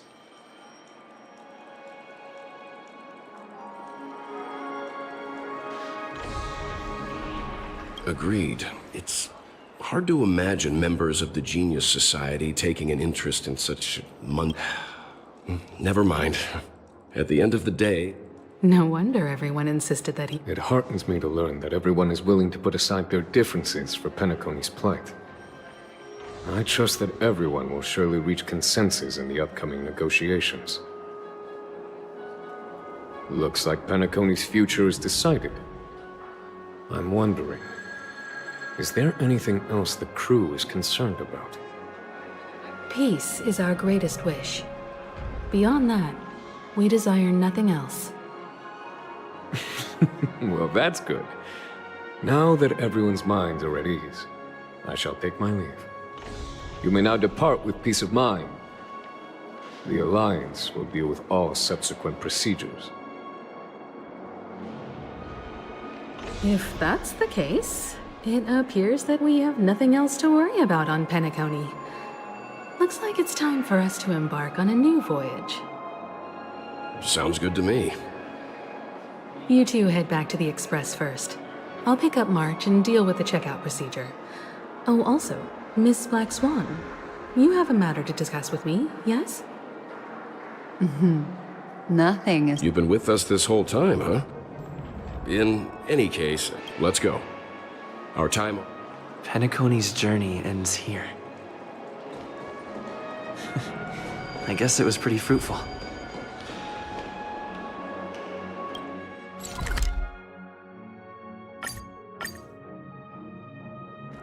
The navigation meeting is about to start. We're all waiting for you.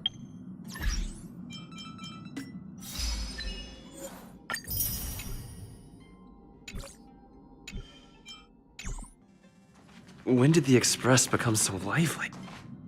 Ahem! This a meeting to decide our next stop? Hold your horses, cowboy.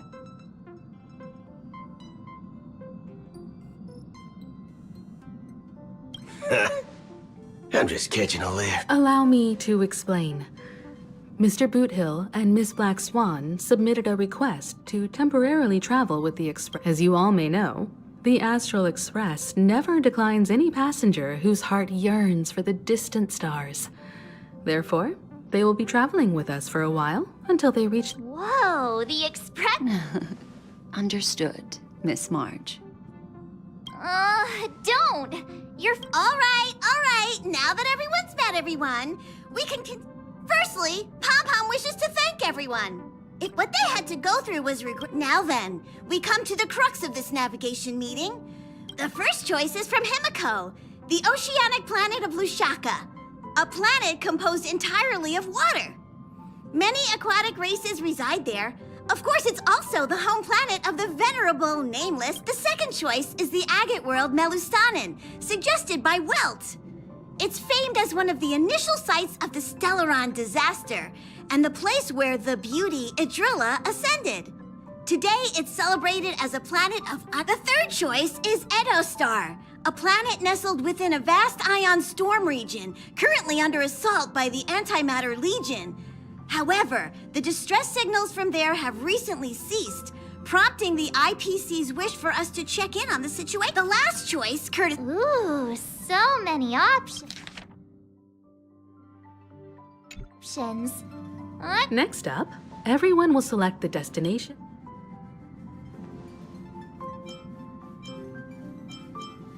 If that's the case... March is right. Though the fact that the distress signals have ceased means we're probably too late. But... You and Dan Heng make good points. I'll throw in a vote for... If that's the general sentiment, then we should... 4 votes for Edostar. Looks like we have a winner. Next, then this navigation meeting is adjourned. When it's time to make the jump... There's still some time before the jump. What should I do? How about a chat? Over here. Please let this trip be an event. Oh, come on, start praying with... Huh. For some...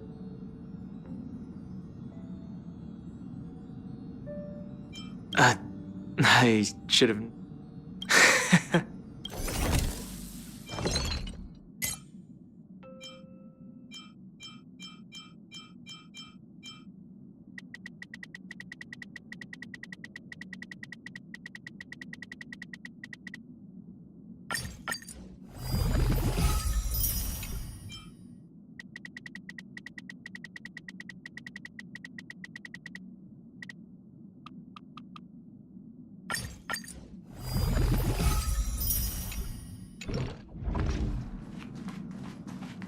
This Astral Express sure is comfy. But I can live.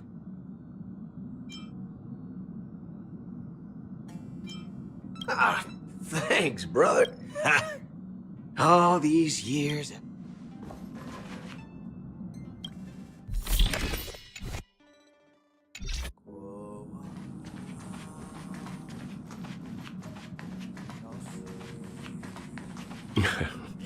You're... Yes, you are. I've known many warriors in my time, and only a few achieve the kind of growth you have. Back home, where I'm from, you'd be rated at least an S tier. It's not been easy for you these past few days. You've earned some downtime. I'm looking forward to seeing how... Come to think of it, this trip to Penacony was the first time we trailblazed together.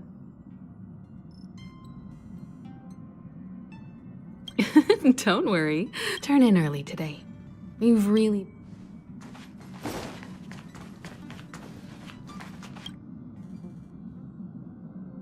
Oh, you're here. How about it? This jerk.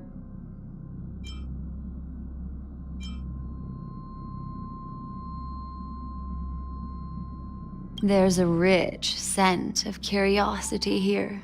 So, how about you hand that... Oh?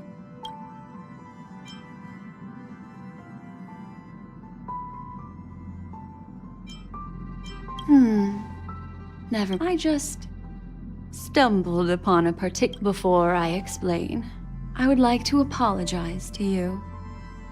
This farewell gift I gave you isn't really a compass from the memory zone, but merely remember when we entered the hotel in the dreamscape for the first time, and I procured a few trinkets. This way, I can always be attuned to your location, ready to assist immediately if you encounter it. But this is not its light cones are slices of light used to encapsulate solidified phenomena. This empty light cone is the same. It can etch your memories in their most vivid form, and then allow me to admire and manipulate them, turning them into unique. All the world is born from the power of mind and soul, and that power is memory. To prevent ourselves from being forgotten by the world, we must make the world remember us. Life, seemingly vast, offers but a scant collection of impactful memories. Some joyful, some sorrowful. Memory is a reflection of the future. Within that reflection, I see your unparalleled worth.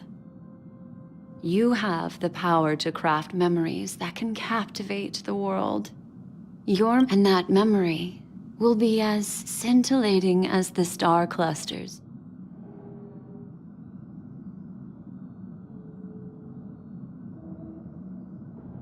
Precisely. But do you know that the reason is simple? In this grandiose and ostentatious dream of the families, only you personally experienced the Patience, my friend. I will reveal. Turn around and take a look at your friends.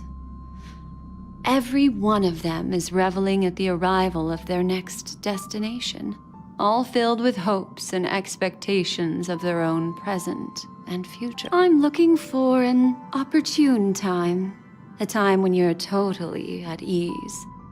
How about one fine night? I will prepare the candles, aromatics, and even a cushy couch. Hi! Hello! The express is about to make the jump! It looks like we're finally about to set off. That's right.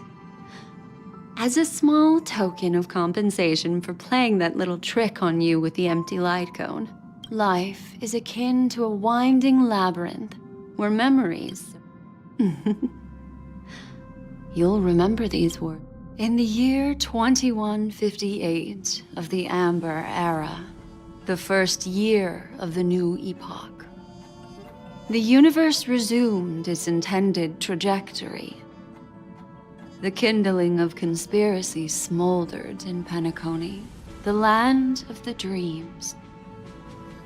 Failing to erupt into a blaze, it instead flickered briefly on Klapoth's anvil, before vanishing in the blink of an eye.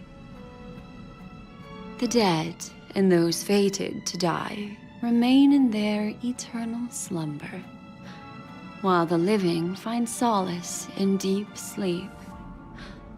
All clamored in a cacophony of silence, and then went about their own ways. The cosmos emanated a vitality characteristic of a new era, all for the modest price of a brother and sister's mild grief. Babies are born as stars extinguish. The silver rail unfolds. The story of the Astral Express comes to a close, yet it also embarks anew. Time marches forward, heralding the arrival of a new chapter in the history of trailblazing expeditions.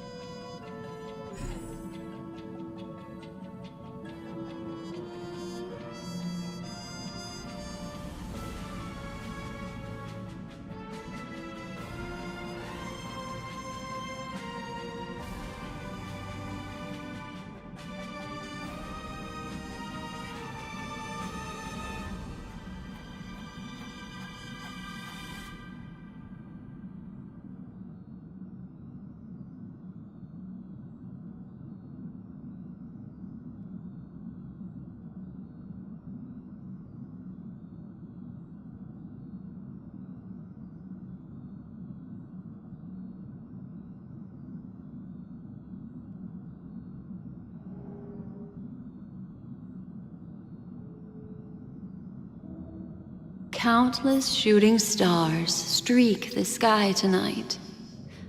If you can pick the right one, it will carry your wish to thousands of distant worlds. You're feeling very relaxed. It's time to tell you a little bit. Well, let's start with a conclusion. The crew was defeated in the battle against Sunday. Everyone in Penacony failed, and no one survived.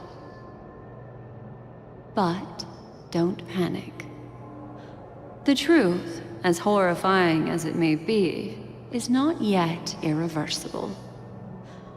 There's still a glimmer of hope, and that's why I'm here. Next, I'll use this empty light cone that carries all your memories to relive everything that happened before. And when this story reaches its end, I'm sure someone as clever as you will notice that. There's a major flaw in the story you have experienced. Yet, within that flaw lies a glimmer of hope. Are you ready for it? Do you remember everything?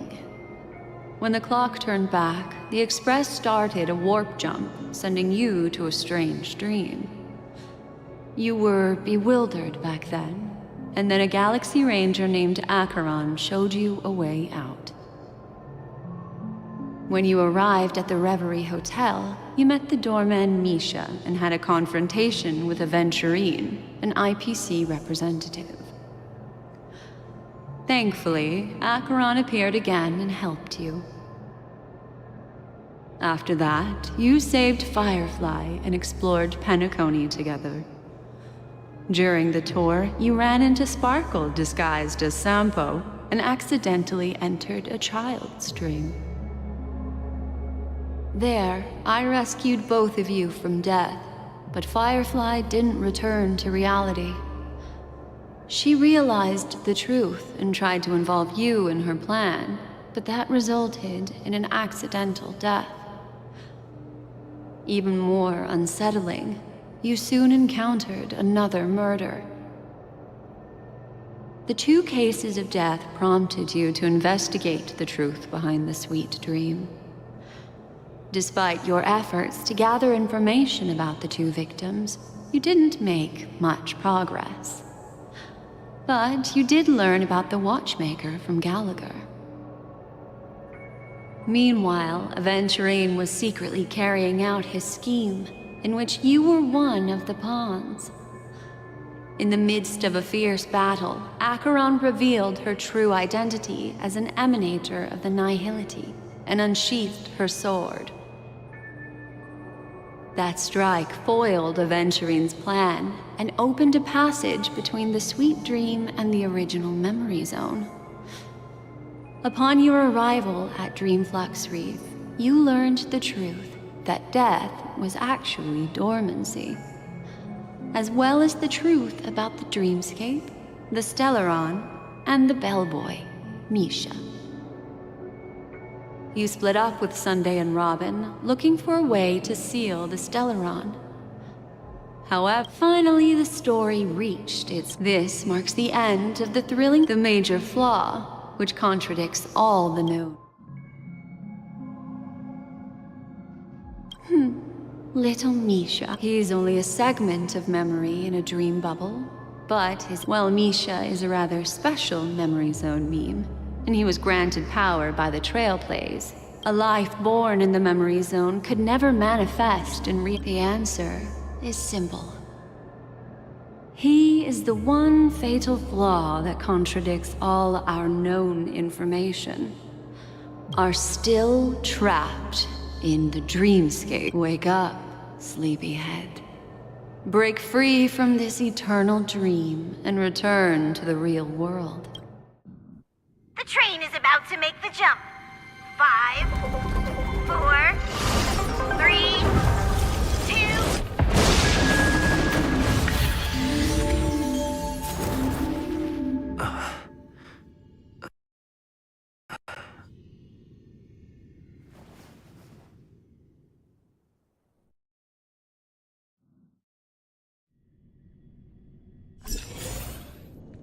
This way, darling. Not another one. Thank you so much, Black Swan.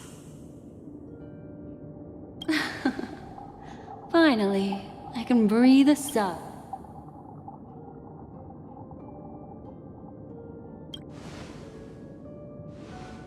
I understand you must be confused, and will do our best to shed light on the situation.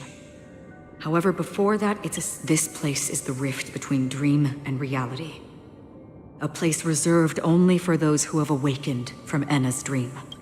Do you remember Sunday's ambitious plan? He intended to harness the power of the Stellaron, the collective will of over 100,000 Oak family members, and the desires of everyone in Penacony. Unfortunately, it didn't stop there. From the early days of our journey into Asdana, we were already affected by the Stellaron.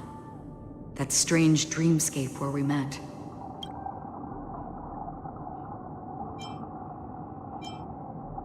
I don't think the goal of the Order was to put everyone into a deep sleep. Quite the contrary. They used the Stellaron to catalyze the leakage of Asdana's memoria into the material world, allowing the dream, and that included a lot of memoria from the Beyond the Sky Choir. As time came and went, the dreams eventually became indistinguishable from reality, and reality became an illusion. People think they are awake, but their spirits have... This is what makes Enna's dream so powerful. In this paradise governed by the Order, everyone indulges in their delightful dreams, and I believe what you experienced in the sweet dream, except for that flaw, was real.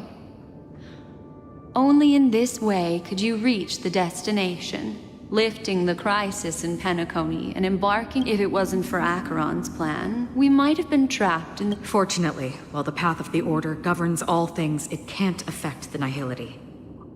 I came to realize this when the Dream Master tried to expel me at any... This is also why you felt a sense of peculiarity when... Well, I'm not as fortunate as she is, even if I'm a memo keeper. However, thanks to your memory... For mortals, even if they possess the great power of a path, they can't create a flawless world like... That's why there was a flaw in your dream. In other words, once you have realized the world is not real, you'll have... The flaw in your dream lies within Misha, who could have never appeared in reality. When I turned the pages of your memories, I realized that I was... Now Sunday has usurped the power of the Harmonious Choir through the Charmony Festival. Asdana has thus fallen into Enna's dream, transforming everyone... Failure doesn't mean weakness. We still have a chance, though. To make it happen. All right, please come with me. These people are... They're the ones who accept Enna's dream and indulge in their happy illusions. We have no means to wake them up now. Not even your clockwork will do the trick. However, there are still other things we can do. Let's keep going. Activate! Until everything burns to ashes! Lance! Forward!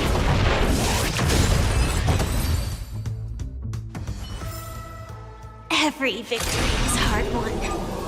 Firefly Type 4! Activate! Initiate cleanup! My friends? Indulge yourselves! Let us dance once more.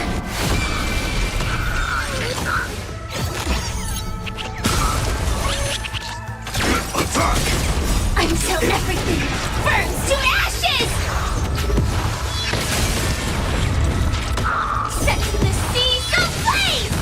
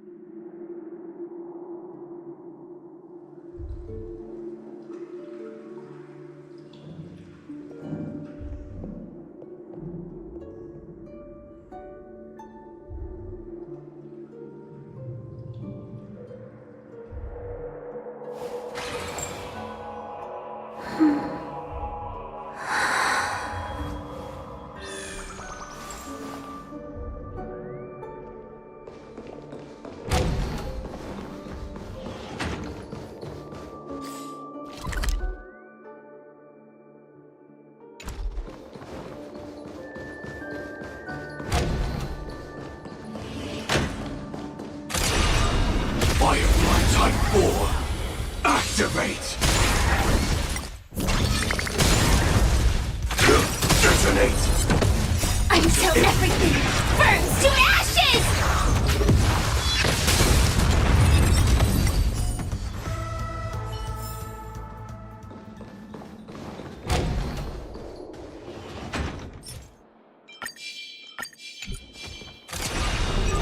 Firefly Type 4! Activate!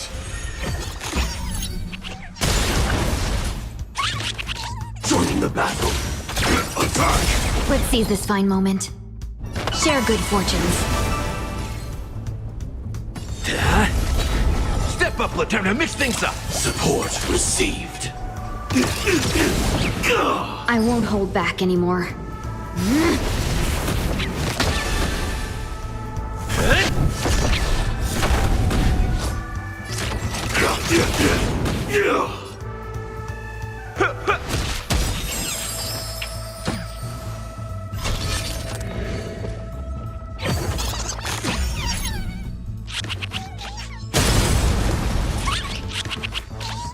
Initiate cleanup.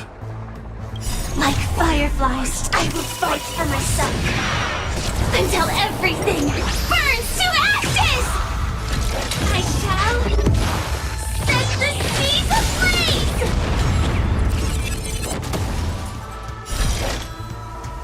Move forward! Ignite! Let's see. The long dream has vanished.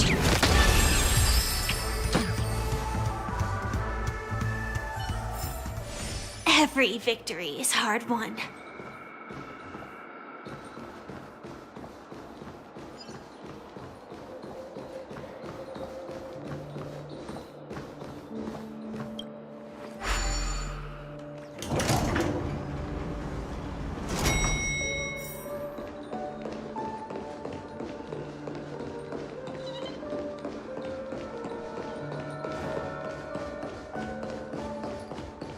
Here we are.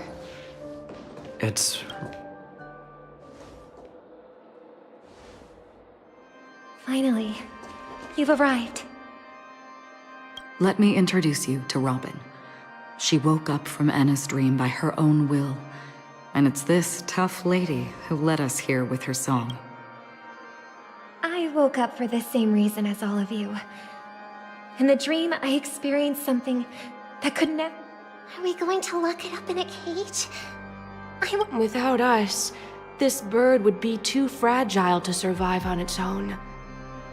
Do you want it to die? No, but... Then let's take care of it together until it can return to the sky. Huh? Birds have wings because they're meant to fly. Even if they may crash on the ground one day, they shouldn't be trapped in a cage. Birds belong to the sky, so we should help them return there, right? The illusion was so impossibly blissful that I realized it was just a dream.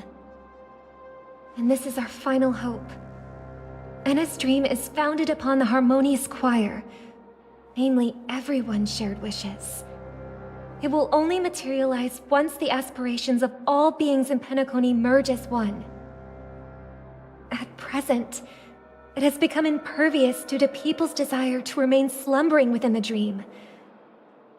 And in order to destroy it, we must make everyone in Penacony want to wake up. Now comes the tricky part. How do we do it?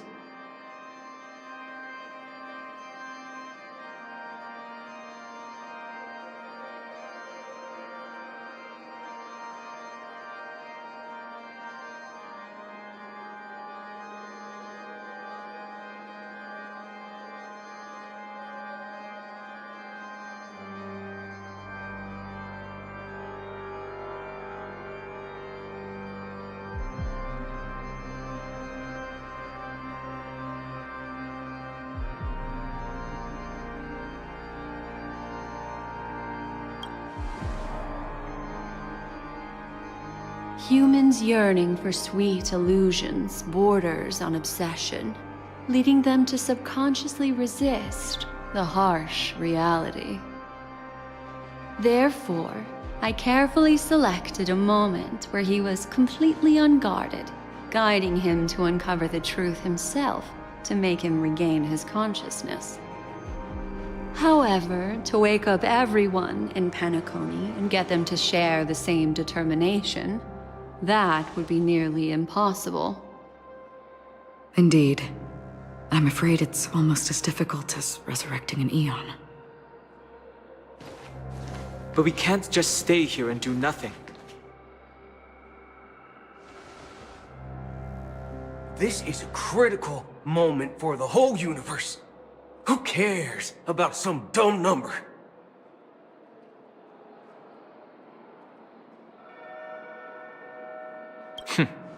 Thanks to Black Swan.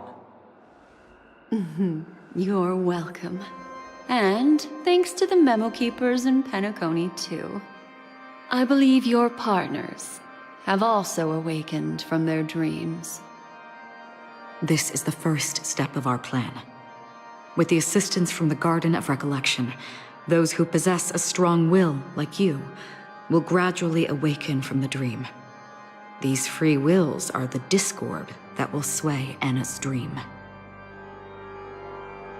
However, awakening a mere handful of individuals is insignificant compared to the vast number of people immersed in the dream. We must find other ways to awaken the free will of millions of people within a short period of time. If breaking through from the inside proves challenging, we can seek assistance from the outside. We've long been aware of a potential solution. Asdana is a galaxy known for its abundant memoria and the remarkable phenomenon known as synesthesia dreamscape.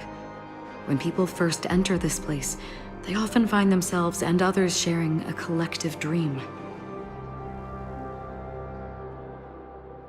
At this very moment, there is only one dream encompassing the entire Asdana system.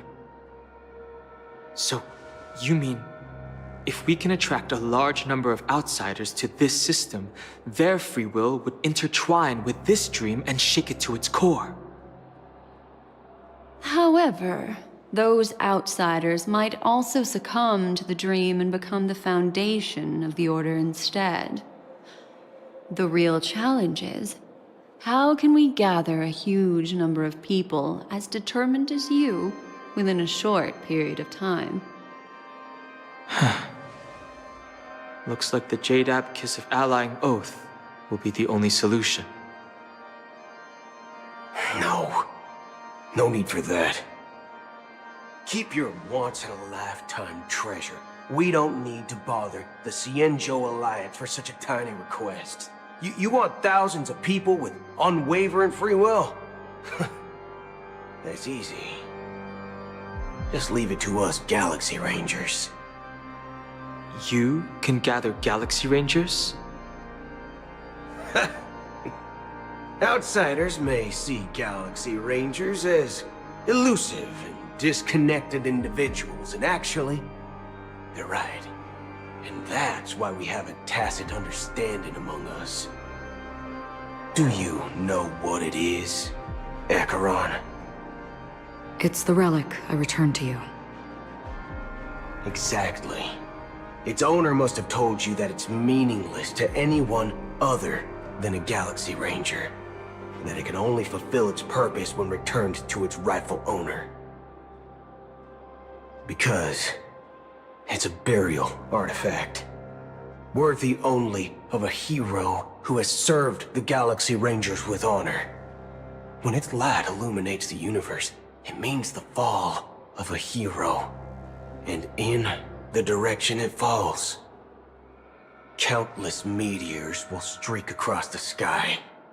Those meteors are Galaxy Rangers, coming from all corners of the cosmos, driven by a shared purpose, without questioning the cause or counting the cost, because we abide by a bottom line.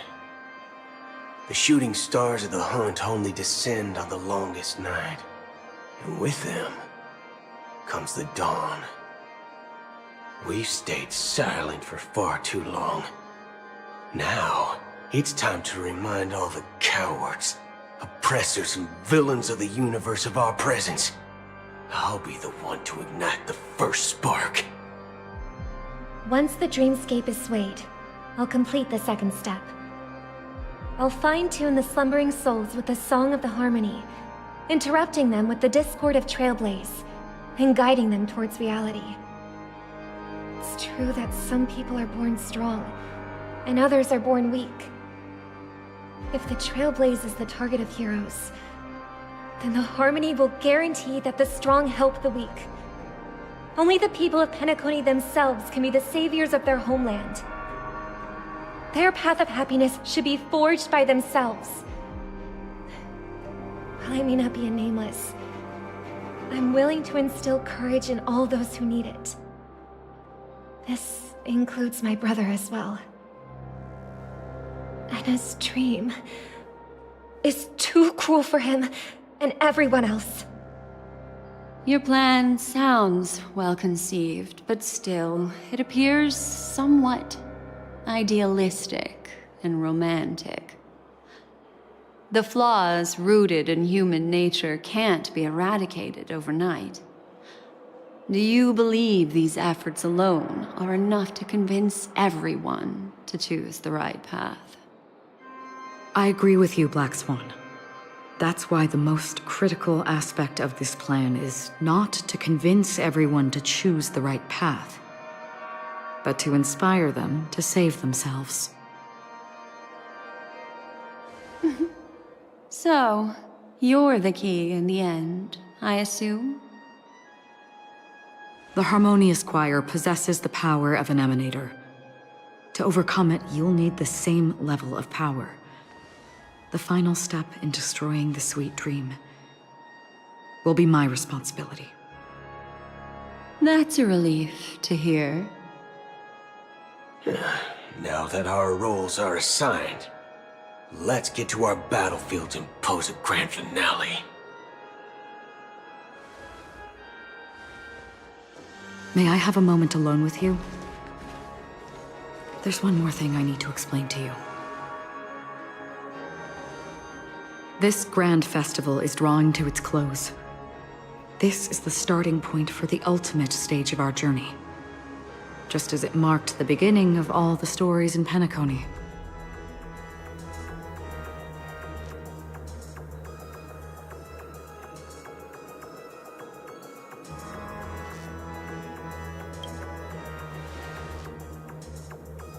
Indeed.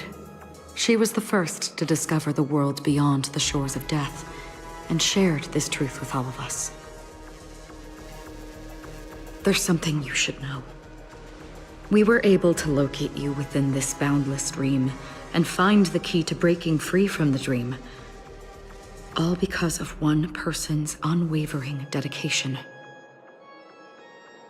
Firefly. She awakened from the dream ahead of others, discovered the Express amidst the stars, and brought us valuable information about the remnants of the Order. She may have been aided by the script, and it came at a cost. As you know, Firefly is a stowaway who entered the dreamscape in a different way from ours. Without the dream pool in the hotel or assistance from the family, she can only awaken from this dream in one way. A real death. We mustn't fail her determination. I'm not implying that we must win this fight no matter what, but our resolve should match that of that courageous lady. Are you ready?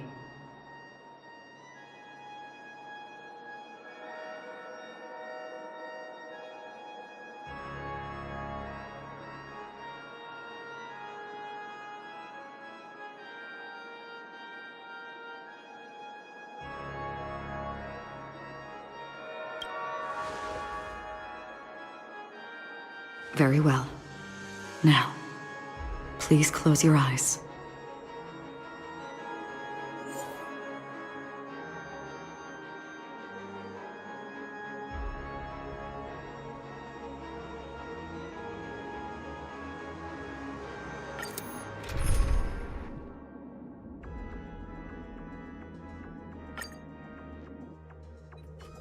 How long has this reign been ongoing? If I remember correctly, it has lasted for decades, or even centuries. The unwavering determination of the Hunt followers persists even in death. But thankfully, we've guided those lost souls to their lives beyond. They were heroes in their time. And they won't be reduced to puppets of the Nihility in their death. You see, the shadows on the sea have vanished. Do you remember? He once said that the sky would clear when the regrets of the departed had faded away. But it's still raining. I know. So, why is all this? Why did this rain choose me? Because someone's regrets haven't been fulfilled, perhaps. Mortals who walk the paths are like sailors on a vast ocean, leaving behind a trail that creates countless ripples of possibilities. These ripples last longer than the fleeting lifetimes of humans. And for some, their presence leaves such a strong mark that it's reflected in the waves. Sin-thirsters, the obsessions of the Pathstriders. They emerge from the depths of Ix, seeing themselves as masters of their own destiny, unknowingly repeating the actions of their past lives. They emerge from the Nihility and head toward it, leading purposeless lives. However, these hollow phantoms,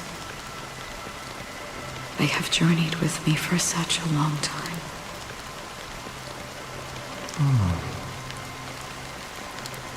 So this is how it ends.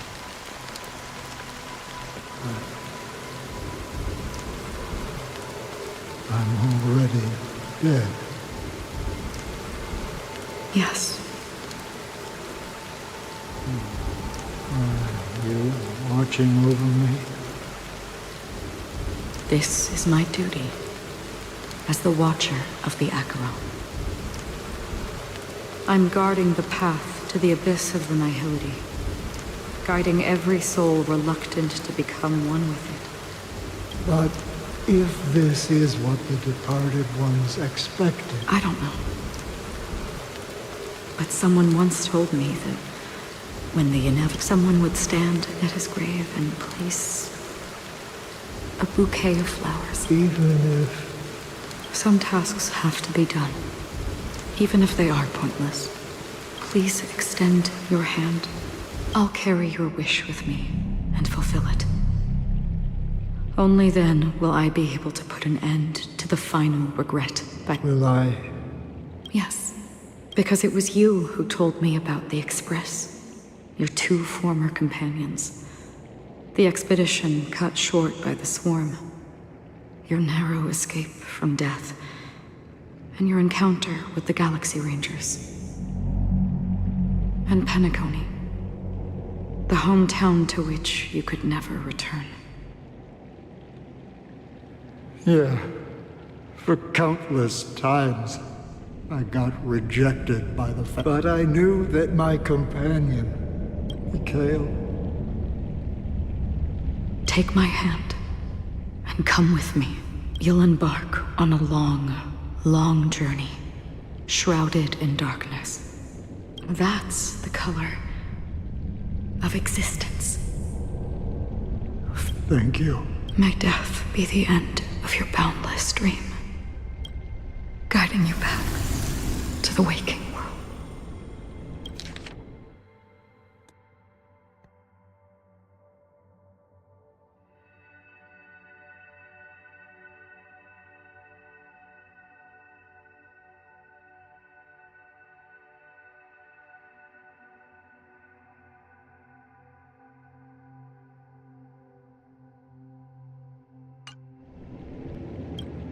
Welcome to the horizon of existence. This place is one of the thousands of manifestations belonging to the sleeping and shapeless. Let's bid our final farewell.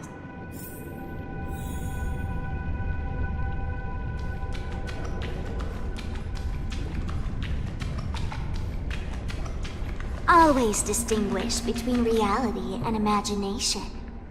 All right, Gray. Life is akin to a winding labyrinth where memories serve. May your schemes be forever concealed. Anna's dream is too cruel for him and everyone else. To the imperfect tomorrow. I still remember the question on the invitation letter. Why does life slumber?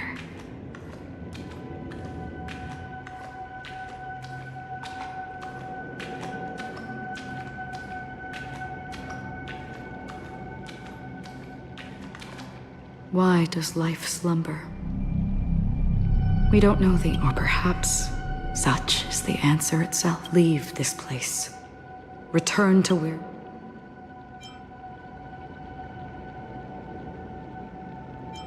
As I said, our plan is not about convincing everyone the answer is, when they are in like a drowning individual, the fragility of human, it's through this. As for now, it is time to guide them. Not as in this way. The rain is intensifying. Before we part ways, please allow me to ask, so far, you have forged unbreakable bonds. Might I ask if you fear severing these bonds with your own hands?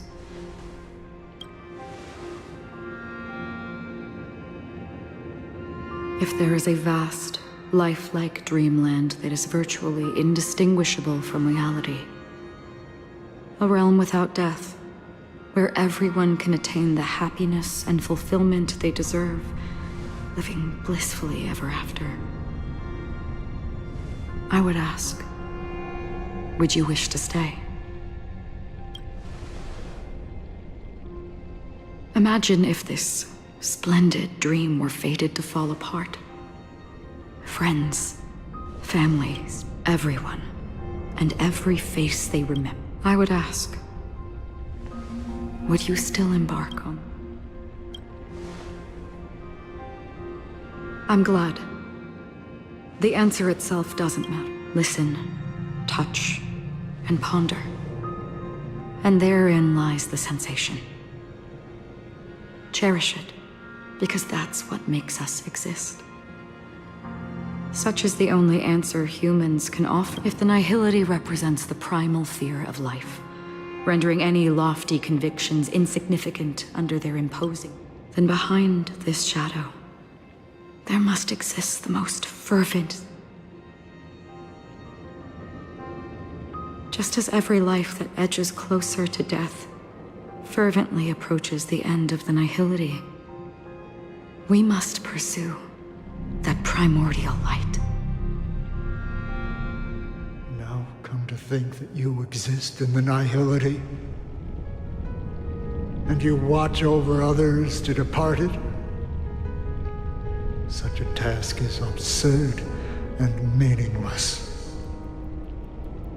Nevertheless, someone had to do it. As for the meaning you mentioned, even if it's a meaningless task, I've come this far, haven't I? Even if the future you forge may not even belong to you. It may not belong to me, but it definitely belongs to someone.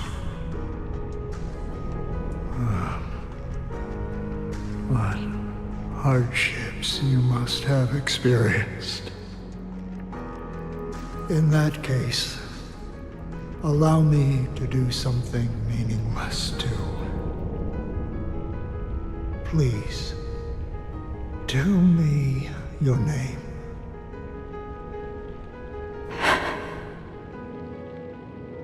Perhaps my existence will vanish in the next moment, and nobody will remember this conversation or your answer. But I believe that your name should be remembered. And this universe will remember it as well.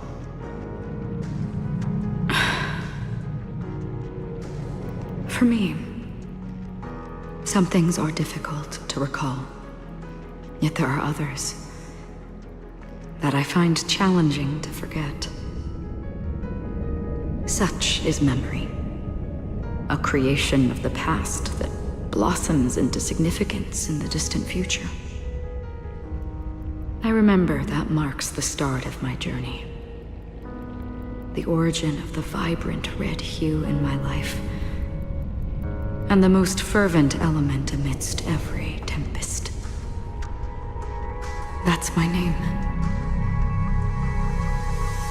Raiden Bozen Mori May.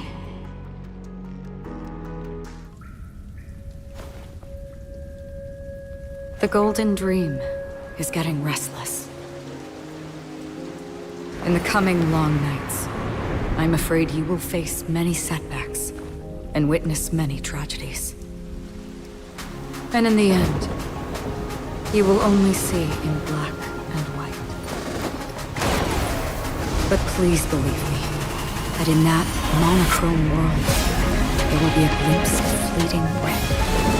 And when you make a choice, it will appear once more.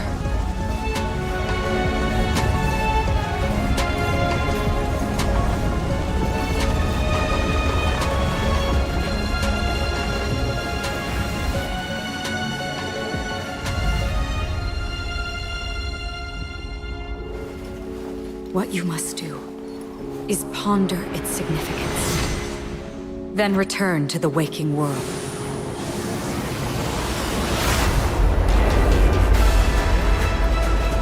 That's where we all find our answers.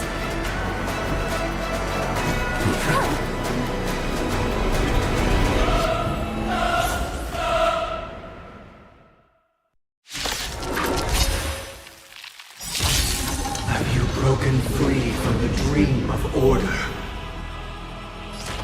We've done enough sleeping already. Let's show them a wake-up call. Executing attack!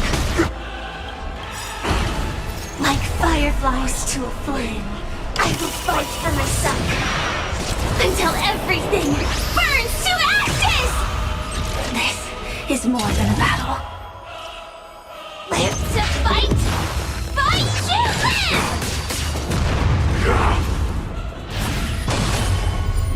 I'll take the lead. Listen to our song. Noisy. There's no harm in sharing good fortunes. So, you in the mood for another beating? Time to mix things up. Thank you. I will. Dreams of a past life, though life is as a speck of dust, it dances still in grace. Disorderly noise. Life's like a good brew. Full, my friends. Indulge yourself.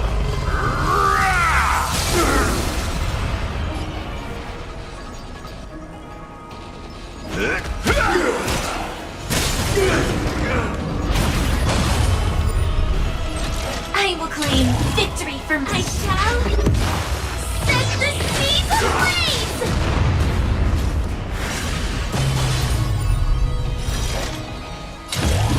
Live to fight! Fight to live!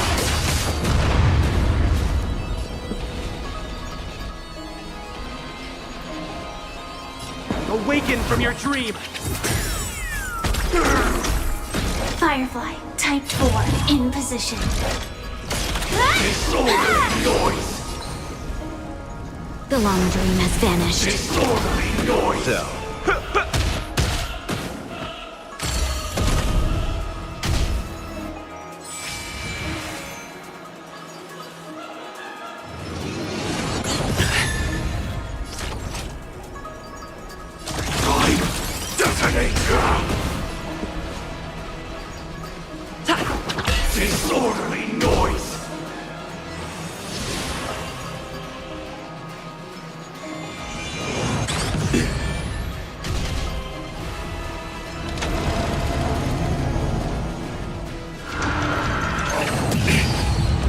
Without order, how can the weak be righteous?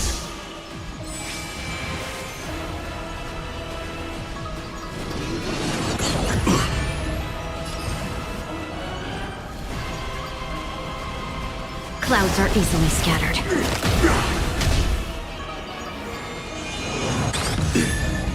You've arrived, huh? Step up, let's see ya. How's this taste? Support received. Executing attack! Noisy. Everyone, keep up with my tempo. Like fireflies too, I will fight for myself. Until everything burns to ashes! Let's play our own melody. The show begins!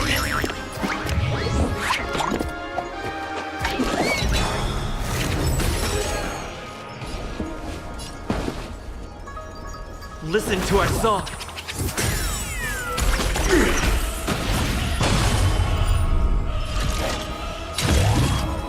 I shall set the seas ablaze! Live to fight! Fight to live!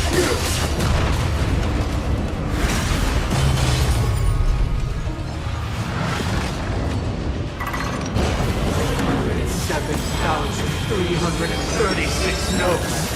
I solemnly invite you to join the glorious chorus and ascend to the heavens!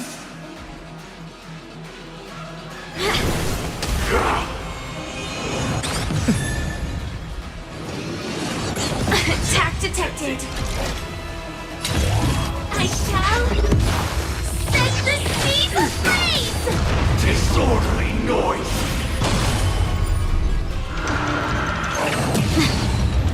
With wisdom comes protection.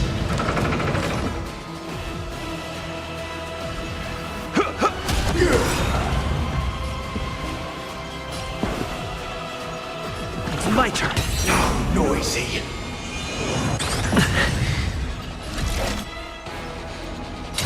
Live to fight! Fight to live! Disorderly noise! I shall set the seas ablaze! How noisy.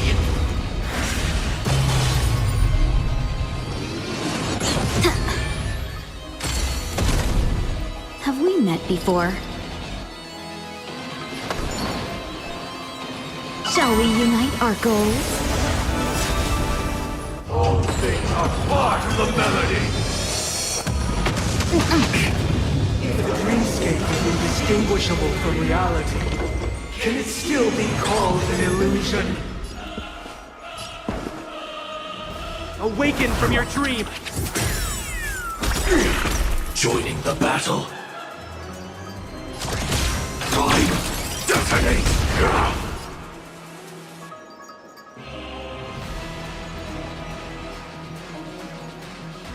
Let's kick things off with you!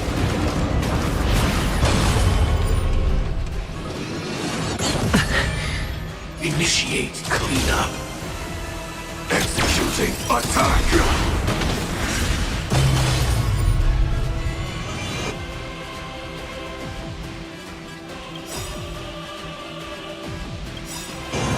Still the same one. The show begins!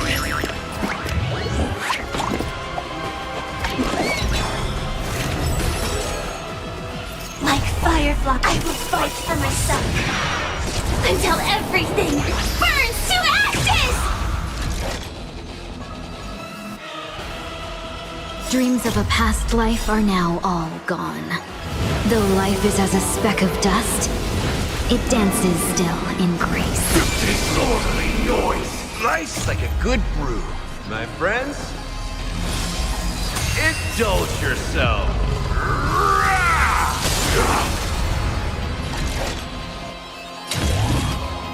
Live to fight! Fight to live! Disorderly noise!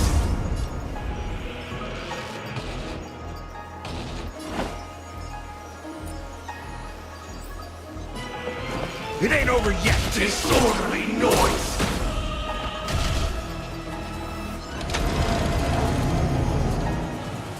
With this perfect melody I command, recreate paradise anew!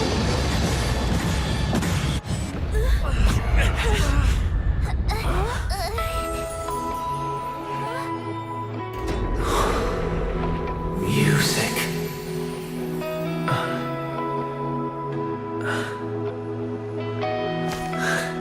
There seems to be another kind of sound coming into the Order's symphony.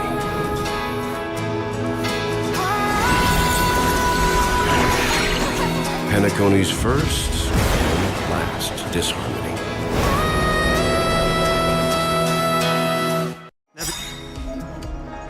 Those imprisoned in their dreams are awakening for freedom. Disorderly noise! Robin, is that you singing? Brother, you have heard their cries. This is not the paradise they hoped for. Even so, they don't know where they should be heading. That's why I had to become the lone star in the sky to guide them. Even if that star must hang in a perpetual night of solitude.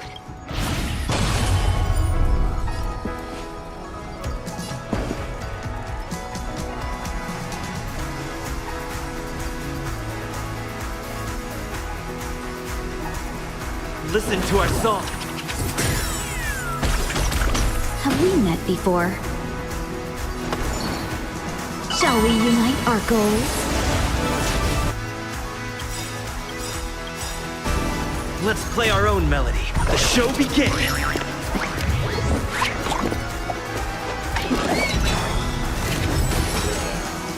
Dreams of a past life are now. Though life is as a speck of dust, it dances still in grace. Disorderly noise! If we had never experienced solitude, how could we have embarked on different paths? Now, our final talk has concluded. All the work of creation has been completed. The inevitable day has arrived. The embryo of philosophy will reshape for us all of reality. If your paradise can save more people, sever my path with your hands. Good brew. Full body. My friends, indulge yourself.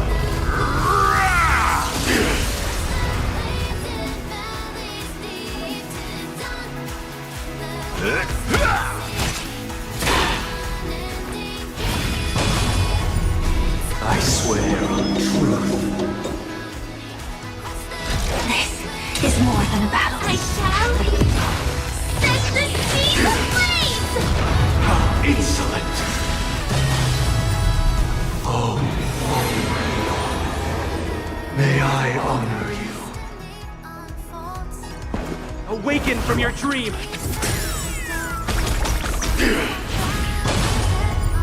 I swear on words.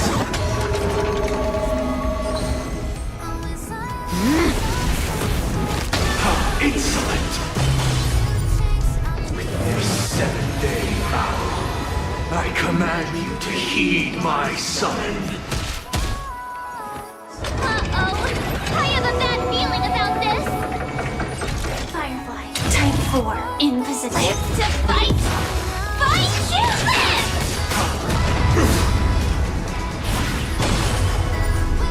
Have a noble soul! Don't be shackled by the past!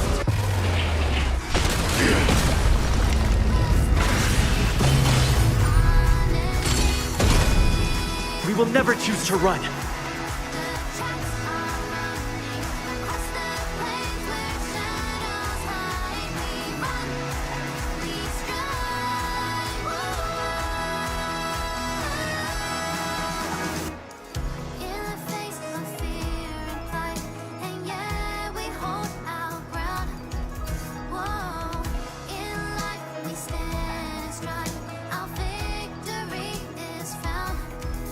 Stay alert.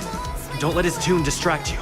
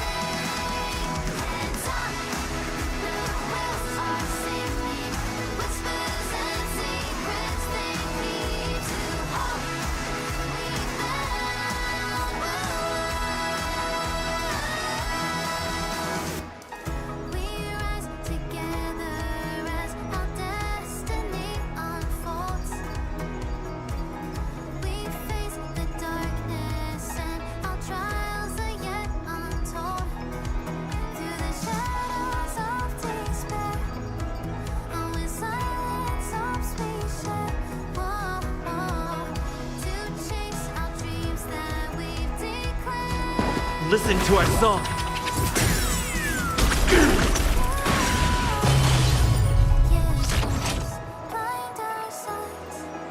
Like fireflies to a flame, I will fight for my son until everything burns to ashes!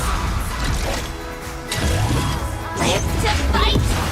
Fight you live! I won't hold back anymore. Shall we unite our goals? Let's kick things off with you! I shall set the sea aflame! Awaken from your dream! Blasphemous! Live to fight! Fight you live! Blasphemous! Have we met before? Blasphemous!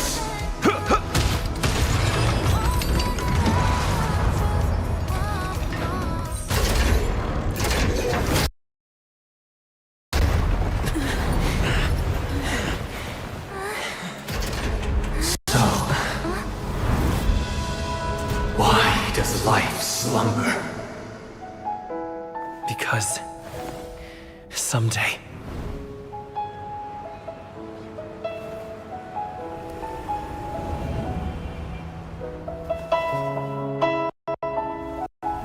we will wake from our dreams.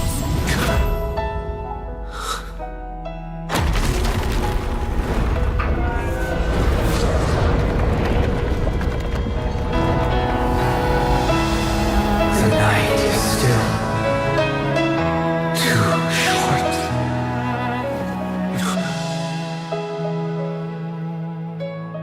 Brother, the dream is over.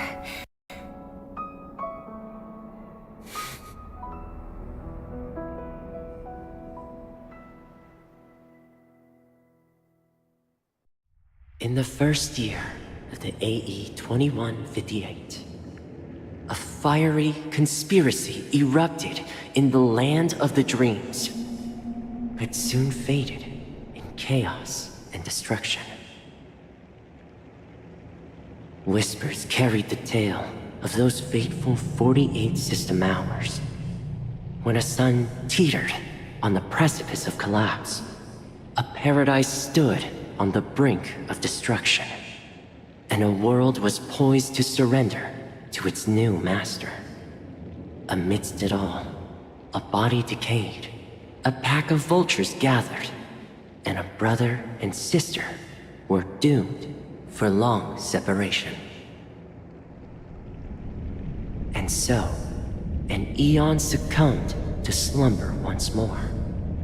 Some celebrated this fall, while others mourned. Among the insignificant witnesses, mere specks in the vast tapestry of the universe. It was said that this time, the Eon met their demise with dignity. As the cosmos bathed in the radiance of a pure dawn, a tempestuous storm brewed on the horizon. The chant of "All for the Amber Lord" grew ever louder.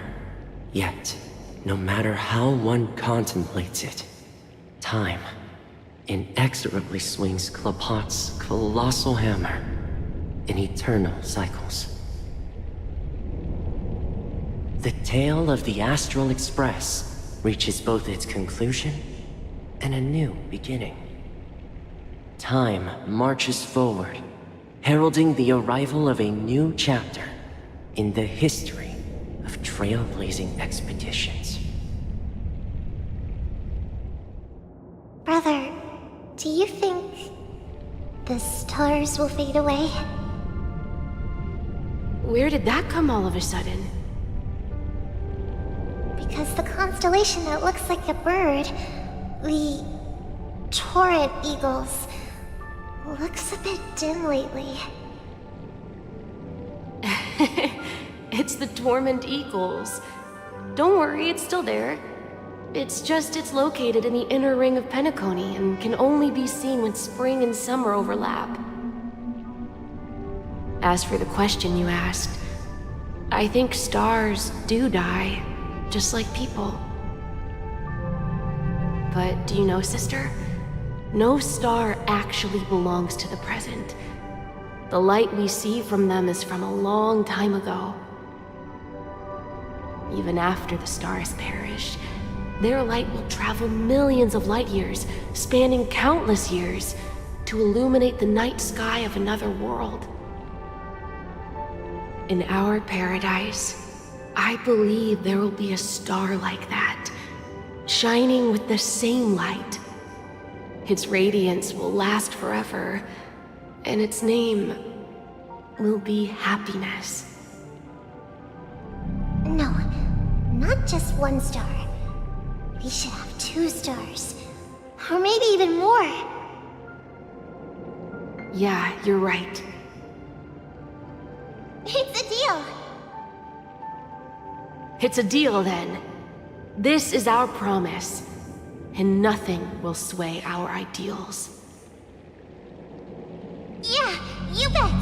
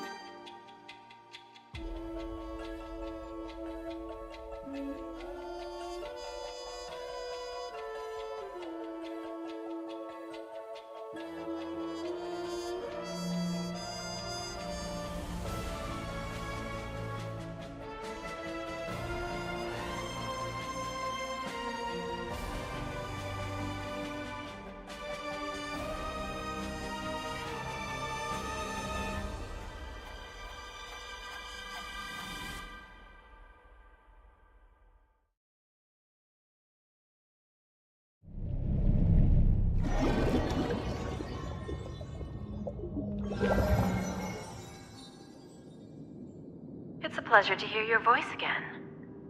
Congratulations. You've become the biggest winner of this festival. Are you calling just to poke fun at me? No. I'm just impressed. Not only did you venture alone into Penacony and discover the truth of Dreamflux Reef, but you also managed to escape with the help of that Knight of Beauty. Remember the recording you received from your Trailblaze friend? It's now the most valuable chip in this game. However, this came at a high cost. Losing a cornerstone is a hefty price to pay. Diamond just called a meeting to discuss what to do with you. Just as I expected. So is Diamond planning to demote me, or kick me out of the 10 Stonehearts? Why don't you take a wild guess? Well, alright. Then I'll guess. He's going to promote me to P46? Alright. What will you wager? Are we talking about an actual bet here? I don't want to wager anything just so that you can swindle it all in the end. But if it's just a friendly bet, I'll put on the line what I did when we first met. I'll bet my life, ma'am. Interesting. But since it's Diamond's call, no one can predict the outcome. I'm on my way to Penacony. Once everyone is settled, we'll return to Pier Point for the final showdown. Sounds like I'll be out of the action for a while. Finally, a chance to kick back and relax. Yeah. Leave everything to me and Topaz, child. Thanks to you, as soon as the Jade Stone was delivered to the family's compound, we finished up our preparations. The seeds we planted have taken root. Soon, it'll be time to reap the rewards. Huh?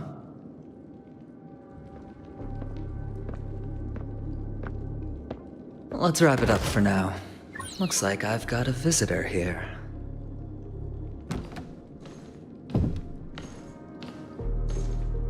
Oh, so many surprises today.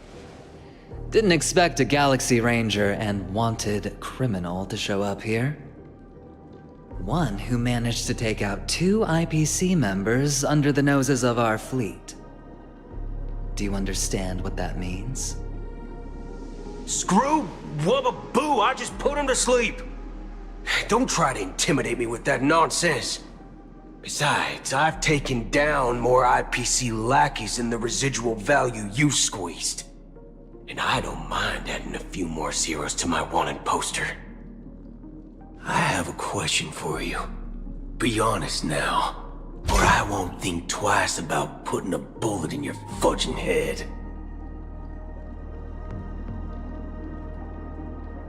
Tell me, where is Oswaldo Snyder? Wake up! Wake up! Hey, wake up! The sun's frying your butt. Are you okay? Can you...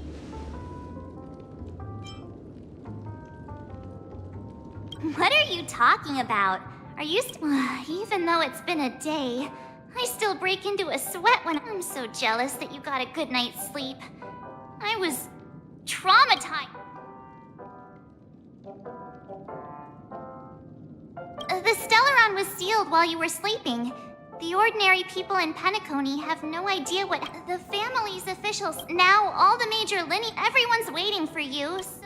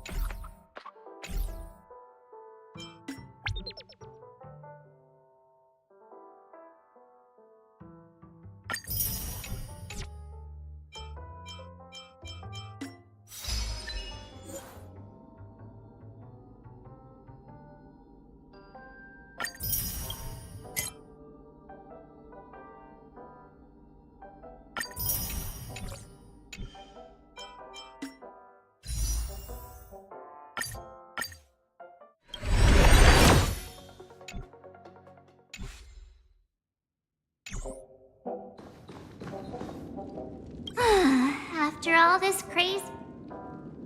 It's a massive airship, and it's awesome! I heard it's never shown to the public. Only VIP guests of the family get to board it and enjoy the breathtaking views of Penacony. The Iris family sent us a bunch of souvenirs. Fruit baskets, plus this fancy button model. After you're back on your feet, you can enjoy them all. We are pretty much celebrities on the planet of festivities now, aren't we?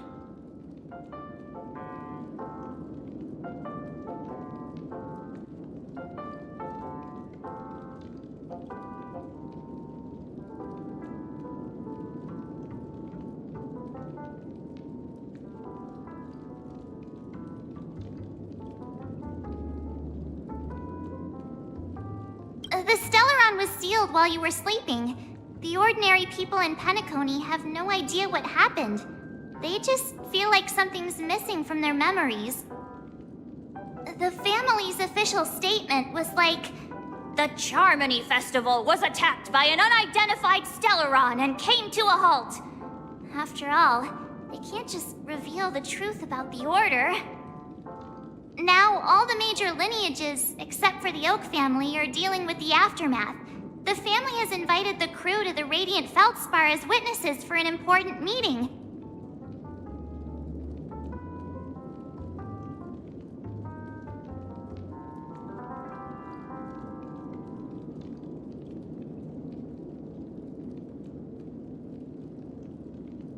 Why the sudden interest in that? Well, I was dragged into the sweet dream. I felt a cold tentacle diving into my... And then... I dreamed about stuffing my face with delicious food and...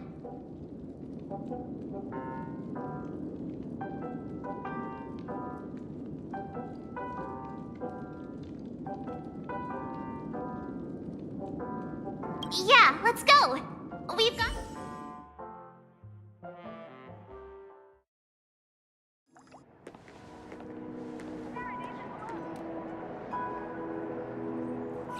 How extravagant. Just like Epsilon. How was it? Did it live up to your dreamscape You already asked that when we first got here. Yeah, and you said no back then. But after all this madness, I'd say you've grown fond of it. Just a heads up, you're still on the Bloodhound family's wanted list, so keep... And this time, it's Firefly in the picture, not Sam. That's gotta be a whole... Indeed. In Kafka's words, that's also a missing. Still, it'd be quite inconvenient if I can't move freely. Could you help me? I knew you'd say that. Don't worry.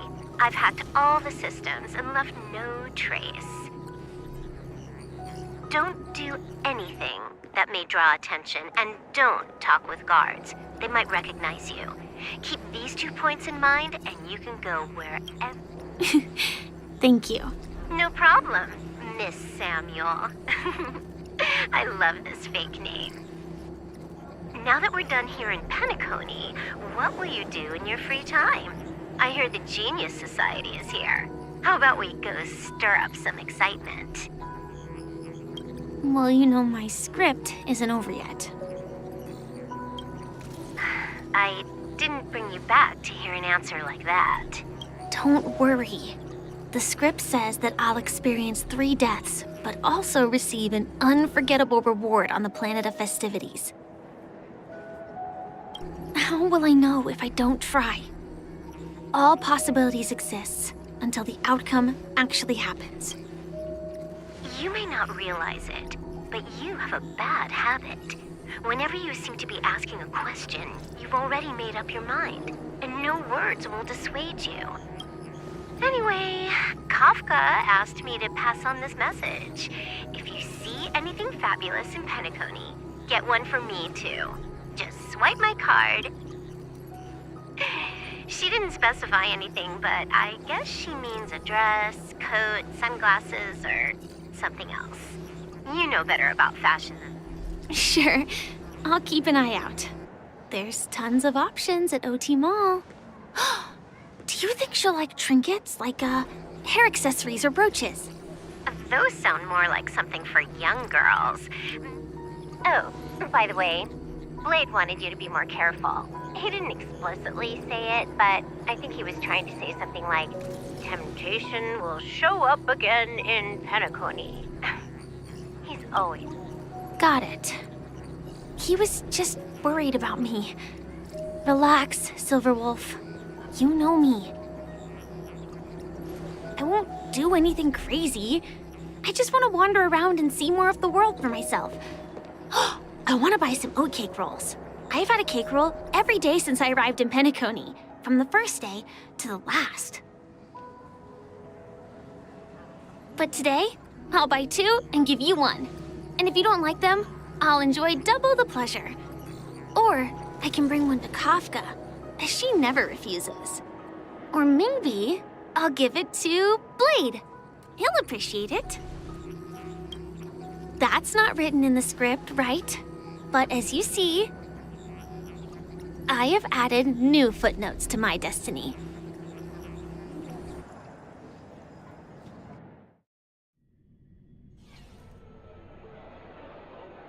Welcome, Director Topaz. The family ambassadors are still inside making preparations, but the big boss hasn't arrived yet. It'll be a while before the conference starts, I'm afraid. Huh. Quite a spectacle. The family... I thought they would choose a more formal and... About this, Director. I've asked around. This airship named, this conference between the IPC and the family will have a direct impact on Penacony's future. Such an important event should have been held at it. Well, somewhere secretive in the moment of morning dew. The atmosphere here... it doesn't feel serious enough. If I'm right, this conference is probably just a prelude. Whoever organized this influential figure either has their own ambitions and wants to reach a preliminary agreement, or they plan to... Oh, your mind is always so sharp, Director Topaz. And when the big boss arrives, please remind her to be cautious and watch out for any traps. Thank you for the reminder, but I don't think that will be necessary. When she's at the table, it's the others who need to be cautious. Just tell everyone on our team to stay focused on their task. Oh, got it. Oh, and one more thing. Don't call Miss Jade Big Boss in front of her. Or there... Got it. Thank you for the reminder.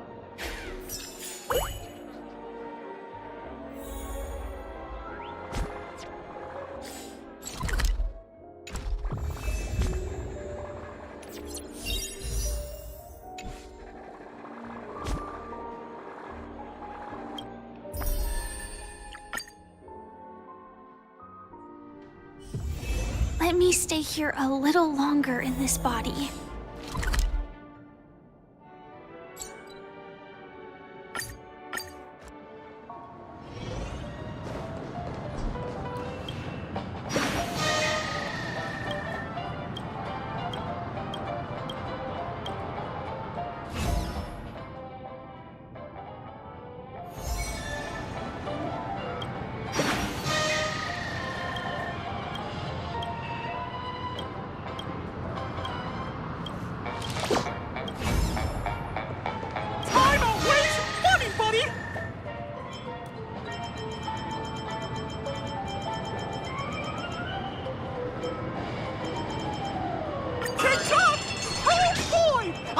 Too much this time!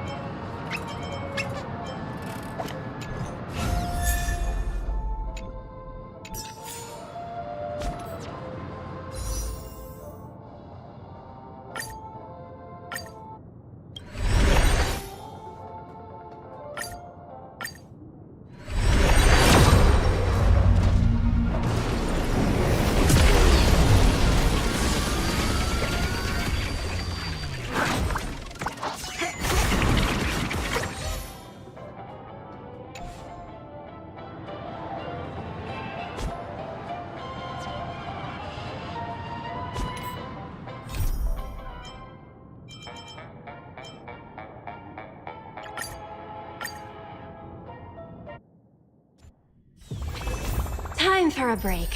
Silent mode activated.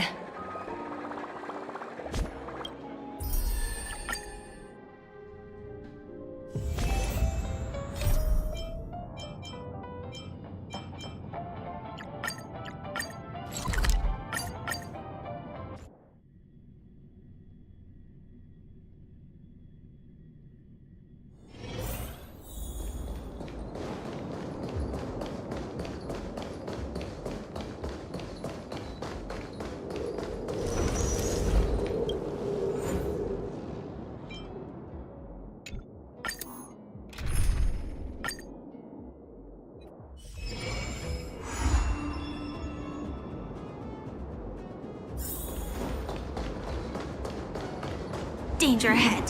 Ready yourself. Firefly Type 4. Activate!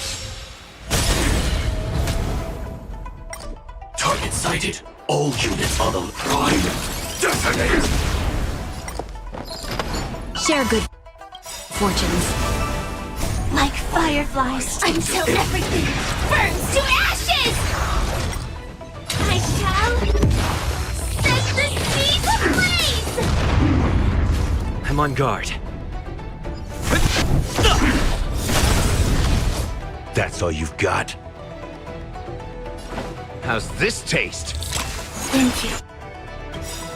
I will keep fighting. My friends? Indulge yourself!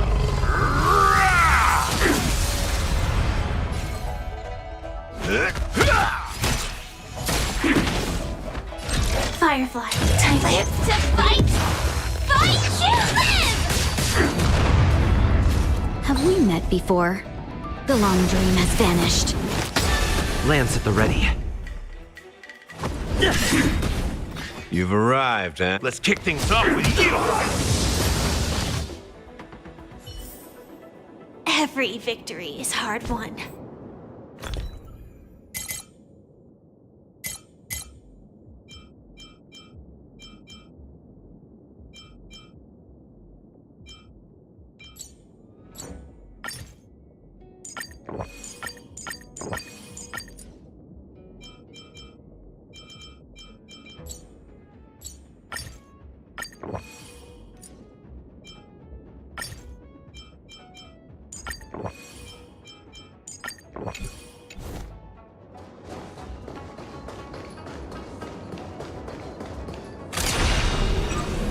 Firefly Type 4. Activate! Target sighted. All units on alert. Like fireflies to a flame until everything burns to ashes! I shall set the seas ablaze! Shall we unite our goals? I'm on guard. Fracture! So, you in the mood for another beating? Dreams of a past life are now all. Though life is as a speck of dust, it dances still in grace. Lance ablaze. Flaming lance. Forward! Nice like a good brew, my friends. Indulge yourself. It ain't over yet. I will claim victory to fight! Fight you live! I shall set the seas ablaze!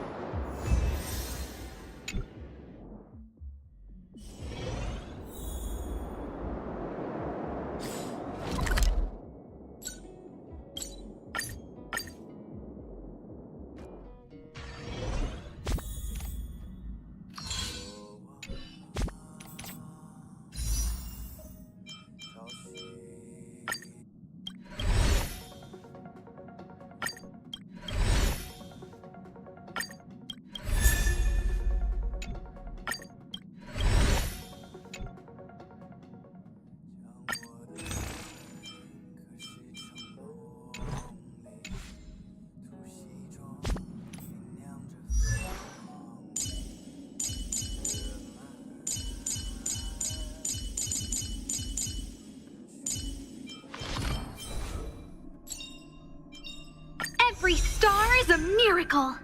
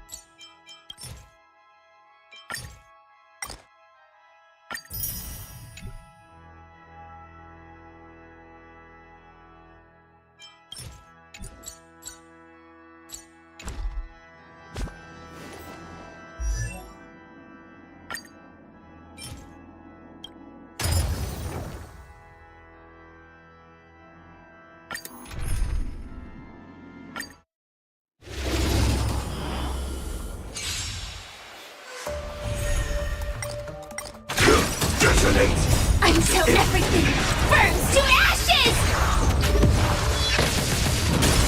Fight to live!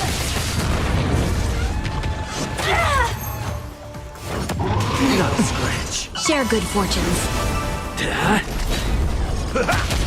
Set the seas ablaze! Fight to live! Set the seas ablaze! Clouds scattered.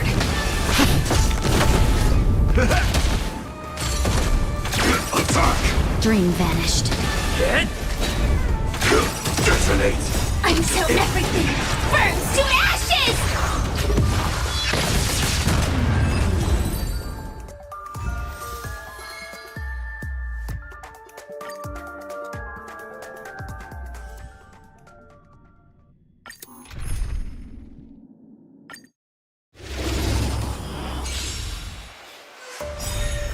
Target sighted. All units on alert. Indulge yourselves! Attack! Until everything burns to ashes! Fight to live! It ain't over. Unite our goals. Lance! Forward! Set the seas ablaze! Fight to live! Clouds scattered. Let us dance once more.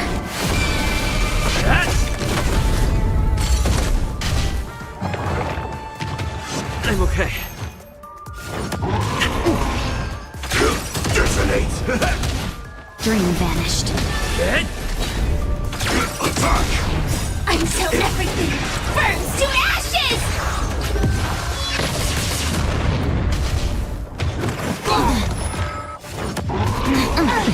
Fight to live!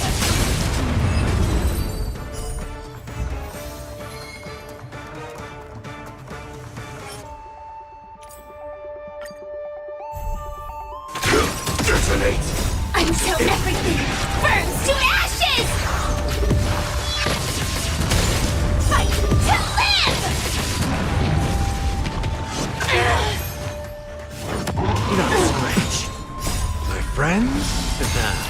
Indulge yourselves! Share good fortunes. Lance! Forward! Set the seas ablaze! Fight to live! Clouds scattered.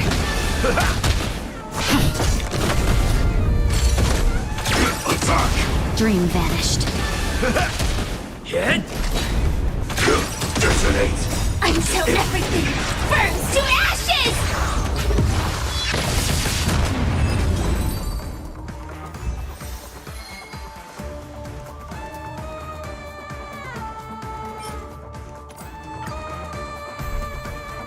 Attack! Until everything burns to ashes! Set the seas ablaze!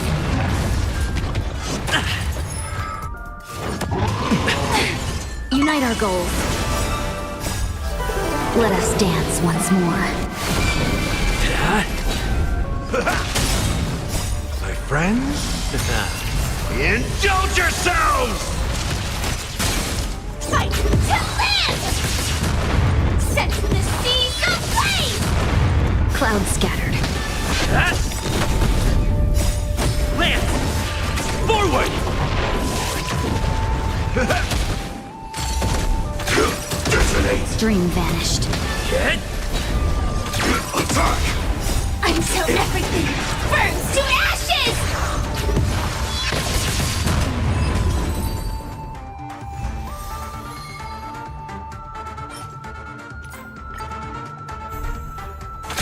Detonate! Until everything burns to ashes!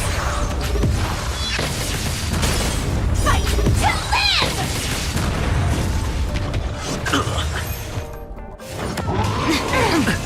Share good fortunes.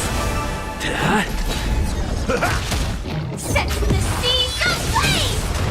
Fight to live! Set the seas ablaze! Clouds scattered.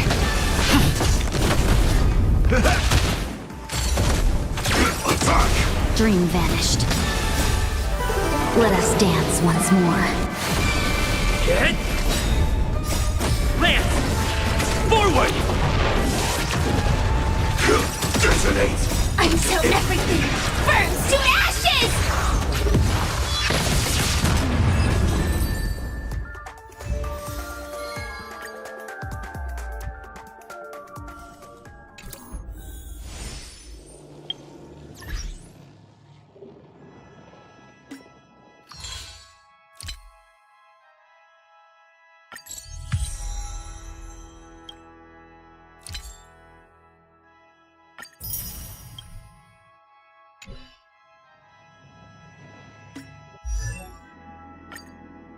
The final stop is close.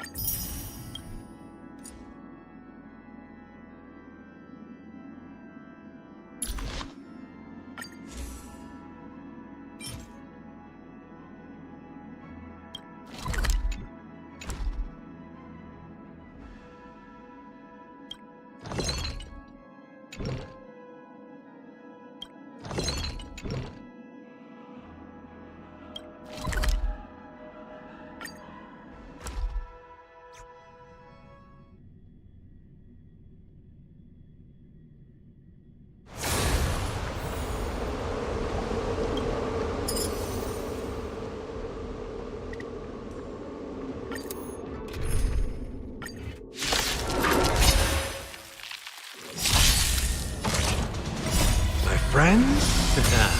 Indulge yourselves! Attack!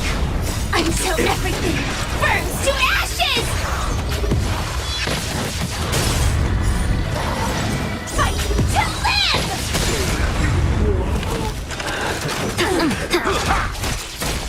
Unite our goals. Set the seas aflame! Fight to live! Set the seas aflame! Clouds scattered. Fight to live! Set the seas aflame! Fight to live! Set the seas aflame!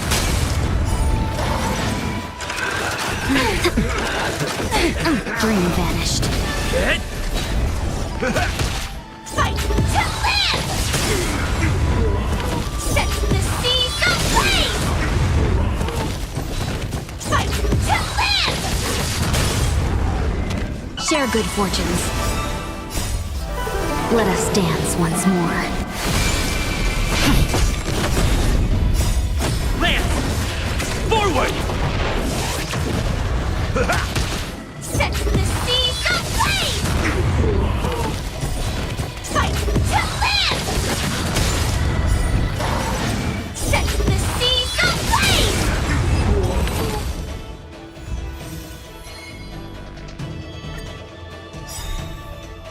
My friends? Indulge yourselves! Detonate! Until everything burns to ashes! Set the seas aflame! Unite our goals. Fight to live! Set the seas aflame! Fight to live! Set the seas aflame!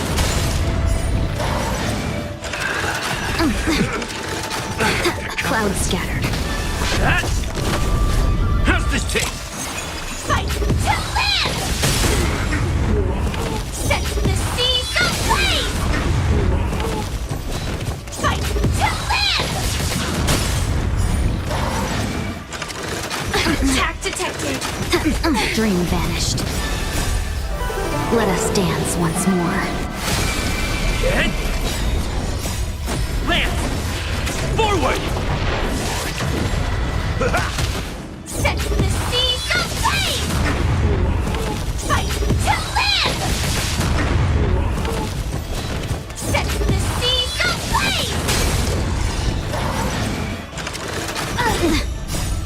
friends? Indulge yourselves! Share good fortunes. Fight to live! Set the seas ablaze! Fight to live! Clouds scattered. Set the seas ablaze! Fight to live!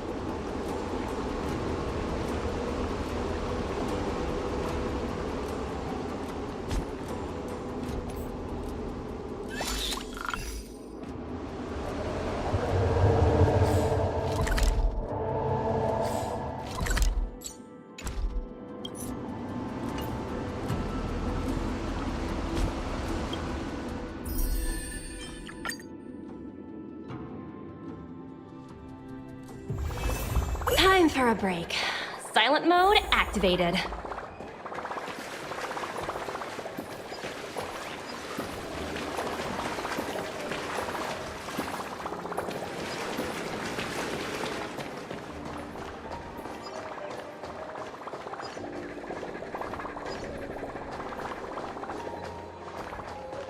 I tripped and fell right here. Just completely. Ah.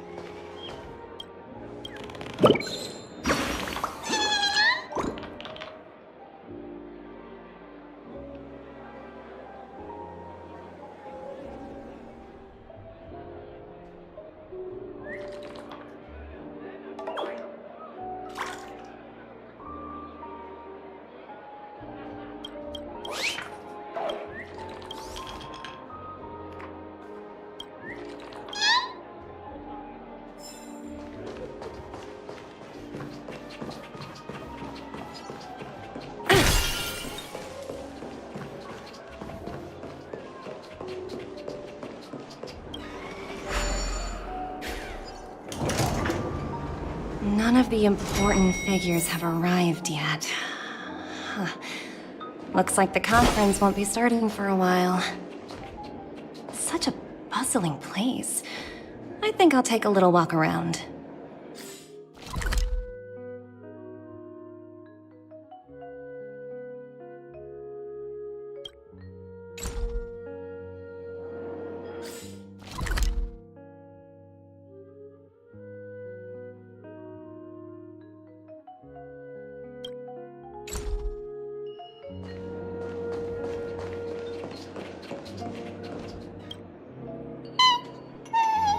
Oh, are you hungry, Numby? Food in the dream.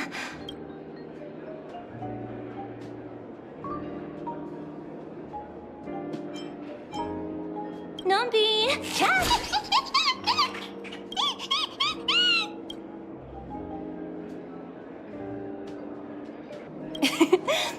There. Don't be so greedy.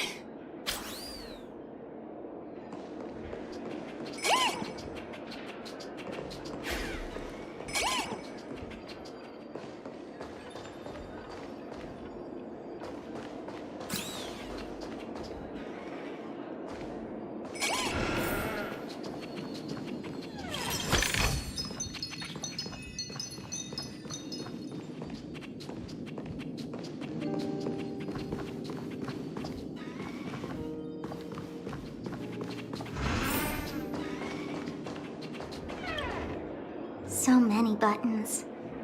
How many centuries would it take to press them all? Huh.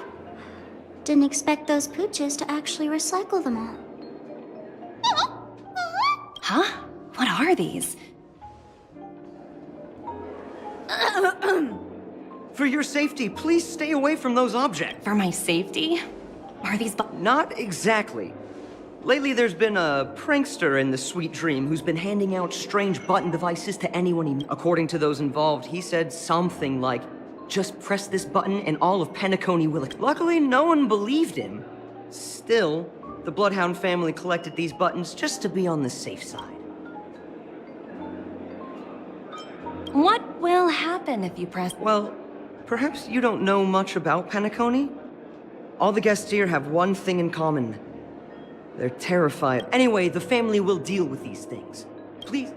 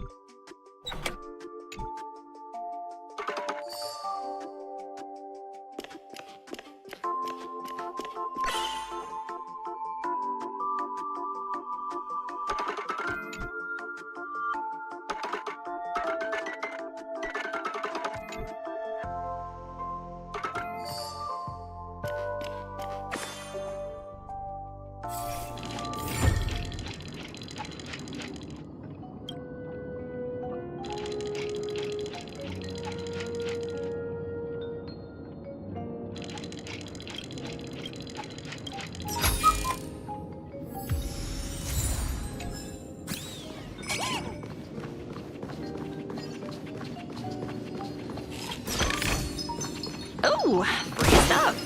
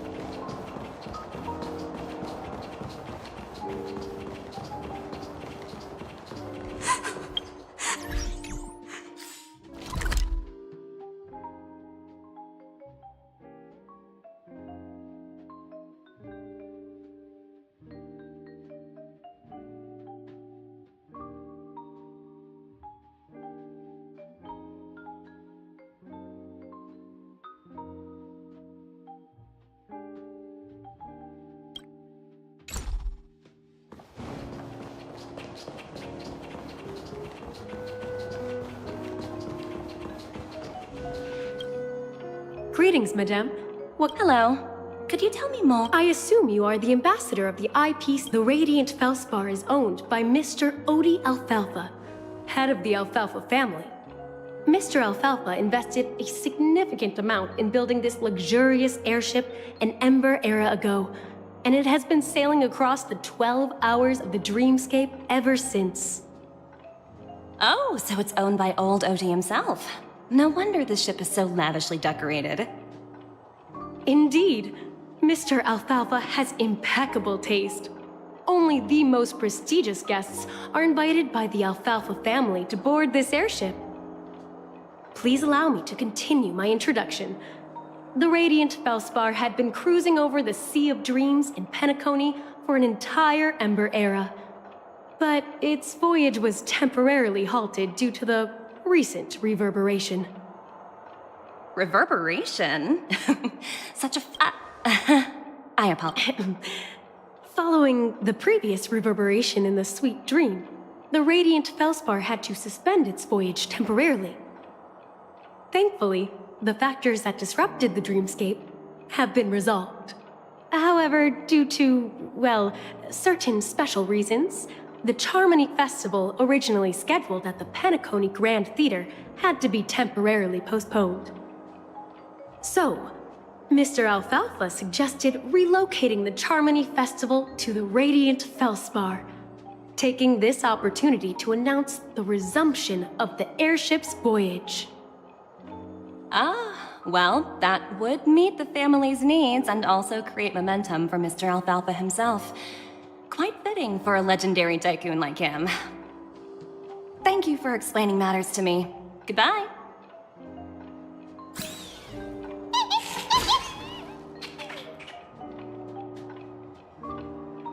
Hello? The Talent Motivation Department? Again? Internal review? Will it ever end? I'm working on a major project. I don't have time to squabble with you guys. The way I handled the Urillo case was approved by senior management, and all of the project logs and calls are complete. Can't you check on them yourselves? I just don't understand. Why are you so fixated on this minor case and constantly escalating it? Seriously, what's your purpose? Sounds exhausting.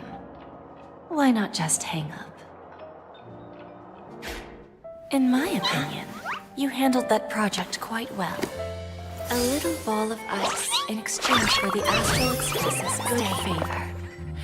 That's not a bad deal for the department.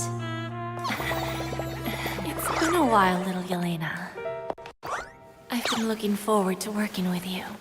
Never imagined this day would come so soon. Is there trouble? You can tell me anything. Just like old times. Ah, it's been a while, Madam Jade. I'm honored to have the opportunity to work with you. You're still so formal, aren't you? Forget about the hierarchy and treat me as your equal. No need for unnecessary titles like Madam. I'm sorry, but it might take some time to get used to that. After all, you are a senior. Well, now that we're both members of the 10 Stone Hearts, I need you to be at your best, especially since the upcoming negotiations leave no room for error. As sharp as you are, I'm sure you've figured out the true purpose of this conference, right? I believe old Oti has taken it upon himself to test our limits before the official negotiations between the IPC and Penacony. That's true, and it works in our favor. Do you know why? If we can reach some sort of agreement with old Oti beforehand, and gauge our opponent's boundaries, our future negotiations will go much more smoothly. That's the obvious benefit. Exactly. And the hidden benefit is that as the head of the Alfalfa family, his actions suggest that the 5 lineages might not be as united as the Odes of Harmony would suggest. As long as the influence of Harmony hasn't completely permeated their core, personal desires will always have their way. Thankfully, influential figures in Penacony haven't entirely suppressed their own desires. It's similar to the power struggles within the IPC. The supposed all-for-one philosophy shared by the 5 lineages. It's just a slogan now that the Dream Master has gone. After the downfall of the Yoke family, old Oti's faction became the dominant force in Penacony. Even if we consider only the succession order, he's the longest serving and most senior among all the family heads. Yes, that's exactly why we need to handle the conference following an agreed-upon strategy. It's like playing a game of chess, where every move needs to be carefully thought out. Absolutely. The 3 steps of negotiation. Listen, test, and strike. That's what you taught me. Pretty clear. Although, you seem to have changed the order in the Yarilo case. That was based on my personal experience. I apologize for interrupting your conversation, but the family head is ready to meet the ambassadors from the Strategic Investment Department. Time to get to work. Let's prepare ourselves and meet that esteemed supporting actor. Remember, our goal is to create an opportunity for the IPC to enter Penacony. Aventurine has already made a small opening, and you and I, we're going to tear it wide open.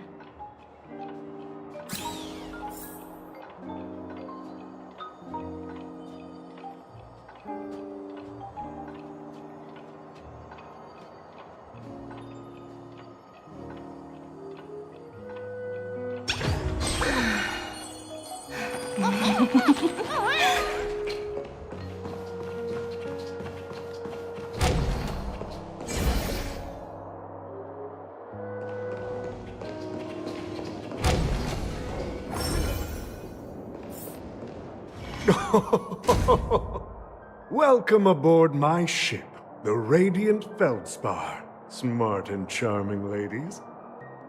Please, have a seat. Let's have a pleasant conversation.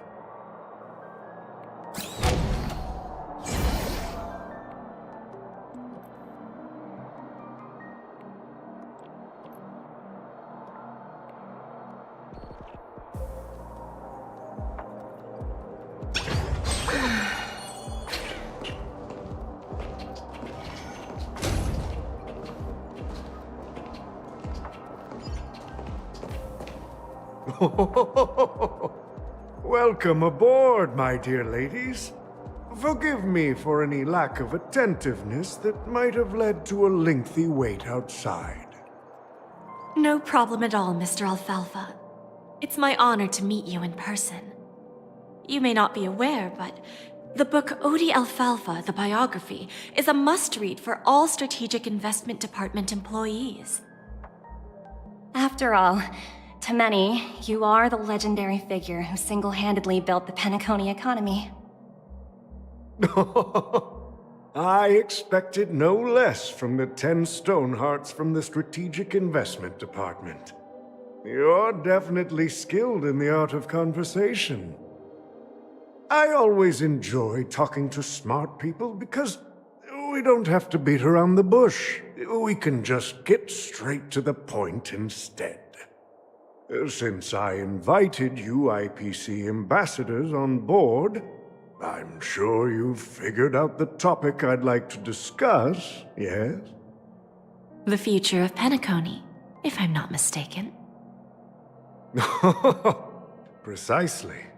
Those few words represent a terribly complicated situation indeed. Let's take that golden-haired guy who's not showing up, for example. He put in great effort and almost got himself killed. But what was it all for? Wasn't it eventually to create an opportunity for you IPC to regain control of the precious Astana?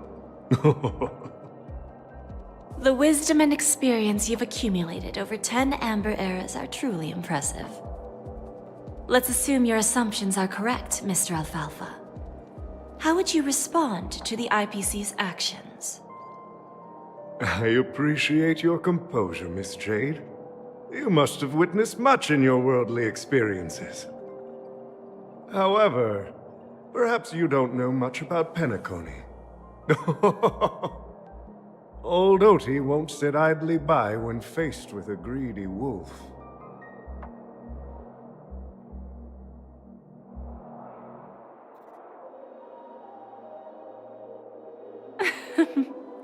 Please, go ahead. I'm all ears. Then I'll be straightforward. I requested this meeting before the official conference to dissuade the Strategic Investment Department from trying to lay a finger on Penacony. If you back off now, you can make a smooth exit and prevent the IPC from losing face during more important negotiations. One of our P-45 executives was attacked and nearly killed in the dreamscape. The IPC can't simply ignore this incident. Moreover, considering the turbulence during the Charmony Festival, Penacony's credibility has taken a hit in the public's eyes.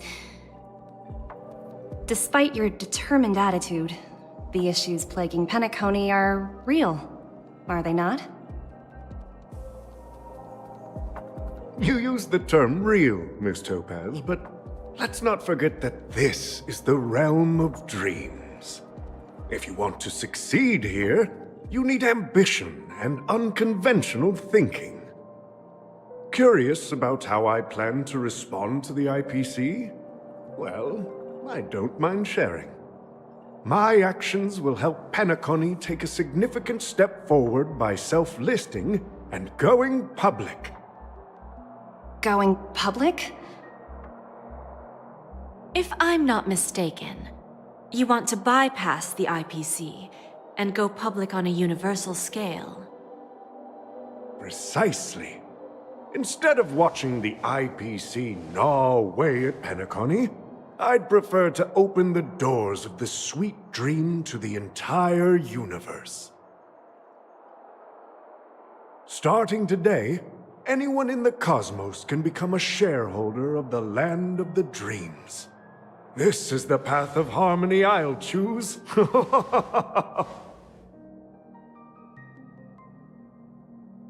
This reform should have been implemented earlier, but unfortunately, the Oak family were a bunch of blockheads blinded by order. Their level of intellectual flexibility doesn't even come close to an old fellow like me. Thanks to the little reverberation earlier, the biggest obstacle between me and my reforms has been eliminated.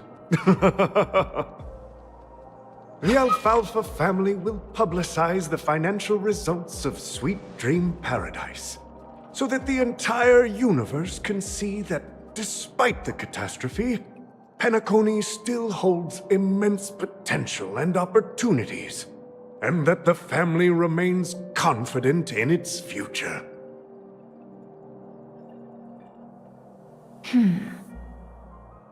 Crisis and opportunity are two sides of the same coin. So, you've been waiting for the right moment for Penacony to regain the spotlight. And if Penacony should seize this opportunity to overcome adversity, even if the IPC tries to intervene, every move we make will be scrutinized by trillions of people.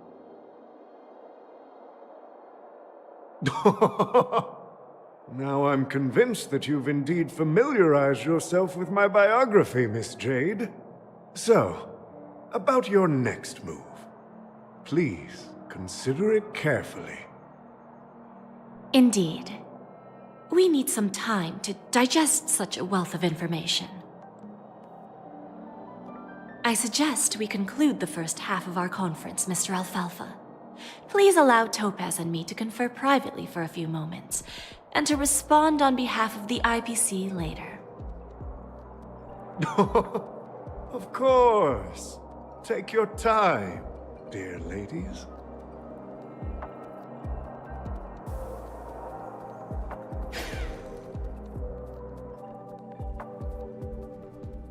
The Alfalfa family had a meeting with the IPC? I got this information from a message sent by that IPC ambassador.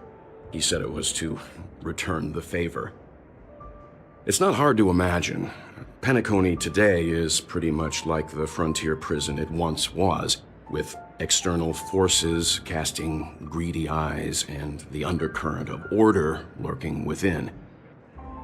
Instead of falling into a situation where they are plagued by both external and internal threats, Penacony would rather take a step back and invite the IPC to negotiate at the table, ostensibly to cooperate, but in reality, to secure more opportunities for their own survival. Well, no wonder they sought the mediation from the Astral Express. In your opinion, who should we stand behind? I don't think the followers of the Harmony are completely innocent victims in all of this. For reasons unknown, they have a strong desire to smooth things over, which leads to speculation about their motives.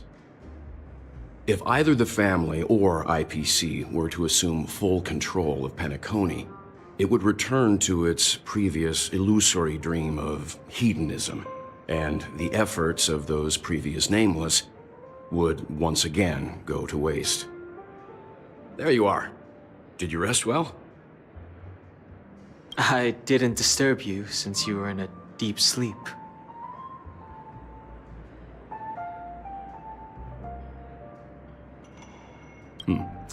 After Anna's dream was shattered, the family branch from the Montour system soon arrived and swiftly took control of the situation. Most members of the Oak family fell unconscious, but fortunately, their lives were not in danger. The mastermind behind the plans was confirmed to be Gopher Wood, the previous Dream Master. But by the time we arrived, he was dead already.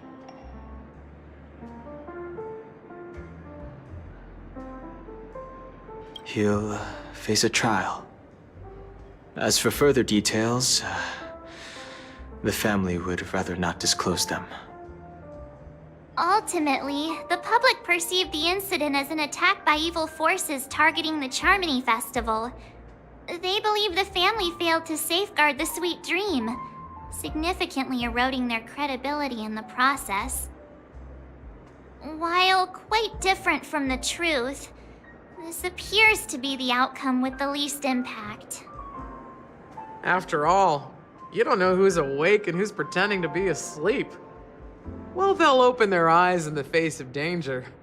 Once the danger subsides, they'll embrace the sweet dream again. Here's a toast, with 3 glasses of Glory of the Trailblaze to all of you. Yeah, it's good to see you all again. Although we might be saying goodbye again after this reunion. When will the Astral Express leave Pentagon? We'll stay a bit longer, but... So, this is our final meeting then? If this is a farewell, then it seems music... atmosphere? Let's see. The mixed drink should be solemn, dignified, to the nameless resting in peace.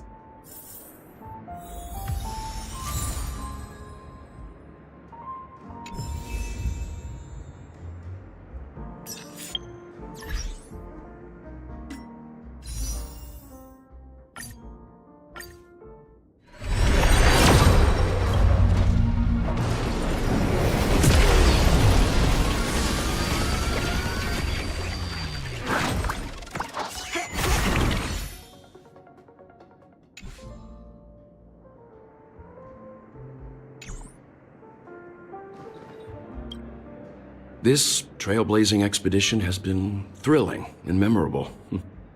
Hopefully we've all gained insights about ideals, paranoia, clarity, and dreams from the experiences we've had. One bird longs for the earth and the other longs for the sky. Even if Robin had to stop her brother with her own hands, she won't give up on him. However, facing punishment from the Harmony is inevitable. He will face a trial. As for further details, the family would rather not disclose them.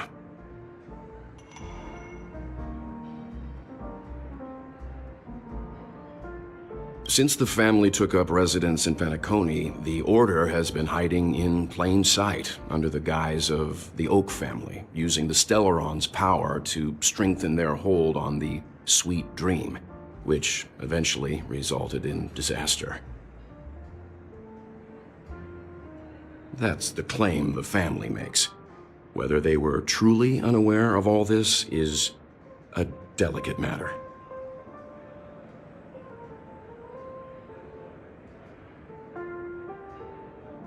Venturine's efforts finally earned the IPC a seat at the table. As a result, a more senior representative arrived in Penacony and initiated negotiations with the family.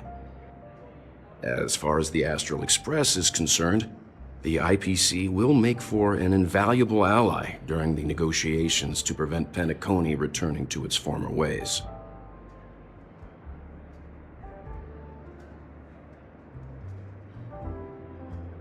Well, it was somewhat surprising. In that dream, I returned to my homeworld and reunited with my long-lost friends. And for some reason, Acheron resurfaced in my mind.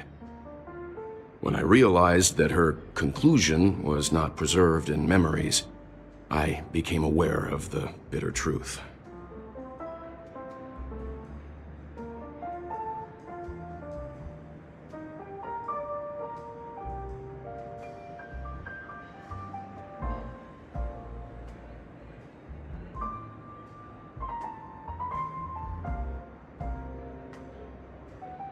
The conclusion of a journey can often be sorrowful.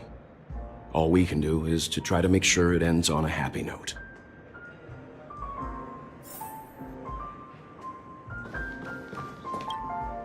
It's rare for all passengers to leave the Express together during a trailblazing expedition. But for Penacony, it seems most appropriate. Given the conductor's presence, there's no need to worry about it. However, it's crucial that we soon return to inform Pom Pom about the Nameless. In my dream, the Express stopped at many places, and passengers came and went. However, the 5 of us were always present, and the journey seemed never-ending. Perhaps this could be a deep-seated desire inside me. And upon realizing this, I knew it wasn't real.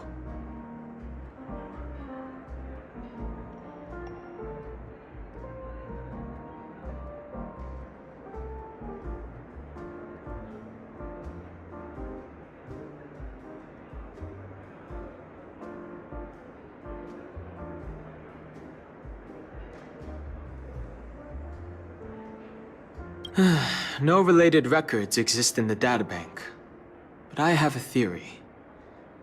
The hidden dangers of the Order have always been within the Harmony, and this issue existed within the family from the very beginning. However, now that more powers in the universe are aware of this secret, the situation in the cosmos will become more complicated.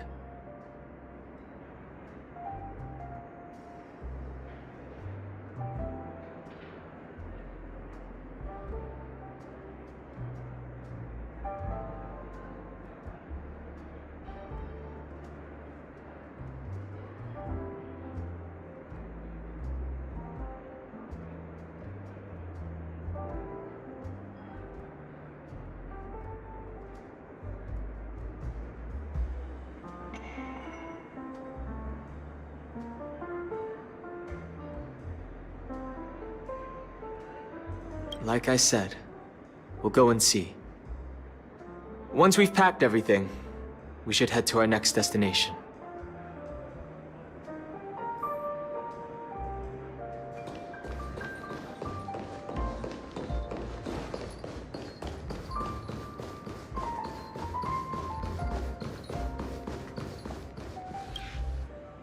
Guess what? Something weird just happened when I was on my way over here. Someone gave me a strange gift. So I unwrapped it and found out it was a button with a message on the back. Just press this button and all of Penacony will explode. This sounds terrifying. Of course not. Who would press something like... By the time I turned around, the person had already vanished. So I handed it over to a nearby hound. I heard there were many similar reports before the Charmony Festival started. I'm really worried about the future of Penacony.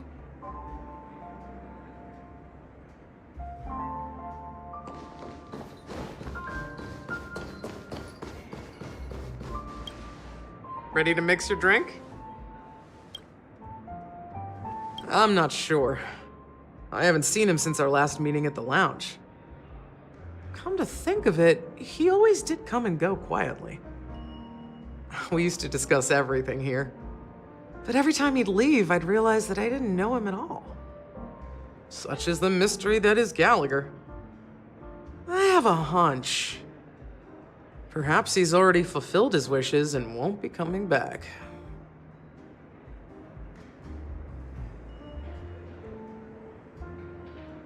Before we start, would you like to talk to your friends? We have plenty of time. All right, as you wish.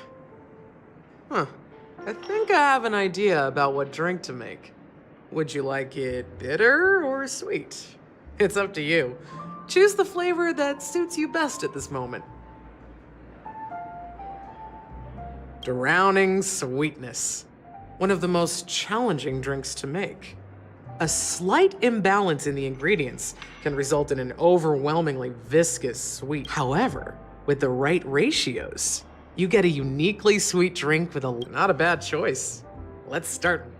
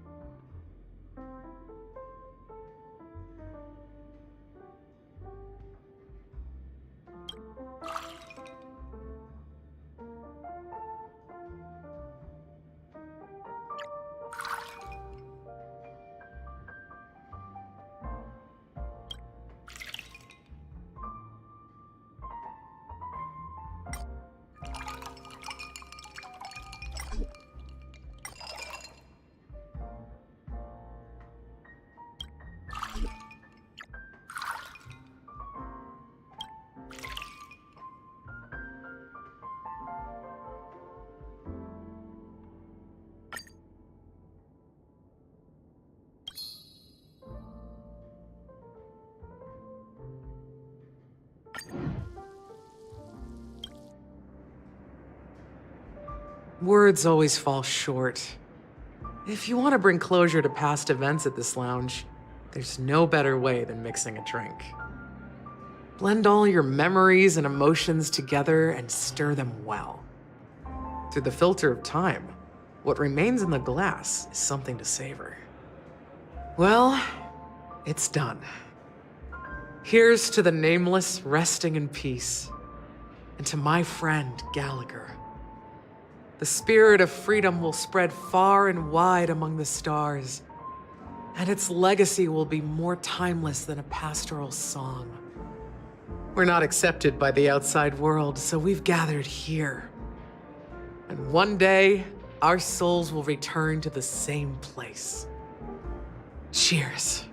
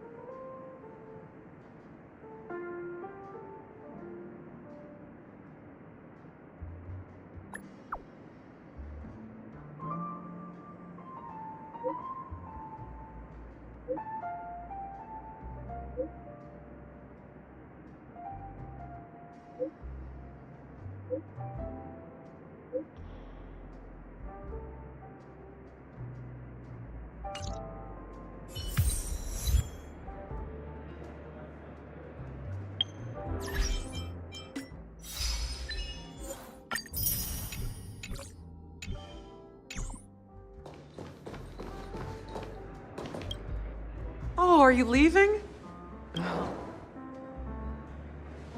I've mixed more of this last special drink for you.